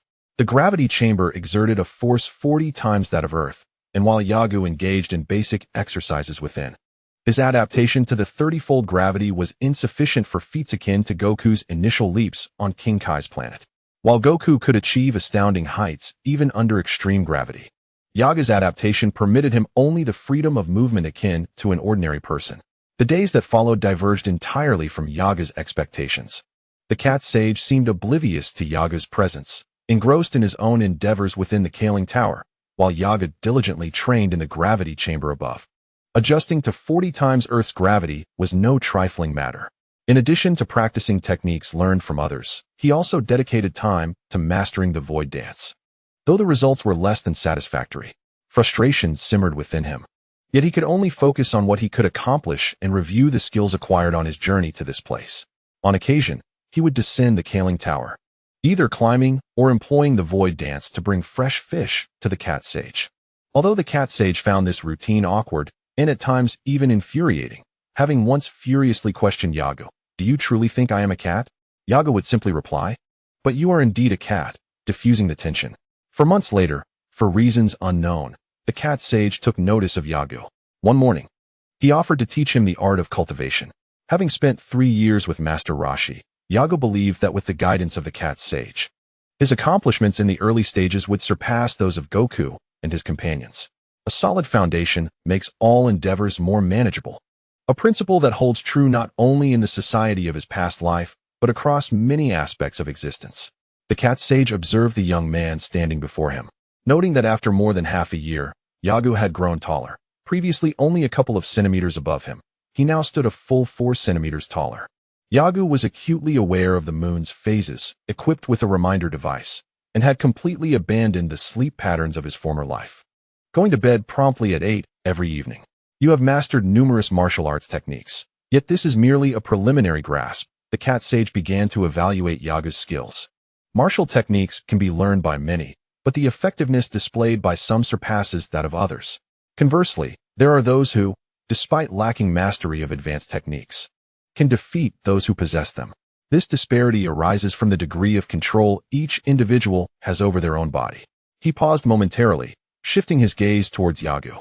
Upon witnessing a nod from Yagu, he continued, "Half a year ago, during our contest for the water jug, your speed and strength far surpassed mine. Yet I must ask, why were you unable to seize the item from my grasp? Have you pondered this question in depth?" Yagu reflected for a moment, admitting that he had not given it much thought. To him, this was simply a lesson that the cat sage should impart. His ability to comprehend was lacking. He believed that toiling over such matters was less effective than receiving guidance from others. Consequently, he responded with words once spoken by the cat sage, "I have too many unnecessary movements." The cat sage was momentarily taken aback, raising his eyes to meet Yagu's. Observing the expression on Yagu's face, he sensed a concern that he might be disappointed and choose to disregard him. Therefore, Yagu added, "I truly haven't considered these questions. I can accomplish whatever rigorous training you assign me, but to contemplate such nonsensical matters is not my forte. Given your desire to surpass your own limits, why do you not reflect on the most fundamental aspects?" The cat sage's words cut to the core, bluntly stating that Yagu's martial pursuits were not genuinely aimed at transcending his own boundaries. He was deceiving himself. With a hint of discomfort, Yagu gazed at the cat sage, replying, "I have heard tales of your legends. It seems there are even higher beings atop Kailinta. I aspire to learn everything from you before ascending there." "Heh, I am capable of the void dance, am I not?" Although it serves no purpose now, I believe it will be useful in the future. The cat sage provided a succinct explanation. You still do not grasp your true purpose. Do not interrupt. I have more to say. In truth, I should have taught you certain things long ago, but I am more eager to observe the kind of person you are. Yaga's heart swelled with joy upon hearing this. And he exclaimed, Does this mean I have passed your test? Not in the least. The cat sage's words struck Yagu with profound disappointment. Do not despair. Your intentions are impure. The truly formidable techniques can only be imparted when you comprehend them yourself. Otherwise, few will be willing to share them with you. Do you understand? Yaga nodded, responding, I understand. Much like in the Namekian saga, when Piccolo and others trained under King Kai, the old sage never mentioned his other technique, the spirit bomb. It perplexed me that Goku became the sole wielder of this technique. Why did King Kai not gather energy himself? With a mere command, King Enma could have disagreed and contacted the denizens of the heavens, enlisting the beings on their respective planets to contribute energy, likely surpassing what Goku could gather. It appeared that divine beings were unable to intervene directly. The cat sage, undeterred by Yagu's wandering thoughts, continued, I am quite pleased with your disposition. However, there remains another trial to undertake. If you cannot pass this test, I will not teach you. What kind of test? Yagu asked, slightly disheartened, having believed the other had already acquiesced, only to discover that another challenge loomed ahead. As they reached the stairway, the cat sage turned to him and instructed, Follow me down. Chapter 2. The Return of Mastery. If this book is still worth reading, please do not hesitate to show your support. Thank you. The cat sage led Yagu to a lower level, where numerous jars and containers were neatly arranged. Surely, the sacred beans must be here, Yagu mused. Though he could secretly stash some away like the cunning Mijirobe, he was determined to continue his training with the others and did not wish to jeopardize his opportunities over such trivial matters. Go and take a look over there. The cat sage instructed, gesturing towards 3 jars in a corner. Yagu approached the worn ceramic jars, each capped with a wooden lid. These objects seemed familiar to Yagu. He felt as though he had encountered them in the original narrative, yet their purpose eluded his memory. Navigating around the entrance that spiraled up from the pillars, he leaned against the jar's edge to peer inside, as his stature necessitated a jump to reach the rim.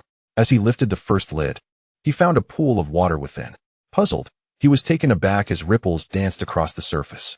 Subsequently, his reflection vanished, and through the water, Yaga glimpsed another version of himself training within the gravity chamber. This is a scene from my own past, he recognized, and as realization dawned, he turned his gaze towards the 2 remaining jars. Through these 3 vessels, he could witness the past, present, and future. As the image faded, the water in the jar receded, appearing as if it had been dry for years. Without further hesitation, Yagu swiftly opened the other 2 jars. In the current timeline, he beheld Dr. Briefs diligently repairing a machine. Upon opening the jar representing the future, a colossal centipede erupted forth, moving with astonishing speed. No, it was not merely quick. In Yaga's perception, his own movements felt excruciatingly slow as it coiled around him, while a multitude of images flashed before his eyes. The World Martial Arts Tournament, the evil King Piccolo, and more. When he regained his senses, all was gone. What you just witnessed were your past, present, and future. Excellent. Now come with me. I will impart all that I know to you, the cat sage finally proclaimed, igniting a spark of excitement in Yagu. In the days that followed, Yagu remained by the cat sage's side, learning the most fundamental combat techniques while minimizing unnecessary movements, significantly enhancing his fighting efficiency. It was akin to an athlete with exceptional physical prowess who, despite their natural talent, had yet to be refined, although surpassing the ordinary. Much remained to be accomplished to emerge victorious in a boxing match. Now, with a dedicated coach at his side, he received targeted training. As the saying goes, those within the game are often confused, while the spectators see clearly. Yagu had not inherited the Saiyan's instinct for combat. He was merely influenced by his bloodline's affinity for fighting. Arriving in the Dragon Ball world, where he yearned to stand alongside the protagonists, one could say that he had yet to inherit any innate combat talent or instinct. The cat sage gradually encouraged Yagu to engage in training. Remarkably, 3 months later, although Yagu had yet to master the art of flight, he had elevated his combat level to the intermediate tier. It is worth noting that Bra's combat level was merely at the initial stage of the intermediate tier, despite not having learned significantly more.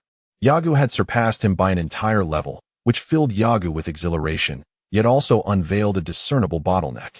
In the realm of Dragon Ball, there exists an abundance of techniques, yet their efficacy in enhancing one's combat level remains uncertain.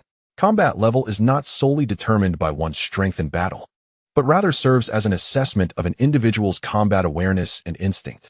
2 months prior, the cat sage had declared that he had little left to teach Yagu, opting instead to guide him in his practice, pointing out minor errors that Yagu had overlooked. The cat sage himself possessed a combat level at the advanced initial stage. Throughout the past months, every time Yagu felt a sense of progress, he would engage in friendly competitions with the cat sage, all of which were acknowledged by the combat system. Over this period, these contests had provided Yagu with nearly 10% of the experience he required, and now, competing with the cat sage no longer yielded any experiential gains. Yagu would regularly descend to the base of the tower to procure fish for the cat sage. He had encountered Bra several times, and even the young UPA would occasionally mimic sounds akin to Yagu's name. Time passed swiftly, and after 6 months, the cat sage abruptly informed Yagu, "Continuing your studies here will only hinder your progress. It is time for you to train elsewhere." Yagu, having sensed this inevitability, inquired, "May I ascend to the upper realm?" The cat sage, understanding his intent, shook his head and replied, "No, how can a mortal casually meet a deity?" Yagu inwardly scoffed. If one were to strictly adhere to the storyline of Dragon Ball, this would indeed be the case, as the deities within the temple held an exalted status. However, within the context of Dragon Ball Z, matters were decidedly different. "Very well, I shall take my leave, Kalen," Yagu declared, preparing to leap down. "Wait," the cat sage called out, causing Yagu to pause. He witnessed the sage wave his staff, summoning a dark cloud that floated towards him. The cloud appeared familiar to Yagu, as if he had encountered a similar scene in his memories. "What does this mean?" he queried. "A gift for you," the cat sage replied. "A gift?" The mere utterance of the word prompted Yagu to recollect a matter he had nearly overlooked. "Kalen, could you divulge the method for cultivating the sacred beans?" The cat sage regarded him with a scrutinizing gaze and asked, "Do you wish to learn the cultivation method for the divine beans?" "Indeed," Yagu affirmed. The cat sage responded, "That is impossible." Yagu felt disheartened, a sense of dejection washing over him. "Why not?" The cat sage explained, "Cultivating them is exceedingly difficult. However, if you desire, I can provide you with some. Over there, take as many as you wish." Yagu's gaze fell upon a jar nestled in the corner, and with a tinge of reluctance, he asked, "Kalen, is it truly impossible for an ordinary person to cultivate these miraculous beans?" He locked eyes with the cat sage, who returned his gaze with equal intensity. The two individuals fell into a silence, their gazes meeting in a reassuring manner, free from any sparks of tension. "Very well." The cat sage stepped aside, retrieving a jar from a box and placing it before Yagu. "You may attempt to plant the celestial beans in this jar, and you must regularly nourish them with your vital energy. Most importantly, while nurturing them, you must harbor no malevolent thoughts, otherwise they will perish. This is fundamental. As for whether they will thrive, I have never entrusted this task to anyone else, so I remain uncertain." "Thank you, Sage Kylan," Yagu replied enthusiastically, taking a small portion of the celestial beans. Upon witnessing this, the cat sage nearly leapt in agitation. Yet Yagu wore a shameless expression that left the sage with no recourse. He placed the jar suitable for planting the celestial beans and the beans themselves into the universal capsule's compartment. "Farewell, Sage Kylan," he called as he ascended upon a dark cloud. The cat sage remained silent, and in an instant, the dark cloud soared away with remarkable speed, heading directly towards the West City. "That insufferable brat, I must teach him a lesson," the sage thought, feeling a surge of indignation over the loss of so many celestial beans.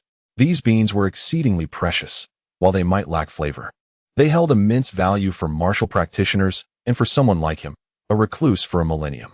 The dark object, reminiscent of the Nimbus cloud, moved swiftly. As evidenced in the original text, even when Goku returned from training with the King of the Worlds, he had to summon the Nimbus cloud. Perhaps at that time, his flight technique had surpassed that of the Nimbus, but Goku was pressed for time. This illustrates that the Nimbus's speed was indeed commendable before the events on Namek. In less than an hour, the West City appeared before him. However, as the dark Nimbus cloud hovered over the land he had purchased, it suddenly lost its buoyancy, causing Yagu to plunge downwards as if it had sprung a leak.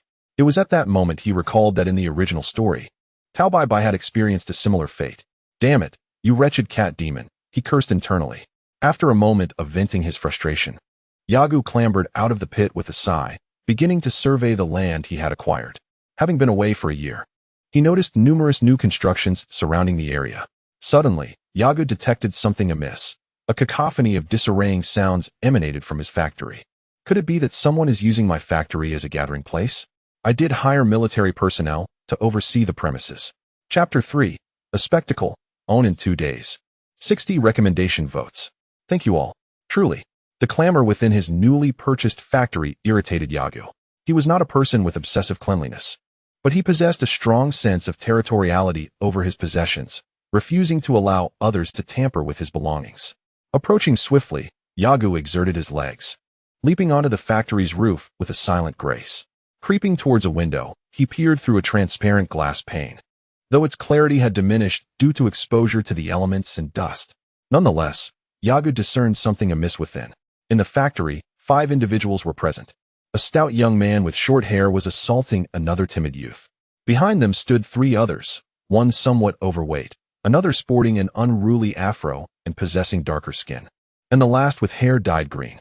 All were dressed in a haphazard hippie style, their faces adorned with mischievous grins as they observed the short-haired young man kicking and striking the school uniform-clad youth. Argo estimated that these individuals were merely 16 or 17 years of age. Haha, Rinsheng, how does it feel?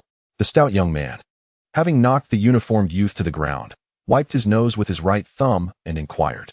The fallen youth had taken several blows from his assailant, yet Argo, observing from above, could discern that he had evaded several of the more vicious strikes. Otherwise, had those critical areas absorbed the full force, he would not merely be lying there gasping weakly, but rather unconscious. The dark-skinned youth with the afro approached the robust assailant and remarked, "Huilong, that's enough. There will be other opportunities to teach this brat a lesson. Let us go." Huilong cast a disdainful glance at the prostrate Rinsheng, spat on him, and turned to his 2 companions, saying, "Let us move." The somewhat portly individual and the one with green hair followed suit, and as they exited the factory, Huilong delivered a parting kick to the downed Rinsheng. Argo, watching the quartet depart, felt an intense desire to sever their heads from their bodies. He held these individuals in contempt, as they rarely considered their families or parents. For them, such notions seemed utterly inconsequential, embracing a philosophy of reckless abandon. They sought to fill their own voids through the oppression of the weak. Many powerful factions maintain control over people by holding their loved ones as leverage, for only those with attachments can truly be governed. Yet, the 4 individuals Argo observed, regardless of their potential achievements, remained mere foot soldiers, though exceptions exist. Perhaps one day they might carve out their own destiny. It appeared that Argo needed to cleanse the environment of the Western city. The world of Dragon Ball was an idyllic sanctuary from Argo's childhood, one that should not be tarnished by anyone.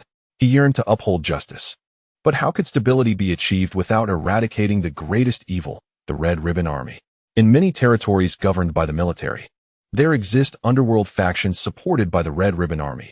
Even if one group is eliminated, another will emerge within days. As the 4 delinquents departed, Argo gazed at the individual still sprawled in his own residence, feeling compelled to rouse him from his lethargy. He wished to assist him, but not in isolation.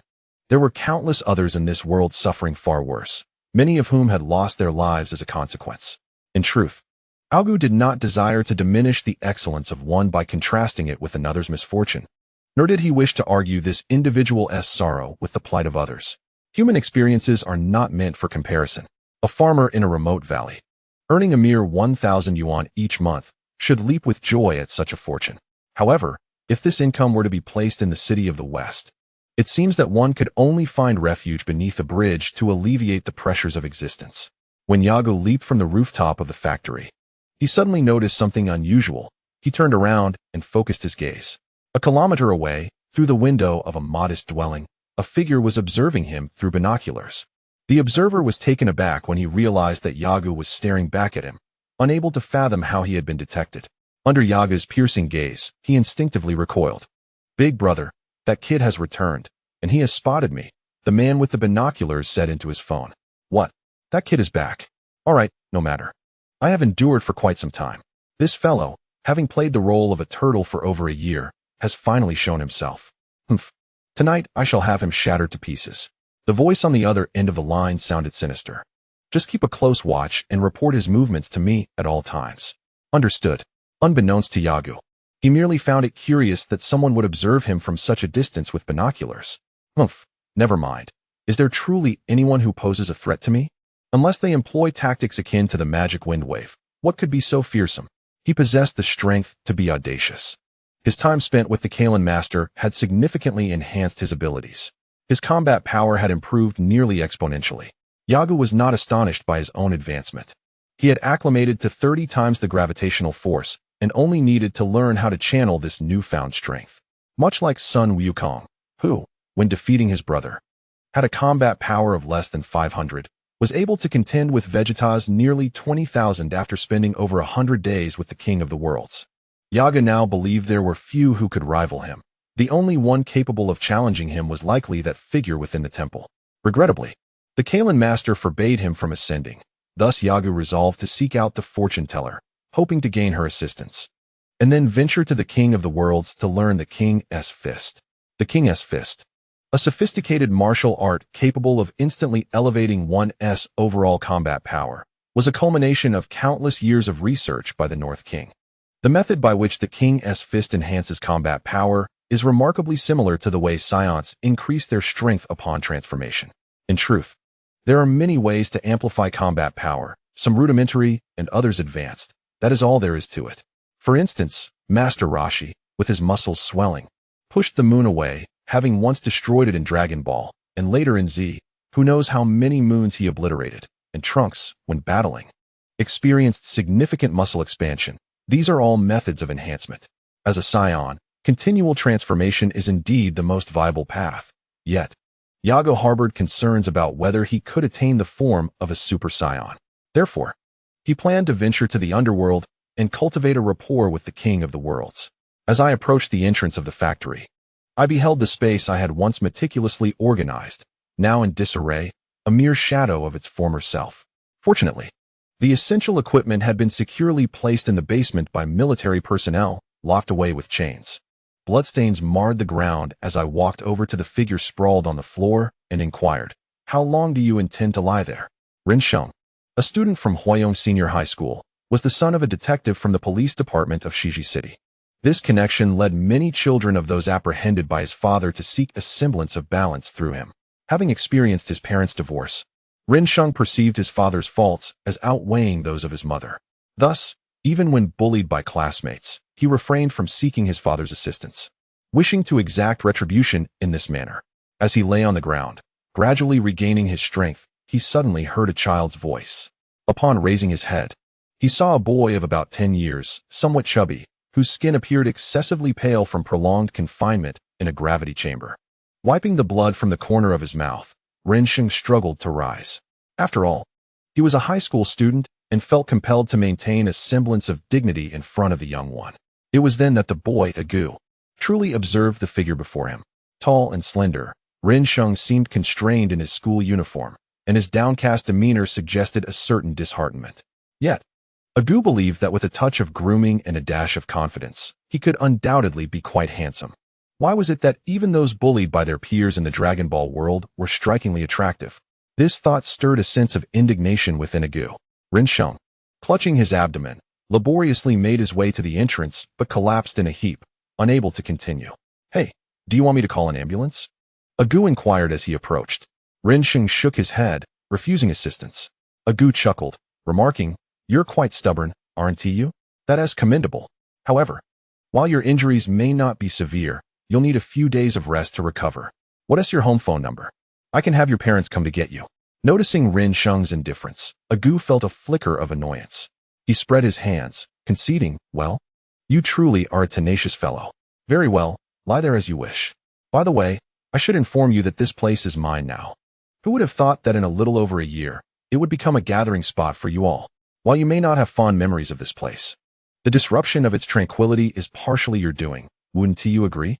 A sudden, palpable sense of danger gripped Argo as he felt a murderous intent directed towards him.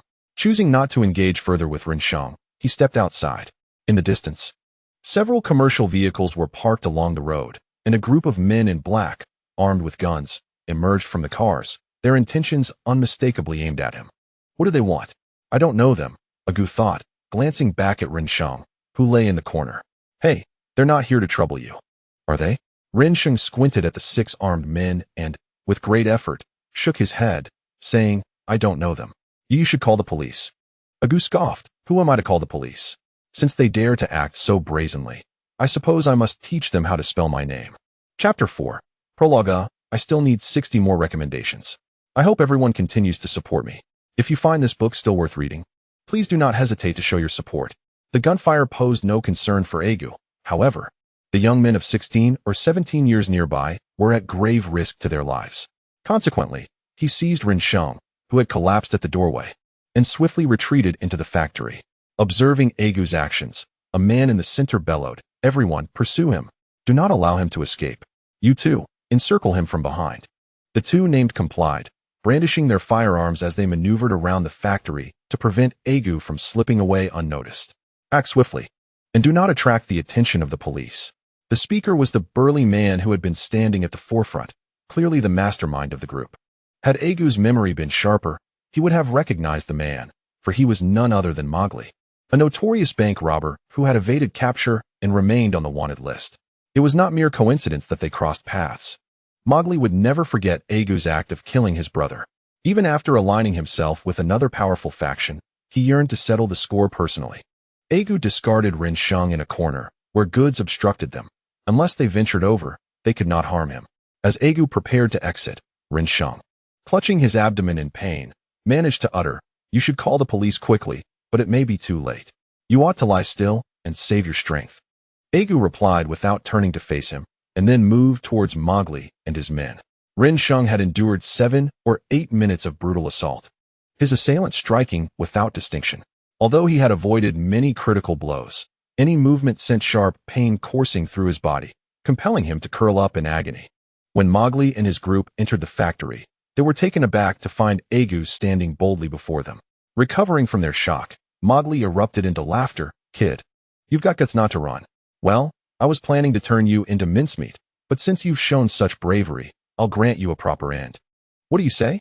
The other 2 men who had encircled Argo entered through the side door, guarding their respective exits with weapons drawn. Argo studied them curiously, posing. I believe we are not acquainted. Have we a past grievance? Mowgli slowly lowered his raised gun and remarked, You truly are forgetful. He was interrupted by one of his subordinates. Boss, mind the time. We could get caught by the police. Enough chatter. You're the boss, and so am I, understand? Mowgli retorted sharply. Argo raised his hand to silence them, saying, Gentlemen, let us not quarrel. There shall be ample opportunity for that.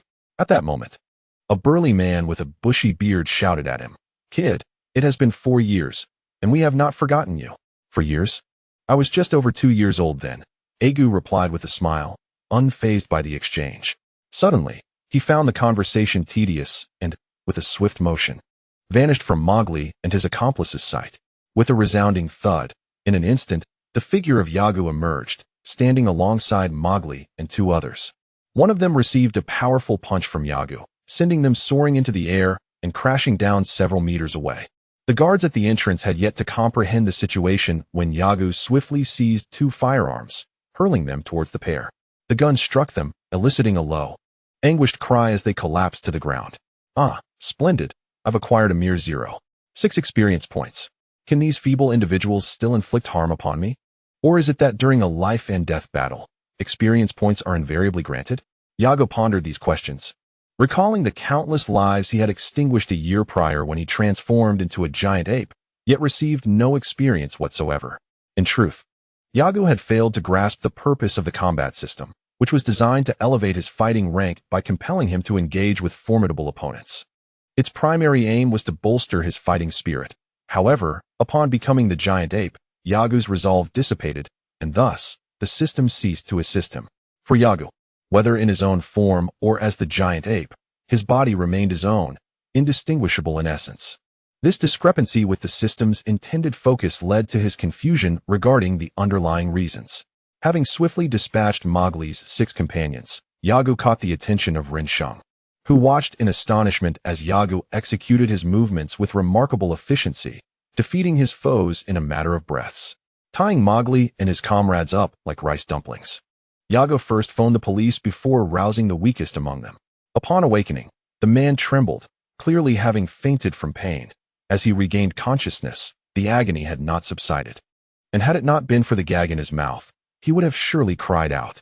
Once Yago allowed the man to vent his distress, he removed the cloth from his mouth. The moment the fabric was freed, the man spat at Yago. Kid, how does it feel? Is the punch delicious? If you're nostalgic, I have plenty more. Before he could finish, Yago delivered a punch to his abdomen, causing him to retch violently. Observing the man in front of him, racked with pain and retching, Yago feigned concern, gently patting his back while inquiring, "How are you feeling now? Better?" The man, realizing the futility of his bravado in the face of Yago's demeanor, fell silent. Despite his youth, the recent events were no mere dream, and the thought of a comrade having perished at the hands of this child instilled a sense of dread within him. "What do you wish to know?" This was the very question Yago had anticipated. With a cheerful smile, he replied, "Isn't this much better? You should know that a wise bird chooses the right tree to perch upon. Now, let us dispense with the pleasantries and clarify why you've come to confront me." The man cast a resigned glance at Yago, then lowered his head, speaking in a somber tone. "For years ago, during a bank heist, one of my brothers was killed because of you. He died by your hand. Thus, we have been watching you all these years." Yago reflected carefully, acknowledging the truth of the man's words, yet soon found himself puzzled by the implications. "Your elder brother is not imprisoned. It seems he has escaped.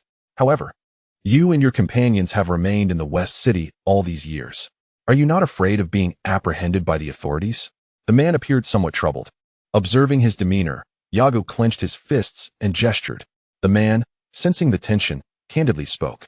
His elder brother had allied with a formidable force known as the Red Silk Army. The Red Silk Army. How intriguing it is that they have dared to extend their influence to the West City. Yago scrutinized the man and inquired if there were any contacts for the Red Silk Army in the West City. The man shook his head, denying the existence of such a connection. "That individual merely contacts us periodically, and we cannot reach him directly. However, after each communication, he supplies us at designated locations within the West City. Over the years, we have aided him in consolidating the underground powers here. Yet, they seem to lack confidence in us. After consolidating their forces, they seized control from our hands. But what about 6 months ago? The underground factions were caught off guard by the government forces and have since dispersed. 2 months after that, the individual re-established contact with us." Yago furrowed his brows and asked, "Do you have no idea who he is? Can you not ascertain anything from the phone number?" The man replied, his voice subdued, "No, that is a special line, allowing for one-way communication. Apart from the boss, none of us have ever met him." At that moment, the wail of police sirens echoed outside. Shortly thereafter, several officers entered, spotting 6 individuals sprawled beside Yago, with several firearms scattered about. They immediately drew their weapons, aiming at Yago and the securely bound individual. Yago stood and addressed them. "Gentlemen, these individuals are former bank robbers, as you may recall. Ah, you are the officer who was alongside the one with the mustache, aren't you?" He pointed to one of the officers whose face seemed vaguely familiar. The officer, slightly puzzled, realized that the mustachioed figure was a metaphorical reference to his former and current superior. Blinking in surprise upon hearing about the bank robbers, the fair-skinned officer quickly connected the dots. "Oh, you are that little rascal from back then? Did you take them down?" Yago shrugged, exasperated. "I told you back then not to leak my information, yet you did. And now, they have come looking for me. Truly, I placed my trust in you." The young officer was somewhat speechless. He distinctly remembered the diminutive figure from years ago. "It seems you never expressed any trust in us, did you?" However, setting aside the banter, the officer affirmed that these individuals were indeed fugitives and thanked Yago for his assistance once more. "Nevertheless, we must trouble you to visit the precinct to provide a statement." "No problem," Yago replied. "Oh, by the way, please take this fellow to the hospital." As he spoke, Yago frowned again, recalling how his schoolmates had brought him here to fight. "Look, this is my factory. As police officers, it is unacceptable that you do not address these delinquent minors, and now you fail to protect my property as well." As Yago continued his discourse, the officer remained unfazed, smiling and nodding, leading Yago to his police vehicle while someone else was dispatched to call for an ambulance. Headquarters. The headquarters has received the message. Please respond. This is the Shidu Soda, Ash manufacturing plant. We have apprehended a fugitive who has been on the run for a year, along with 3 accomplices, and they have been subdued. Please dispatch personnel immediately. Understood. Reinforcements are being mobilized. In less than 2 minutes, 5 police vehicles arrived. Yagu, aware of the efficiency of the Shidu police, was not surprised. Chapter 5. Learning martial arts today. I received 33 more recommendations. Thank you all for your support. I wonder if anyone has noticed that the humor I previously mentioned has completely vanished. It's rather embarrassing. Upon exiting the police station, Yago made his way to the headquarters of Capsule Corporation. Perhaps by divine intervention, he did not encounter Bulma or her mother. Instead, he met with Dr. Briefs. After a brief conversation, he departed, originally intending to visit the next day. He decided to go today since he was already out of the police station and the Capsule Corporation was nearby. Upon returning to his workshop, ready to commence his training for the day, he discovered a young man standing at the door, wrapped in bandages with several patches on his face. This individual was Ren Sheng, the youth Yagu recognized from before. Ren Sheng often found himself bullied and beaten by classmates, yet he refrained from disclosing this to his father. Harboring a desire to become stronger, he had studied various techniques, but when faced with seasoned street fighters, he could only manage a few feeble strikes. Especially when confronted by a group wielding steel pipes and knives, even the most skilled instructors would find themselves crying out for help. Despite this, Ren Sheng never abandoned his pursuit of martial arts knowledge. Were there a theoretical examination for combat skills in this world, he would not claim the top spot, but would certainly rank among the top 10. His father generously provided living expenses, which Ren Sheng used to treat his martial arts instructors to meals and cigarettes. He despised gangs and never considered using his funds to hire outsiders to confront Hui Long and his associates. Is something the matter? Yago inquired. Observing the taller youth before him, Ren Sheng, looking somewhat timid, lowered his head and replied, "Teacher, I wish to learn martial arts from you." Yago widened his eyes. His mouth agape. It was the first time someone had addressed him as a teacher. Although in his past life, clients referred to him as teacher, there was an inherent distinction. Just as experts in the 21st century differed from professors of the 60s and 70s, the title of teacher in the Dragon Ball world was not common. Recalling his previous encounter where he witnessed Ren Sheng being bullied, Yago remarked, "Do you wish to learn how to fight so you can retaliate against those individuals?" With his gaze fixed downward, Ren Sheng slowly lifted his eyes to meet Yagu's. "Yes, teacher, please teach me the techniques of combat." Yagu initially ignored him, but Ren Sheng clung to him like a stubborn adhesive, following closely behind. With a flick of his wrist, Yagu produced a capsule and retrieved the gravity chamber. As he was about to enter, he warned Ren Sheng, "I am about to begin my training. Do not disturb me and stand back." "Teacher, please teach me the techniques of combat." Ren Sheng persisted, his tone and pace unwavering. In the gravity chamber, Yagulon was continuing to acclimate himself to the 40-fold gravity. His adaptation to such extreme gravitational forces differed significantly from that of the likes of Sun Wukong and Vegeta, who could effortlessly leap, strike, and kick even under 100-fold gravity. Yagu, however, could only withstand this pressure like an ordinary person. Since returning from Korin Tower, Yagu had resumed his training, which had already spanned over a year, yet he had yet to fully acclimate to the 40-fold gravity chamber. Fundamental exercises were still ongoing, as Yagu aspired to establish a solid foundation, ensuring he would not lag too far behind Sun Wukong and Vegeta in the future. Training proved to be a monotonous endeavor, and after several years, Yagu felt acutely aware of this truth. Nonetheless, it represented the minimal assurance for a martial artist striving for continual improvement. Except for a select few who could persist through such tedious training, the vast majority would gradually cease to progress after achieving certain milestones. Take, for instance, Lu Ping, who not only withdrew from the main storyline of Dragon Ball in the later stages, but also ceased his training altogether. Similarly, Krillin, having married Android 18 and fulfilled his childhood aspiration of martial arts, no longer immersed himself in his craft. Even Piccolo, after merging with Kami, shifted his focus away from enhancing his physical strength. As for Gohan, Goten, and Trunks, who grew up in a peaceful environment, their situations mirrored this trend. The sheer magnitude of battle talent is indeed formidable. The future Trunks from the Cell Saga illustrates this clearly, despite enduring rigorous training under Gohan in the future world. His transformation into a Super Saiyan was ultimately precipitated by Gohan's demise. Yet, upon returning to the main Dragon Ball universe, He found himself unable to withstand even a single blow from Android 18. After so many years in the future world, it was implausible for Gohan and Trunks to have evaded arduous training. Nevertheless, future Trunks achieved a significant power increase merely by spending a year in the hyperbolic time chamber with Vegeta. Gohan, under Goku's guidance, gradually reached the limits of Super Saiyan and, following his exploits against Cell, attained the form of Super Saiyan 2. Such advancements, however, did not manifest in their counterparts within the main timeline. Gohan possesses potential that exceeds that of Goku, a fact made abundantly clear in the Buu saga. Yet, in the context of the main Dragon Ball narrative, he consistently fell behind Vegeta, lacking the relentless drive for surpassing limits that characterized both his father and Vegeta. This is akin to the discussions between Krillin and Tien. Since the Android saga, Krillin has rarely engaged in combat, with subsequent scenes depicting a warm family life instead. Maintaining the heart of a martial artist that relentlessly pursues one's limits is foundational for survival in the Dragon Ball world. After 3 hours, Yagu emerged from the gravity chamber, drenched in sweat, his legs trembling slightly, and his eyelids drooping with fatigue. Noticing the absence of the bothersome Rin Shang, he felt a flicker of joy.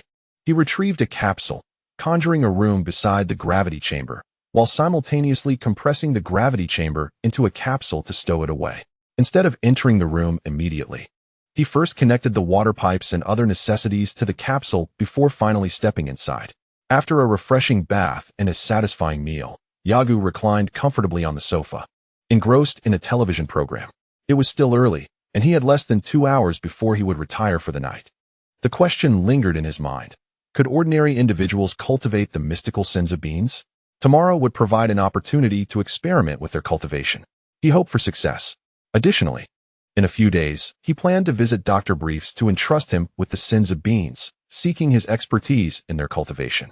The Kaioken had asserted that cultivating senzu beans was a formidable challenge. Otherwise, there would be more than just his solitary source on the entire planet. Even the Kaioshin realm lacked such a treasure. This underscores their rarity. Although the Kaioken had mentioned his inability to cultivate them, Yagu remained resolute in his pursuit, unwilling to concede defeat. Just then, there was a knock at the door. Who could it be at such an hour? The sky was still bright, but the area, despite its new constructions, had a sparse population, and few in West City were acquainted with him. Dr. Briefs and the police were the only likely visitors. Rising to investigate, Yaga glanced at the monitor beside the door, which displayed the face of the young man, Rin Sheng, who had been beaten earlier that day. Ah, quite stubborn. Aren't you? Yaga mused. Well, I too am one who does not turn back until I hit a wall. Let us see who will crack first. Besides, I am not your friend. You should seek companionship elsewhere. Yaga chose not to open the door and addressed Rin Sheng directly. If it's not of utmost importance, I suggest you refrain from appearing before me. With that, he turned his attention back to the television and began to focus his energy, honing his mastery of the instant transmission technique. Rin Sheng stood outside for quite some time, until the sun had completely set and the streetlights began to illuminate the surroundings, before finally departing. However, he did not venture far. Carrying a large bag, he settled into a nearby factory. Half an hour later, he had constructed a makeshift tent, having resolved to follow Yagu. At dawn the next day, Yagu awoke, donned a weighted vest, and commenced his morning routine of long-distance running and swimming. Upon his return, he was taken aback to find a table positioned outside his door, adorned with a perfectly cooked steak, a glass of milk, and a plate of chocolates. Most strikingly, seated beside it was Rin Sheng, who had prepared breakfast for him. Persistent, aren't you? Yaga chuckled, addressing him. Even so, don't expect to glean any insights from me. Without further ado, he sat down and began to eat. Unbeknownst to Rin Sheng, Yaga's appetite was prodigious, and the meal he had prepared was scarcely a fraction of what Yaga typically consumed. After devouring the food, Yaga produced a capsule and conjured a large box before Rin Sheng, saying, Kid, attempting to win me over with food is a misguided strategy. Ignoring Rin Sheng's astonishment, Yagu continued to devour the contents with gusto. Observing Yaga demolish half the box of food, Rin Sheng patted his belly in satisfaction, at a loss for words to adequately describe the scene before him. Chapter 6. Immersive History. Rin Sheng stared blankly at Yagu as he produced a multifunctional capsule, transforming it into a gravity chamber, and began to jog around, digesting his food. After a while, Rin Sheng joined in, trailing behind Yagu, softly requesting, Teacher, Please teach me combat skills. Yagu, without needing to glance back, instinctively knew what suited this individual. He was reminiscent of Tang's son. If he did not become a monk, it would truly be a sign of a blind fate. Subsequently, Yagu continued his training in the gravity chamber, while Rin Sheng remained close by. However, during meal times, Yagu conversed with him. Over the years, few had engaged him in dialogue, and Yagu particularly yearned for companionship. Rin Sheng attended the lowest-ranking high school in Shidu, akin to a vocational school in contemporary terms. In the chaotic environment of Shidu, his school was among the most unruly, contrary to Yagu's belief that the local police were negligent in their duties. Nevertheless, Yagu refrained from teaching him combat. In Yagu's view, he himself sought a master to learn from, and the notion of teaching others was laughable. Regardless of the tactics employed by Yagu, Rin Sheng offered no resistance. He walked alongside Yagu, tidying up the workshop, and even warmed cold meat in the microwave, serving it to Yagu during his breaks. Time passed swiftly amidst these trivialities. Yagu visited the multifunctional capsule company, leaving a single magic bean with Dr. Breves for research, while he cultivated a few for himself. Unfortunately, whether it was Dr. Breves or his own beans, the cultivation was a failure. Dr. Breves expressed keen interest in the magic beans, hoping Yagu would provide more. Yagu hesitated, claiming he had only 4 left, but conceded to give one due to his own needs. As Yagu anticipated, once a scientist became earnest, reasoning fell by the wayside, and he insisted on taking the remaining 3 beans for research. The results were predictably disappointing, devoid of any leads. That day, Yagu did not see Rin Sheng until noon.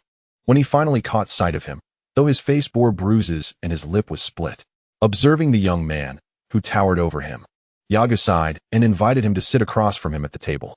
Handing him some tissues, Yagu inquired, "Did you get into another fight with your classmates?" Rin Sheng, a man of few words, lowered his head and nodded twice. Yagu's fingers drummed on the table as he asked, "Do you truly wish to learn combat?" "Yes," came the reply. "Is your family wealthy?" Yagu looked at Rin Sheng, who had lifted his head, and continued, "If you injure someone in a fight, you will need to compensate them. If your family lacks funds, it would be best to avoid fighting. I do not see you as the type to become a delinquent. If you severely hurt someone, their family will undoubtedly seek reparation. Is your family wealthy?" In modern society, Yagu had witnessed several individuals flee to other places after inflicting serious injuries on others. Only 2 types of individuals possess the capacity to strike lethally. First, those with a powerful background who can resolve matters effortlessly. Second, those unburdened by attachments, who regard their families with indifference. Such individuals are prone to engage in violent confrontations. Argo belongs to the former category. He is affluent and has a tenuous connection to the military, but most importantly, he possesses formidable strength. Conversely, Rin Sheng clearly does not fit either description. He cannot bring himself to harm others. Consequently, the unsavory youths of society cling to him like a stubborn adhesive, proving to be quite troublesome. Noticing Rin Sheng's silence, yet perceiving the unspoken desire in his eyes to learn combat, Argo sighed deeply. After a moment of contemplation, he rose and entered the workshop. Shortly thereafter, he emerged, placing a dagger upon the table, instructing, "Use this to stab me." "What?" Rin Sheng gazed at Argo in disbelief. Thinking he must have misheard, Argo reiterated, "Take it and stab me. If you accomplish this, I will teach you how to fight." Hesitantly, Rin Sheng extended his left hand and grasped the dagger. He glanced up at Argo and then down at the sharp blade, his breath growing increasingly labored. The moisture in his palm intensified, and his heartbeat quickened. A myriad of thoughts flooded Rin Sheng's mind, various notions swirling chaotically. He contemplated plunging the dagger into Argo, but recognized that such an act would undoubtedly inflict grave injury, potentially leading to his own imprisonment. This consequence could not be avoided, even with a father in law enforcement. Observing Rin Sheng's trembling arm, Argo could not help but smirk inwardly. Suddenly, he bellowed, startling Rin Sheng, who instinctively swung the dagger, resulting in several droplets of blood splattering across Argo's face. Argo had intended to frighten Rin Sheng into dropping the dagger, but he never anticipated that the boy would inadvertently sever his own radial artery. Witnessing Rin Sheng tilt his head in pain, softly weeping, Argo's frustration boiled over. However, he knew he had to tend to the boy's wound. Not willing to waste precious healing beans, he seized Rin Sheng by the collar and sprinted towards the nearest hospital. As night fell and the streets grew deserted, Argo walked ahead, With Rin Sheng trailing behind, his head bowed. Growing increasingly incensed, Argo suddenly spun around, leaping to deliver a series of strikes to Rin Sheng's head. The blows landed with a resounding smack, compelling Rin Sheng to duck and evade. Upon landing, Argo scolded, "You fool! Do you not realize that injuring yourself is the most foolish act of all?" After his tirade, he contemplated delivering a few more strikes to Rin Sheng's head.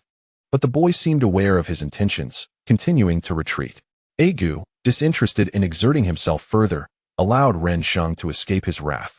He did not believe that a mere dagger could inflict any serious harm upon him. In the future, Trunks would wield his sword to vanquish Frieza, yet could not pierce Goku's mere fingertip defense. When confronting Android 18 in the main narrative of Dragon Ball, he not only failed to leave a mark upon her, but also shattered his sword in the process. This illustrates that the resilience of one's physical form is contingent upon their unique combat prowess. In a residence near the factory, Yaga disregarded Rin Sheng, who had followed him inside, settling onto the sofa to watch television. An uncomfortable silence enveloped the two. Yaga was irked by the unwelcome attachment of this insistent individual. After a brief moment, he turned off the television and shifted his gaze towards Rin Sheng, who sat timidly in a chair. Sensing Yaga's attention, Rin Sheng also looked over, yet remained submissive, clearly intimidated by Yaga. "You wish to learn martial arts? Very well. However, do you know who the most formidable martial arts master on Earth is today?" Yaga inquired. Realizing Yaga intended to teach him combat skills, Rin Sheng produced a small object from his pocket, drawing it closer to Yaga. He held the diminutive item in front of Yaga, who, after observing its microphone-like grip, recognized it as a recorder, silently chiding the earnest yet timid individual before him. Over 3 centuries ago, a terrifying demon king named Piccolo emerged on Earth, instilling fear in humanity as countless lives were lost daily. Yaga felt it imperative to recount the early events of the Dragon Ball universe to Rin Sheng. Characters such as Krillin, Yamcha, Launch, and Mr. Satan were merely ordinary humans. Yaga believed that enlightening Rin Sheng about the past of martial arts might inspire him. At that time, the Earth's government dispatched vast military forces to exterminate the Demon King. Yet, no matter the firepower, machine guns, cannons, or other weaponry, it proved ineffective against him. Why is that? Rin Sheng inquired, puzzled. Yaga paused before countering. What do you envision martial arts at its pinnacle to be like? Rin Sheng pondered deeply, then tentatively suggested. It would be akin to how you swiftly subdued the gun-wielding bandits that day. Yaga added, there's an aspect you haven't mentioned, or rather, something you and other ordinary individuals cannot fathom. Those who have mastered martial arts to a high degree are utterly unafraid of bullets. What? Unafraid of bullets? Observing the skepticism in Rin Sheng's eyes, Yaga recalled the weapons he had acquired from the Red Ribbon Army and decided to retrieve a gun. Wait a moment. I shall provide you with proof. Subsequently, Rin Sheng followed Yaga into the factory, witnessing firsthand as Yaga shot real bullets through a wooden board. With the trigger pulled, the bullet struck the board less than 2 meters away, yet there was no hole to be found. Yaga extended the bullet towards him, asking softly, "Do you see?" Though incredulous, Rin Sheng gradually began to accept Yaga's assertion. At a certain level of martial arts mastery, bullets held no power over them. At that time, the mightiest martial artist on Earth was a man named Wu Tai Do. He led his disciples into battle against the Demon King Piccolo. Regrettably, they were defeated, with only 3 survivors. That defeat rendered Wu Tai Do silent for a considerable period until one day, he perfected his ultimate technique, returning to seal Piccolo once more. Thus, peace was restored to the earth. As he spoke, Yaga turned to Rin Sheng and inquired, "Are you familiar with Master Wu Tian?" "Ah, Master Wu Tian?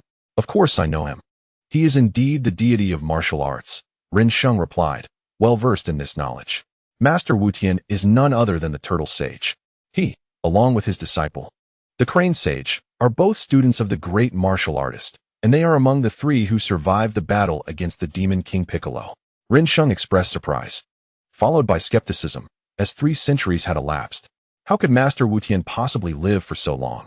Yaga elaborated, the Turtle Sage still lives. For martial practitioners like them, living for 3 or 4 centuries is quite commonplace. The Turtle School and Crane School, founded by the Turtle Sage and Crane Sage respectively, are arguably the 2 most formidable sects in the contemporary world, with legacies that stretch far and wide. The world's foremost assassin, Tao Bai Bai, is the brother of the Crane Sage. You ought to familiarize yourself with these details. He halted his exposition, and though his words were few, they were not inconsequential for someone well acquainted with Dragon Ball. Yet for Rin Sheng, who had never encountered such information, it was akin to discovering a new realm. He needed ample time to assimilate the knowledge he had just received. Chapter 7. The time of training. It has been 5 days, and we have received over 200 recommendations. Thank you all. As twilight descended, Yagu resumed speaking once Rin Sheng had regained his composure from the initial shock. These figures are legendary. For you to meet them is nearly impossible. As for the turtle sage, oh, Master Wu Tian, meeting him is not too difficult. However, encountering the latter two I mentioned could put your life in jeopardy. Feeling a thirst in his throat, Yagu gestured towards the corner refrigerator and instructed Rin Sheng. Please fetch me a glass of water. Upon hearing Yagu's request, Rin Sheng was not incensed but rather elated. He switched off the recording device, placed it in his pocket, and proceeded to pour the water, bringing it back before retrieving the recorder to place it near Yagu's mouth. Yagu expressed some distaste for the device, but suddenly struck by inspiration, he glanced at the young man before him, contemplating that a photographer and host, whose abilities need not be exceptional, but who could survive perilous situations, would be invaluable in the upcoming battles. Why not consider him as a partner? He mused, though he conceded that such endeavors might not bear fruit, and decided to let things unfold naturally. Yagu continued, apart from these individuals, there are many formidable practitioners whose skills do not quite reach their level, yet they are still impressive. For instance, King Zappa, the World Wrestling Champion Anthony, and Master Wu Tian's disciple, Sun Gohan, as well as the Bull Demon King. These are martial artists unafraid of bullets.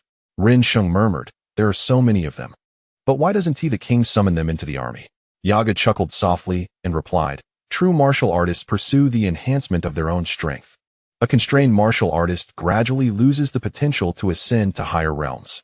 Thus, even though these martial artists are aware that joining the military would afford them a better life, they choose not to go. Observing Rin Sheng deep in thought, Yaga cautioned him, what I am teaching you transcends mere combat. It encompasses the ultimate methods of martial arts that surpass human limitations. You must carefully consider whether you truly wish to learn from me. One must be adequately prepared. It is possible that one may become estranged from this world. Do you understand? Rin Sheng's expression was blank, clearly indicating that he did not heed Aigu's words. After a moment of contemplation, Aigu rose from the sofa and said, come with me. Where to? Rin Sheng inquired, yet Aigu's statement was already complete. Rin Sheng tucked the recorder into his pocket, intending to thoroughly study it later. The gravity chamber, which is where I train, will allow you to experience my training environment. Aigu opened the gravity chamber from outside, and together they entered. Rin Sheng marveled at the advanced design and the spaciousness of the underground chamber, exclaiming, wow, this is incredible. It doesn't look like much from the outside, but I never imagined the space inside would be so vast. That's only natural. The person who designed this room is an extraordinary scientist, Aigu replied, beckoning Rin Sheng closer while securing the door at the control console.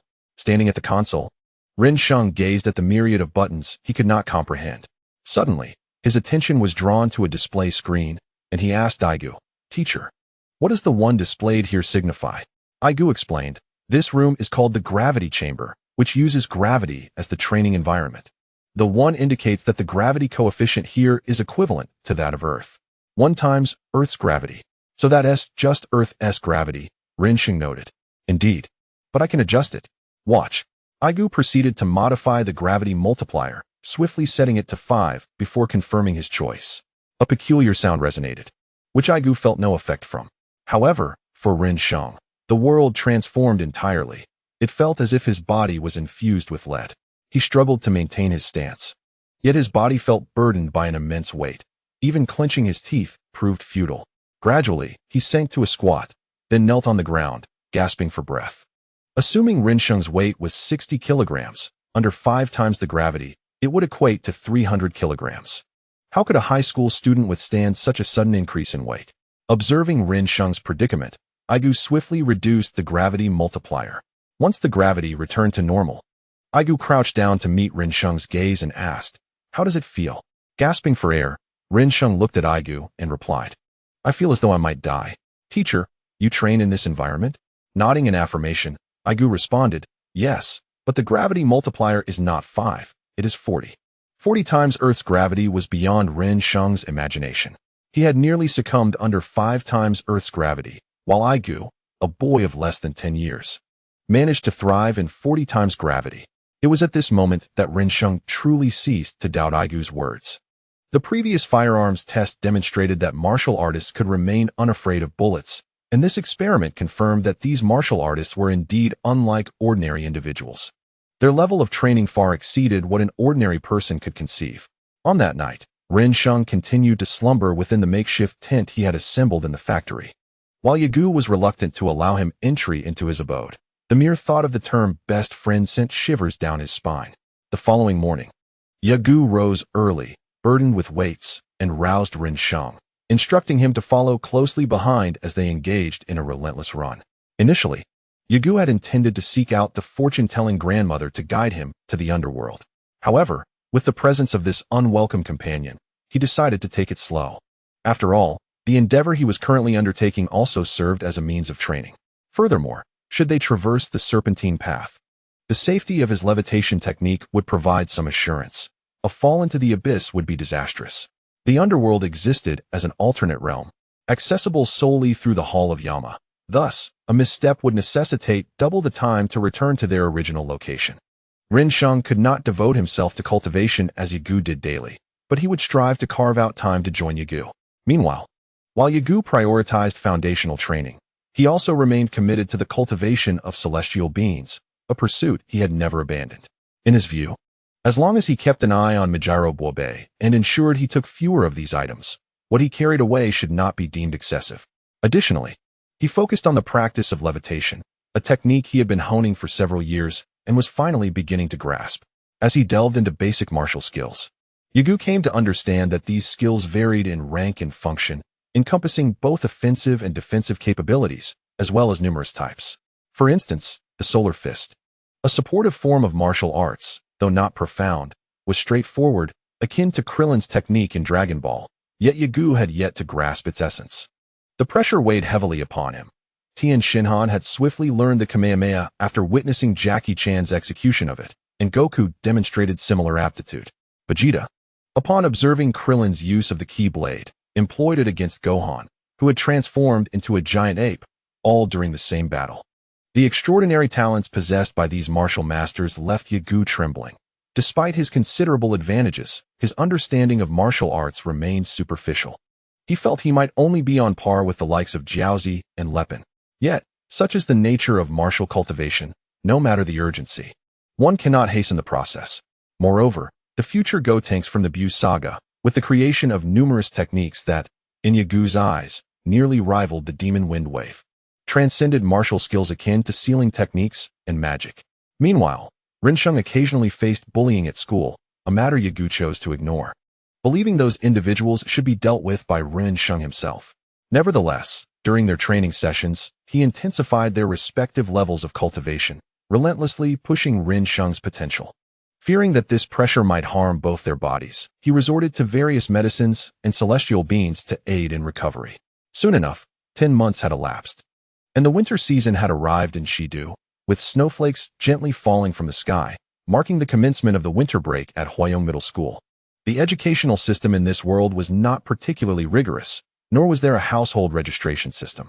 The entire realm was originally governed under the king's leadership.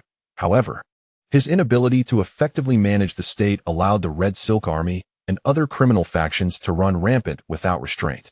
Therefore, he must be accountable to the citizens of the world, refraining from segregation and differential treatment.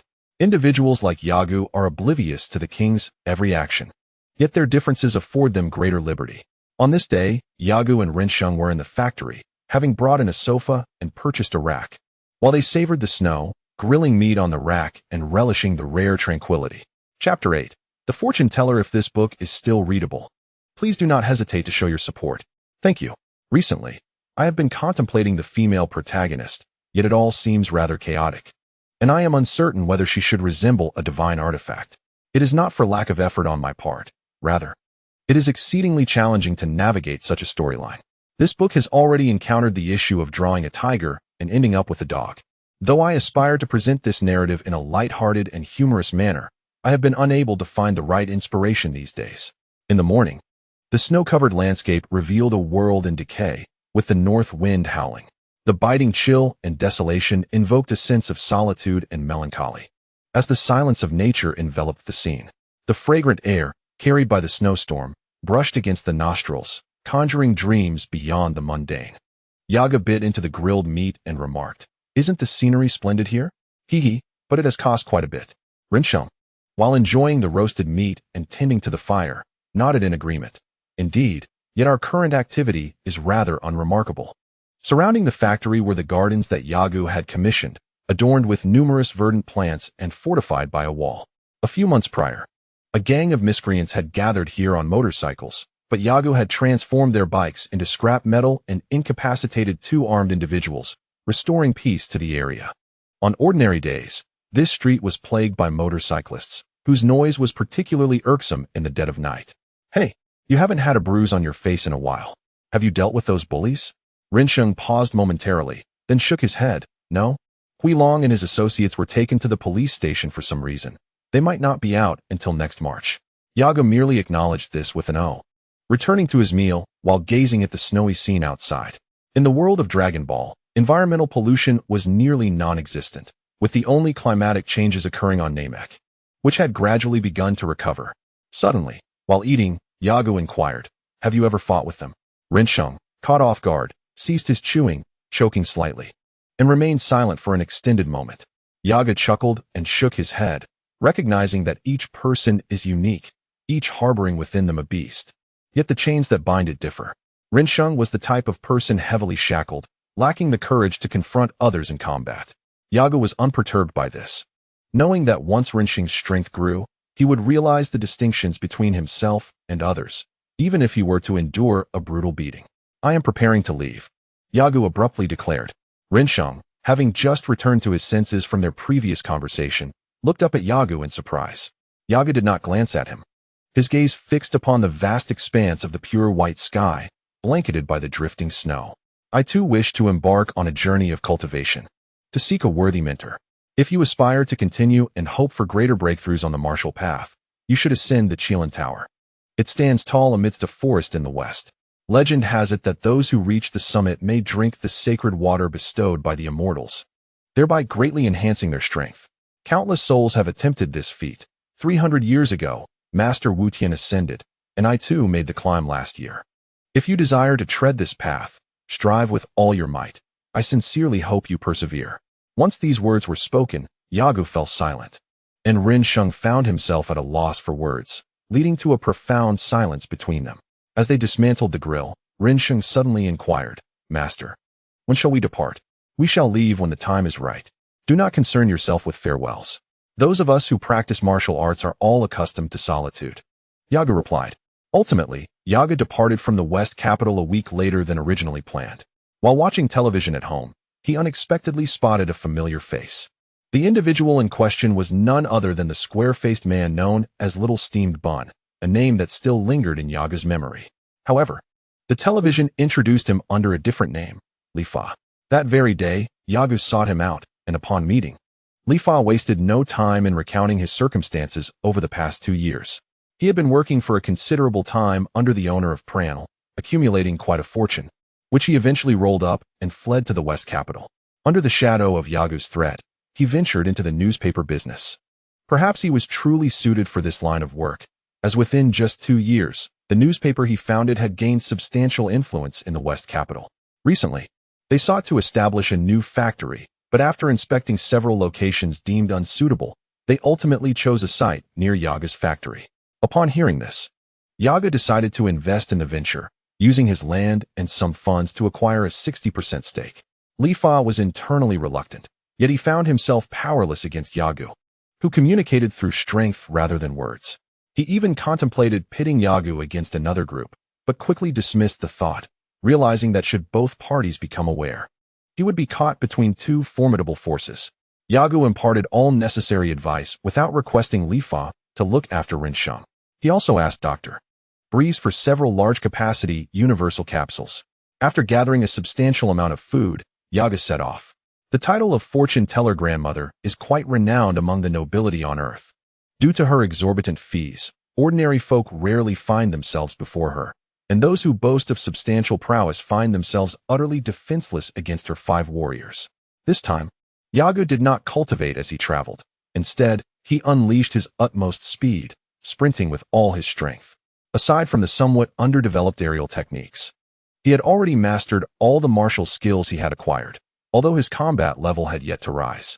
After 7 days, Yago finally arrived at the palace in the desert, the dwelling of the fortune-telling matron.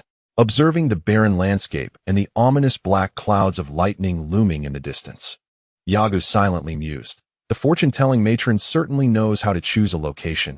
It is quite splendid. Contrary to his expectations of finding no one, a couple awaited him in front of the palace, dressed in exquisite garments of a fabric unknown to Yago in either his past or present life. Their opulence caught his eye, prompting him to glance at his own attire. Oh well, this life is not meant for me. Furthermore, in the realm of Dragon Ball, strength reigns supreme, followed by power and wealth. Superficial appearances are of no consequence. As Yago approached, a pink figure resembling a ghost, adorned with a conical hat, floated towards him. Greetings, traveler. Are you alone? Yago nodded, affirming, yes, I am here to seek the assistance of the fortune-telling matron. Very well, please wait a moment. I shall summon you when it is your turn. Shortly thereafter, a rotund man, a cigar dangling from his lips, emerged, accompanied by a stunningly beautiful woman who seemed to be his secretary. After their departure, the pink specter beckoned the couple into the palace. 5 minutes later, the couple exited, their faces beaming with joy as they returned to their luxurious car. The ghostly figure called out to them, "Safe travels, do come again." Turning to the patiently waiting Yago, he said, "Apologies for the wait, please enter." As he spoke, he floated backward, further enhancing Yaga's impression of him as a spirit. The palace of the fortune-telling matron was exceedingly tranquil. The desolate desert was rarely traversed, making it unlikely for anyone to venture here. However, for the affluent who genuinely sought her counsel, parting with a substantial sum of money was hardly an issue. The ghostly being led Yago into the first chamber of the palace, which was dimly lit. At the entrance, 2 skeletons stood sentinel, perhaps a consequence of the matron's prolonged dealings with the underworld. A rather youthful specter, Yago thought to himself. As the blue-violet light cascading from the dome of the palace faded, an elderly woman seated before a crystal ball regarded Yago with a contemplative expression. As they assessed each other, Yago inquired, "Are you the fortune-telling matron?" "Indeed," she responded. Yago pressed on, "Can you take me to the underworld?" In a corporeal form. The matron was taken aback by his request, as she had never encountered anyone seeking passage to the underworld. "Child, how do you know I can facilitate such a journey?" Yago refrained from answering her question, instead reiterating, "Is it possible?" After a prolonged silence, the fortune-telling matron finally spoke, "Yes, it is possible. However, I must charge a fee." "Do not worry, it is merely 10 million. 10 million. Aguna could not produce such an amount, as he had not brought that much with him. Thus, he shrugged and said, "I don't have that kind of money." The fortune-teller, displaying an expression of prior knowledge, seated herself upon her crystal ball and stated, "In that case, please follow me." Chapter 9. The battle. The fortune-teller led Aguna to a circular platform within. She introduced, "If you can defeat my 5 warriors, I shall assist you free of charge. However, dear child, I suggest you reconsider. While your youthful spirit is commendable, I do not advocate such recklessness." Aguna smiled at the avaricious yet entertainment-seeking old woman and replied, "Rest assured, dear fortune-teller, I am not an ordinary person." "Ha ha. It has been quite some time since I have encountered such an enthusiastic youth." "Very well, ascend the stage." Though the fortune-teller expressed her disdain, she maintained a professional demeanor, her tone unwavering. There were no specific rules for the contest. Surrendering or falling into the lake would result in defeat. Upon leaping onto the platform, Aguna declared, "I understand. Let the first warrior come forth." The fortune-teller nodded and called out loudly, "Vampire, you may emerge." Aguna remained silent, and after the fortune-teller finished her announcement, she chuckled sinisterly. Truly, a woman over 500 years old, her grin resembled that of a cunning merchant, hardly a credit to society. The most absurd thought crossed Aguna's mind as he considered the 300-year-old turtle sage. He speculated that perhaps these two were siblings, if they shared the same father.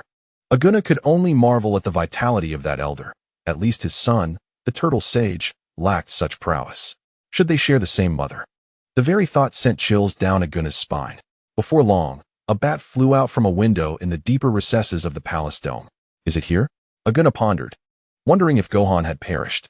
If he had not met his end, who would the fortune-teller's fifth warrior be?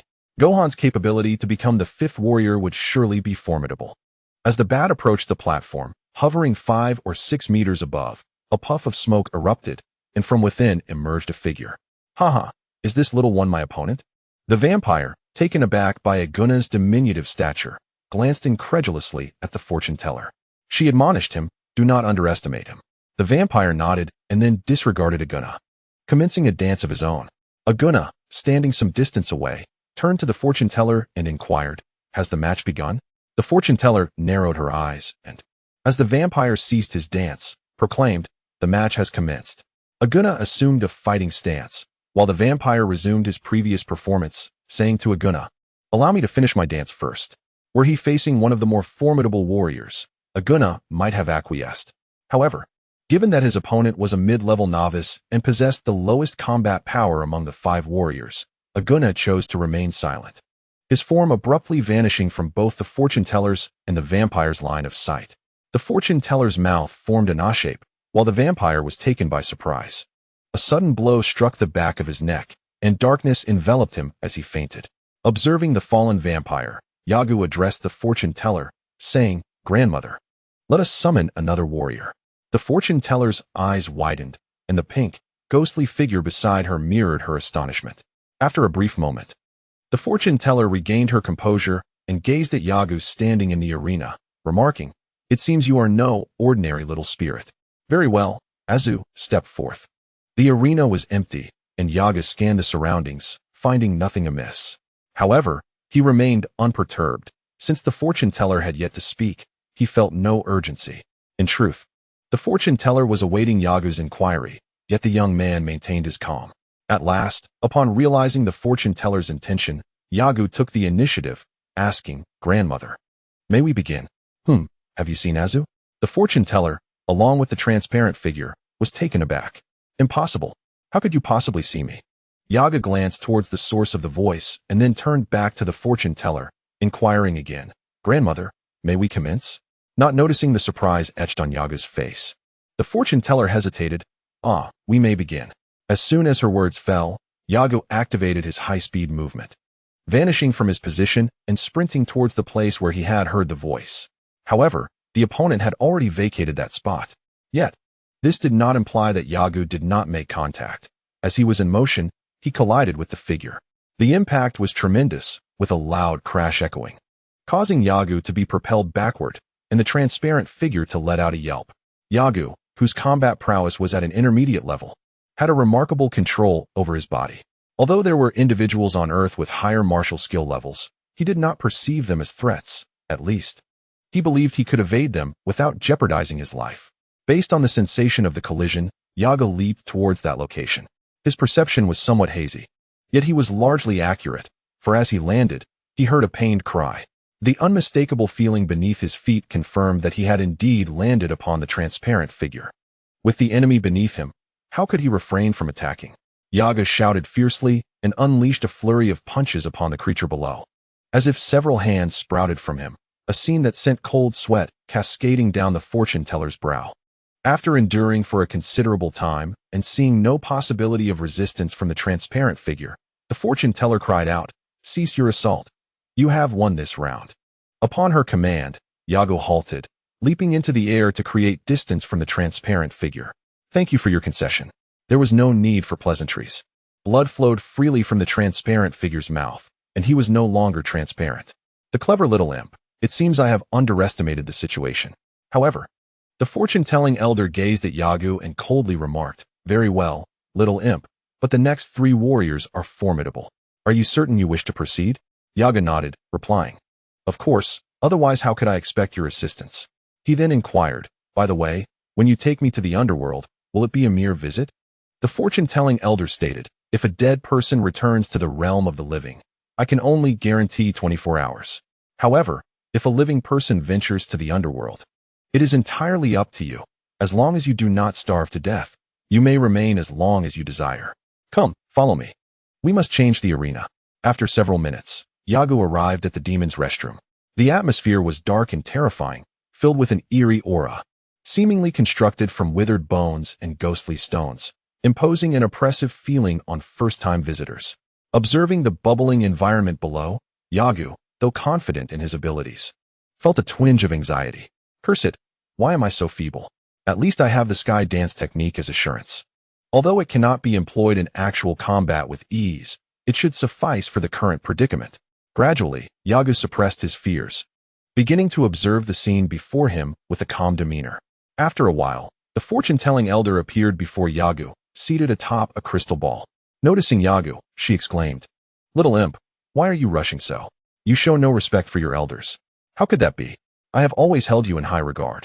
Besides, you are seated upon a crystal ball, exerting no effort. A little haste is inconsequential," Yagu responded. Earlier, he had encountered a vampire and a wraith, which yielded a mere 0.5 experience points. The road to upgrading the battle system was still long, yet Yagu no longer harbored expectations for absolute assistance from it. He merely regarded it as a testament to his martial prowess. The fortune-telling elder disapproved of Yagu's demeanor and, after announcing the arrival of the third warrior, began to chant an incantation. Wisps of white smoke emerged from the demon's mouth, advancing toward Yagu. As he assumed a defensive stance, he realized that the white smoke only enveloped half the arena. With the elder's incantation growing deeper in tone, the smoke began to retract, gradually returning to the demon's open mouth, leaving behind a somewhat rectangular object on the ground. Yagu glanced at it and noticed decorations reminiscent of an Egyptian mummy. Pondering whether these warriors had undergone no transformation and who the fifth warrior might be, or if the demon would guard the fifth threshold. With anticipation in his heart, the elder spread her arms and called out loudly into the air, "Arise, fighting mummy." Chapter 10. Battle 2. Thank you all for your support. With a loud proclamation from the fortune-telling elder, the coffin lid, which had remained silent for a long time, suddenly opened with a resounding thud. Due to Yagu's short stature, he could not see the mummy lying within, but he eagerly anticipated the nature of his forthcoming opponent. In pursuit of a clearer view, Yagu leaped onto the head of the demon statue behind him, enveloped entirely in bandages, resembling a severely injured individual, particularly with a visage as purple as an eggplant. One might conjecture that this fellow, a terrestrial being, could even pull out his own hair in distress. It seems that the battle with the fortune-telling crone seldom involves pure-blooded earthlings. At least, when juxtaposed with these entities, the three-eyed Tianjin fan appears remarkably more normal. In today's Earth, there exists an array of bizarre creatures. Even a one-eyed being like Argo has lost count of how many he has encountered. Not to mention the three-eyed aliens. Compared to the recent specter and vampire, Tianjin fan boasts a far more authentic lineage on Earth. Argo does not consider himself an extraterrestrial. Some truths are difficult to relinquish. Even when faced with his own reality, he still hesitates, not from a lack of resolve, but from the fear of future regret. At this juncture, the mummy's eyes emitted a brilliant white light, and with hands crossed over his chest, he stood upright under an extraordinary force without any movement of his arms. Once the radiance in his eyes faded, his purple visage transformed back to that of an ordinary human. With a sinister chuckle upon sighting Argo, he stepped out of the sarcophagus, forcefully kicking the coffin back into the gaping maw of the demonic statue as he exited.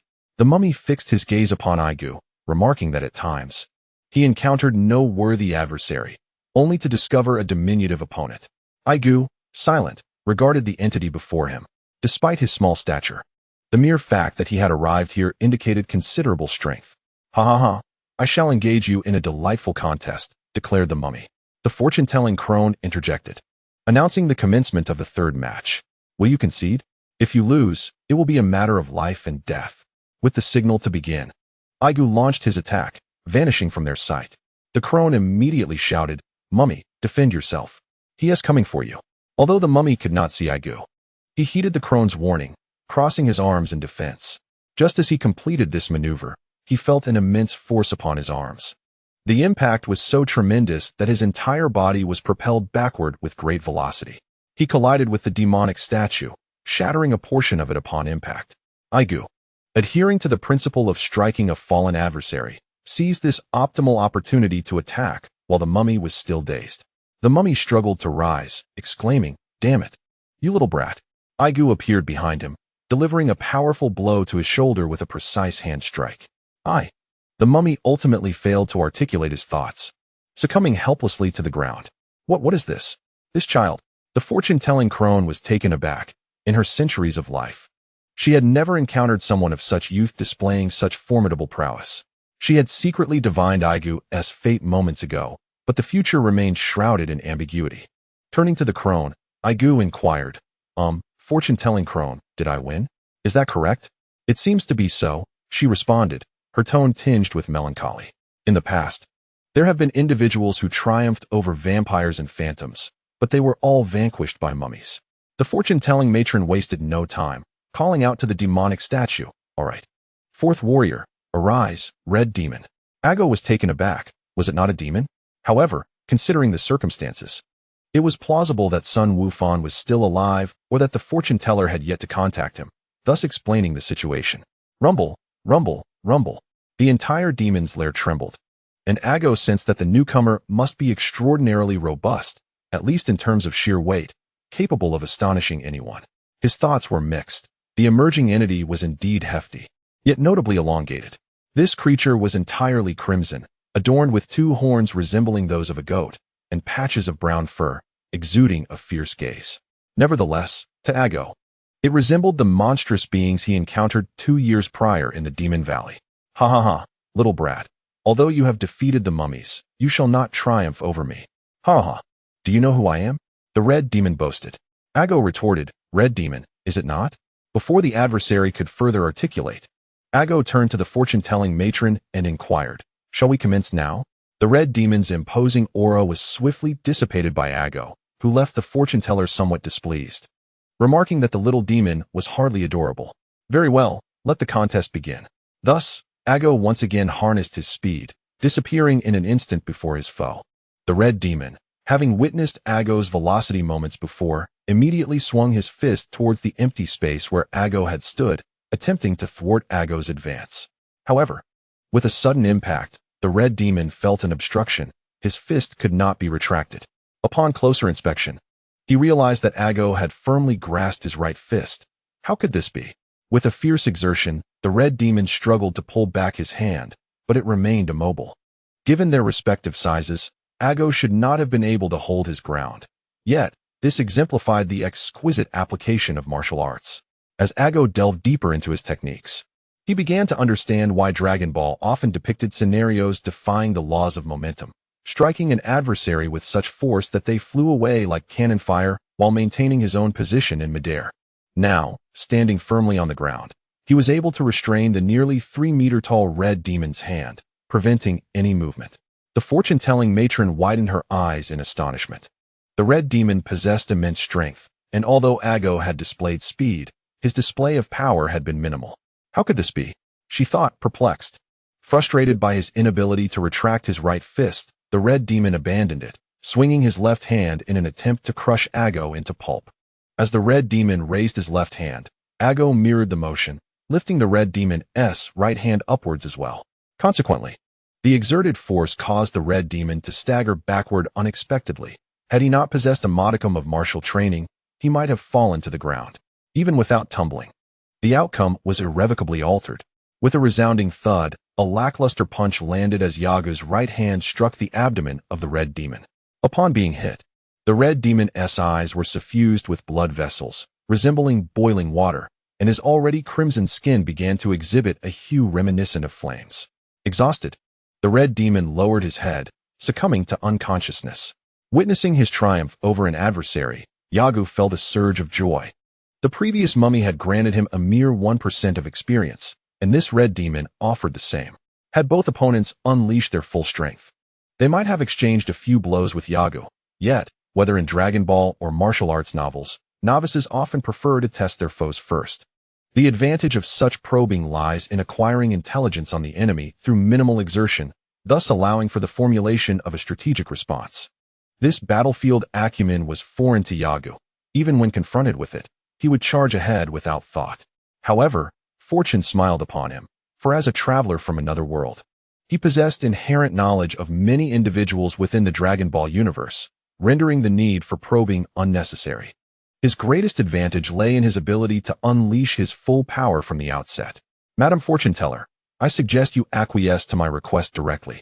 After all, no one has managed to withstand even a single strike from me thus far. What say you? The fortune teller, incensed, shouted back at Yagu, annoying little brat. Defeat my fifth warrior, and I shall grant your wish. Enough of your prattle. Fifth warrior, emerge, demon man. At her command, a dark blue demon ascended from the maw of the demon statue, its massive wings flapping as it hovered in the air. Yagu regarded him with a smile, a gesture that the demon man perceived as sheer mockery. Little brat, while you may have vanquished the previous two, you shall not pass my challenge. As the match commenced, the fortune teller's tone was tinged with frustration, for each time she uttered those words, a warrior had fallen. In a similar manner, Yagu vanished from his position. Yet the demon man remained airborne, clearly unwilling to descend. With a swift motion, Yagu reappeared, addressing the airborne demon man. Is this how you intend to compete? Ignoring Yagu's words, the demon man cackled, Little brat, I have awaited this moment. Chapter 11. The Underworld Serpent Path. The demon man brought his index and middle fingers together. And in that instant, Yagu recognized the impending use of his signature technique, an eerie ray capable of unleashing the inner demons of living beings. Yagu harbored no illusions about escaping unscathed like Goku. Prior to his transmigration, as a well-mannered youth of the 21st century, he had received guidance from numerous esteemed mentors, including the likes of Mutant Rashi.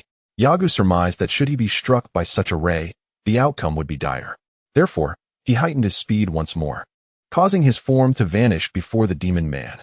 Upon witnessing Yagu once again summon his speed, the demon man cursed vehemently, You little brat. I shall see how much strength you can squander. Yagu's figure did not materialize, yet the demon man found himself suspended in midair. Within the span of merely 3 or 4 breaths, a deafening crash erupted from the demon stone statue below him, prompting the demon man and the fortune teller to swiftly turn their gaze. The statue had shattered, its cracked surface sprawling ominously. Simultaneously, Yagu manifested before the demon man. What? Both the demon man and the fortune teller gaped in astonishment as Yagu unleashed his pent-up fist upon the demon man's cheek. In an instant, the demon man was propelled away, his figure vanishing from the fortune teller's sight. By the time she regained her composure, Yagu had gracefully landed on the ground, while an indentation resembling the demon man's form had been imprinted into the stone statue, a testament to the force of Yagu's blow. Haha, I have triumphed once more. What say you, fortune teller? Yagu exclaimed eagerly, his anticipation to train under King Kai palpable. It is known that even in the later stages, Goku underwent his training under the guidance of King Kai, particularly during the Buu saga. Throughout the entirety of the Dragon Ball saga, Goku consistently found himself under the tutelage of remarkable mentors at pivotal moments. Initially enlightened by Gohan, a disciple of the god of martial arts, followed by the teachings of Master Rashi, he then enhanced his abilities at Korin Tower, ultimately advancing to the Supreme Kai Sanctuary for further cultivation. Following his time with King Kai, he transformed into a Super Saiyan and remained alongside King Kai after the events of the Cell Saga. Conversely, Tien, Krillin, and others always seemed to lag behind. When Goku ascended to the Supreme Kai's realm, they were still at Korin Tower, a rather ominous metaphor. Yagu clenched his fists tightly, and upon hearing the despondent admission from the fortune teller that he had won, he leapt high into the air, shouting, Hooray! The sound of the demon man's labored breathing echoed from the stone pit, while the fortune teller wore a dejected expression, though she relished wealth and combat. Yagu's overwhelming strength rendered her warriors utterly ineffective against him. Yagu was fervently eager to elevate his power swiftly. Once he reached King Kai and mastered his skills, he envisioned returning to procure the championship of the World Martial Arts Tournament. This way, he could encounter a myriad of skilled fighters without having to venture out daily to seek challenges, for in the Dragon Ball universe, while strength reigns supreme, wealth holds significant importance as well. Chi-Chi's struggles stemmed from Goku's inability to earn a living outside their home. With influence in hand and a means to provide what others value, one could attract a diverse array of individuals. Though such thoughts may be premature, Yagu understood that in order to amass wealth in this world, one must first attain renown. Without fame, even advertisements require the cultivation of reputation. In a modern age filled with extraordinary talents, The martial arts competitions in the Dragon Ball universe represent a grand spectacle within the realm of martial arts. The fortune teller, seated before her crystal ball, soared to the presence of Yagu, a child scarcely 8 or 9 years of age. It was indeed surprising that such a diminutive figure could vanquish my 5 warriors. Truly, heroes emerge from youth. Very well, place your hand upon me, and I shall transport you to the underworld. However, she paused momentarily and inquired once more, are you certain you wish to descend to the underworld? Yagu nodded affirmatively, replying, yes, I wish to go to the underworld. All right then, let us proceed. As she spoke, Yagu, caught unawares, felt a flash of brilliant white light, and the surroundings transformed dramatically. Is this truly the underworld? He and the fortune teller materialized in a vast plaza of an immense palace, surrounded by humanoid beings with skin in hues of red, blue, and green, adorned with horns, as they guided numerous souls toward the palace's entrance. The fortune teller turned and remarked, young one, I can offer you no further assistance. I shall await you here for 5 minutes. While I am unaware of your intentions, you may as well give it a try. Grateful, Yagu waved his hand and hurried toward the palace. Nearby, a green-skinned, bespectacled spirit approached the fortune teller. Madam Fortune Teller, do you require anything? Nothing of consequence, merely escorting a little spirit. A little spirit? You mean that child just now? Ah, he is a living person, is he not? How could you bring a living soul here? Lord Yama would be furious. The fortune teller spat in frustration, saying, I am aware, but what can be done? She wished to articulate more, yet she found herself reluctant to revisit the bitter taste of failure. At that moment, Yagu stood before Lord Yama, towering and grand. Yagu estimated him to be the height of 4 buildings. Despite his imposing stature, Lord Yama possessed a keen intellect and sharp eyesight. As soon as Yagu entered, he was noticed by the Lord. Who is that? How dare he wander in here? Form an orderly line, one at a time. Lord Yama's thunderous voice echoed throughout the grand hall. Yagu deftly evaded several spirits who rushed to seize him upon hearing Lord Yama's command and shouted, Lord Yama, Lord Yama. I am Yagu. I have heard of the King of Realms in the mortal world and wish to visit him. What? You are in the mortal world? So, you are a living person. Lord Yama leaned forward, nearly toppling the massive table before him. Indeed, you are a living person. But how could a living soul arrive in the underworld? Yagu had no desire to engage in this debate and continued to proclaim loudly, Lord Yama, I wish to go to the King of Realms. May I? Interrupted mid-thought, Lord Yama glared at Yagu, then flipped through a ledger before him. You are Yagu. A Saiyan, aged 7. Here. Yes, it appears you have performed more good deeds than bad, though your mind is rather complex. Noble and wise Lord Yama. Please allow me to proceed. In truth, Yagu need not plead so, for his presence in the underworld was unbound by Lord Yama's jurisdiction due to his status as a living person. In the original tale, Sun Wukong, having passed away, must await the arrangement of King Yama to determine his fate. It is the celestial beings who escort him before the king. King Yama, nodding, remarked, it is indeed permissible. But the serpent path is exceedingly lengthy. Being a living soul, you may easily perish from hunger. Haha, thank you, esteemed King Yama. I have brought ample provisions, so there shall be no trouble. I am grateful for your sagacity, Argo replied, clasping his hands together and bowing repeatedly. King Yama then instructed a nearby ghostly attendant. Take him to the serpent path. Yes, my lord. Thus, Argo departed the palace with the ghost, but before reaching the serpent path, he dashed to the fortune teller. Madam, will you be able to visit here often in 2 years? I must remain for at least that duration. Initially, Argo planned to stay with the king for a year, but reflecting upon Wukong's extraordinary talents and his own experience of nearly 200 days of study with the king, he felt compelled to extend his stay. The fortune teller nodded, saying, Very well, I understand. You need not worry. I shall come here every 10 days or so. Thank you, he replied, watching as the fortune teller vanished before him. Argo turned to the ghostly attendant and said, All right, let us proceed. On their journey, the ghostly attendant began to explain the serpent path and the king. After hearing some familiar information, Argo inquired, Is the heavenly realm vast? The attendant chuckled softly. It is indeed expansive, not smaller than the universe, and it connects to numerous dimensions. The souls who gather there are predominantly those who performed good deeds in life, finding rest only after death, compensating for their regrets on the earthly plane. In essence, The heavenly realm serves as a sanctuary for those who have made significant contributions to the world yet left this life with unfulfilled desires. Moreover, should they wish for reincarnation instead of entering heaven, King Yama will consider their wishes favorably. Ah, we have arrived. We shall disembark here. Ahead loomed a serpent's head, its mouth agape, with a road extending beyond the limits of vision. Argo leaped onto the serpent path, surveying his surroundings. Will those yellow clouds harm me? The attendant shook his head. They will not harm you. However, should you fall, you will be drawn beneath the clouds into hell, so avoid close proximity to them. Oh, Argo nodded. I shall take my leave now. Farewell. Farewell, and may you meet the king soon. Chapter 12. The King. The story continues. Brave young one. Go forth and create miracles. I am still devising ways to inject humor into the narrative, but time and again I face failure, which is quite vexing. These are merely my grievances. They should not hinder your enjoyment. So continue reading. The serpent path is exceedingly long, as those familiar with the original text would know. However, both the original and the animated versions omit the duration Wukong and Piccolo spent traversing it. What remains vividly etched in memory is that, after enhancing his abilities, Wukong completed the serpent path in just over a day. Yet, as Argo ran along the path, he felt on the verge of madness. Argo is a living being. Unlike Goku and Piccolo, who arrived here posthumously, he must partake in sustenance daily, and after several consecutive days, he requires rest. He meticulously calculates the provisions of food and water, for he has no desire to perish on Snake Way.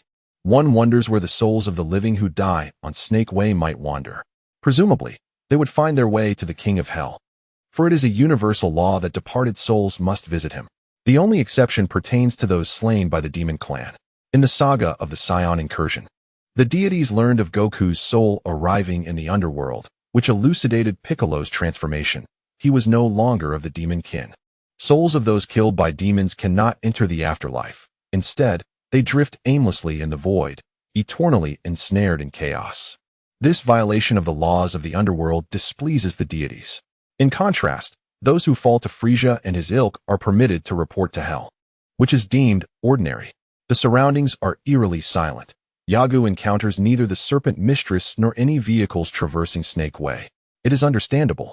Upon witnessing the serpentine path resembling a roller coaster, the notion of vehicles traversing it seems implausible. Days pass monotonously. The sky remains perpetually bright, with 5, 10, 20, 50 days repeating endlessly. Such tedious existence gradually saps one's vitality. Yet for Argo, who has devoted years to martial arts, this experience is far more bearable than solitary training. The only source of his vexation lies in the constricted confines of Snake Way. The space feels stiflingly narrow, offering little room for freedom. At times, he attempts to practice the flight technique, but its slow pace and excessive energy consumption render it far from the exhilarating freedom he experienced in subsequent battles. Is it possible that the flight technique, much like the transformation into Super Saiyan, is bound to be unlocked gradually through the narrative? Transforming into a Super Saiyan is exceedingly arduous. Not to mention Goku, Vegeta, or Gohan. Even Trunks from the future achieved this transformation only after the death of his mentor, Gohan. Yet, compared to these warriors, who hone their skills through rigorous training before unlocking their transformations through significant catalysts, Goten and Trunks' transformations seem almost trivial. Goten can achieve his transformation with merely a hint of anger, appearing astonishingly effortless.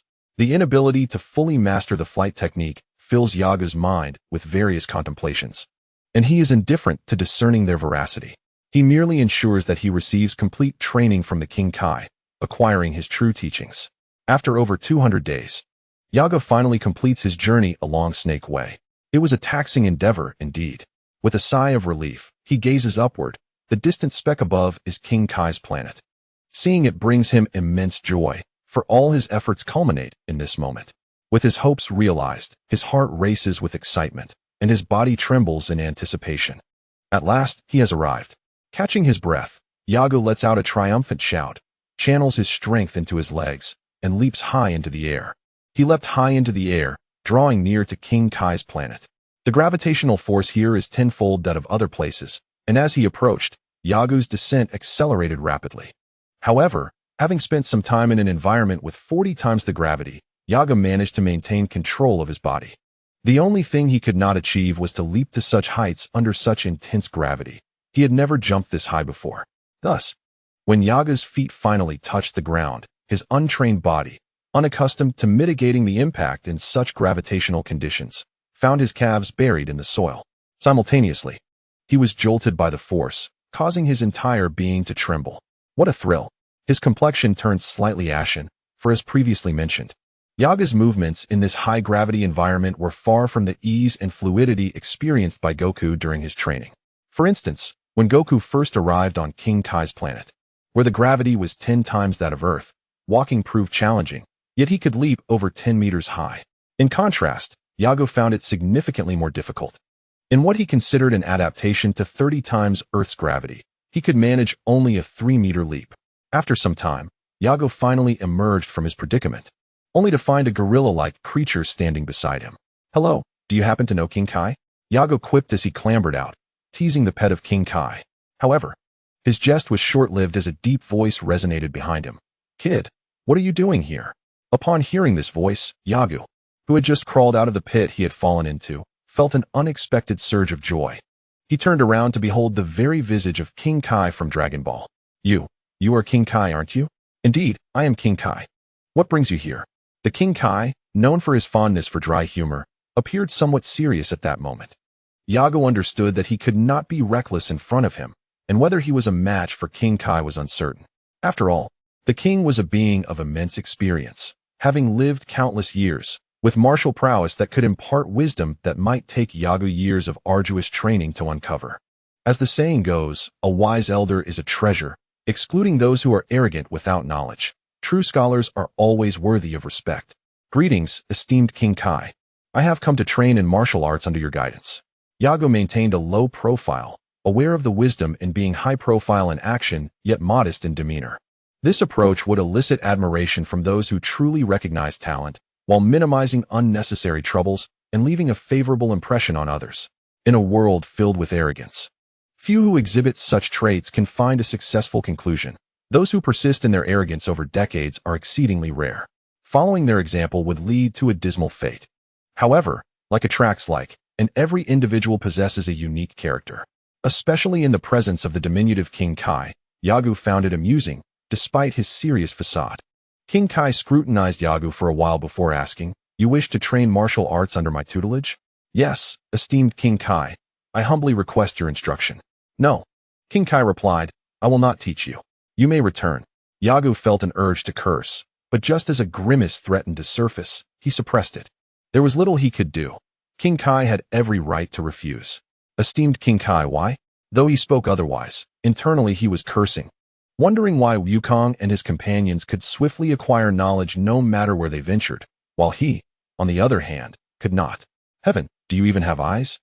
He lamented, "I am but a traveler from another realm." Yet, one must acknowledge that the fate of such travelers is not invariably favorable.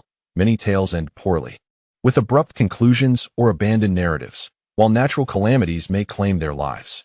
Some great authors merely present a premise and leave the story unfinished. Alas, for those who traverse time and space, their journeys often conclude in unfortunate circumstances. The King of the Worlds bluntly stated, "I perceive you are not a good person." "What do you mean by that?" He retorted, "What part of me suggests I am not virtuous? I am merely a child under 10. Surely there must be some misunderstanding." His discontent was palpable, yet he was adept at regulating his emotions. He understood that the king likely possessed the same ability to see into the hearts of others as the turtle sage and the Kalen sage. However, he surmised that the king was merely biding his time for a greater advantage. Thus, Aigu composed himself and contemplated, "Shall I tell a joke to the king?" After some thought, he found the idea rather splendid. "Great king, may I share a story with you?" Aigu approached the king, who was seated on a chair at the entrance of his abode. The pet Baburus scampered over as well, eager to hear a tale. The self-proclaimed master of humor, adopting a composed demeanor, addressed Aigu. "Oh, what sort of story do you wish to share? Speak, and let me listen. If it captivates me, perhaps I shall reconsider and teach you martial arts. How does that sound? But do ponder carefully. Do not squander this opportunity, understand?" Aigu felt elated. He had initially planned to take his time, but the king had opened the door so readily. He was not particularly adept at telling jokes. lacking the social finesse to engage the atmosphere. Unlike others who could effortlessly become the focal point of any gathering, regardless of their attire or status, Argo lacked such innate talent. Nevertheless, he was not anxious, for he knew that even the most corny of jokes would elicit laughter from the figure before him. Chapter 13. Sparring gratitude to Gao 1226-02650 for the generous tip. I am both honored and flustered. Thank you. The king sat there quietly as Argo began to narrate his joke. Once upon a time, a group of animals found themselves on a ship that was sinking. In a bid for survival, they devised a plan. Each would tell a joke, and those who could make everyone laugh would be spared. Otherwise, they would have to leap into the vast ocean. The lion went first, telling a joke that had everyone roaring with laughter, except for the pig, who remained unmoved. The lion, seeing the pig's indifference, reluctantly jumped overboard. Next was the tiger, who shared a joke that surpassed the lioness in humor, yet the pig still did not laugh. The lion cast a helpless glance at the pig before leaping into the sea. Then it was the peacock's turn. As soon as he began to speak, the pig erupted into laughter. The peacock, incensed, demanded, "What is the meaning of your laughter? I have not even finished." As the peacock spoke only halfway, the pig chuckled and exclaimed that the lion's joke was simply hilarious. After finishing, Argo cautiously glanced at the old Kai, yet the elder maintained a serene expression. Moments later, he turned to Argo and inquired, "Is this your joke?" At this, Argo's eyes narrowed to the size of grains of rice, and in that instant, he felt as though he had transformed into a cartoon character, weakly nodding in affirmation. Yes, yes. The old Kai, adorned with sunglasses, obscured Argo's view of his eyes. And even if he could see, Argo would remain oblivious, for the subtle expressions of an individual like him were beyond comprehension. Just as Argo pondered how to alleviate the current tension, the old Kai suddenly burst into hearty laughter. Old Kai, what's the matter?" Argo asked with concern. Clutching his belly, the old Kai laughed heartily. "I just remembered. Your joke is so amusing." His fists clenched tightly. Had Argo not known that the man before him was not one to play tricks, he might have suspected mockery. "Goodness, you're not even a pig." Of course, such insults would not reach the ears of the old Kai. He held grudges, and besides, Argo had not come here to quarrel with him. If arguing could lead to acquiring the opponent's skills, Argo would gladly indulge, but the reality was that no matter how fierce the debate, mastery could not be attained through mere conflict. Having spent considerable time in the Dragon Ball world, Argo had never felt at ease. Every endeavor was an arduous task, as though the entire universe conspired against him, far removed from the effortless exploits of protagonists depicted in novels. After the old Kai's laughter subsided, he observed Argo's expression and remarked, "Not bad, not bad. You have a knack for telling jokes. Though you harbor some ill intentions, you are still a good person." Indeed, Argo could only respond, refraining from questioning how the old Kai discerned his character.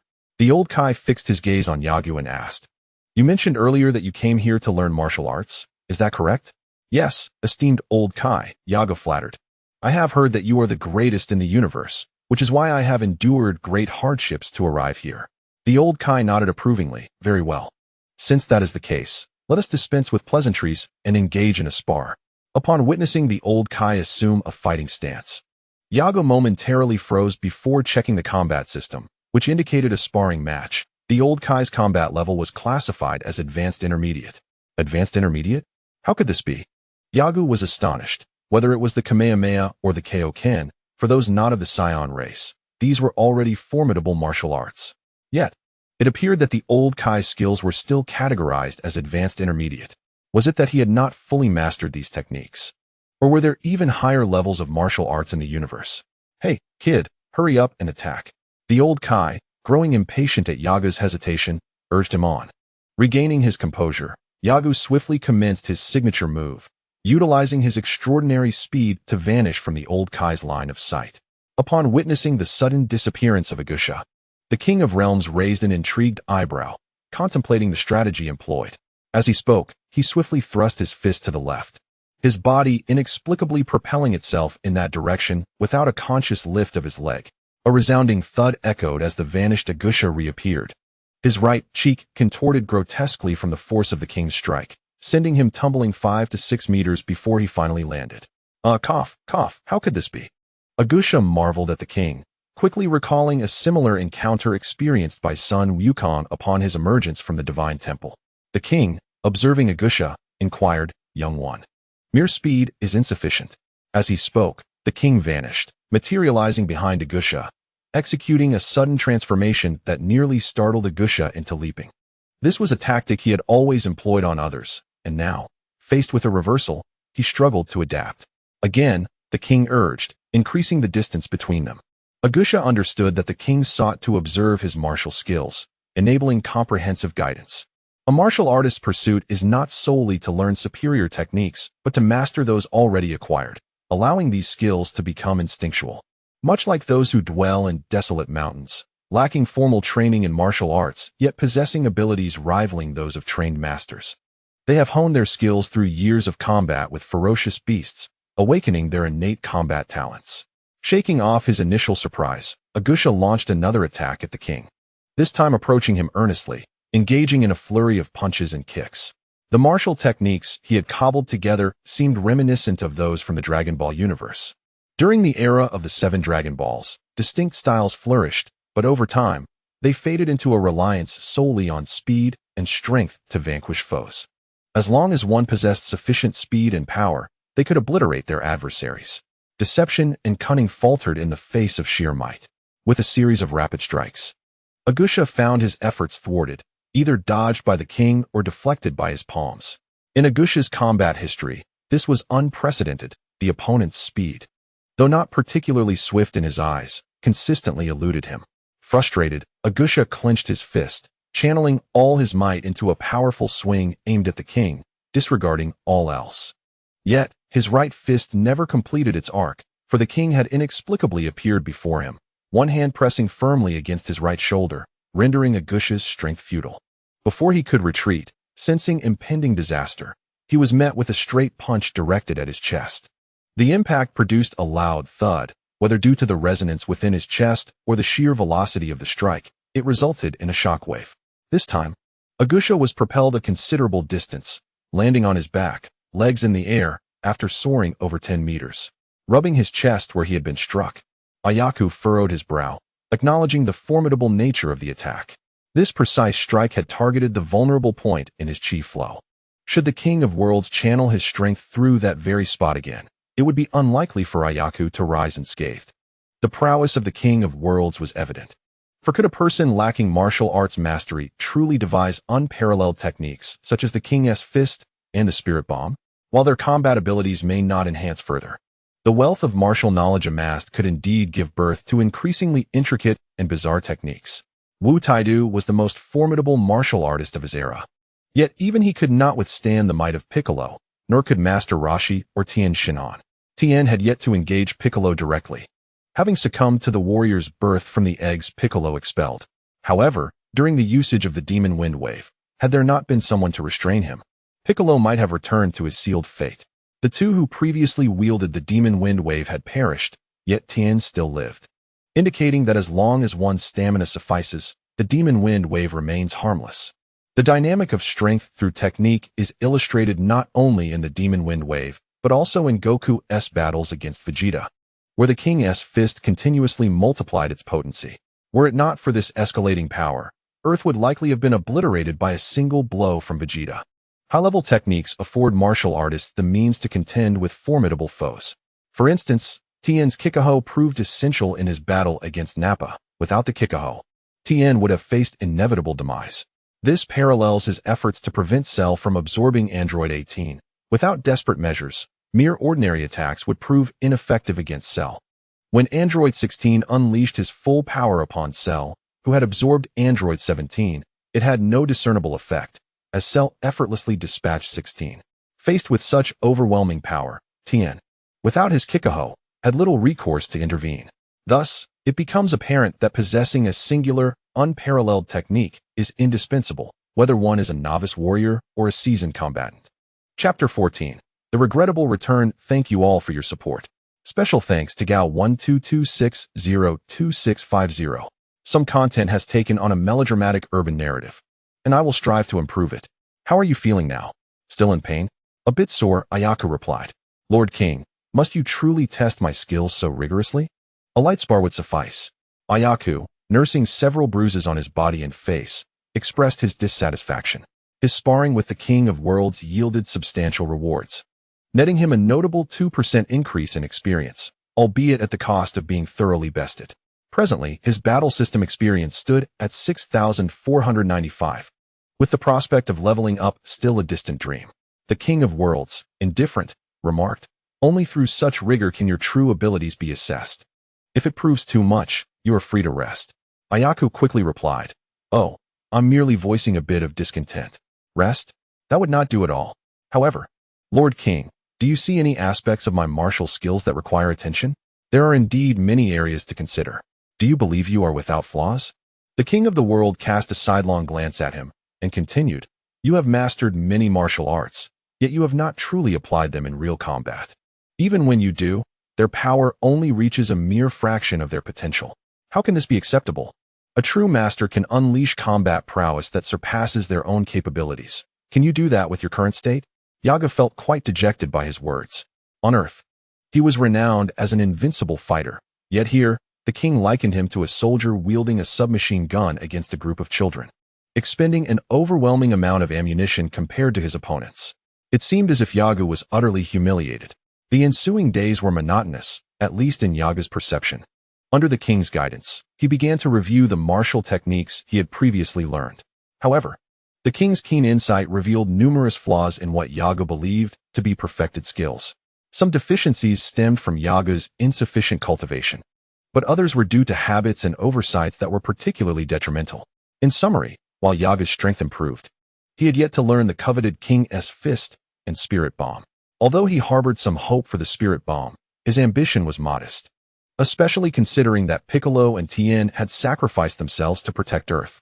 Upon arriving at the King's planet, they were not even informed of the existence of the Spirit Bomb. Now that the king had not mentioned the King's Fist to Yaga, he could only wait patiently, particularly as the knowledge imparted by the king was invaluable for enhancing his abilities. As time passed unnoticed, devoid of day and night, Yaga lost track of how long he had been in the afterlife.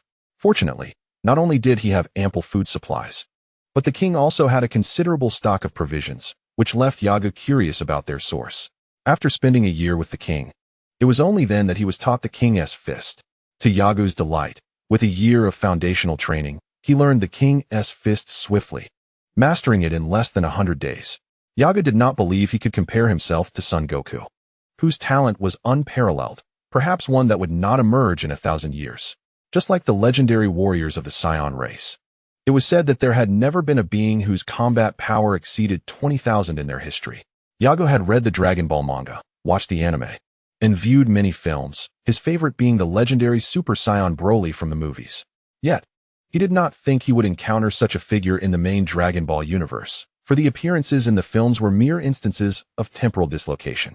That was when Gohan had already transformed into a Super Saiyan, while Son Goku was still alive. A closer examination revealed the terrifying nature of the time distortion. Cell was rampaging on Earth, and in less than 9 days, the Cell Games would commence, with Vegeta and the others waiting in the sanctuary for their companions to complete their training before entering the hyperbolic time chamber. When Cell reappeared, the battlefield had shifted to Earth, where Son Goku had perished in the Cell Games, and Goten had grown up. Strangely, even Bulla, known as Bra, had already mastered the instant transmission technique. From the main narrative of Dragon Ball, one can discern that prior to and following the moment when Biddy masters the technique of flight, both Son Goten and Trunks are engaged in rigorous training in preparation for the World Martial Arts Tournament, making it implausible for them to venture out in search of Dragon Balls. Moreover, Trunks is unfamiliar with Biddy, marking yet another instance of temporal dislocation. Although Yaga held Broly in high regard during his previous life, while watching the animation and reading the manga, he harbors a particular disdain for this aspect. Broly resonates deeply with fans. However, the production team relegated him to the periphery of the main Dragon Ball storyline. Even a slight adjustment in the timeline to incorporate him more seamlessly would not have posed a significant challenge. Within the theatrical releases, there are several moments that align well, such as the Dragon Fist attack and the side story set in the future Dragon Ball world.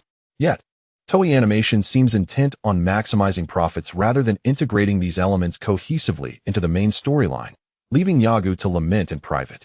The Kaioken is a profoundly intricate martial art, and mastering it required Yago to endure considerable hardship, not of the physical kind, but rather a profound mental struggle. The process of learning it was particularly exhausting. On Namek, when Jinyu seized Goku's body, the outcome was revealing. Such rudimentary martial techniques only manifested a combat power exceeding 20,000. This illustrates that, much like in arcade games, a novice may struggle to progress even a single level, while an expert can navigate the game with a single character. Yago vividly recalls Jinyu controlling Goku's body to display a combat power of over 20,000. In the world of Dragon Ball, the focus is predominantly on enhancing physical strength and speed, with the belief that concentrated efforts in these two areas can lead to limitless improvement. For instance, upon regaining his body, Goku expressed concern over Jinyu and Vegeta swapping bodies, pondering whether Jinyu could fully unleash Vegeta's combat prowess after their exchange. Although the manga does not explicitly convey this, Goku's apprehension surely stems from a valid reason. Setting aside idle chatter, 2 years swiftly elapsed, and Yago learned the Kaioken. Naturally, due to still being in his youth, he could not yet master it completely, but he remained unperturbed.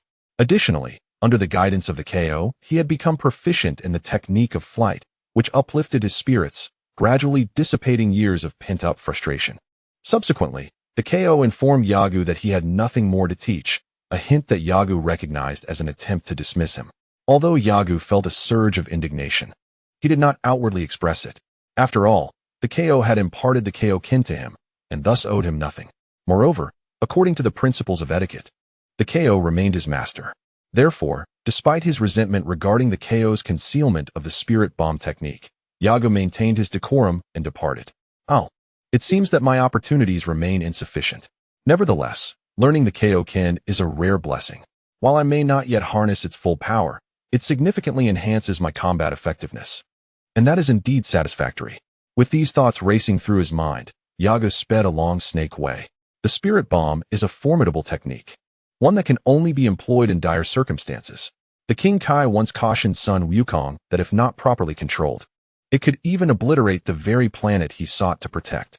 However, later on, when Wukong utilized the spirit bomb against Vegeta, Yago found it somewhat absurd, as it seemingly manifested an excuse to solely target malevolent intentions. Subsequently, upon using the spirit bomb on Namek, the colossal energy sphere surpassed the size of Frisia's attack on Vegeta's planet, yet it did not result in the destruction of Namek. This raises the question of whether it was indeed Wukong's mastery over the spirit bomb's power that led to such a situation. The thought of the latter filled Yago with envy for Wukong's innate talent. Some individuals possess the ability to comprehend new techniques with merely a glance. Yago felt a sense of frustration regarding this, for thus far, he had yet to reveal such a capability. In his past readings, he believed it to be quite simple. However, within the Dragon Ball universe, Wukong learned the Kamehameha simply by observing Master Roshi, and Tien Shinhan did likewise. Vegeta's use of the Gallic Gun was also a result of having witnessed Krillin's techniques. Yago, being in the same era as these legendary Saiyans, felt a sense of melancholy. If given the choice, he would prefer to arrive on Earth during the time when King Piccolo was defeated, much like the seasoned warrior who aspired to be Trunks. Raised in an era of peace with a mother like Bulma, abundant wealth, numerous toys, and a powerful father, with authority and financial resources, and most importantly, the highlight of the Dragon Ball world, immense combat prowess, Trunks' life seemed far superior to that of many modern-day privileged youths. Even the third-generation Saiyans of nuclear power could not compare to the conveniences afforded to Trunks. Chapter 15. Return to the underworld. I extend my gratitude to Gal 122602650 for the donation. Thank you. To be honest, this places considerable pressure on me, as I have planned numerous melodramatic elements for the upcoming plot. Your generous contribution makes me feel somewhat guilty, and I hope the forthcoming content will justify your investment. I also appreciate Yishinshin's attention.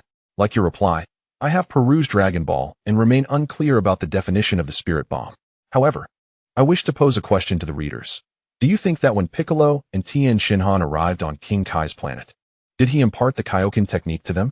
I initially intended for King Kai to teach them, but after expressing this idea on Dragon Ball forums, I received a barrage of nonsensical messages. I can only ignore them. I wonder what everyone's thoughts are on this matter. After running for over 30 days along Snake Way, Yago finally returned to King Enma, a speed that could be deemed quite swift. During his journey, he learned the Kaioken technique. Although his application was proficient and suitable for combat, he felt something was still lacking, having gained insights from King Kai. Upon sighting the palace, Yago let out a sigh of relief. At last, he had arrived.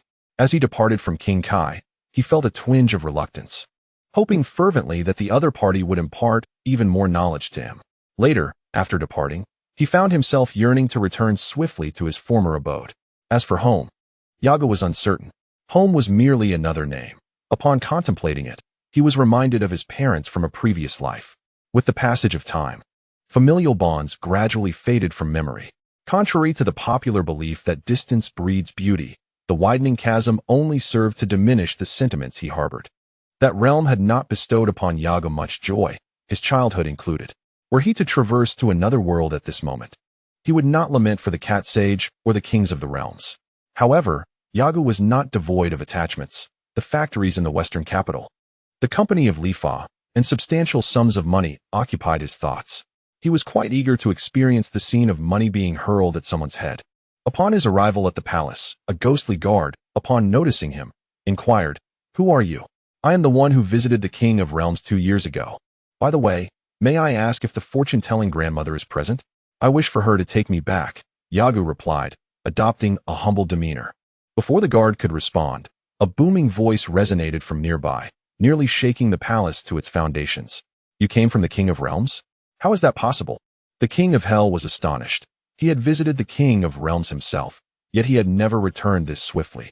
For Yago, such speed was incomparable to that of Sun Wukong, who remained somewhat nebulous in his current state. Yet, Yago understood that Jinling was no ordinary place. When the winds of change blew, it would transform like a dragon. Individuals like Sun Wukong were akin to dragons lurking in the depths, poised to soar when the opportunity arose. A smile adorned Yago's face. At 9 years old, he stood as tall as a 13 or 14-year-old, though he did not yet exhibit the potential to reach a height of 2 meters. At least, not at this moment. Yet, having watched Dragon Ball, he recognized that among the Saiyans, few were of diminutive stature. In the early episodes of Dragon Ball, size was indeed a weakness. "Greetings, Lord King of Hell. It has been 2 years since we last met. How do you fare?" Yago continued to flatter, which pleased the King of Hell. Regardless of who it was, everyone enjoys hearing kind words, except for those who have been traumatized. The King of Hell was burdened with tasks daily, and upon another soul arriving at the Grand Hall, he diverted his attention from Yago to attend to his duties. It was then that Yago observed that the souls entering the palace were in a grayish-white state, indicative of their complete spiritual form. Indeed, it seemed that the deities had intentionally brought Sun Wukong's physical body to allow him to cultivate in the realm of the king. The same applied to Piccolo, who was also granted a new corporeal form in the underworld to facilitate his training with the king. Thus, one might ponder the implications of the underworld's rebellion. Without a physical form, how could one instigate an uprising? To cultivate, one must possess a corporeal body. Those who ascend to heaven, barring a select few, exist solely as souls. In hell, the King of Hell dealt with criminals who were a source of constant vexation. It was inconceivable to allow them to retain their physical forms. Yago, having discovered yet another rule within the Dragon Ball narrative, did not exhibit joy. For the chaotic nature of time and space could lead to significant uncertainties. This contemplation led him to ponder. What if the Dragon Ball world he inhabited was one where Sun Wukong succumbed to a heart ailment? How would he navigate such a reality? The allure of the Dragon Ball universe lies in the adventures of Goku and the pivotal moments that led him out of the desolate mountains, epitomized by the Dragon Balls themselves. Without them, the world of Dragon Ball would descend into monotony, perhaps even chaos.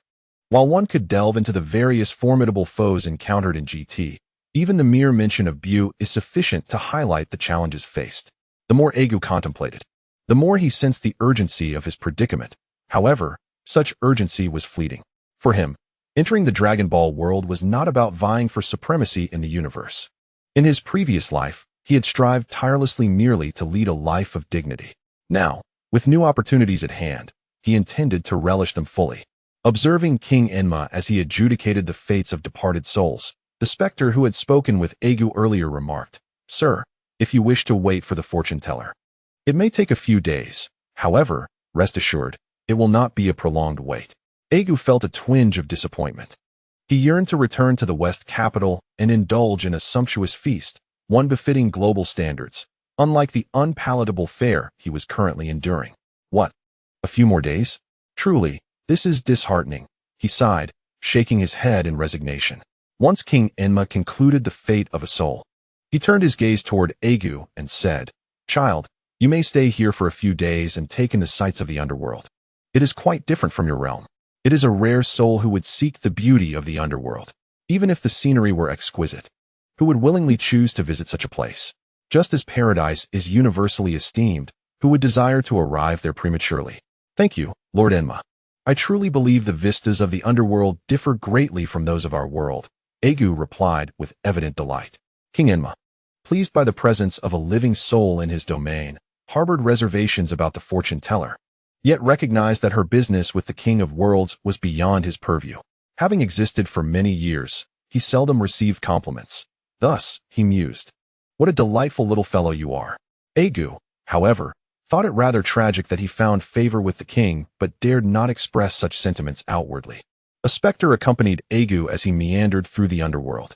They first visited the Grand Hall, where countless souls surged from the yellow clouds in the distance. Their origins a mystery. Argo understood that these souls hailed from various planets across the universe. Why not inquire of those in paradise? He pondered, though he hesitated. While his encounters with King Enma had been limited, ascending to heaven was of paramount importance. It rivaled the severity of punishment in hell. In contemporary terms, King Enma could be likened to the head of human resources. Every soul ascending to heaven must possess certain qualifications.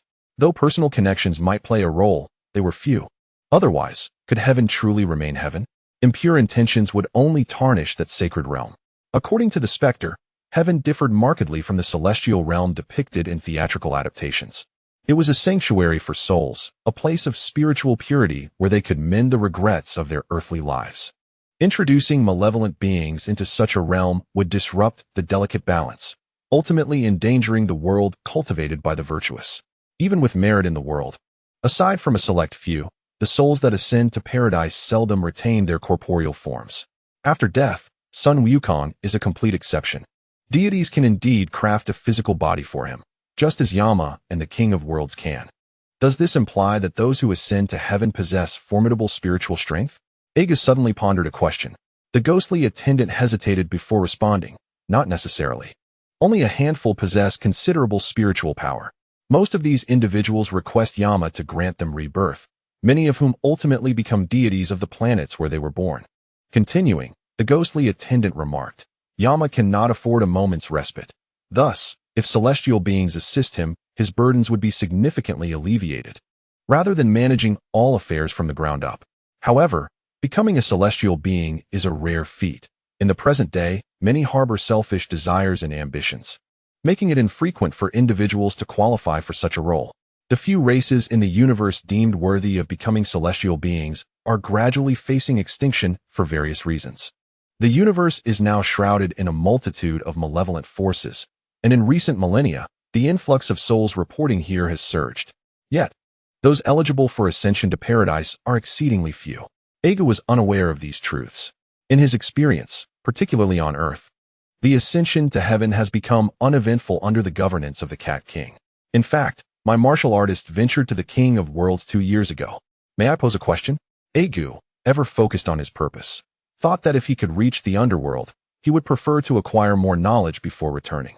For instance, Sun Wukong learned instant transmission from a certain planet. All deceased souls from across the universe report here. If he could foresee the beings of that planet and glean a few techniques from them, it would indeed be immensely beneficial. Argo recalled Wukong's words upon his return to Earth, where he mentioned that due to the limited time of just 1 year, he could only master one technique. The fact that even with Wukong's prodigious talent, it took a year to learn this skill speaks to its intricacy. He may also have been contemplating how to transform into a Super Saiyan. Considering it took him over 100 days to learn the King's Fist and the Spirit Bomb, yet a year to master instant transmission. It is not difficult to imagine how formidable the martial techniques possessed by the beings of that planet are, even if merely auxiliary in nature. Chapter 16. A fortuitous encounter. I extend my gratitude to Gao 1226022650, Etianshan, A 65058848, Xian Yao Jin Zun, Feng Lin Buyu, Wang Xinhua 0313, Yu Jiancheng Feng, Shui Yu Feng, and all who have supported and shown interest in this book. Some of the material in Dragon Ball is derived from my own understanding, with elements that diverge from traditional martial arts, alongside borrowed principles. I hope everyone continues to enjoy it.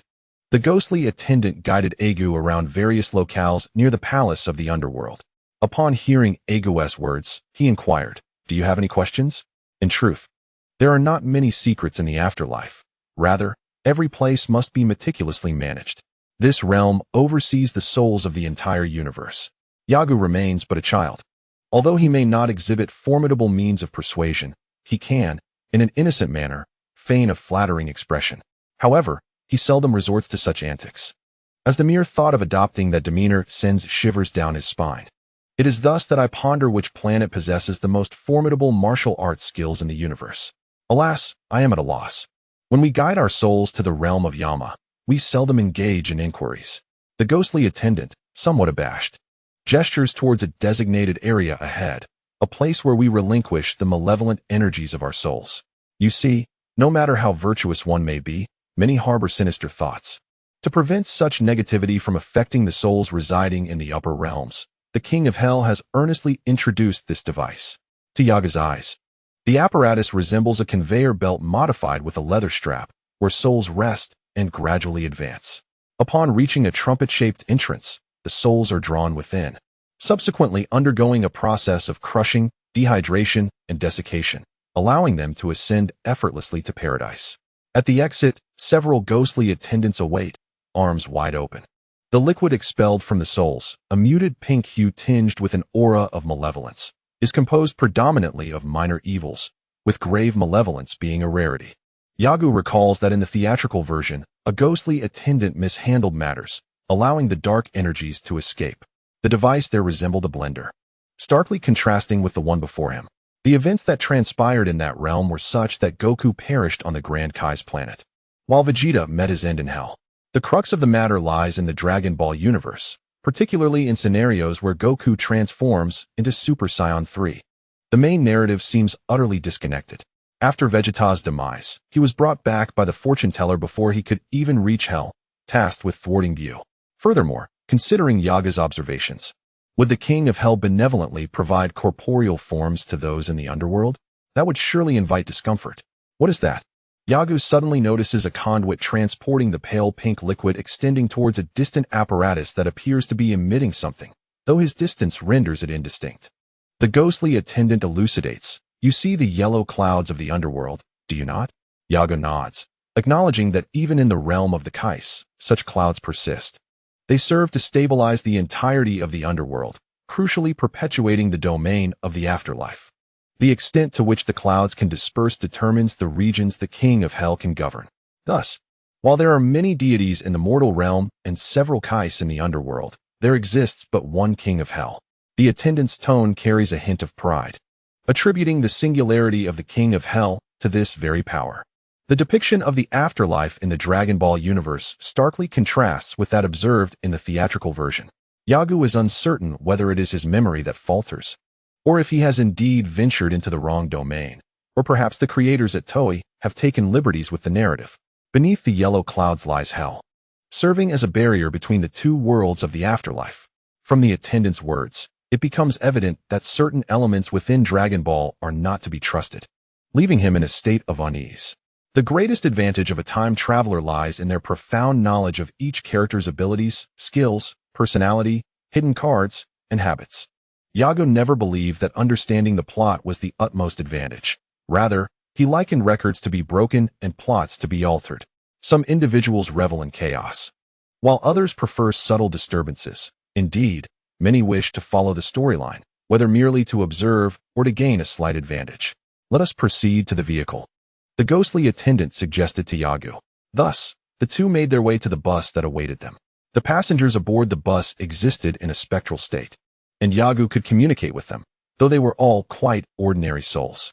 Those of great merit, like Sun Wukong, upon passing, would not only be granted passage to the heavens, but also be provided with corporeal forms. The underworld had limited space, and as they approached the airport destined for paradise, the Grand Palace of Yama could be seen in the distance. The airport bore resemblance to those on Earth. However, the passengers were predominantly souls devoid of malevolent thoughts, ensuring that no nefarious incidents would transpire. At that moment, Yaga suddenly spotted a being with a physical form, adorned with a halo, entering the airport. This entity had pink skin and a notably large head, and from afar, Yaga could discern several wrinkles adorning their forehead. What thrilled Yaga most was the attire reminiscent of Goku's clothing when Trunks arrived in the main storyline of Dragon Ball. Pray tell, who is that individual? And how does he possess a physical body? Yaga surmised that this person must be from the same planet where Goku mastered the instant transmission technique, prompting him to inquire of the ghostly attendant before hastening towards the figure. The ghostly attendant, a tad slow on the uptake, contemplated Yaga's question before glancing at the individual, only to realize that Yaga had already reached the person. Ah, young one, you are quite eager. However, you are indeed fortunate. For this individual is a martial artist specially favored by the deity of Adetra. Excuse me, sir, please wait a moment, Yaga called out. The martial artist from Adetra quickly noticed Yaga, but did not halt his stride, leading the young boy to lament his unrecognized status, believing the shouts were irrelevant to him. Yet, he soon perceived that the individual was indeed approaching him, wearing an expression of skepticism as Yaga stood before him. Hello, do you know me?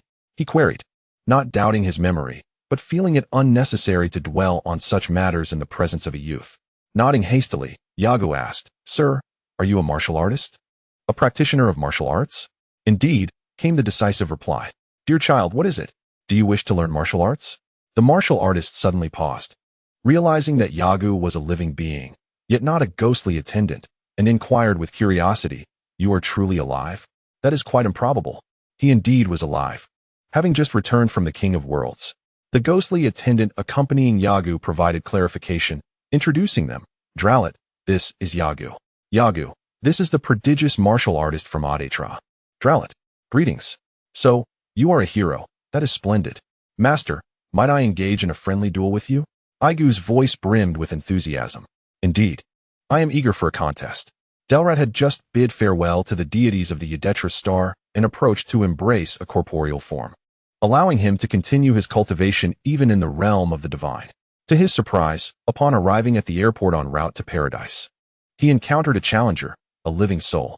With a smile, Delrat replied, Certainly, but this is not the place. Let us proceed outside.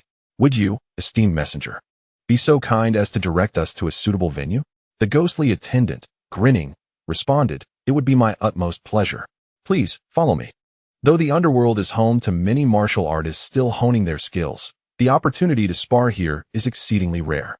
However, I must caution you to keep the noise to a minimum, as we are quite close to the King of Hell's office. It would be unwise to disturb him. Aigu nodded earnestly. Fear not.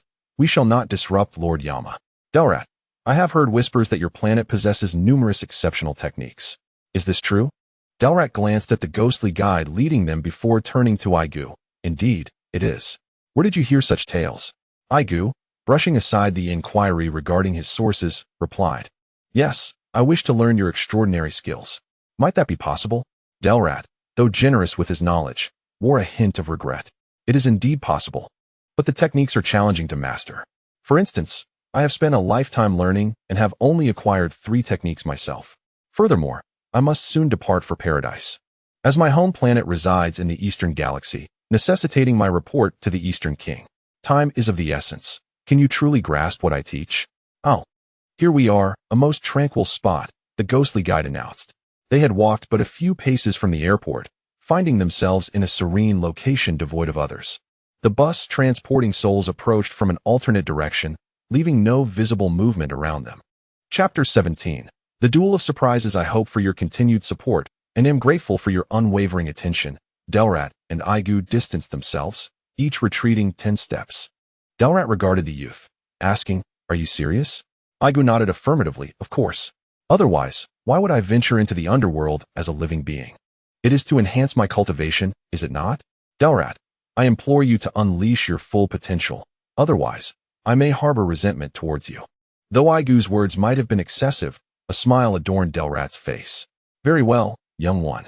By virtue of your earnestness, I shall adopt the mindset befitting a warrior in our contest. In the combat system, this engagement was classified as a sparring match, with the opponent's fighting level categorized as advanced intermediate. This was a remarkable revelation. Delrat, the master of the Spirit Bomb and King's Fist, held an advanced intermediate fighting level. Having spent over a year learning from him, Delrat's proficiency in the King's Fist, though not entirely efficient, granted him a high intermediate level of martial skill. It appears that the extraordinary techniques described by Delrat are indeed remarkable, surpassing even the mastery of the King's Fist and the Spirit Bomb. The Yatatrans, devoid of hair, possess heads that evoke a fusion of human and octopus traits, with numerous wrinkles adorning their foreheads, rendering them rather elderly in human perception. As the battle commenced, Yago cast aside his light-hearted demeanor and fully engaged in the fray. Suddenly, Delrat vanished from sight, prompting Yago to hastily employ the techniques imparted by the king, using his energy to discern his opponent's movements. In an instant, his energy warned him that the enemy was behind him. Startled, Yago propelled himself forward with great force. Delrat utilized the instant transmission that Yago coveted, and what was presumed to be an infallible strike was deftly evaded by his adversary. Yet, in battle, the unexpected is always a possibility. Yago had not unleashed his full power, thus he immediately ceased his advance, adopting a defensive stance. After surging forward, Yago noted that his opponent had not charged at him, and with a powerful push of his right foot, he pivoted swiftly, positioning himself directly opposite Delrat. With a flourish, he raised his right palm, fixating his gaze upon Delrat and channeling his energy into his hand. Suddenly, a brilliant white light erupted from his palm.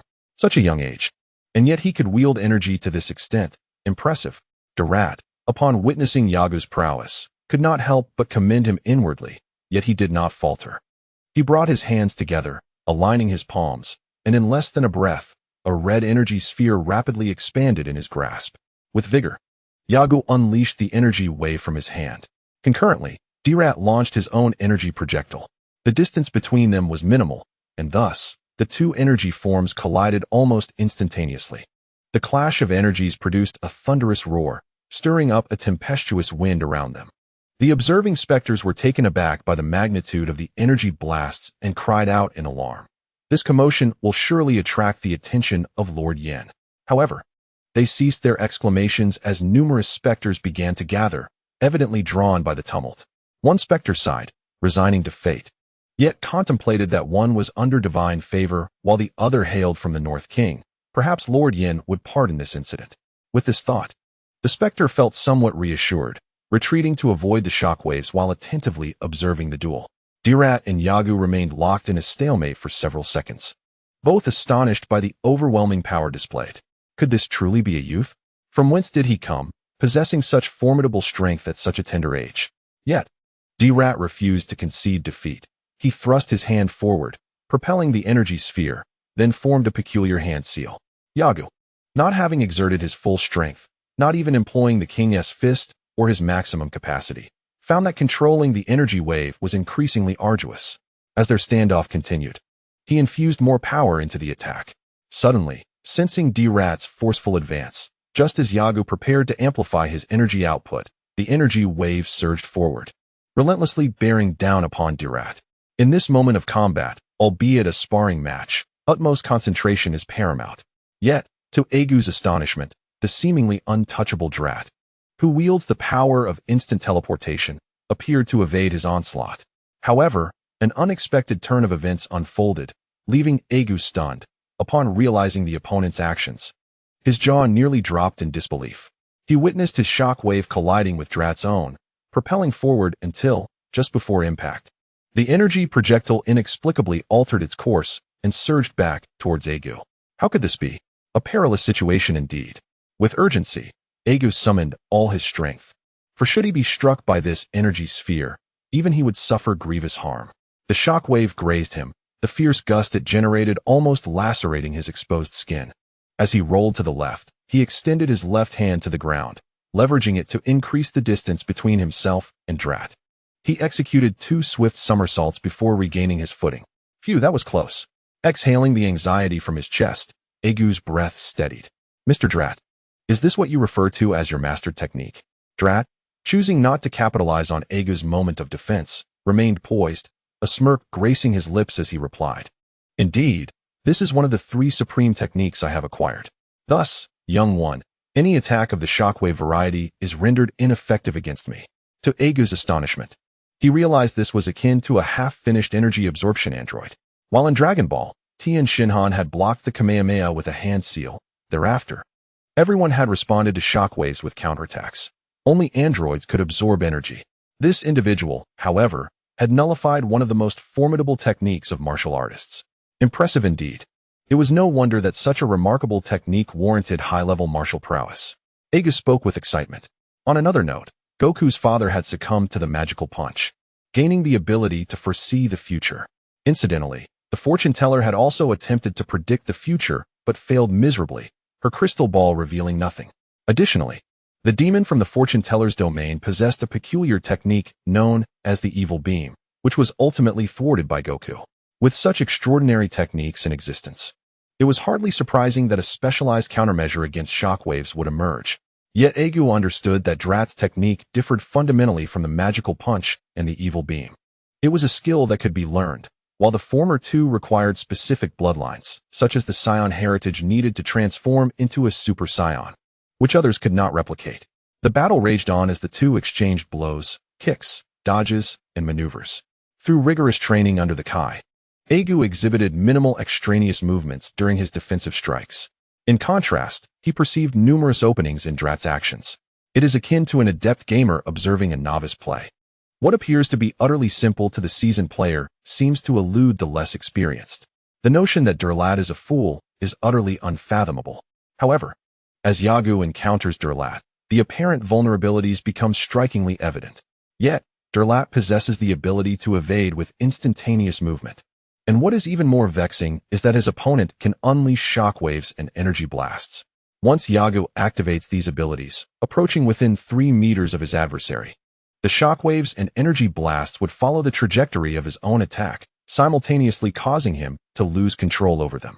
Yagu aimed a punch, grazing the edge of his opponent's garment, but in a swift motion, Durlat utilized his teleportation to evade.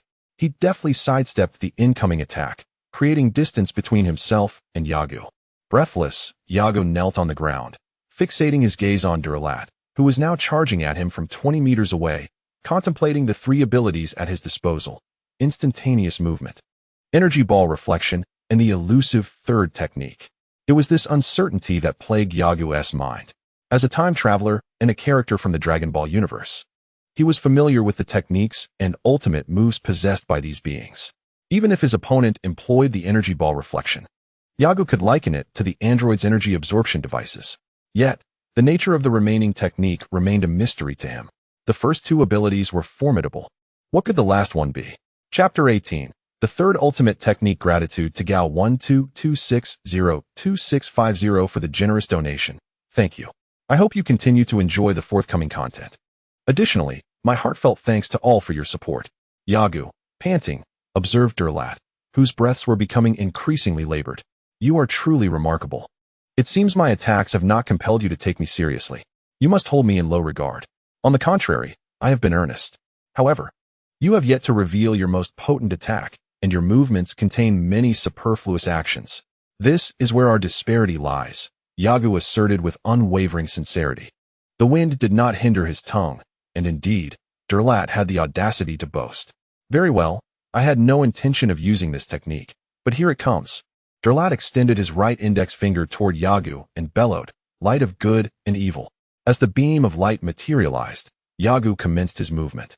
However, when faced with the intertwining images of black and white light, the technique known as the light of good and evil had already struck his form. Yet, nothing occurred. While Yagu concentrated his energy inward, Durlat advanced aggressively. Confronted by a direct punch, Yagu tilted his head to evade. Though he avoided the blow, he sensed something amiss. Durlat's relentless barrage of attacks surged towards him, forcing Yagu to either block or dodge, rendering each of his opponent's strikes ineffective. Lowering his stance, Yagu narrowly evaded Durlat's advancing punch that swept over his head. Realizing his strength was waning, Durlat propelled himself into the air with a powerful leap. As Yagu evaded his opponent's fist, he launched his own fist towards Durlat's abdomen. However, he sensed that his striking speed had inexplicably diminished, and his focus remained elusive. Despite lingering reservations, with his adversary now airborne, Yaga summoned his strength and propelled himself towards Dilat. Ascending into the air without the mastery of aerial techniques posed a significant risk. In a situation where combat prowess was equal, lacking a fallback could lead to devastating consequences. Yet, in the vastness of the sky, Dilat clasped his hands together, adopting a stance reminiscent of Tien Shinen's Kikaho. As Yaga drew near, Dilat bellowed a formidable shout. And just as Yaga was about to close the distance, he felt an unusual force sweep through his body. By the time he regained his senses, he found himself plummeting towards the ground. Utilizing his aerial technique, Yaga managed to halt his descent, hovering in the air. From a distance, the ghostly specters surrounding them pointed in awe at Yagu and Dilat, their mouths agape, as if to shout, yet stifled by their own hurried breaths. Floating in the air, Yagu also sensed something amiss. A significant depletion of his energy was evident. Suddenly aware of a presence behind him, he swiftly evaded, narrowly avoiding a whiplash kick that struck the spot he had just occupied. Upon distancing himself from the attacker and turning to face them, Yaga was taken aback. What was happening? Before him stood another version of himself, albeit with distinct differences. This doppelganger had white hair and crimson eyes. The light of good and evil. The light of good and evil. Yaga murmured in realization, finally grasping the essence of this technique. In an instant, the opposing Yaga unleashed a tremendous surge of power, Kaioken. Yaga was astonished. He had not anticipated this new incarnation of himself to commence with such vigor. Nevertheless, he felt no trepidation. He was eager to gauge the strength of this entity, formed from half of his own energy. With a shout, he engaged. The efficiency of his Kaioken was suboptimal, and while its combat potential remained uncertain, Yaga was confident that no one on Earth could rival him. Both Yagas unleashed their full strength, clashing in the skies. Each collision produced a palpable wave of energy that rippled around them, even causing tremors felt by the distant specters. They parried each other's strikes, engaging in a test of strength before launching the attacks. Their tactics mirrored one another, lacking any sophisticated variation. Just as Yaga intended to cast his opponent aside and unleash a wave of energy, the white-haired, red-eyed Yaga vanished from sight, with power surging back within him. Yaga turned to confront the source of this phenomenon, Dilat. At this moment, Dilat was drenched in sweat, half kneeling on the ground, panting heavily as he beheld the emergence of a new figure before him. With great difficulty, he lifted his gaze to meet the eyes of his opponent, Yaga, who flew to his side. I have lost, you have triumphed. This simple declaration granted Yaga an additional 2.5 experience within his combat system. Yaga assisted the half-kneeling Dilat to his feet, inquiring, Are you all right? Dilat shook his head and replied, I am fine, merely fatigued. I never anticipated that you possessed such hidden strength. My defeat is not unjust. Yaga, feeling somewhat awkward, was at a loss for words. Dilat, not allowing Yaga to explain, continued, You sought to challenge me in order to learn my ultimate technique, did you not? With the opponent's insight, Yaga did not feign, acknowledging that this was indeed one of his motivations. However, I genuinely wish to spar with all martial artists to grow stronger and learn from their strengths. By the way, Mr. Dilat, what exactly is that light of good and evil? The gathered specters began to disperse slowly, and the specter attending to Yaga stepped forward. The light of good and evil is a technique capable of drawing forth the malevolent forces within an opponent's body, transforming them into a manifestation that battles the original self. It is a signature move from our planet, Audatra. However, as you witnessed, your overwhelming strength rendered it difficult for me to sustain that form for long. Yaga helped Dilat to a nearby stone bench. Noticing the specter approaching, he inquired, Is there a place to rest here? Rest? The specter looked at Yaga quizzically before shifting his gaze to Dilat. Understanding the implication, Dilat stated, I do indeed require rest. Could you prepare a place for me to recuperate before I board the celestial vessel in a few days? Certainly. Please wait a moment while I fetch the vehicle. Yaga responded. Thank you, Dilat wheezed. I appreciate your assistance. The battleground was marred by numerous shattered stone slabs. Yaga was uncertain of the material's origin, yet felt somewhat embarrassed for having inadvertently damaged someone else's property. Fortunately, the specter did not press the issue of compensation. After expending considerable energy utilizing the light of good and evil, Dilat took some time to catch his breath. Observing the young man beside him, he remarked, Your name is Yaga, correct? Yes, Yaga affirmed. Yaga, I can teach you, but I must be candid. Your disposition is too burdened with malevolent thoughts for you to master the light of good and evil. Dilat directly conveyed, when I battled with my kin back home. I employed this technique as well.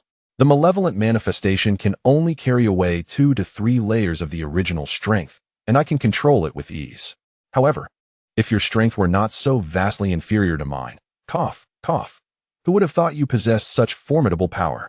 Yagu, perplexed, asked, are those burdened by malevolent thoughts incapable of learning the light of good and evil? Dilat chuckled softly, exhaustion evident upon his brow, beads of sweat marking his temples. A testament to the energy expended in maintaining the malevolent form for less than a minute. What, do you find it impressive? Yaga nodded. Indeed, it is quite remarkable. I never imagined that I could be harmed by my own technique. The legs, feet, shoulders, and arms that defended against the malevolent attack now throbbed faintly with pain. Fortunately, Yaga managed to evade the critical points of impact. Here in our Adatella, it is indeed one of the most advanced techniques. A skill that even 100,000 renowned martial artists might struggle to master. Delrat fell into a reverie, recounting in a dreamy voice, I grew up in the mountains. By my father's side, a celebrated martial artist. Yet, the technique of the light of good and evil remained an enigma he could never grasp. Influenced by him from a young age, I dedicated myself to martial arts, untouched by the mundane world for over a decade, until fortune smiled upon me, allowing me to comprehend this technique. Alas, had I ventured to the city earlier, I might have never learned it. Even so, I can only manifest its power at 1/6 of its potential. It stands as one of the most formidable techniques ever wielded in the history of our Adatella star. Chapter 19. Return, New Book Release, Seeking Flowers. The release came swiftly. I have just returned, and Goku, at 11, is about to meet Bulma and embark on his Dragon Ball journey. The protagonist has secured an advantage, receiving guidance from various esteemed masters ahead of others. Yet his character remains stagnant. The regrets of my past life and disappointments constantly stir his soul. The release is here. I seek your support. I sincerely thank everyone for their continued encouragement and hope my writings will keep you satisfied. Yagu and Delrat were escorted by a specter to a relatively secluded room in the underworld. Yagu had previously observed and knew such vacant rooms were rare in this realm. After the specter departed, he returned shortly with a platter of fruits, leaving them puzzled about the existence of such items in the underworld. Delrat's complexion brightened significantly as he turned to Yagu, seated beside him, and said, Yagu, speak now. Which technique do you wish to learn? If you possess talent, I shall do my utmost to assist you. This was a considerable favor. Yagu, unlike the extraordinarily perceptive son Wukong and others, understood that mastering any technique without a mentor's guidance was an arduous endeavor. Yagu now comprehended the reality, even within the Dragon Ball warriors. Figures like Lepin and Jiaozi were merely one in a million martial prodigies. With billions of humans on Earth, it seemed there were only a handful of warriors. While the probability of transforming into a mutant might be claimed to be 1 in several billion, the number of mutants among a population of nearly 100 billion was in the thousands, highlighting the rarity of Dragon Ball warriors. The young guardian of the Korin Tower, UPA, if he could ascend the tower and receive guidance from the Cat Sage, though not within the sight of Dragon Ball warriors, would still possess some significance. However, lacking a capable teacher, he remained an ordinary earthling. Yagu placed the platter of fruits before Delrat, encouraging him to take one. Mr. Delrat, I believe I would prefer to learn instant transmission. If the opportunity arises, I shall seek you again. Ha ha ha. You are quite the shrewd one, Delrat chuckled, looking at Yagu with amusement. However, the energies of the lower realm and the upper realm are separated. We cannot probe into them. Yagu, however, denied it, saying no. I am aware of the King of the World's presence. The location of the King of the Worlds is rather unique, with a keen sense. One could still instantaneously transport oneself there, and then I would be able to seek your aura in this generation. After pondering for a moment, Delat nodded and remarked, Indeed, that is a splendid idea. You truly know how to take advantage of situations. However, Yagu, there is something I must convey to you. Please do not take offense. I am listening, Yagu replied. Delat's expression grew somewhat grave as he continued. While your cunning may yield temporary benefits, it could significantly impact your martial cultivation. Throughout my life, I have observed much and retained it in my heart. I hope you glean wisdom from my words. Martial arts differ fundamentally from other pursuits. Ordinary individuals may engage in business or hold government positions, allowing their energies to be dispersed across various endeavors. However, martial arts demand innate talent, without diligent effort. Particularly before the age of 10, such talent may gradually fade, ultimately leading to mediocrity. Yaga nodded solemnly and addressed Dilat. Thank you, Mr. Dilat. Your words have illuminated several reasons for me. Yet, aside from self-restraint, are there no alternative methods? Such alternatives are scarce. It is akin to the deities on the planets. Becoming a deity is not something just anyone can achieve. The criteria are even more stringent, transcending martial prowess and delving into the realm of spirit, particularly those whose minds remain untainted by malevolent thoughts. Alas, such individuals are becoming increasingly rare, Dilat lamented. What Dilat spoke of were fundamental truths, yet they are often the very aspects that practitioners of martial arts tend to overlook. As their power grows, and when those around them can no longer restrain them, their hearts may begin to change. Among the challenges lies the true hurdle of reaching a plateau in strength. After a year or two of arduous training without any improvement, it is during such times that martial artists are most susceptible to losing their motivation. Watching others continuously advance in strength while remaining stagnant can be a harrowing experience. For those whose will is slightly weaker, they may choose to abandon their relentless training. Those ensnared in a plateau, save for a rare few who are wholeheartedly devoted to martial arts, often cease to strive further. The number of martial enthusiasts in the Dragon Ball universe is limited. Sun Wukong, Vegeta, Tianjin and Piccolo come to Yaga's mind. They did not possess such forms when not fused with deities, yet after fusion, they gradually transitioned towards bureaucratic roles. Of course, in terms of combat prowess. During the Buu saga, Sun Gohan was the strongest, yet he squandered his potential, investing all his abilities into bureaucratic affairs. Yaga listened intently, committing every word to memory. The strength of the King of the Worlds is formidable for the inhabitants of Earth. However, despite possessing lifespans of thousands or even tens of thousands of years, he did not devote his energies to martial arts.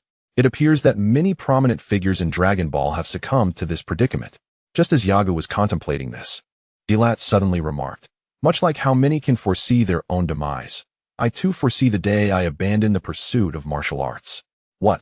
Argo found himself somewhat perplexed. Just moments ago, he was advised to pay attention to certain individuals in this realm, yet here stood someone who claimed he too could not break free from his shackles. What a profound irony this was. You.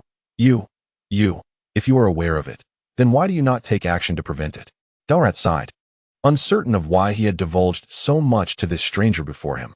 Upon scrutinizing the youth, Delrat began to comprehend. This boy was a reflection of my younger self? No. He possessed even greater talent, yet was plagued by an abundance of distractions. Argo, do you believe in fate? Argo paused, contemplating a response. He wished to affirm his belief, but a sense of unwillingness held him back. Thus, he clenched his teeth and declared, I do not believe. Indeed, who wishes to accept fate? Who does not yearn to grasp their own destiny firmly within their hands? Delrat's expression was tinged with nostalgia and a fervent yearning. Yet, Argo, being entirely different from him, could not discern this depth of emotion etched upon the countenance of one so dissimilar. Since we exist in this world, there is absolutely no justification for self-deception. Do you understand? No one desires to bow before fate, yet for countless years, have not all beings succumbed beneath its weight? Do not be alarmed. Fate is not governed by the will of any singular being. It is devoid of emotion. The trajectories assigned to individuals like you and me are shaped by the events of each person's life, every minute, every second, and the habits of their character. Therefore, if you wish to shatter the chains of fate, you must initiate change from the very moment you become aware, and this change must be continual. For with every alteration you make, fate will assist in redesigning your trajectory. The question is, do individuals like you and me possess the time and energy for such endeavors? Argo lowered his gaze, acknowledging the validity of Delrat's words, though he remained unconvinced. Nevertheless, he refrained from voicing his dissent in front of Delrat. The latter cast a sidelong glance at the boy, recognizing that he was not receptive to his counsel. However, each must abide by their own fate. Whether Argo would recall these words in the future, and whether he would enact any change rested solely upon him. Thus, Delrat began to teach Argo the art of instant transmission. This instruction continued for 2 years. Fortunately, the old fortune teller occasionally visited the underworld, bringing Argo some sustenance. Otherwise, The meager provisions he had brought would have long since been insufficient. The underworld did possess some food and water, yet in limited supply. Argo remained puzzled as to why Delrat extended such assistance. Initially, he had assumed that Delrat would merely provide him with a mantra or a secret technique before departing. The seriousness with which Delrat imparted his teachings left Argo somewhat bewildered.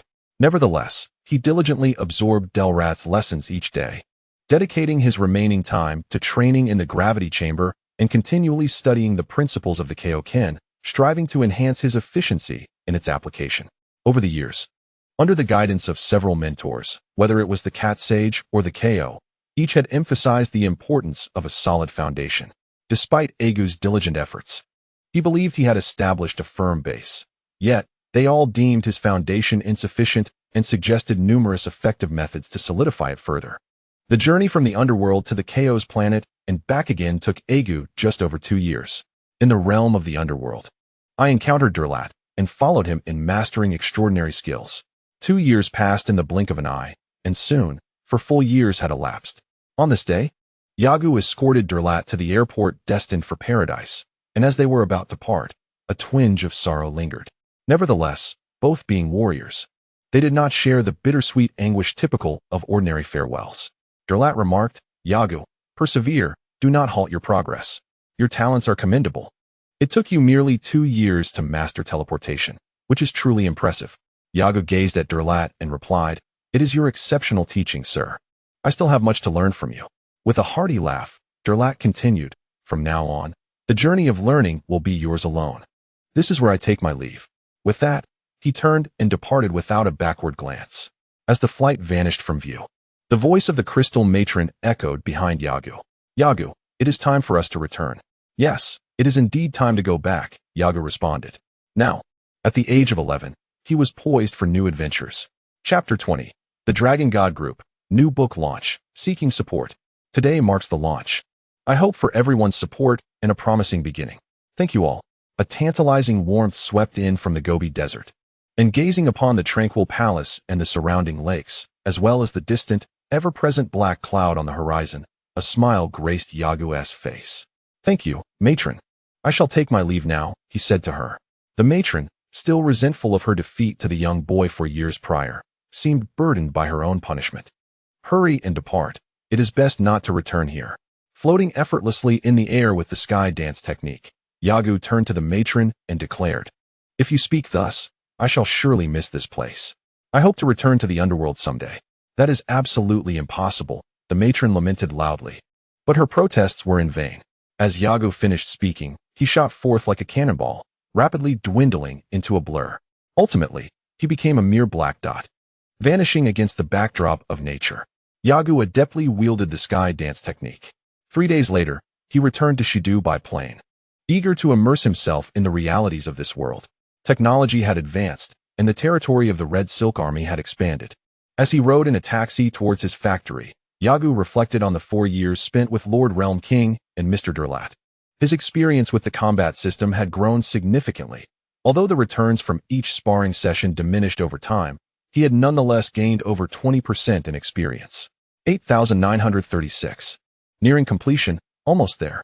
Though he had long regarded the combat system as a mere auxiliary tool, as the upgrade approached, Argo found his attention drawn to it once more. Observing the multitude of new high-rises surrounding Shidu, he marveled at the transformation.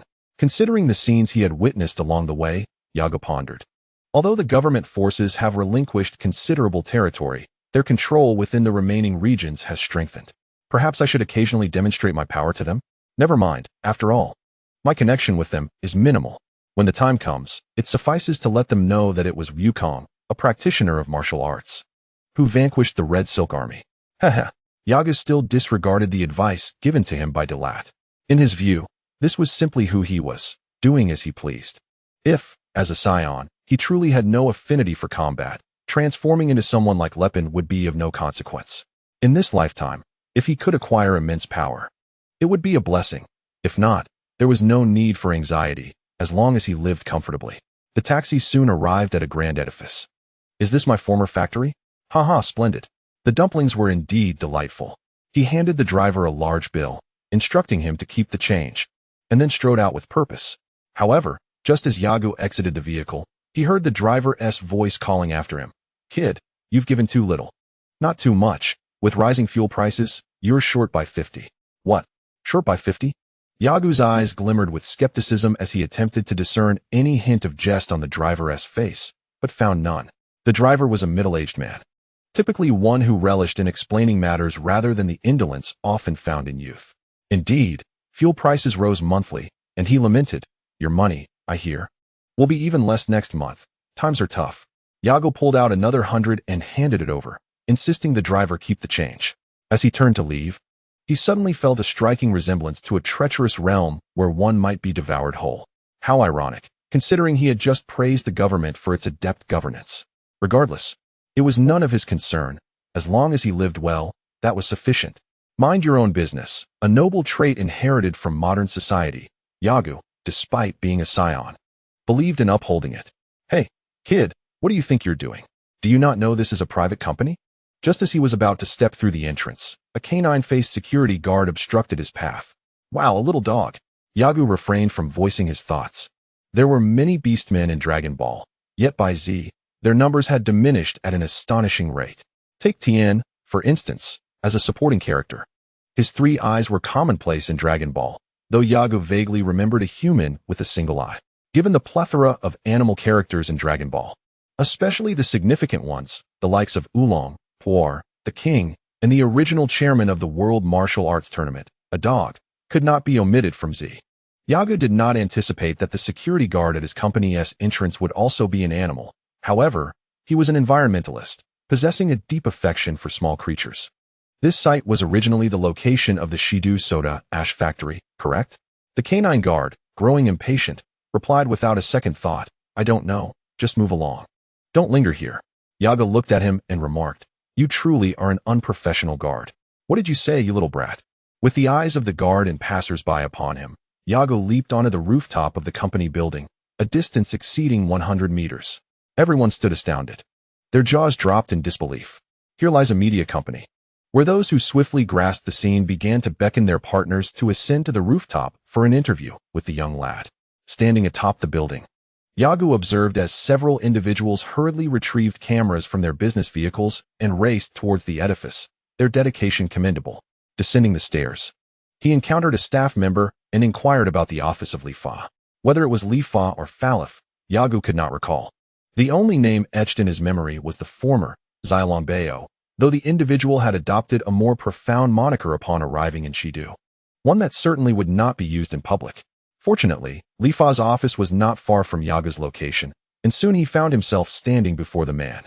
The Longshan Group, a name that Yago found somewhat ludicrous, yet in the eyes of others, it exuded a certain ostentation, was a media empire gradually constructed by Lifa over the years.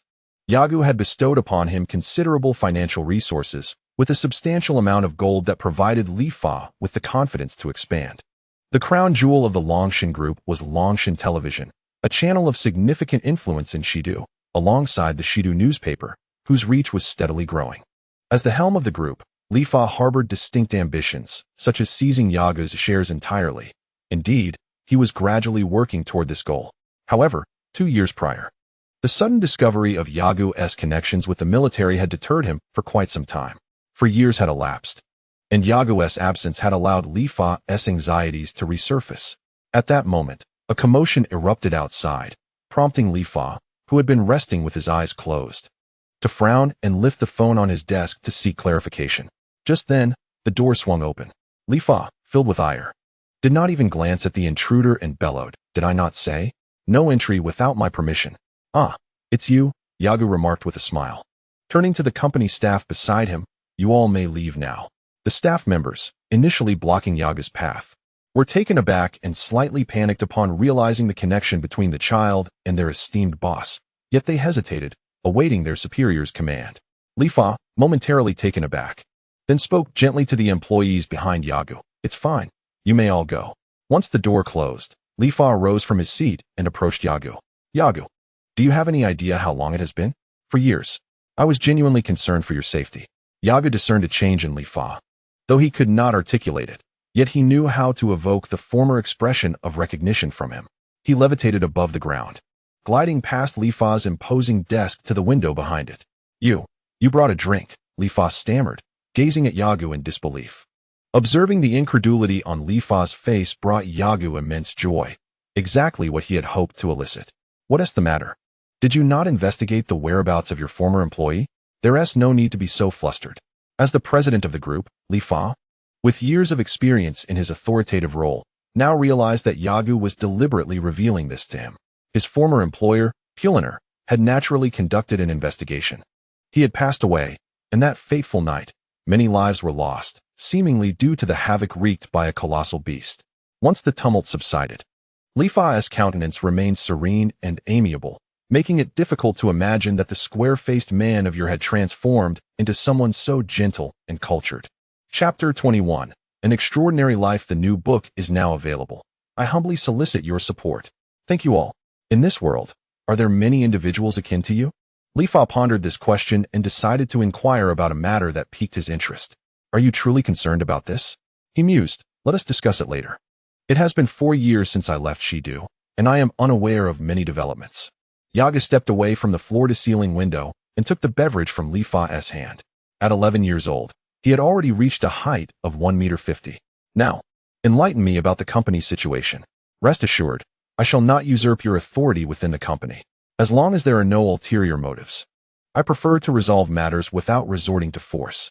Despite Yagu's veiled threats, Li Fa maintained an unruffled demeanor, smiling graciously. Let me begin from the time you departed.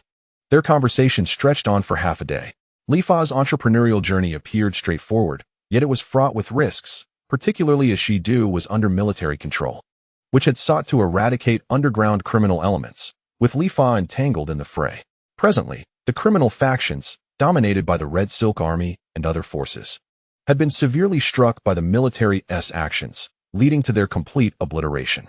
Most of those who remained were delinquent youths, mere students who posed little threat to Shidu.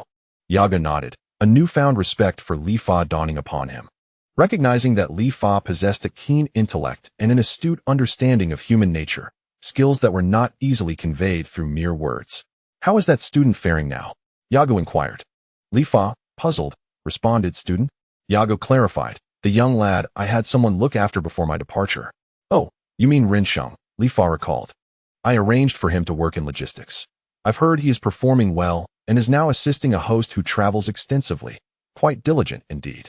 He withheld the truth, for the feedback he received indicated that Rinsheng was reluctant to communicate and had strained relationships with his colleagues. While others utilized their leisure time for study or coffee breaks, he chose to practice martial arts in a gym adjacent to the company. In the simplest terms, he could be deemed an oddity.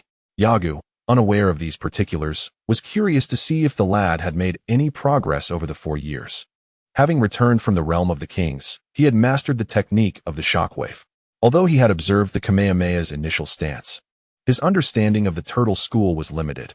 If he attempted to utilize it forcefully, he could only achieve a semblance of the move. In a similar vein, during his battle with Raditz, Goku's combat prowess surpassed Piccolo's by several points. Goku elevated his power level to over 900 using the Kamehameha, while Piccolo's special beam cannon could boost his power to over 1300. This illustrates that different techniques yield varying effects in terms of power accumulation. However, as combat capabilities have heightened, the mastery over the abundant energy within the body becomes increasingly adept. The energy sphere, a unique technique devised by Lepin, has been previously tested by both Sun Wukong and Frieza. The energy slash, utilized by Vegeta and Frieza as well, has become easier to learn with increased power, as one no longer needs to meticulously manage the limited energy within. In the early days, Lepin could only employ the energy sphere once per battle, while the Kamehameha could be executed multiple times. Each individual had to meticulously allocate their energy, using martial techniques to determine victory. Yet, as time progressed, battles often devolved into sheer brute force. This reminded Yagu of the martial arts novels he had perused in his past life, where inner strength and techniques allowed practitioners to effortlessly unleash their power. Inner strength ensured rapid learning of techniques, a concept clearly illustrated in Mr. Jin's The Heroic Journey. By the way, is it possible to arrange my accommodation? Li Fa chuckled, saying, There's no need for arrangements. We constructed your residence while building dormitories for the staff. Look over there. Li Fa rose from the sofa and walked to the floor-to-ceiling window, prompting Yagu to follow and gaze in the indicated direction. That area was initially designated for the headquarters of my company, but since the land you provided is more expansive, we decided on that location instead. Behold, the castle-like villa perched on the hillside is prepared just for you. Quite splendid, Yagu remarked with a smile. To think, not even in my previous life have I resided in such a splendid house. Li Fei moved aside, retrieving a safe from the bookshelf, inputting a code to unlock it. Yagu, here is the key, it is all yours. Holding the exquisite key in his hand, Yagu felt immense joy. It was truly beautiful, rivaling a work of art. Indeed, this electronic key was specially designed by a master craftsman.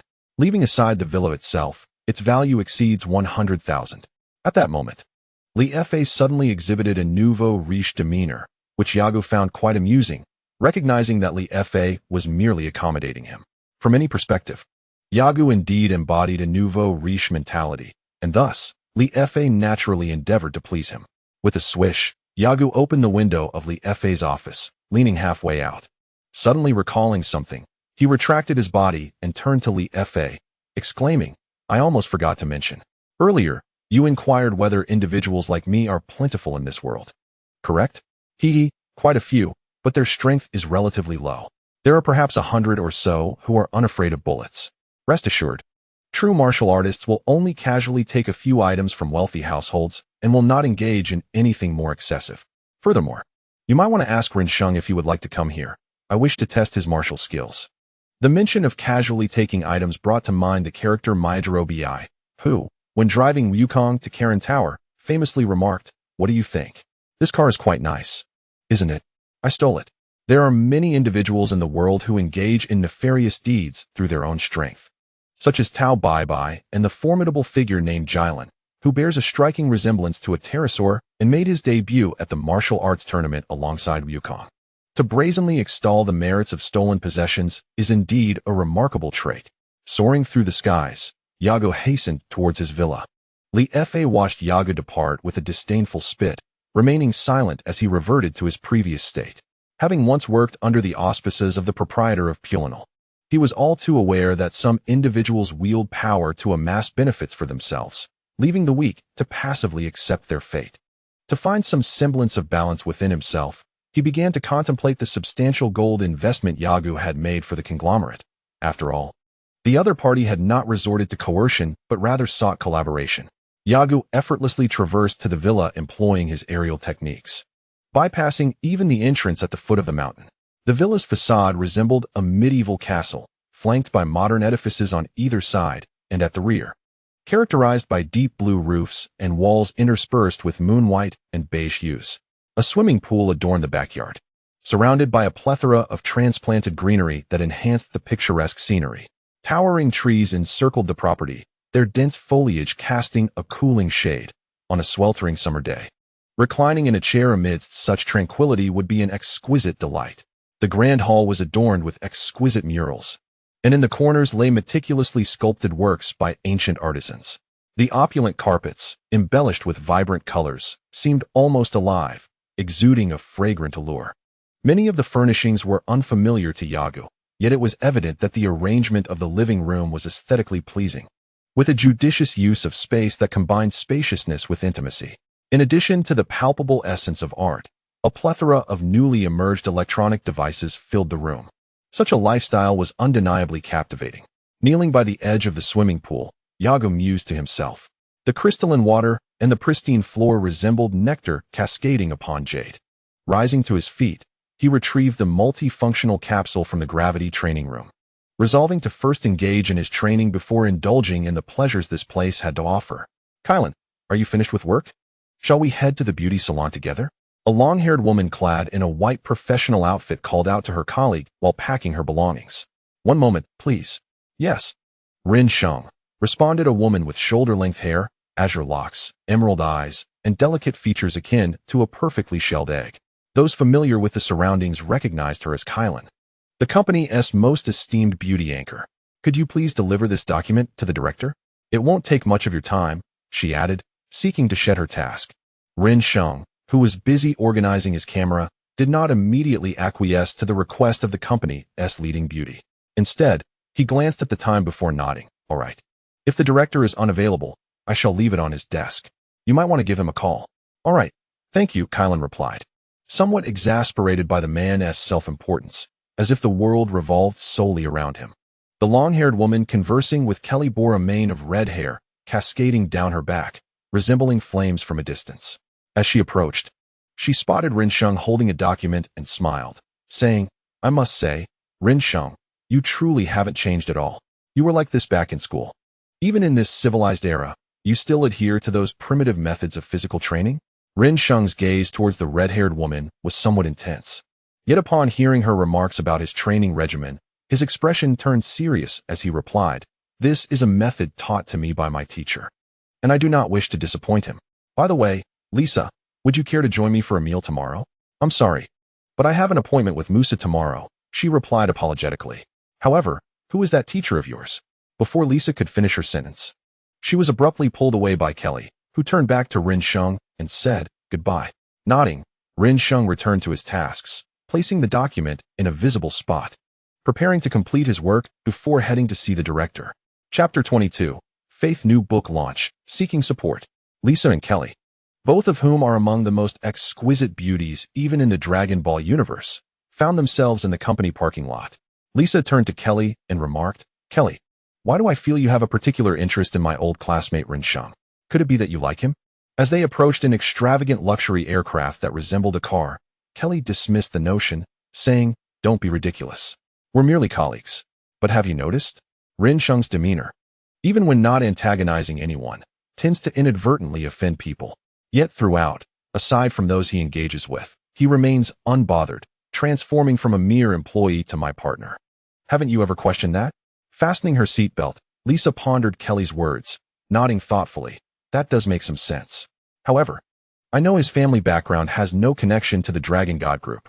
Kelly's long, delicate fingers, already a natural work of art, deftly maneuvered the controls before her as she replied, Have you forgotten? He has a teacher, does he not? A teacher? The one who taught him to fight? Surely not. He mentioned that this teacher hasn't returned in 4 years. Moreover, he has been quite secretive about the nature of his teacher and the training he undergoes, which seems perilously reckless. As the aircraft took off, Kelly activated a device, revealing a map on the screen that depicted West City. Please input our destination.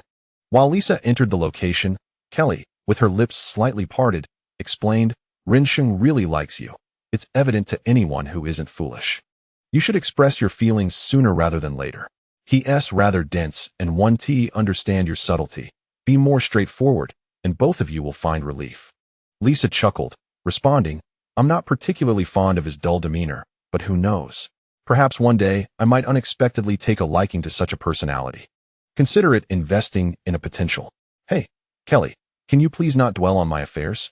All right, I shall leave these matters to you. The two conversed and laughed as they made their way to a newly opened yet renowned beauty salon in the West.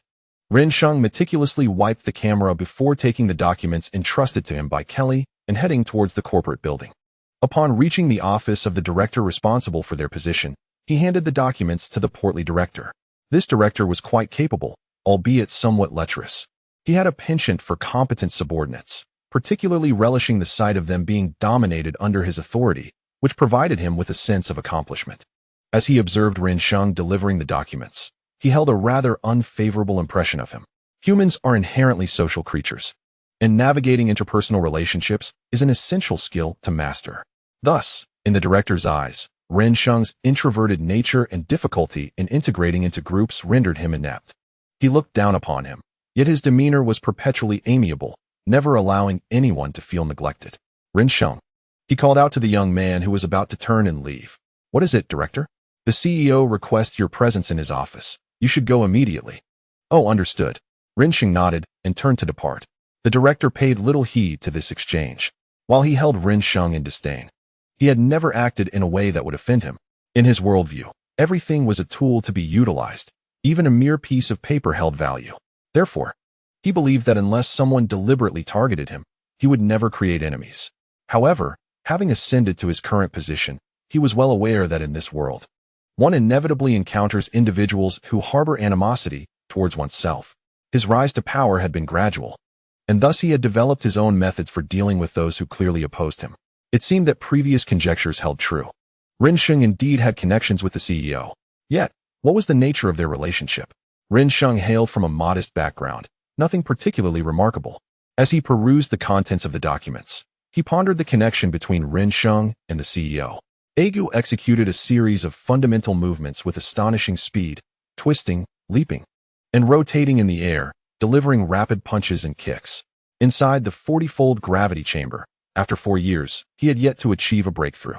Considering the prerequisites for mastering the King's Fist, Argo's adaptive training under 20 and 30 times Earth's gravity was deemed inadequate. Under Earth's gravity, he could perform the required movements with precision and excellence. His breathing, energy flow, and agility were devoid of any superfluous motions, and his exhalations were perfectly calibrated. He could seamlessly infiltrate the necessary points during his maneuvers. However, in high-gravity conditions, deviations inevitably emerged. To phrase it favorably, it was an issue of adaptation. To phrase it unfavorably, it indicated a fundamental lack of mastery, rendering him ill-equipped to handle the intensified pressures of life-and-death combat. Much of his focus would be consumed by observing the enemy's movements, leaving only a subconscious influence of his own thoughts to truly engage with the situation. Thus, Argo continuously elevates the difficulty of his training, aspiring that in future battles, even amidst distractions, these skills will become second nature to him. Those familiar with Dragon Ball Z understand that the warriors have ingrained these movements into their very essence. The formidable bosses he encounters are either engineered killing machines or seasoned combatants, having gleaned their battle techniques through relentless conflict. Furthermore, he must allocate time to rehearse instant transmission, ensuring its efficacy in combat scenarios. After several hours of rigorous training, as the sun dipped below the horizon, Argo emerged from the gravity chamber and took a refreshing shower. Just as he was about to commence his energy exercises, he was struck by a disconcerting realization. There was no one at home to prepare his meal. It appeared he would have to venture out to dine. Nevertheless, he thought, no matter. He would soon focus on the vital energy technique and meet with his mentor shortly. Seated cross-legged on the mat in the living room, Argo pondered, reflecting that in this day and age, there were no martial artists left on Earth who could aid him. The only path to enhancing his strength lay in relentless training. After all, wasn't that how Goku and his companions persevered during times of peace? Perhaps he should cultivate a character of his own to facilitate his progression. The combat system upgrades have explicit objectives. For instance, after sparring with someone, one gains experience. If either party has yet to assimilate the experience gained from the battle, further sparring would yield no additional experience points. However, if a participant achieves enlightenment post-battle and engages in combat again, the system rewards them with experience. Currently, his system is at level 0. A classification that raises Argo's skepticism, for in any game, the lowest tier typically begins at level 1, or the novice stage. Whether level 0 holds a special significance remains unclear to him, yet as he observes the experience bar nearing 90%, he envisions its subsequent upgrade. Oh, it seems that the Demon Valley serves as a portal to another realm. Once he has further refined the application of the Kaioken technique, he shall explore that place. With these thoughts in mind, Argo closed his eyes, commencing his daily energy cultivation, or perhaps meditation. A great warrior's foundation rests upon 3 essential pillars: physical strength, mental fortitude, and vitality.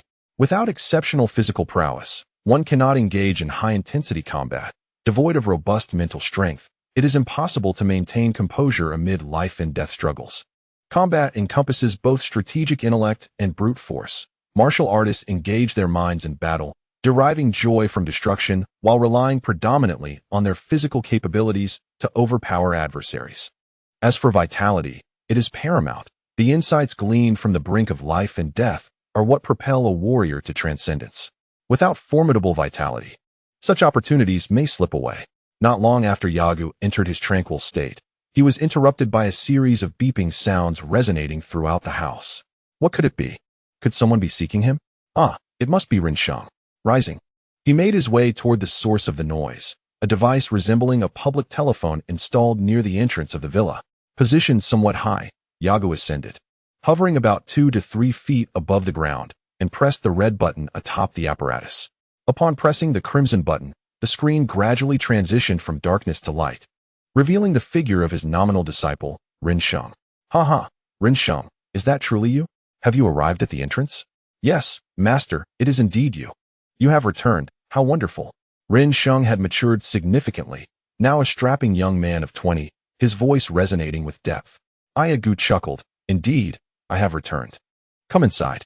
Since you acknowledge me as your master, a mere door should pose no obstacle for you. If you cannot even manage that, then there's no need for you to seek me out.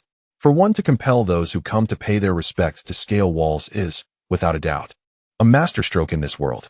Remarkably, Ren Sheng heeded Argo's words. A good teacher. I shall come immediately. With that, his silhouette vanished from the screen. Argo powered down the device, still harboring expectations for Ren Sheng. He never envisioned transforming him into a formidable expert. Nor did he entertain thoughts of him achieving the prowess of a skilled warrior like Mijiro Binbi. He merely hoped that martial artists akin to Sun Wukong and himself would gain recognition among the global populace.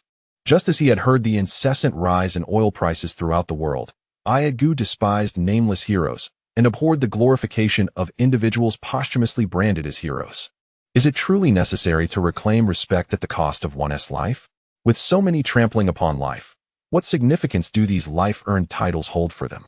Respect may reside in the heart, yet it is fleeting. Between a deceased hero and a living one, which possesses greater sway?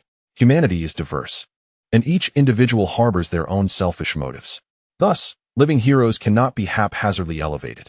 However, within the realm of Dragon Ball, Argo recognized one who could indeed serve as an exemplary hero, Sun Wukong. His spirit, his tenacity, and his martial prowess.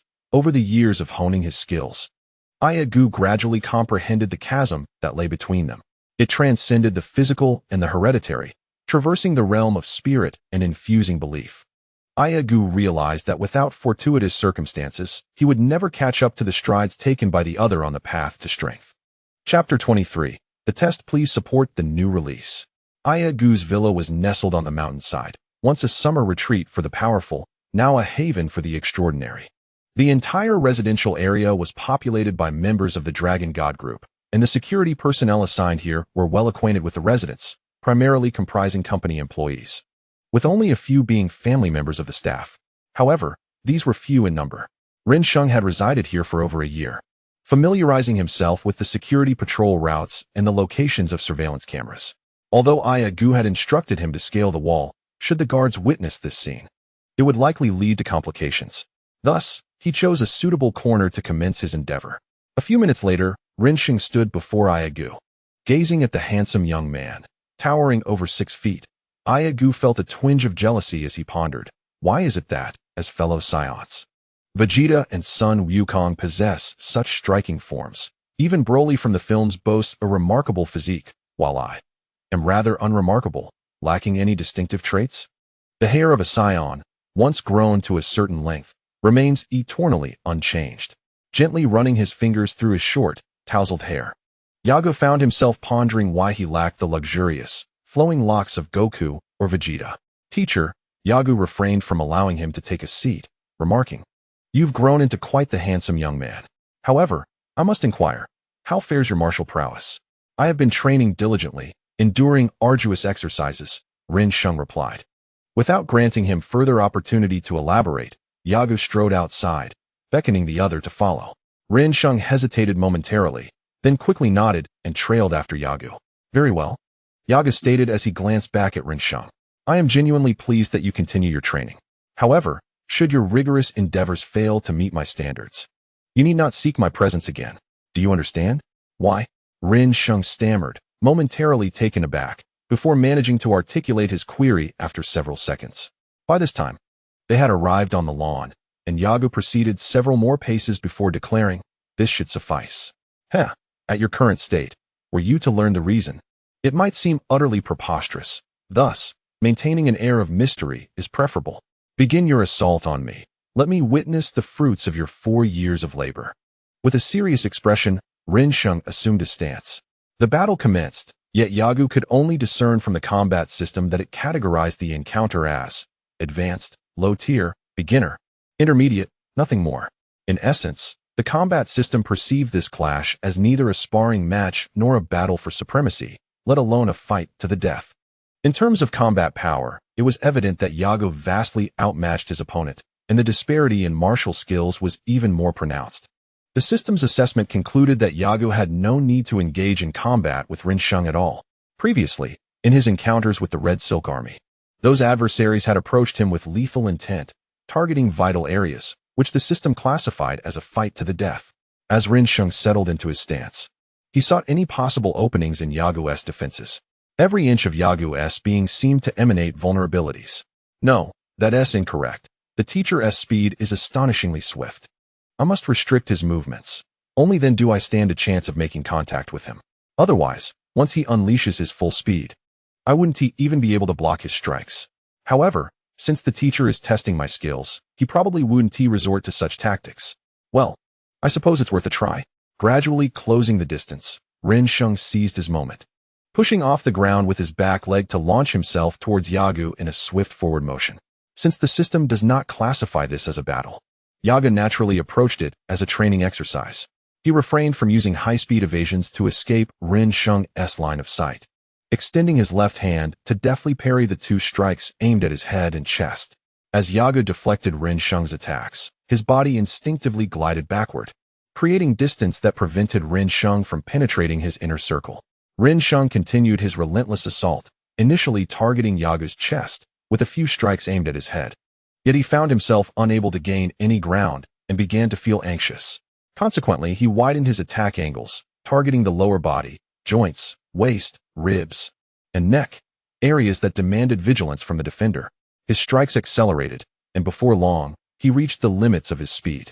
The fist swung in a wide arc before descending. Intercepted by Yago's left hand, Rin Sheng transformed his punch into a claw, seizing Yago's left wrist as a pivot, his body twisting midair, shifting his posture with remarkable agility.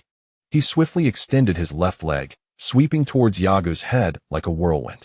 For one unversed in aerial combat, executing maneuvers in midair is a testament to one's prowess.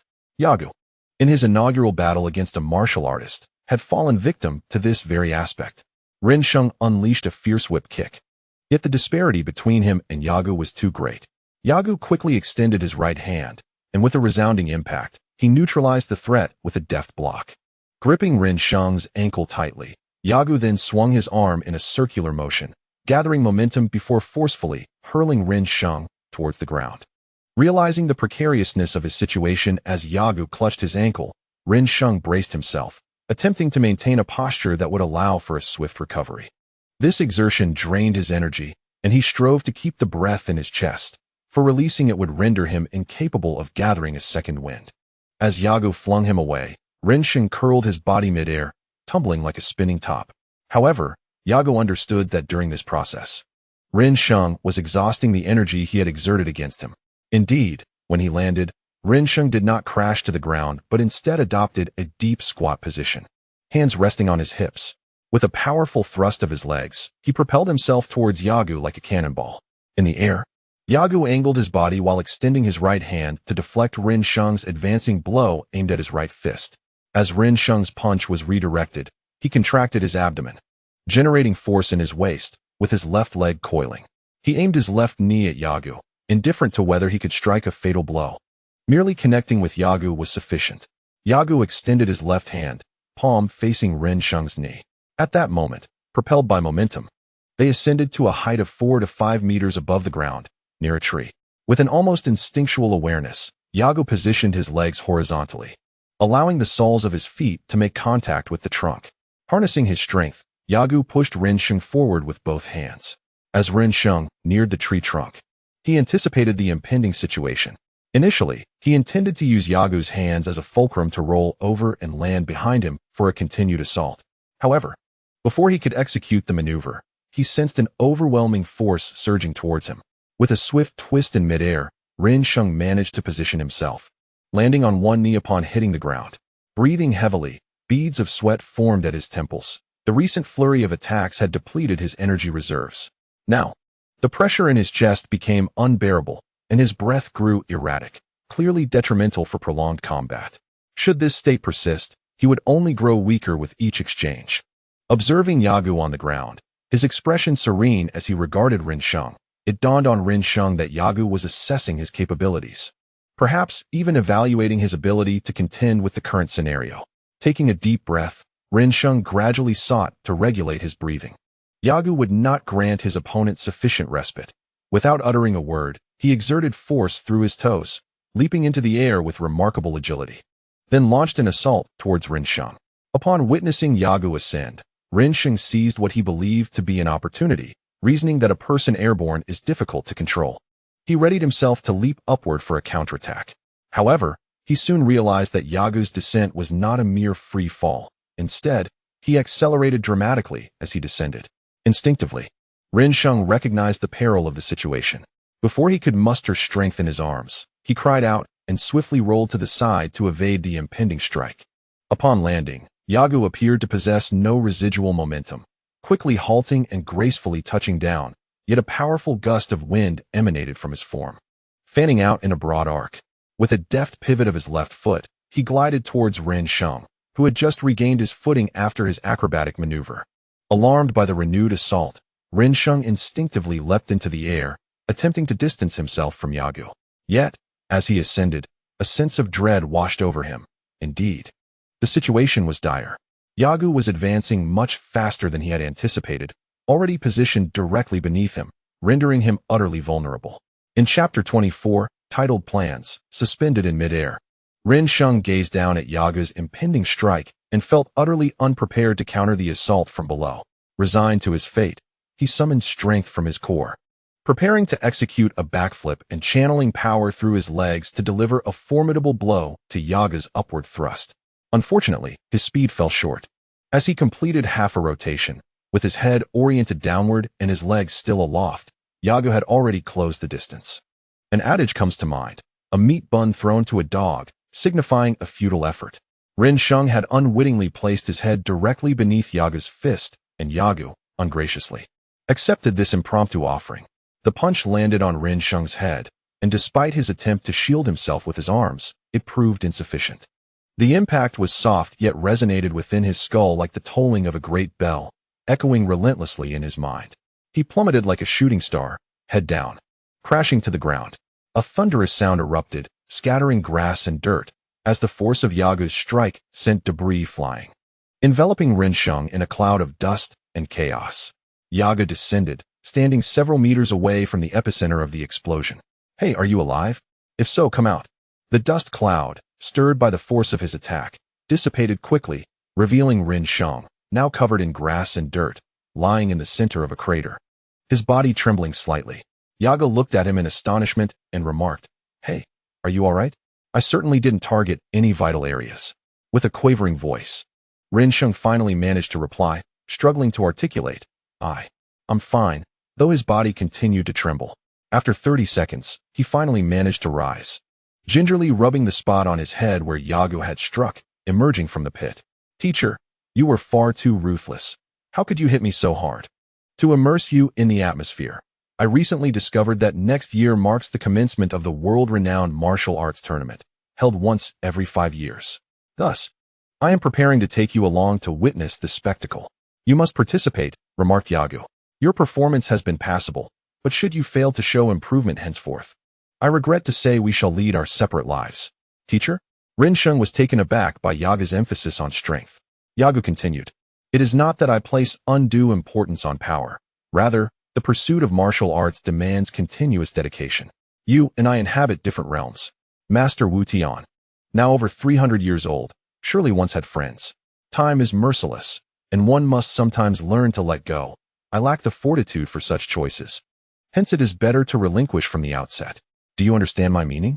It is akin to those who defy fate, striving to prove that even the weakest teams can achieve greatness." Yagu recalled an obscure freshman from a certain edition of American universities, though the specifics eluded him. The essence remained clear.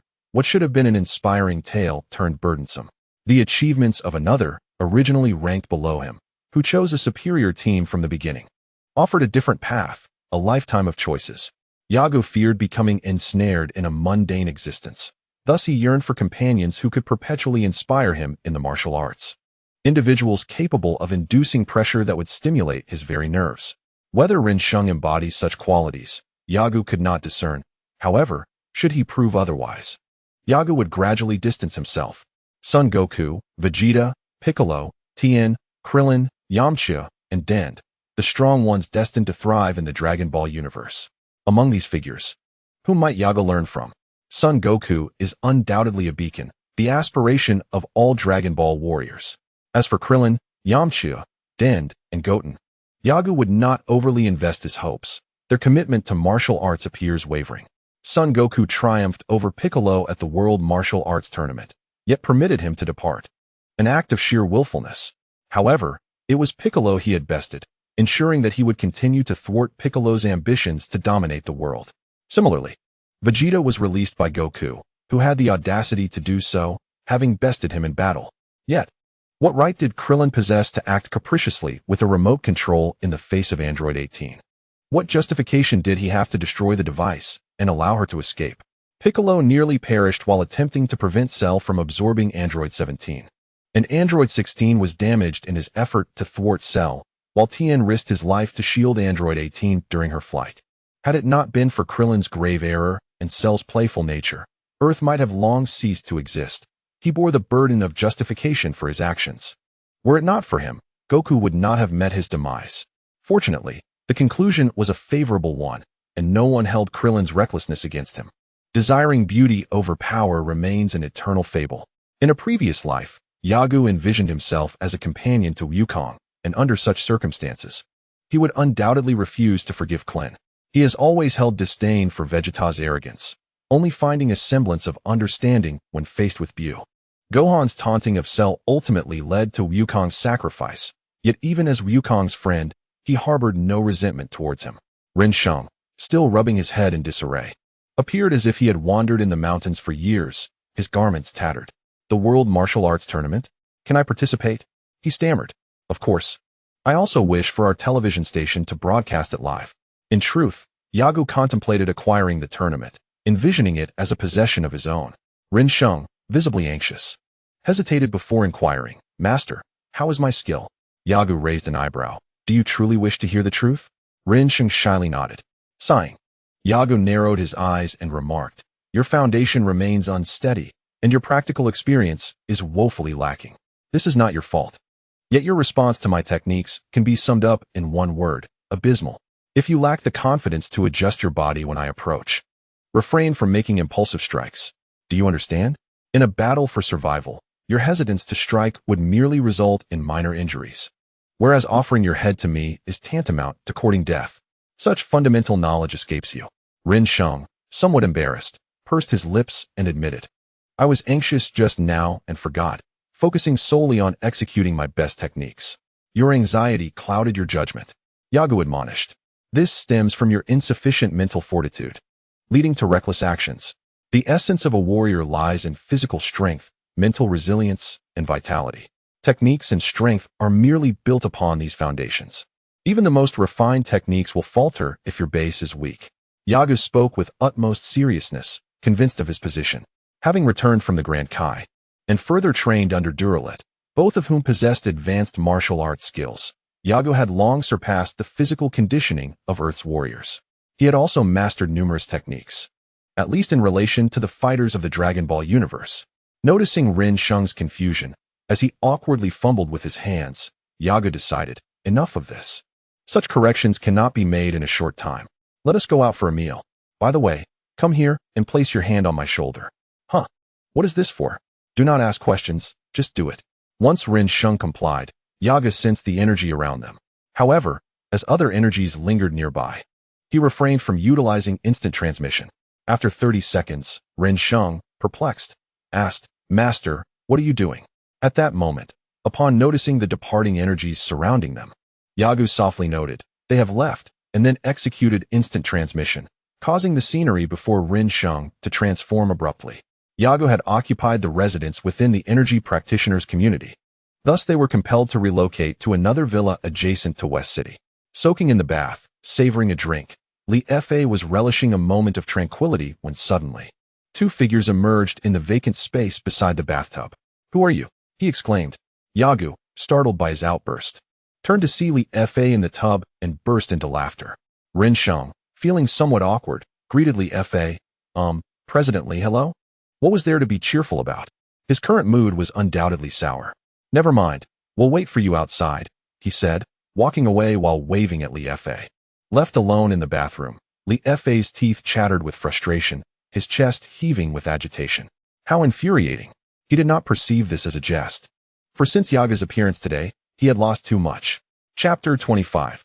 The Rules of the West Capital Hotel. A new book has been released. I seek your support. Ha ha ha.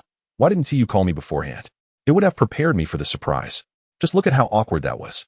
Li Fei, clad in casual attire, chuckled at Yagu from the sofa, his previous resentment masked by a jovial facade. Yagu shrugged. This trick I learned in the underworld. Isn't it surprising? He wore a playful smile. Although he was not adept at reading expressions, he could discern whether a person was angry or joyful through their aura. Yagu was aware of Li Fei's resentment, but so what? To Yagu, he had invested heavily, and Li Fei was merely an employee. If it weren't for sparing his life years ago, Yagu mused, he might have long been reduced to dust, and certainly would not be enjoying such leisure now. As for vigilance, Yagu had some, yet not much. To him, as long as the other party refrained from employing underhanded tactics like poisoning, he felt little threat. The hall fell silent, with Rin Sheng and Li Fei observing Yagu, their expressions peculiar. Yagu, puzzled by their looks, inquired, is something amiss? If even the dead can defy bullets, why can't the living traverse to the underworld? Ah, that does seem plausible, Rin Sheng replied after a moment of contemplation. Turning to Li Fei, that's utter nonsense, Li Fei thought, but refrained from voicing his opinion. He acknowledged Yagu's strength, which was approaching monstrous levels. Nevertheless, regardless of his prowess, he remained human. How could he venture into the underworld? Thus, he regarded Yagu's statement as a veiled admonition directed at him. Yagu inquired, Li Fei, where have you stashed my money? I was just thinking about dinner, only to find the villa devoid of provisions, so I've come here to mooch a meal. My apologies. Haha, it's a trivial matter. I should have considered that. Please wait a moment. Li Fei arose and moved to a side room, leaving Yagu and Rin Sheng seated.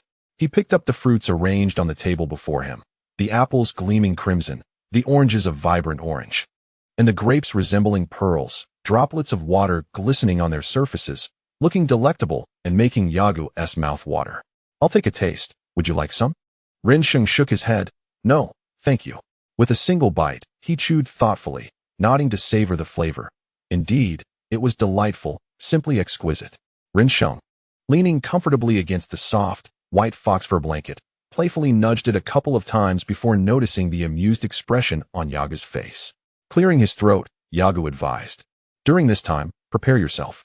After the conclusion of the 21st World Martial Arts Tournament next year, if you meet my criteria, I shall take you to a certain place. Rin Sheng's demeanor shifted instantly as he inquired eagerly, where's this place? Can you tell me beforehand? Reflecting on the words exchanged with a little demon in the Valley of Demons, Yagu replied in a reminiscent tone, it should stir your emotions quite profoundly.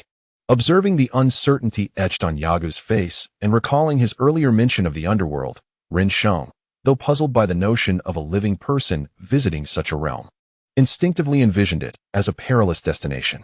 Thus, he timidly probed, Teacher, is it dangerous there? Dangerous? Yagu nodded, taking a bite from an apple, chewing thoughtfully before swallowing. He fixed his gaze on Rin Sheng and replied, Indeed, there are dangers, but initially, you need only to observe from the sidelines. Oh, that's a relief, Rin Sheng. An ordinary individual felt a sense of comfort knowing that he would not have to engage immediately in any perilous encounters. However, Yagu added with a twist, but you are prone to stumbling even while walking. As anticipated, Rin Sheng's previously relaxed expression vanished upon hearing this added remark, his voice quivering. Why, you're not scaring me. Are you? Yagu, unaware of the true strength of the beings within that space, mused that he would find little challenge on Earth, and thus, venturing there should yield fruitful experiences. At that moment, Li Fa approached, presenting Yagu with a card and a small box. This card allows you to withdraw cash from the bank, and this box contains capsules for various modes of transportation, specifically for your use. Ah, thank you. Yagu accepted them gratefully. Li Fa suggested, let us dine at the West City Grand Hotel today. They serve an exquisite dish there. Yagu readily agreed. Excellent, I cannot wait. Yet Rin Sheng hesitated, stammering, well. I have, Li Fa interrupted, urging, come on, it's a rare gathering, and you often isolate yourself at the company, which isn't good, is it? Yagu chimed in. Let us all go, shall we? All right, Rinsheng responded, somewhat awkwardly. Li Fa had changed into a more formal attire upon emerging, and after a moment's thought, he called out to the kitchen, Jilan. A woman's voice resonated from the kitchen, Sir, what is it? Please fetch my previous suit. Yes. Yago was taken aback by the striking beauty of the woman who soon entered the room, casting a surprised glance at Li Fa, who explained, This is my wife. Though we have yet to hold our wedding. Before long, Li Fa's wife, Jilan, presented the suit. You may return to your duties in the kitchen. Jilan appeared somewhat reluctant to engage in conversation. Her gaze was gentle, yet devoid of any pretense. Li Fa Dao. Very well, you go ahead with your tasks. We shall dine out this evening.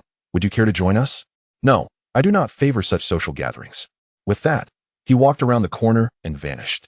Rinsheng, do change into this suit. There are shoes inside as well. Li Fa gestured towards the suit laid on the table, addressing Rinsheng, who stood by with an utterly disinterested expression.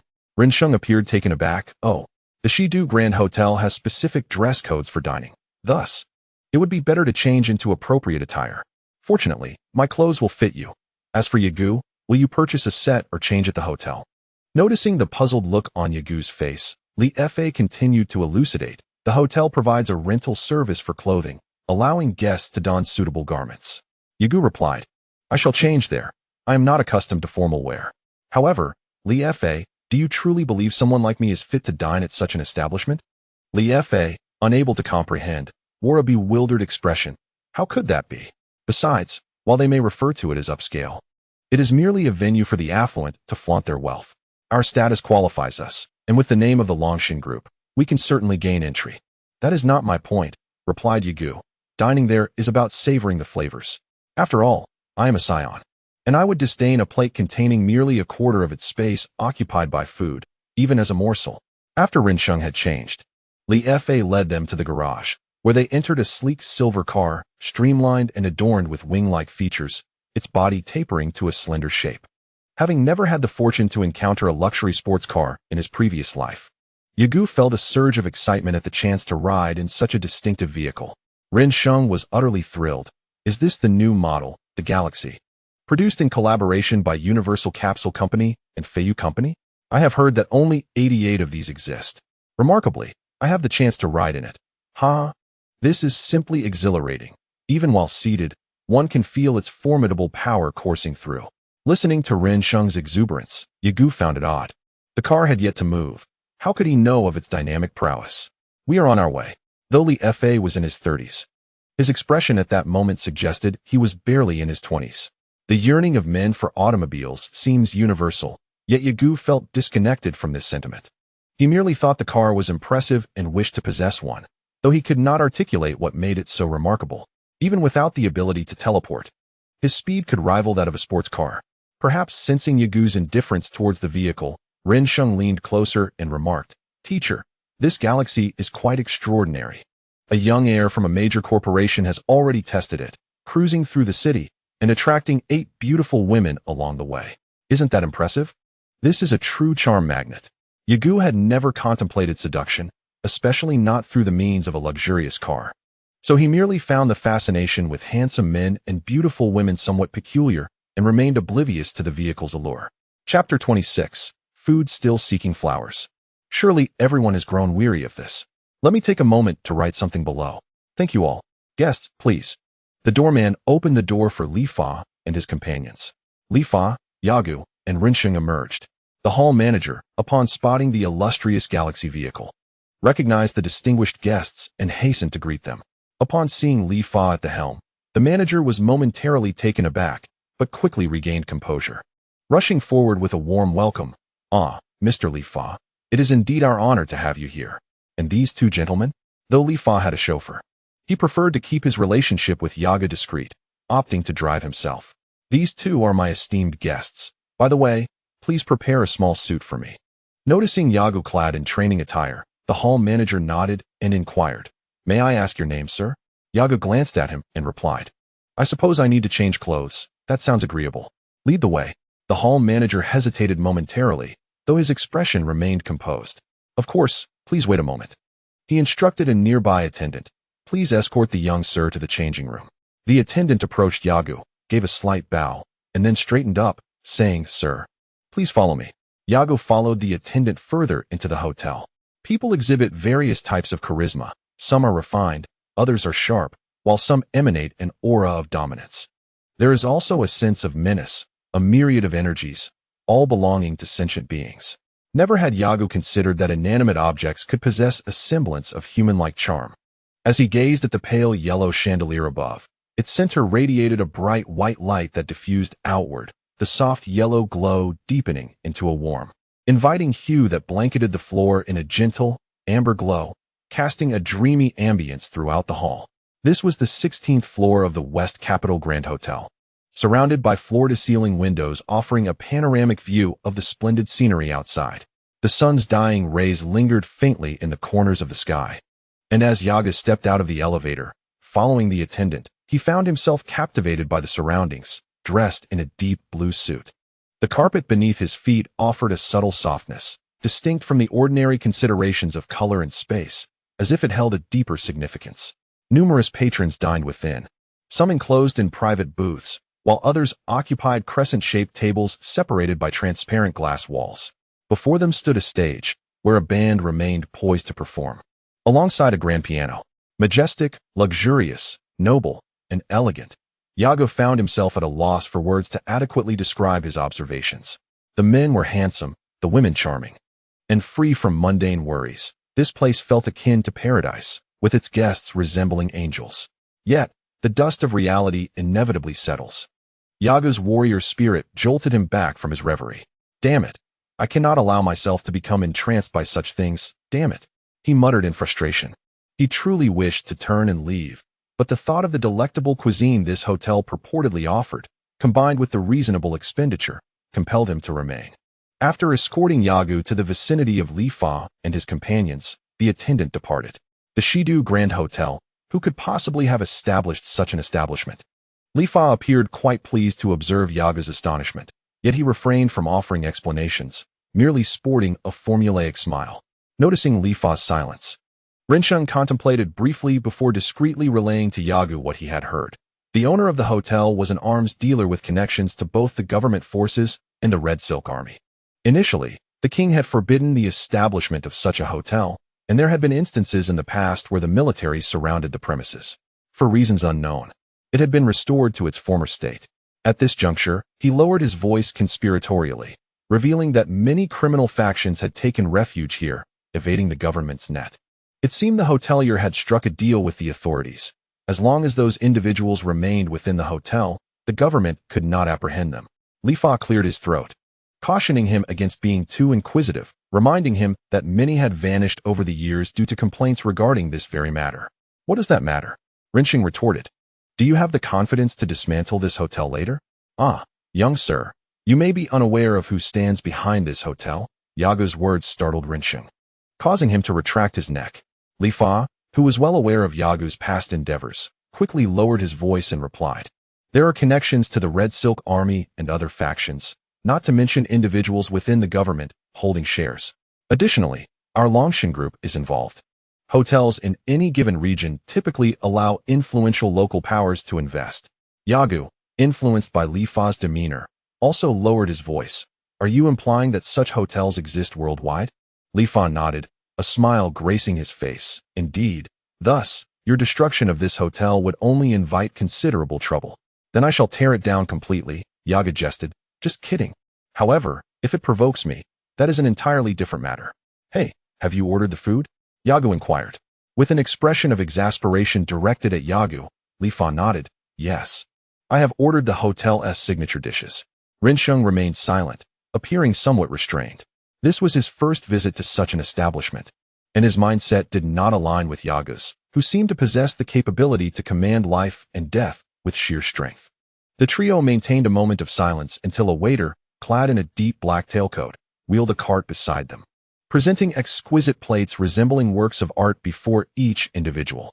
Each plate contained a meal tailored to the diner, while an assortment of side dishes was placed in the center of the table for their collective enjoyment. Li Fa had chosen a private room. However, the side facing the grand hall was open, and they were positioned near the wall, allowing them to admire the resplendent nightscape of Shidu through the transparent glass. Once the waiter departed, Yagu quietly inquired of Li Fa, "Is this all we shall eat tonight?" Li Fa regarded him with surprise. "What is the matter? Is it insufficient? We can always order more." He was perplexed, unable to fathom Yaga's implication. Yagu remarked, "After hearing your analysis, I wonder if speaking up would lead the hotel owner to think I am intentionally causing trouble. Do you not like it here?" Li Fa still did not grasp Yaga's meaning. "Shall we change locations?" Nodding in agreement, Yaga suggested, "Let us finish this first and savor the flavors. Consider it my appetizer, haha." Li Fa felt slightly embarrassed. He had specifically arranged for Yagu to dine at the most renowned hotel in Shidu, only to find that Yagu was dissatisfied. Born in the countryside, he could not help but think to himself that his life was of little worth. Without further ado, it was worth noting that the three of them had already spent over 100,000. Many patrons who frequented this establishment expended even more than Li Fa. Yet when it came to dining, Li Fa's expenditure was considerable, as he had deliberately ordered an extra large plate for Yagu to help himself. A dish resembling caviar was quickly devoured by Yagu, who exclaimed, "Delicious, truly delicious." After praising the food, he transferred a portion of the large plate to his own dish, savoring each spoonful deliberately to appreciate the taste. Each dish was exquisitely crafted, deserving of careful appreciation. Li Fa felt similarly, and Rinsheng certainly did as well. However, upon witnessing Yaga's manner of eating, the atmosphere around them dissipated. Yaga's actions did not cast a negative shadow over the grand hall, as the surrounding glass walls possessed remarkable sound-absorbing qualities, minimizing any noise. Above, numerous speakers ensured that the music from the stage resonated clearly throughout the hall. At that moment, only the band played soothing, mellow tunes, allowing the tranquil air to fill the lungs of every patron. In no time, Yagu had consumed all the food before him. Li Fa contemplated ordering another dish for him, but Yagu declined. Li Fa did not insist further and quietly enjoyed his own meal. Yagu sipped the beverage provided by the hotel, patiently awaiting Rinsheng and Li Fa. They were unaffected by Yagu's seemingly gluttonous eating style. In fact, they only began their meal after Yagu had finished, hoping for an atmosphere that harmonized with their surroundings. Suddenly, a soft applause erupted in the hall, rhythmic yet not overwhelming. Yaga looked up to see many patrons quietly clapping in a particular direction. The lights dimmed slightly, and a beam of pure white light illuminated the entrance on the opposite side of the hall, resembling the serene glow of the moon descending from the heavens, welcoming the celestial beings into the earthly realm.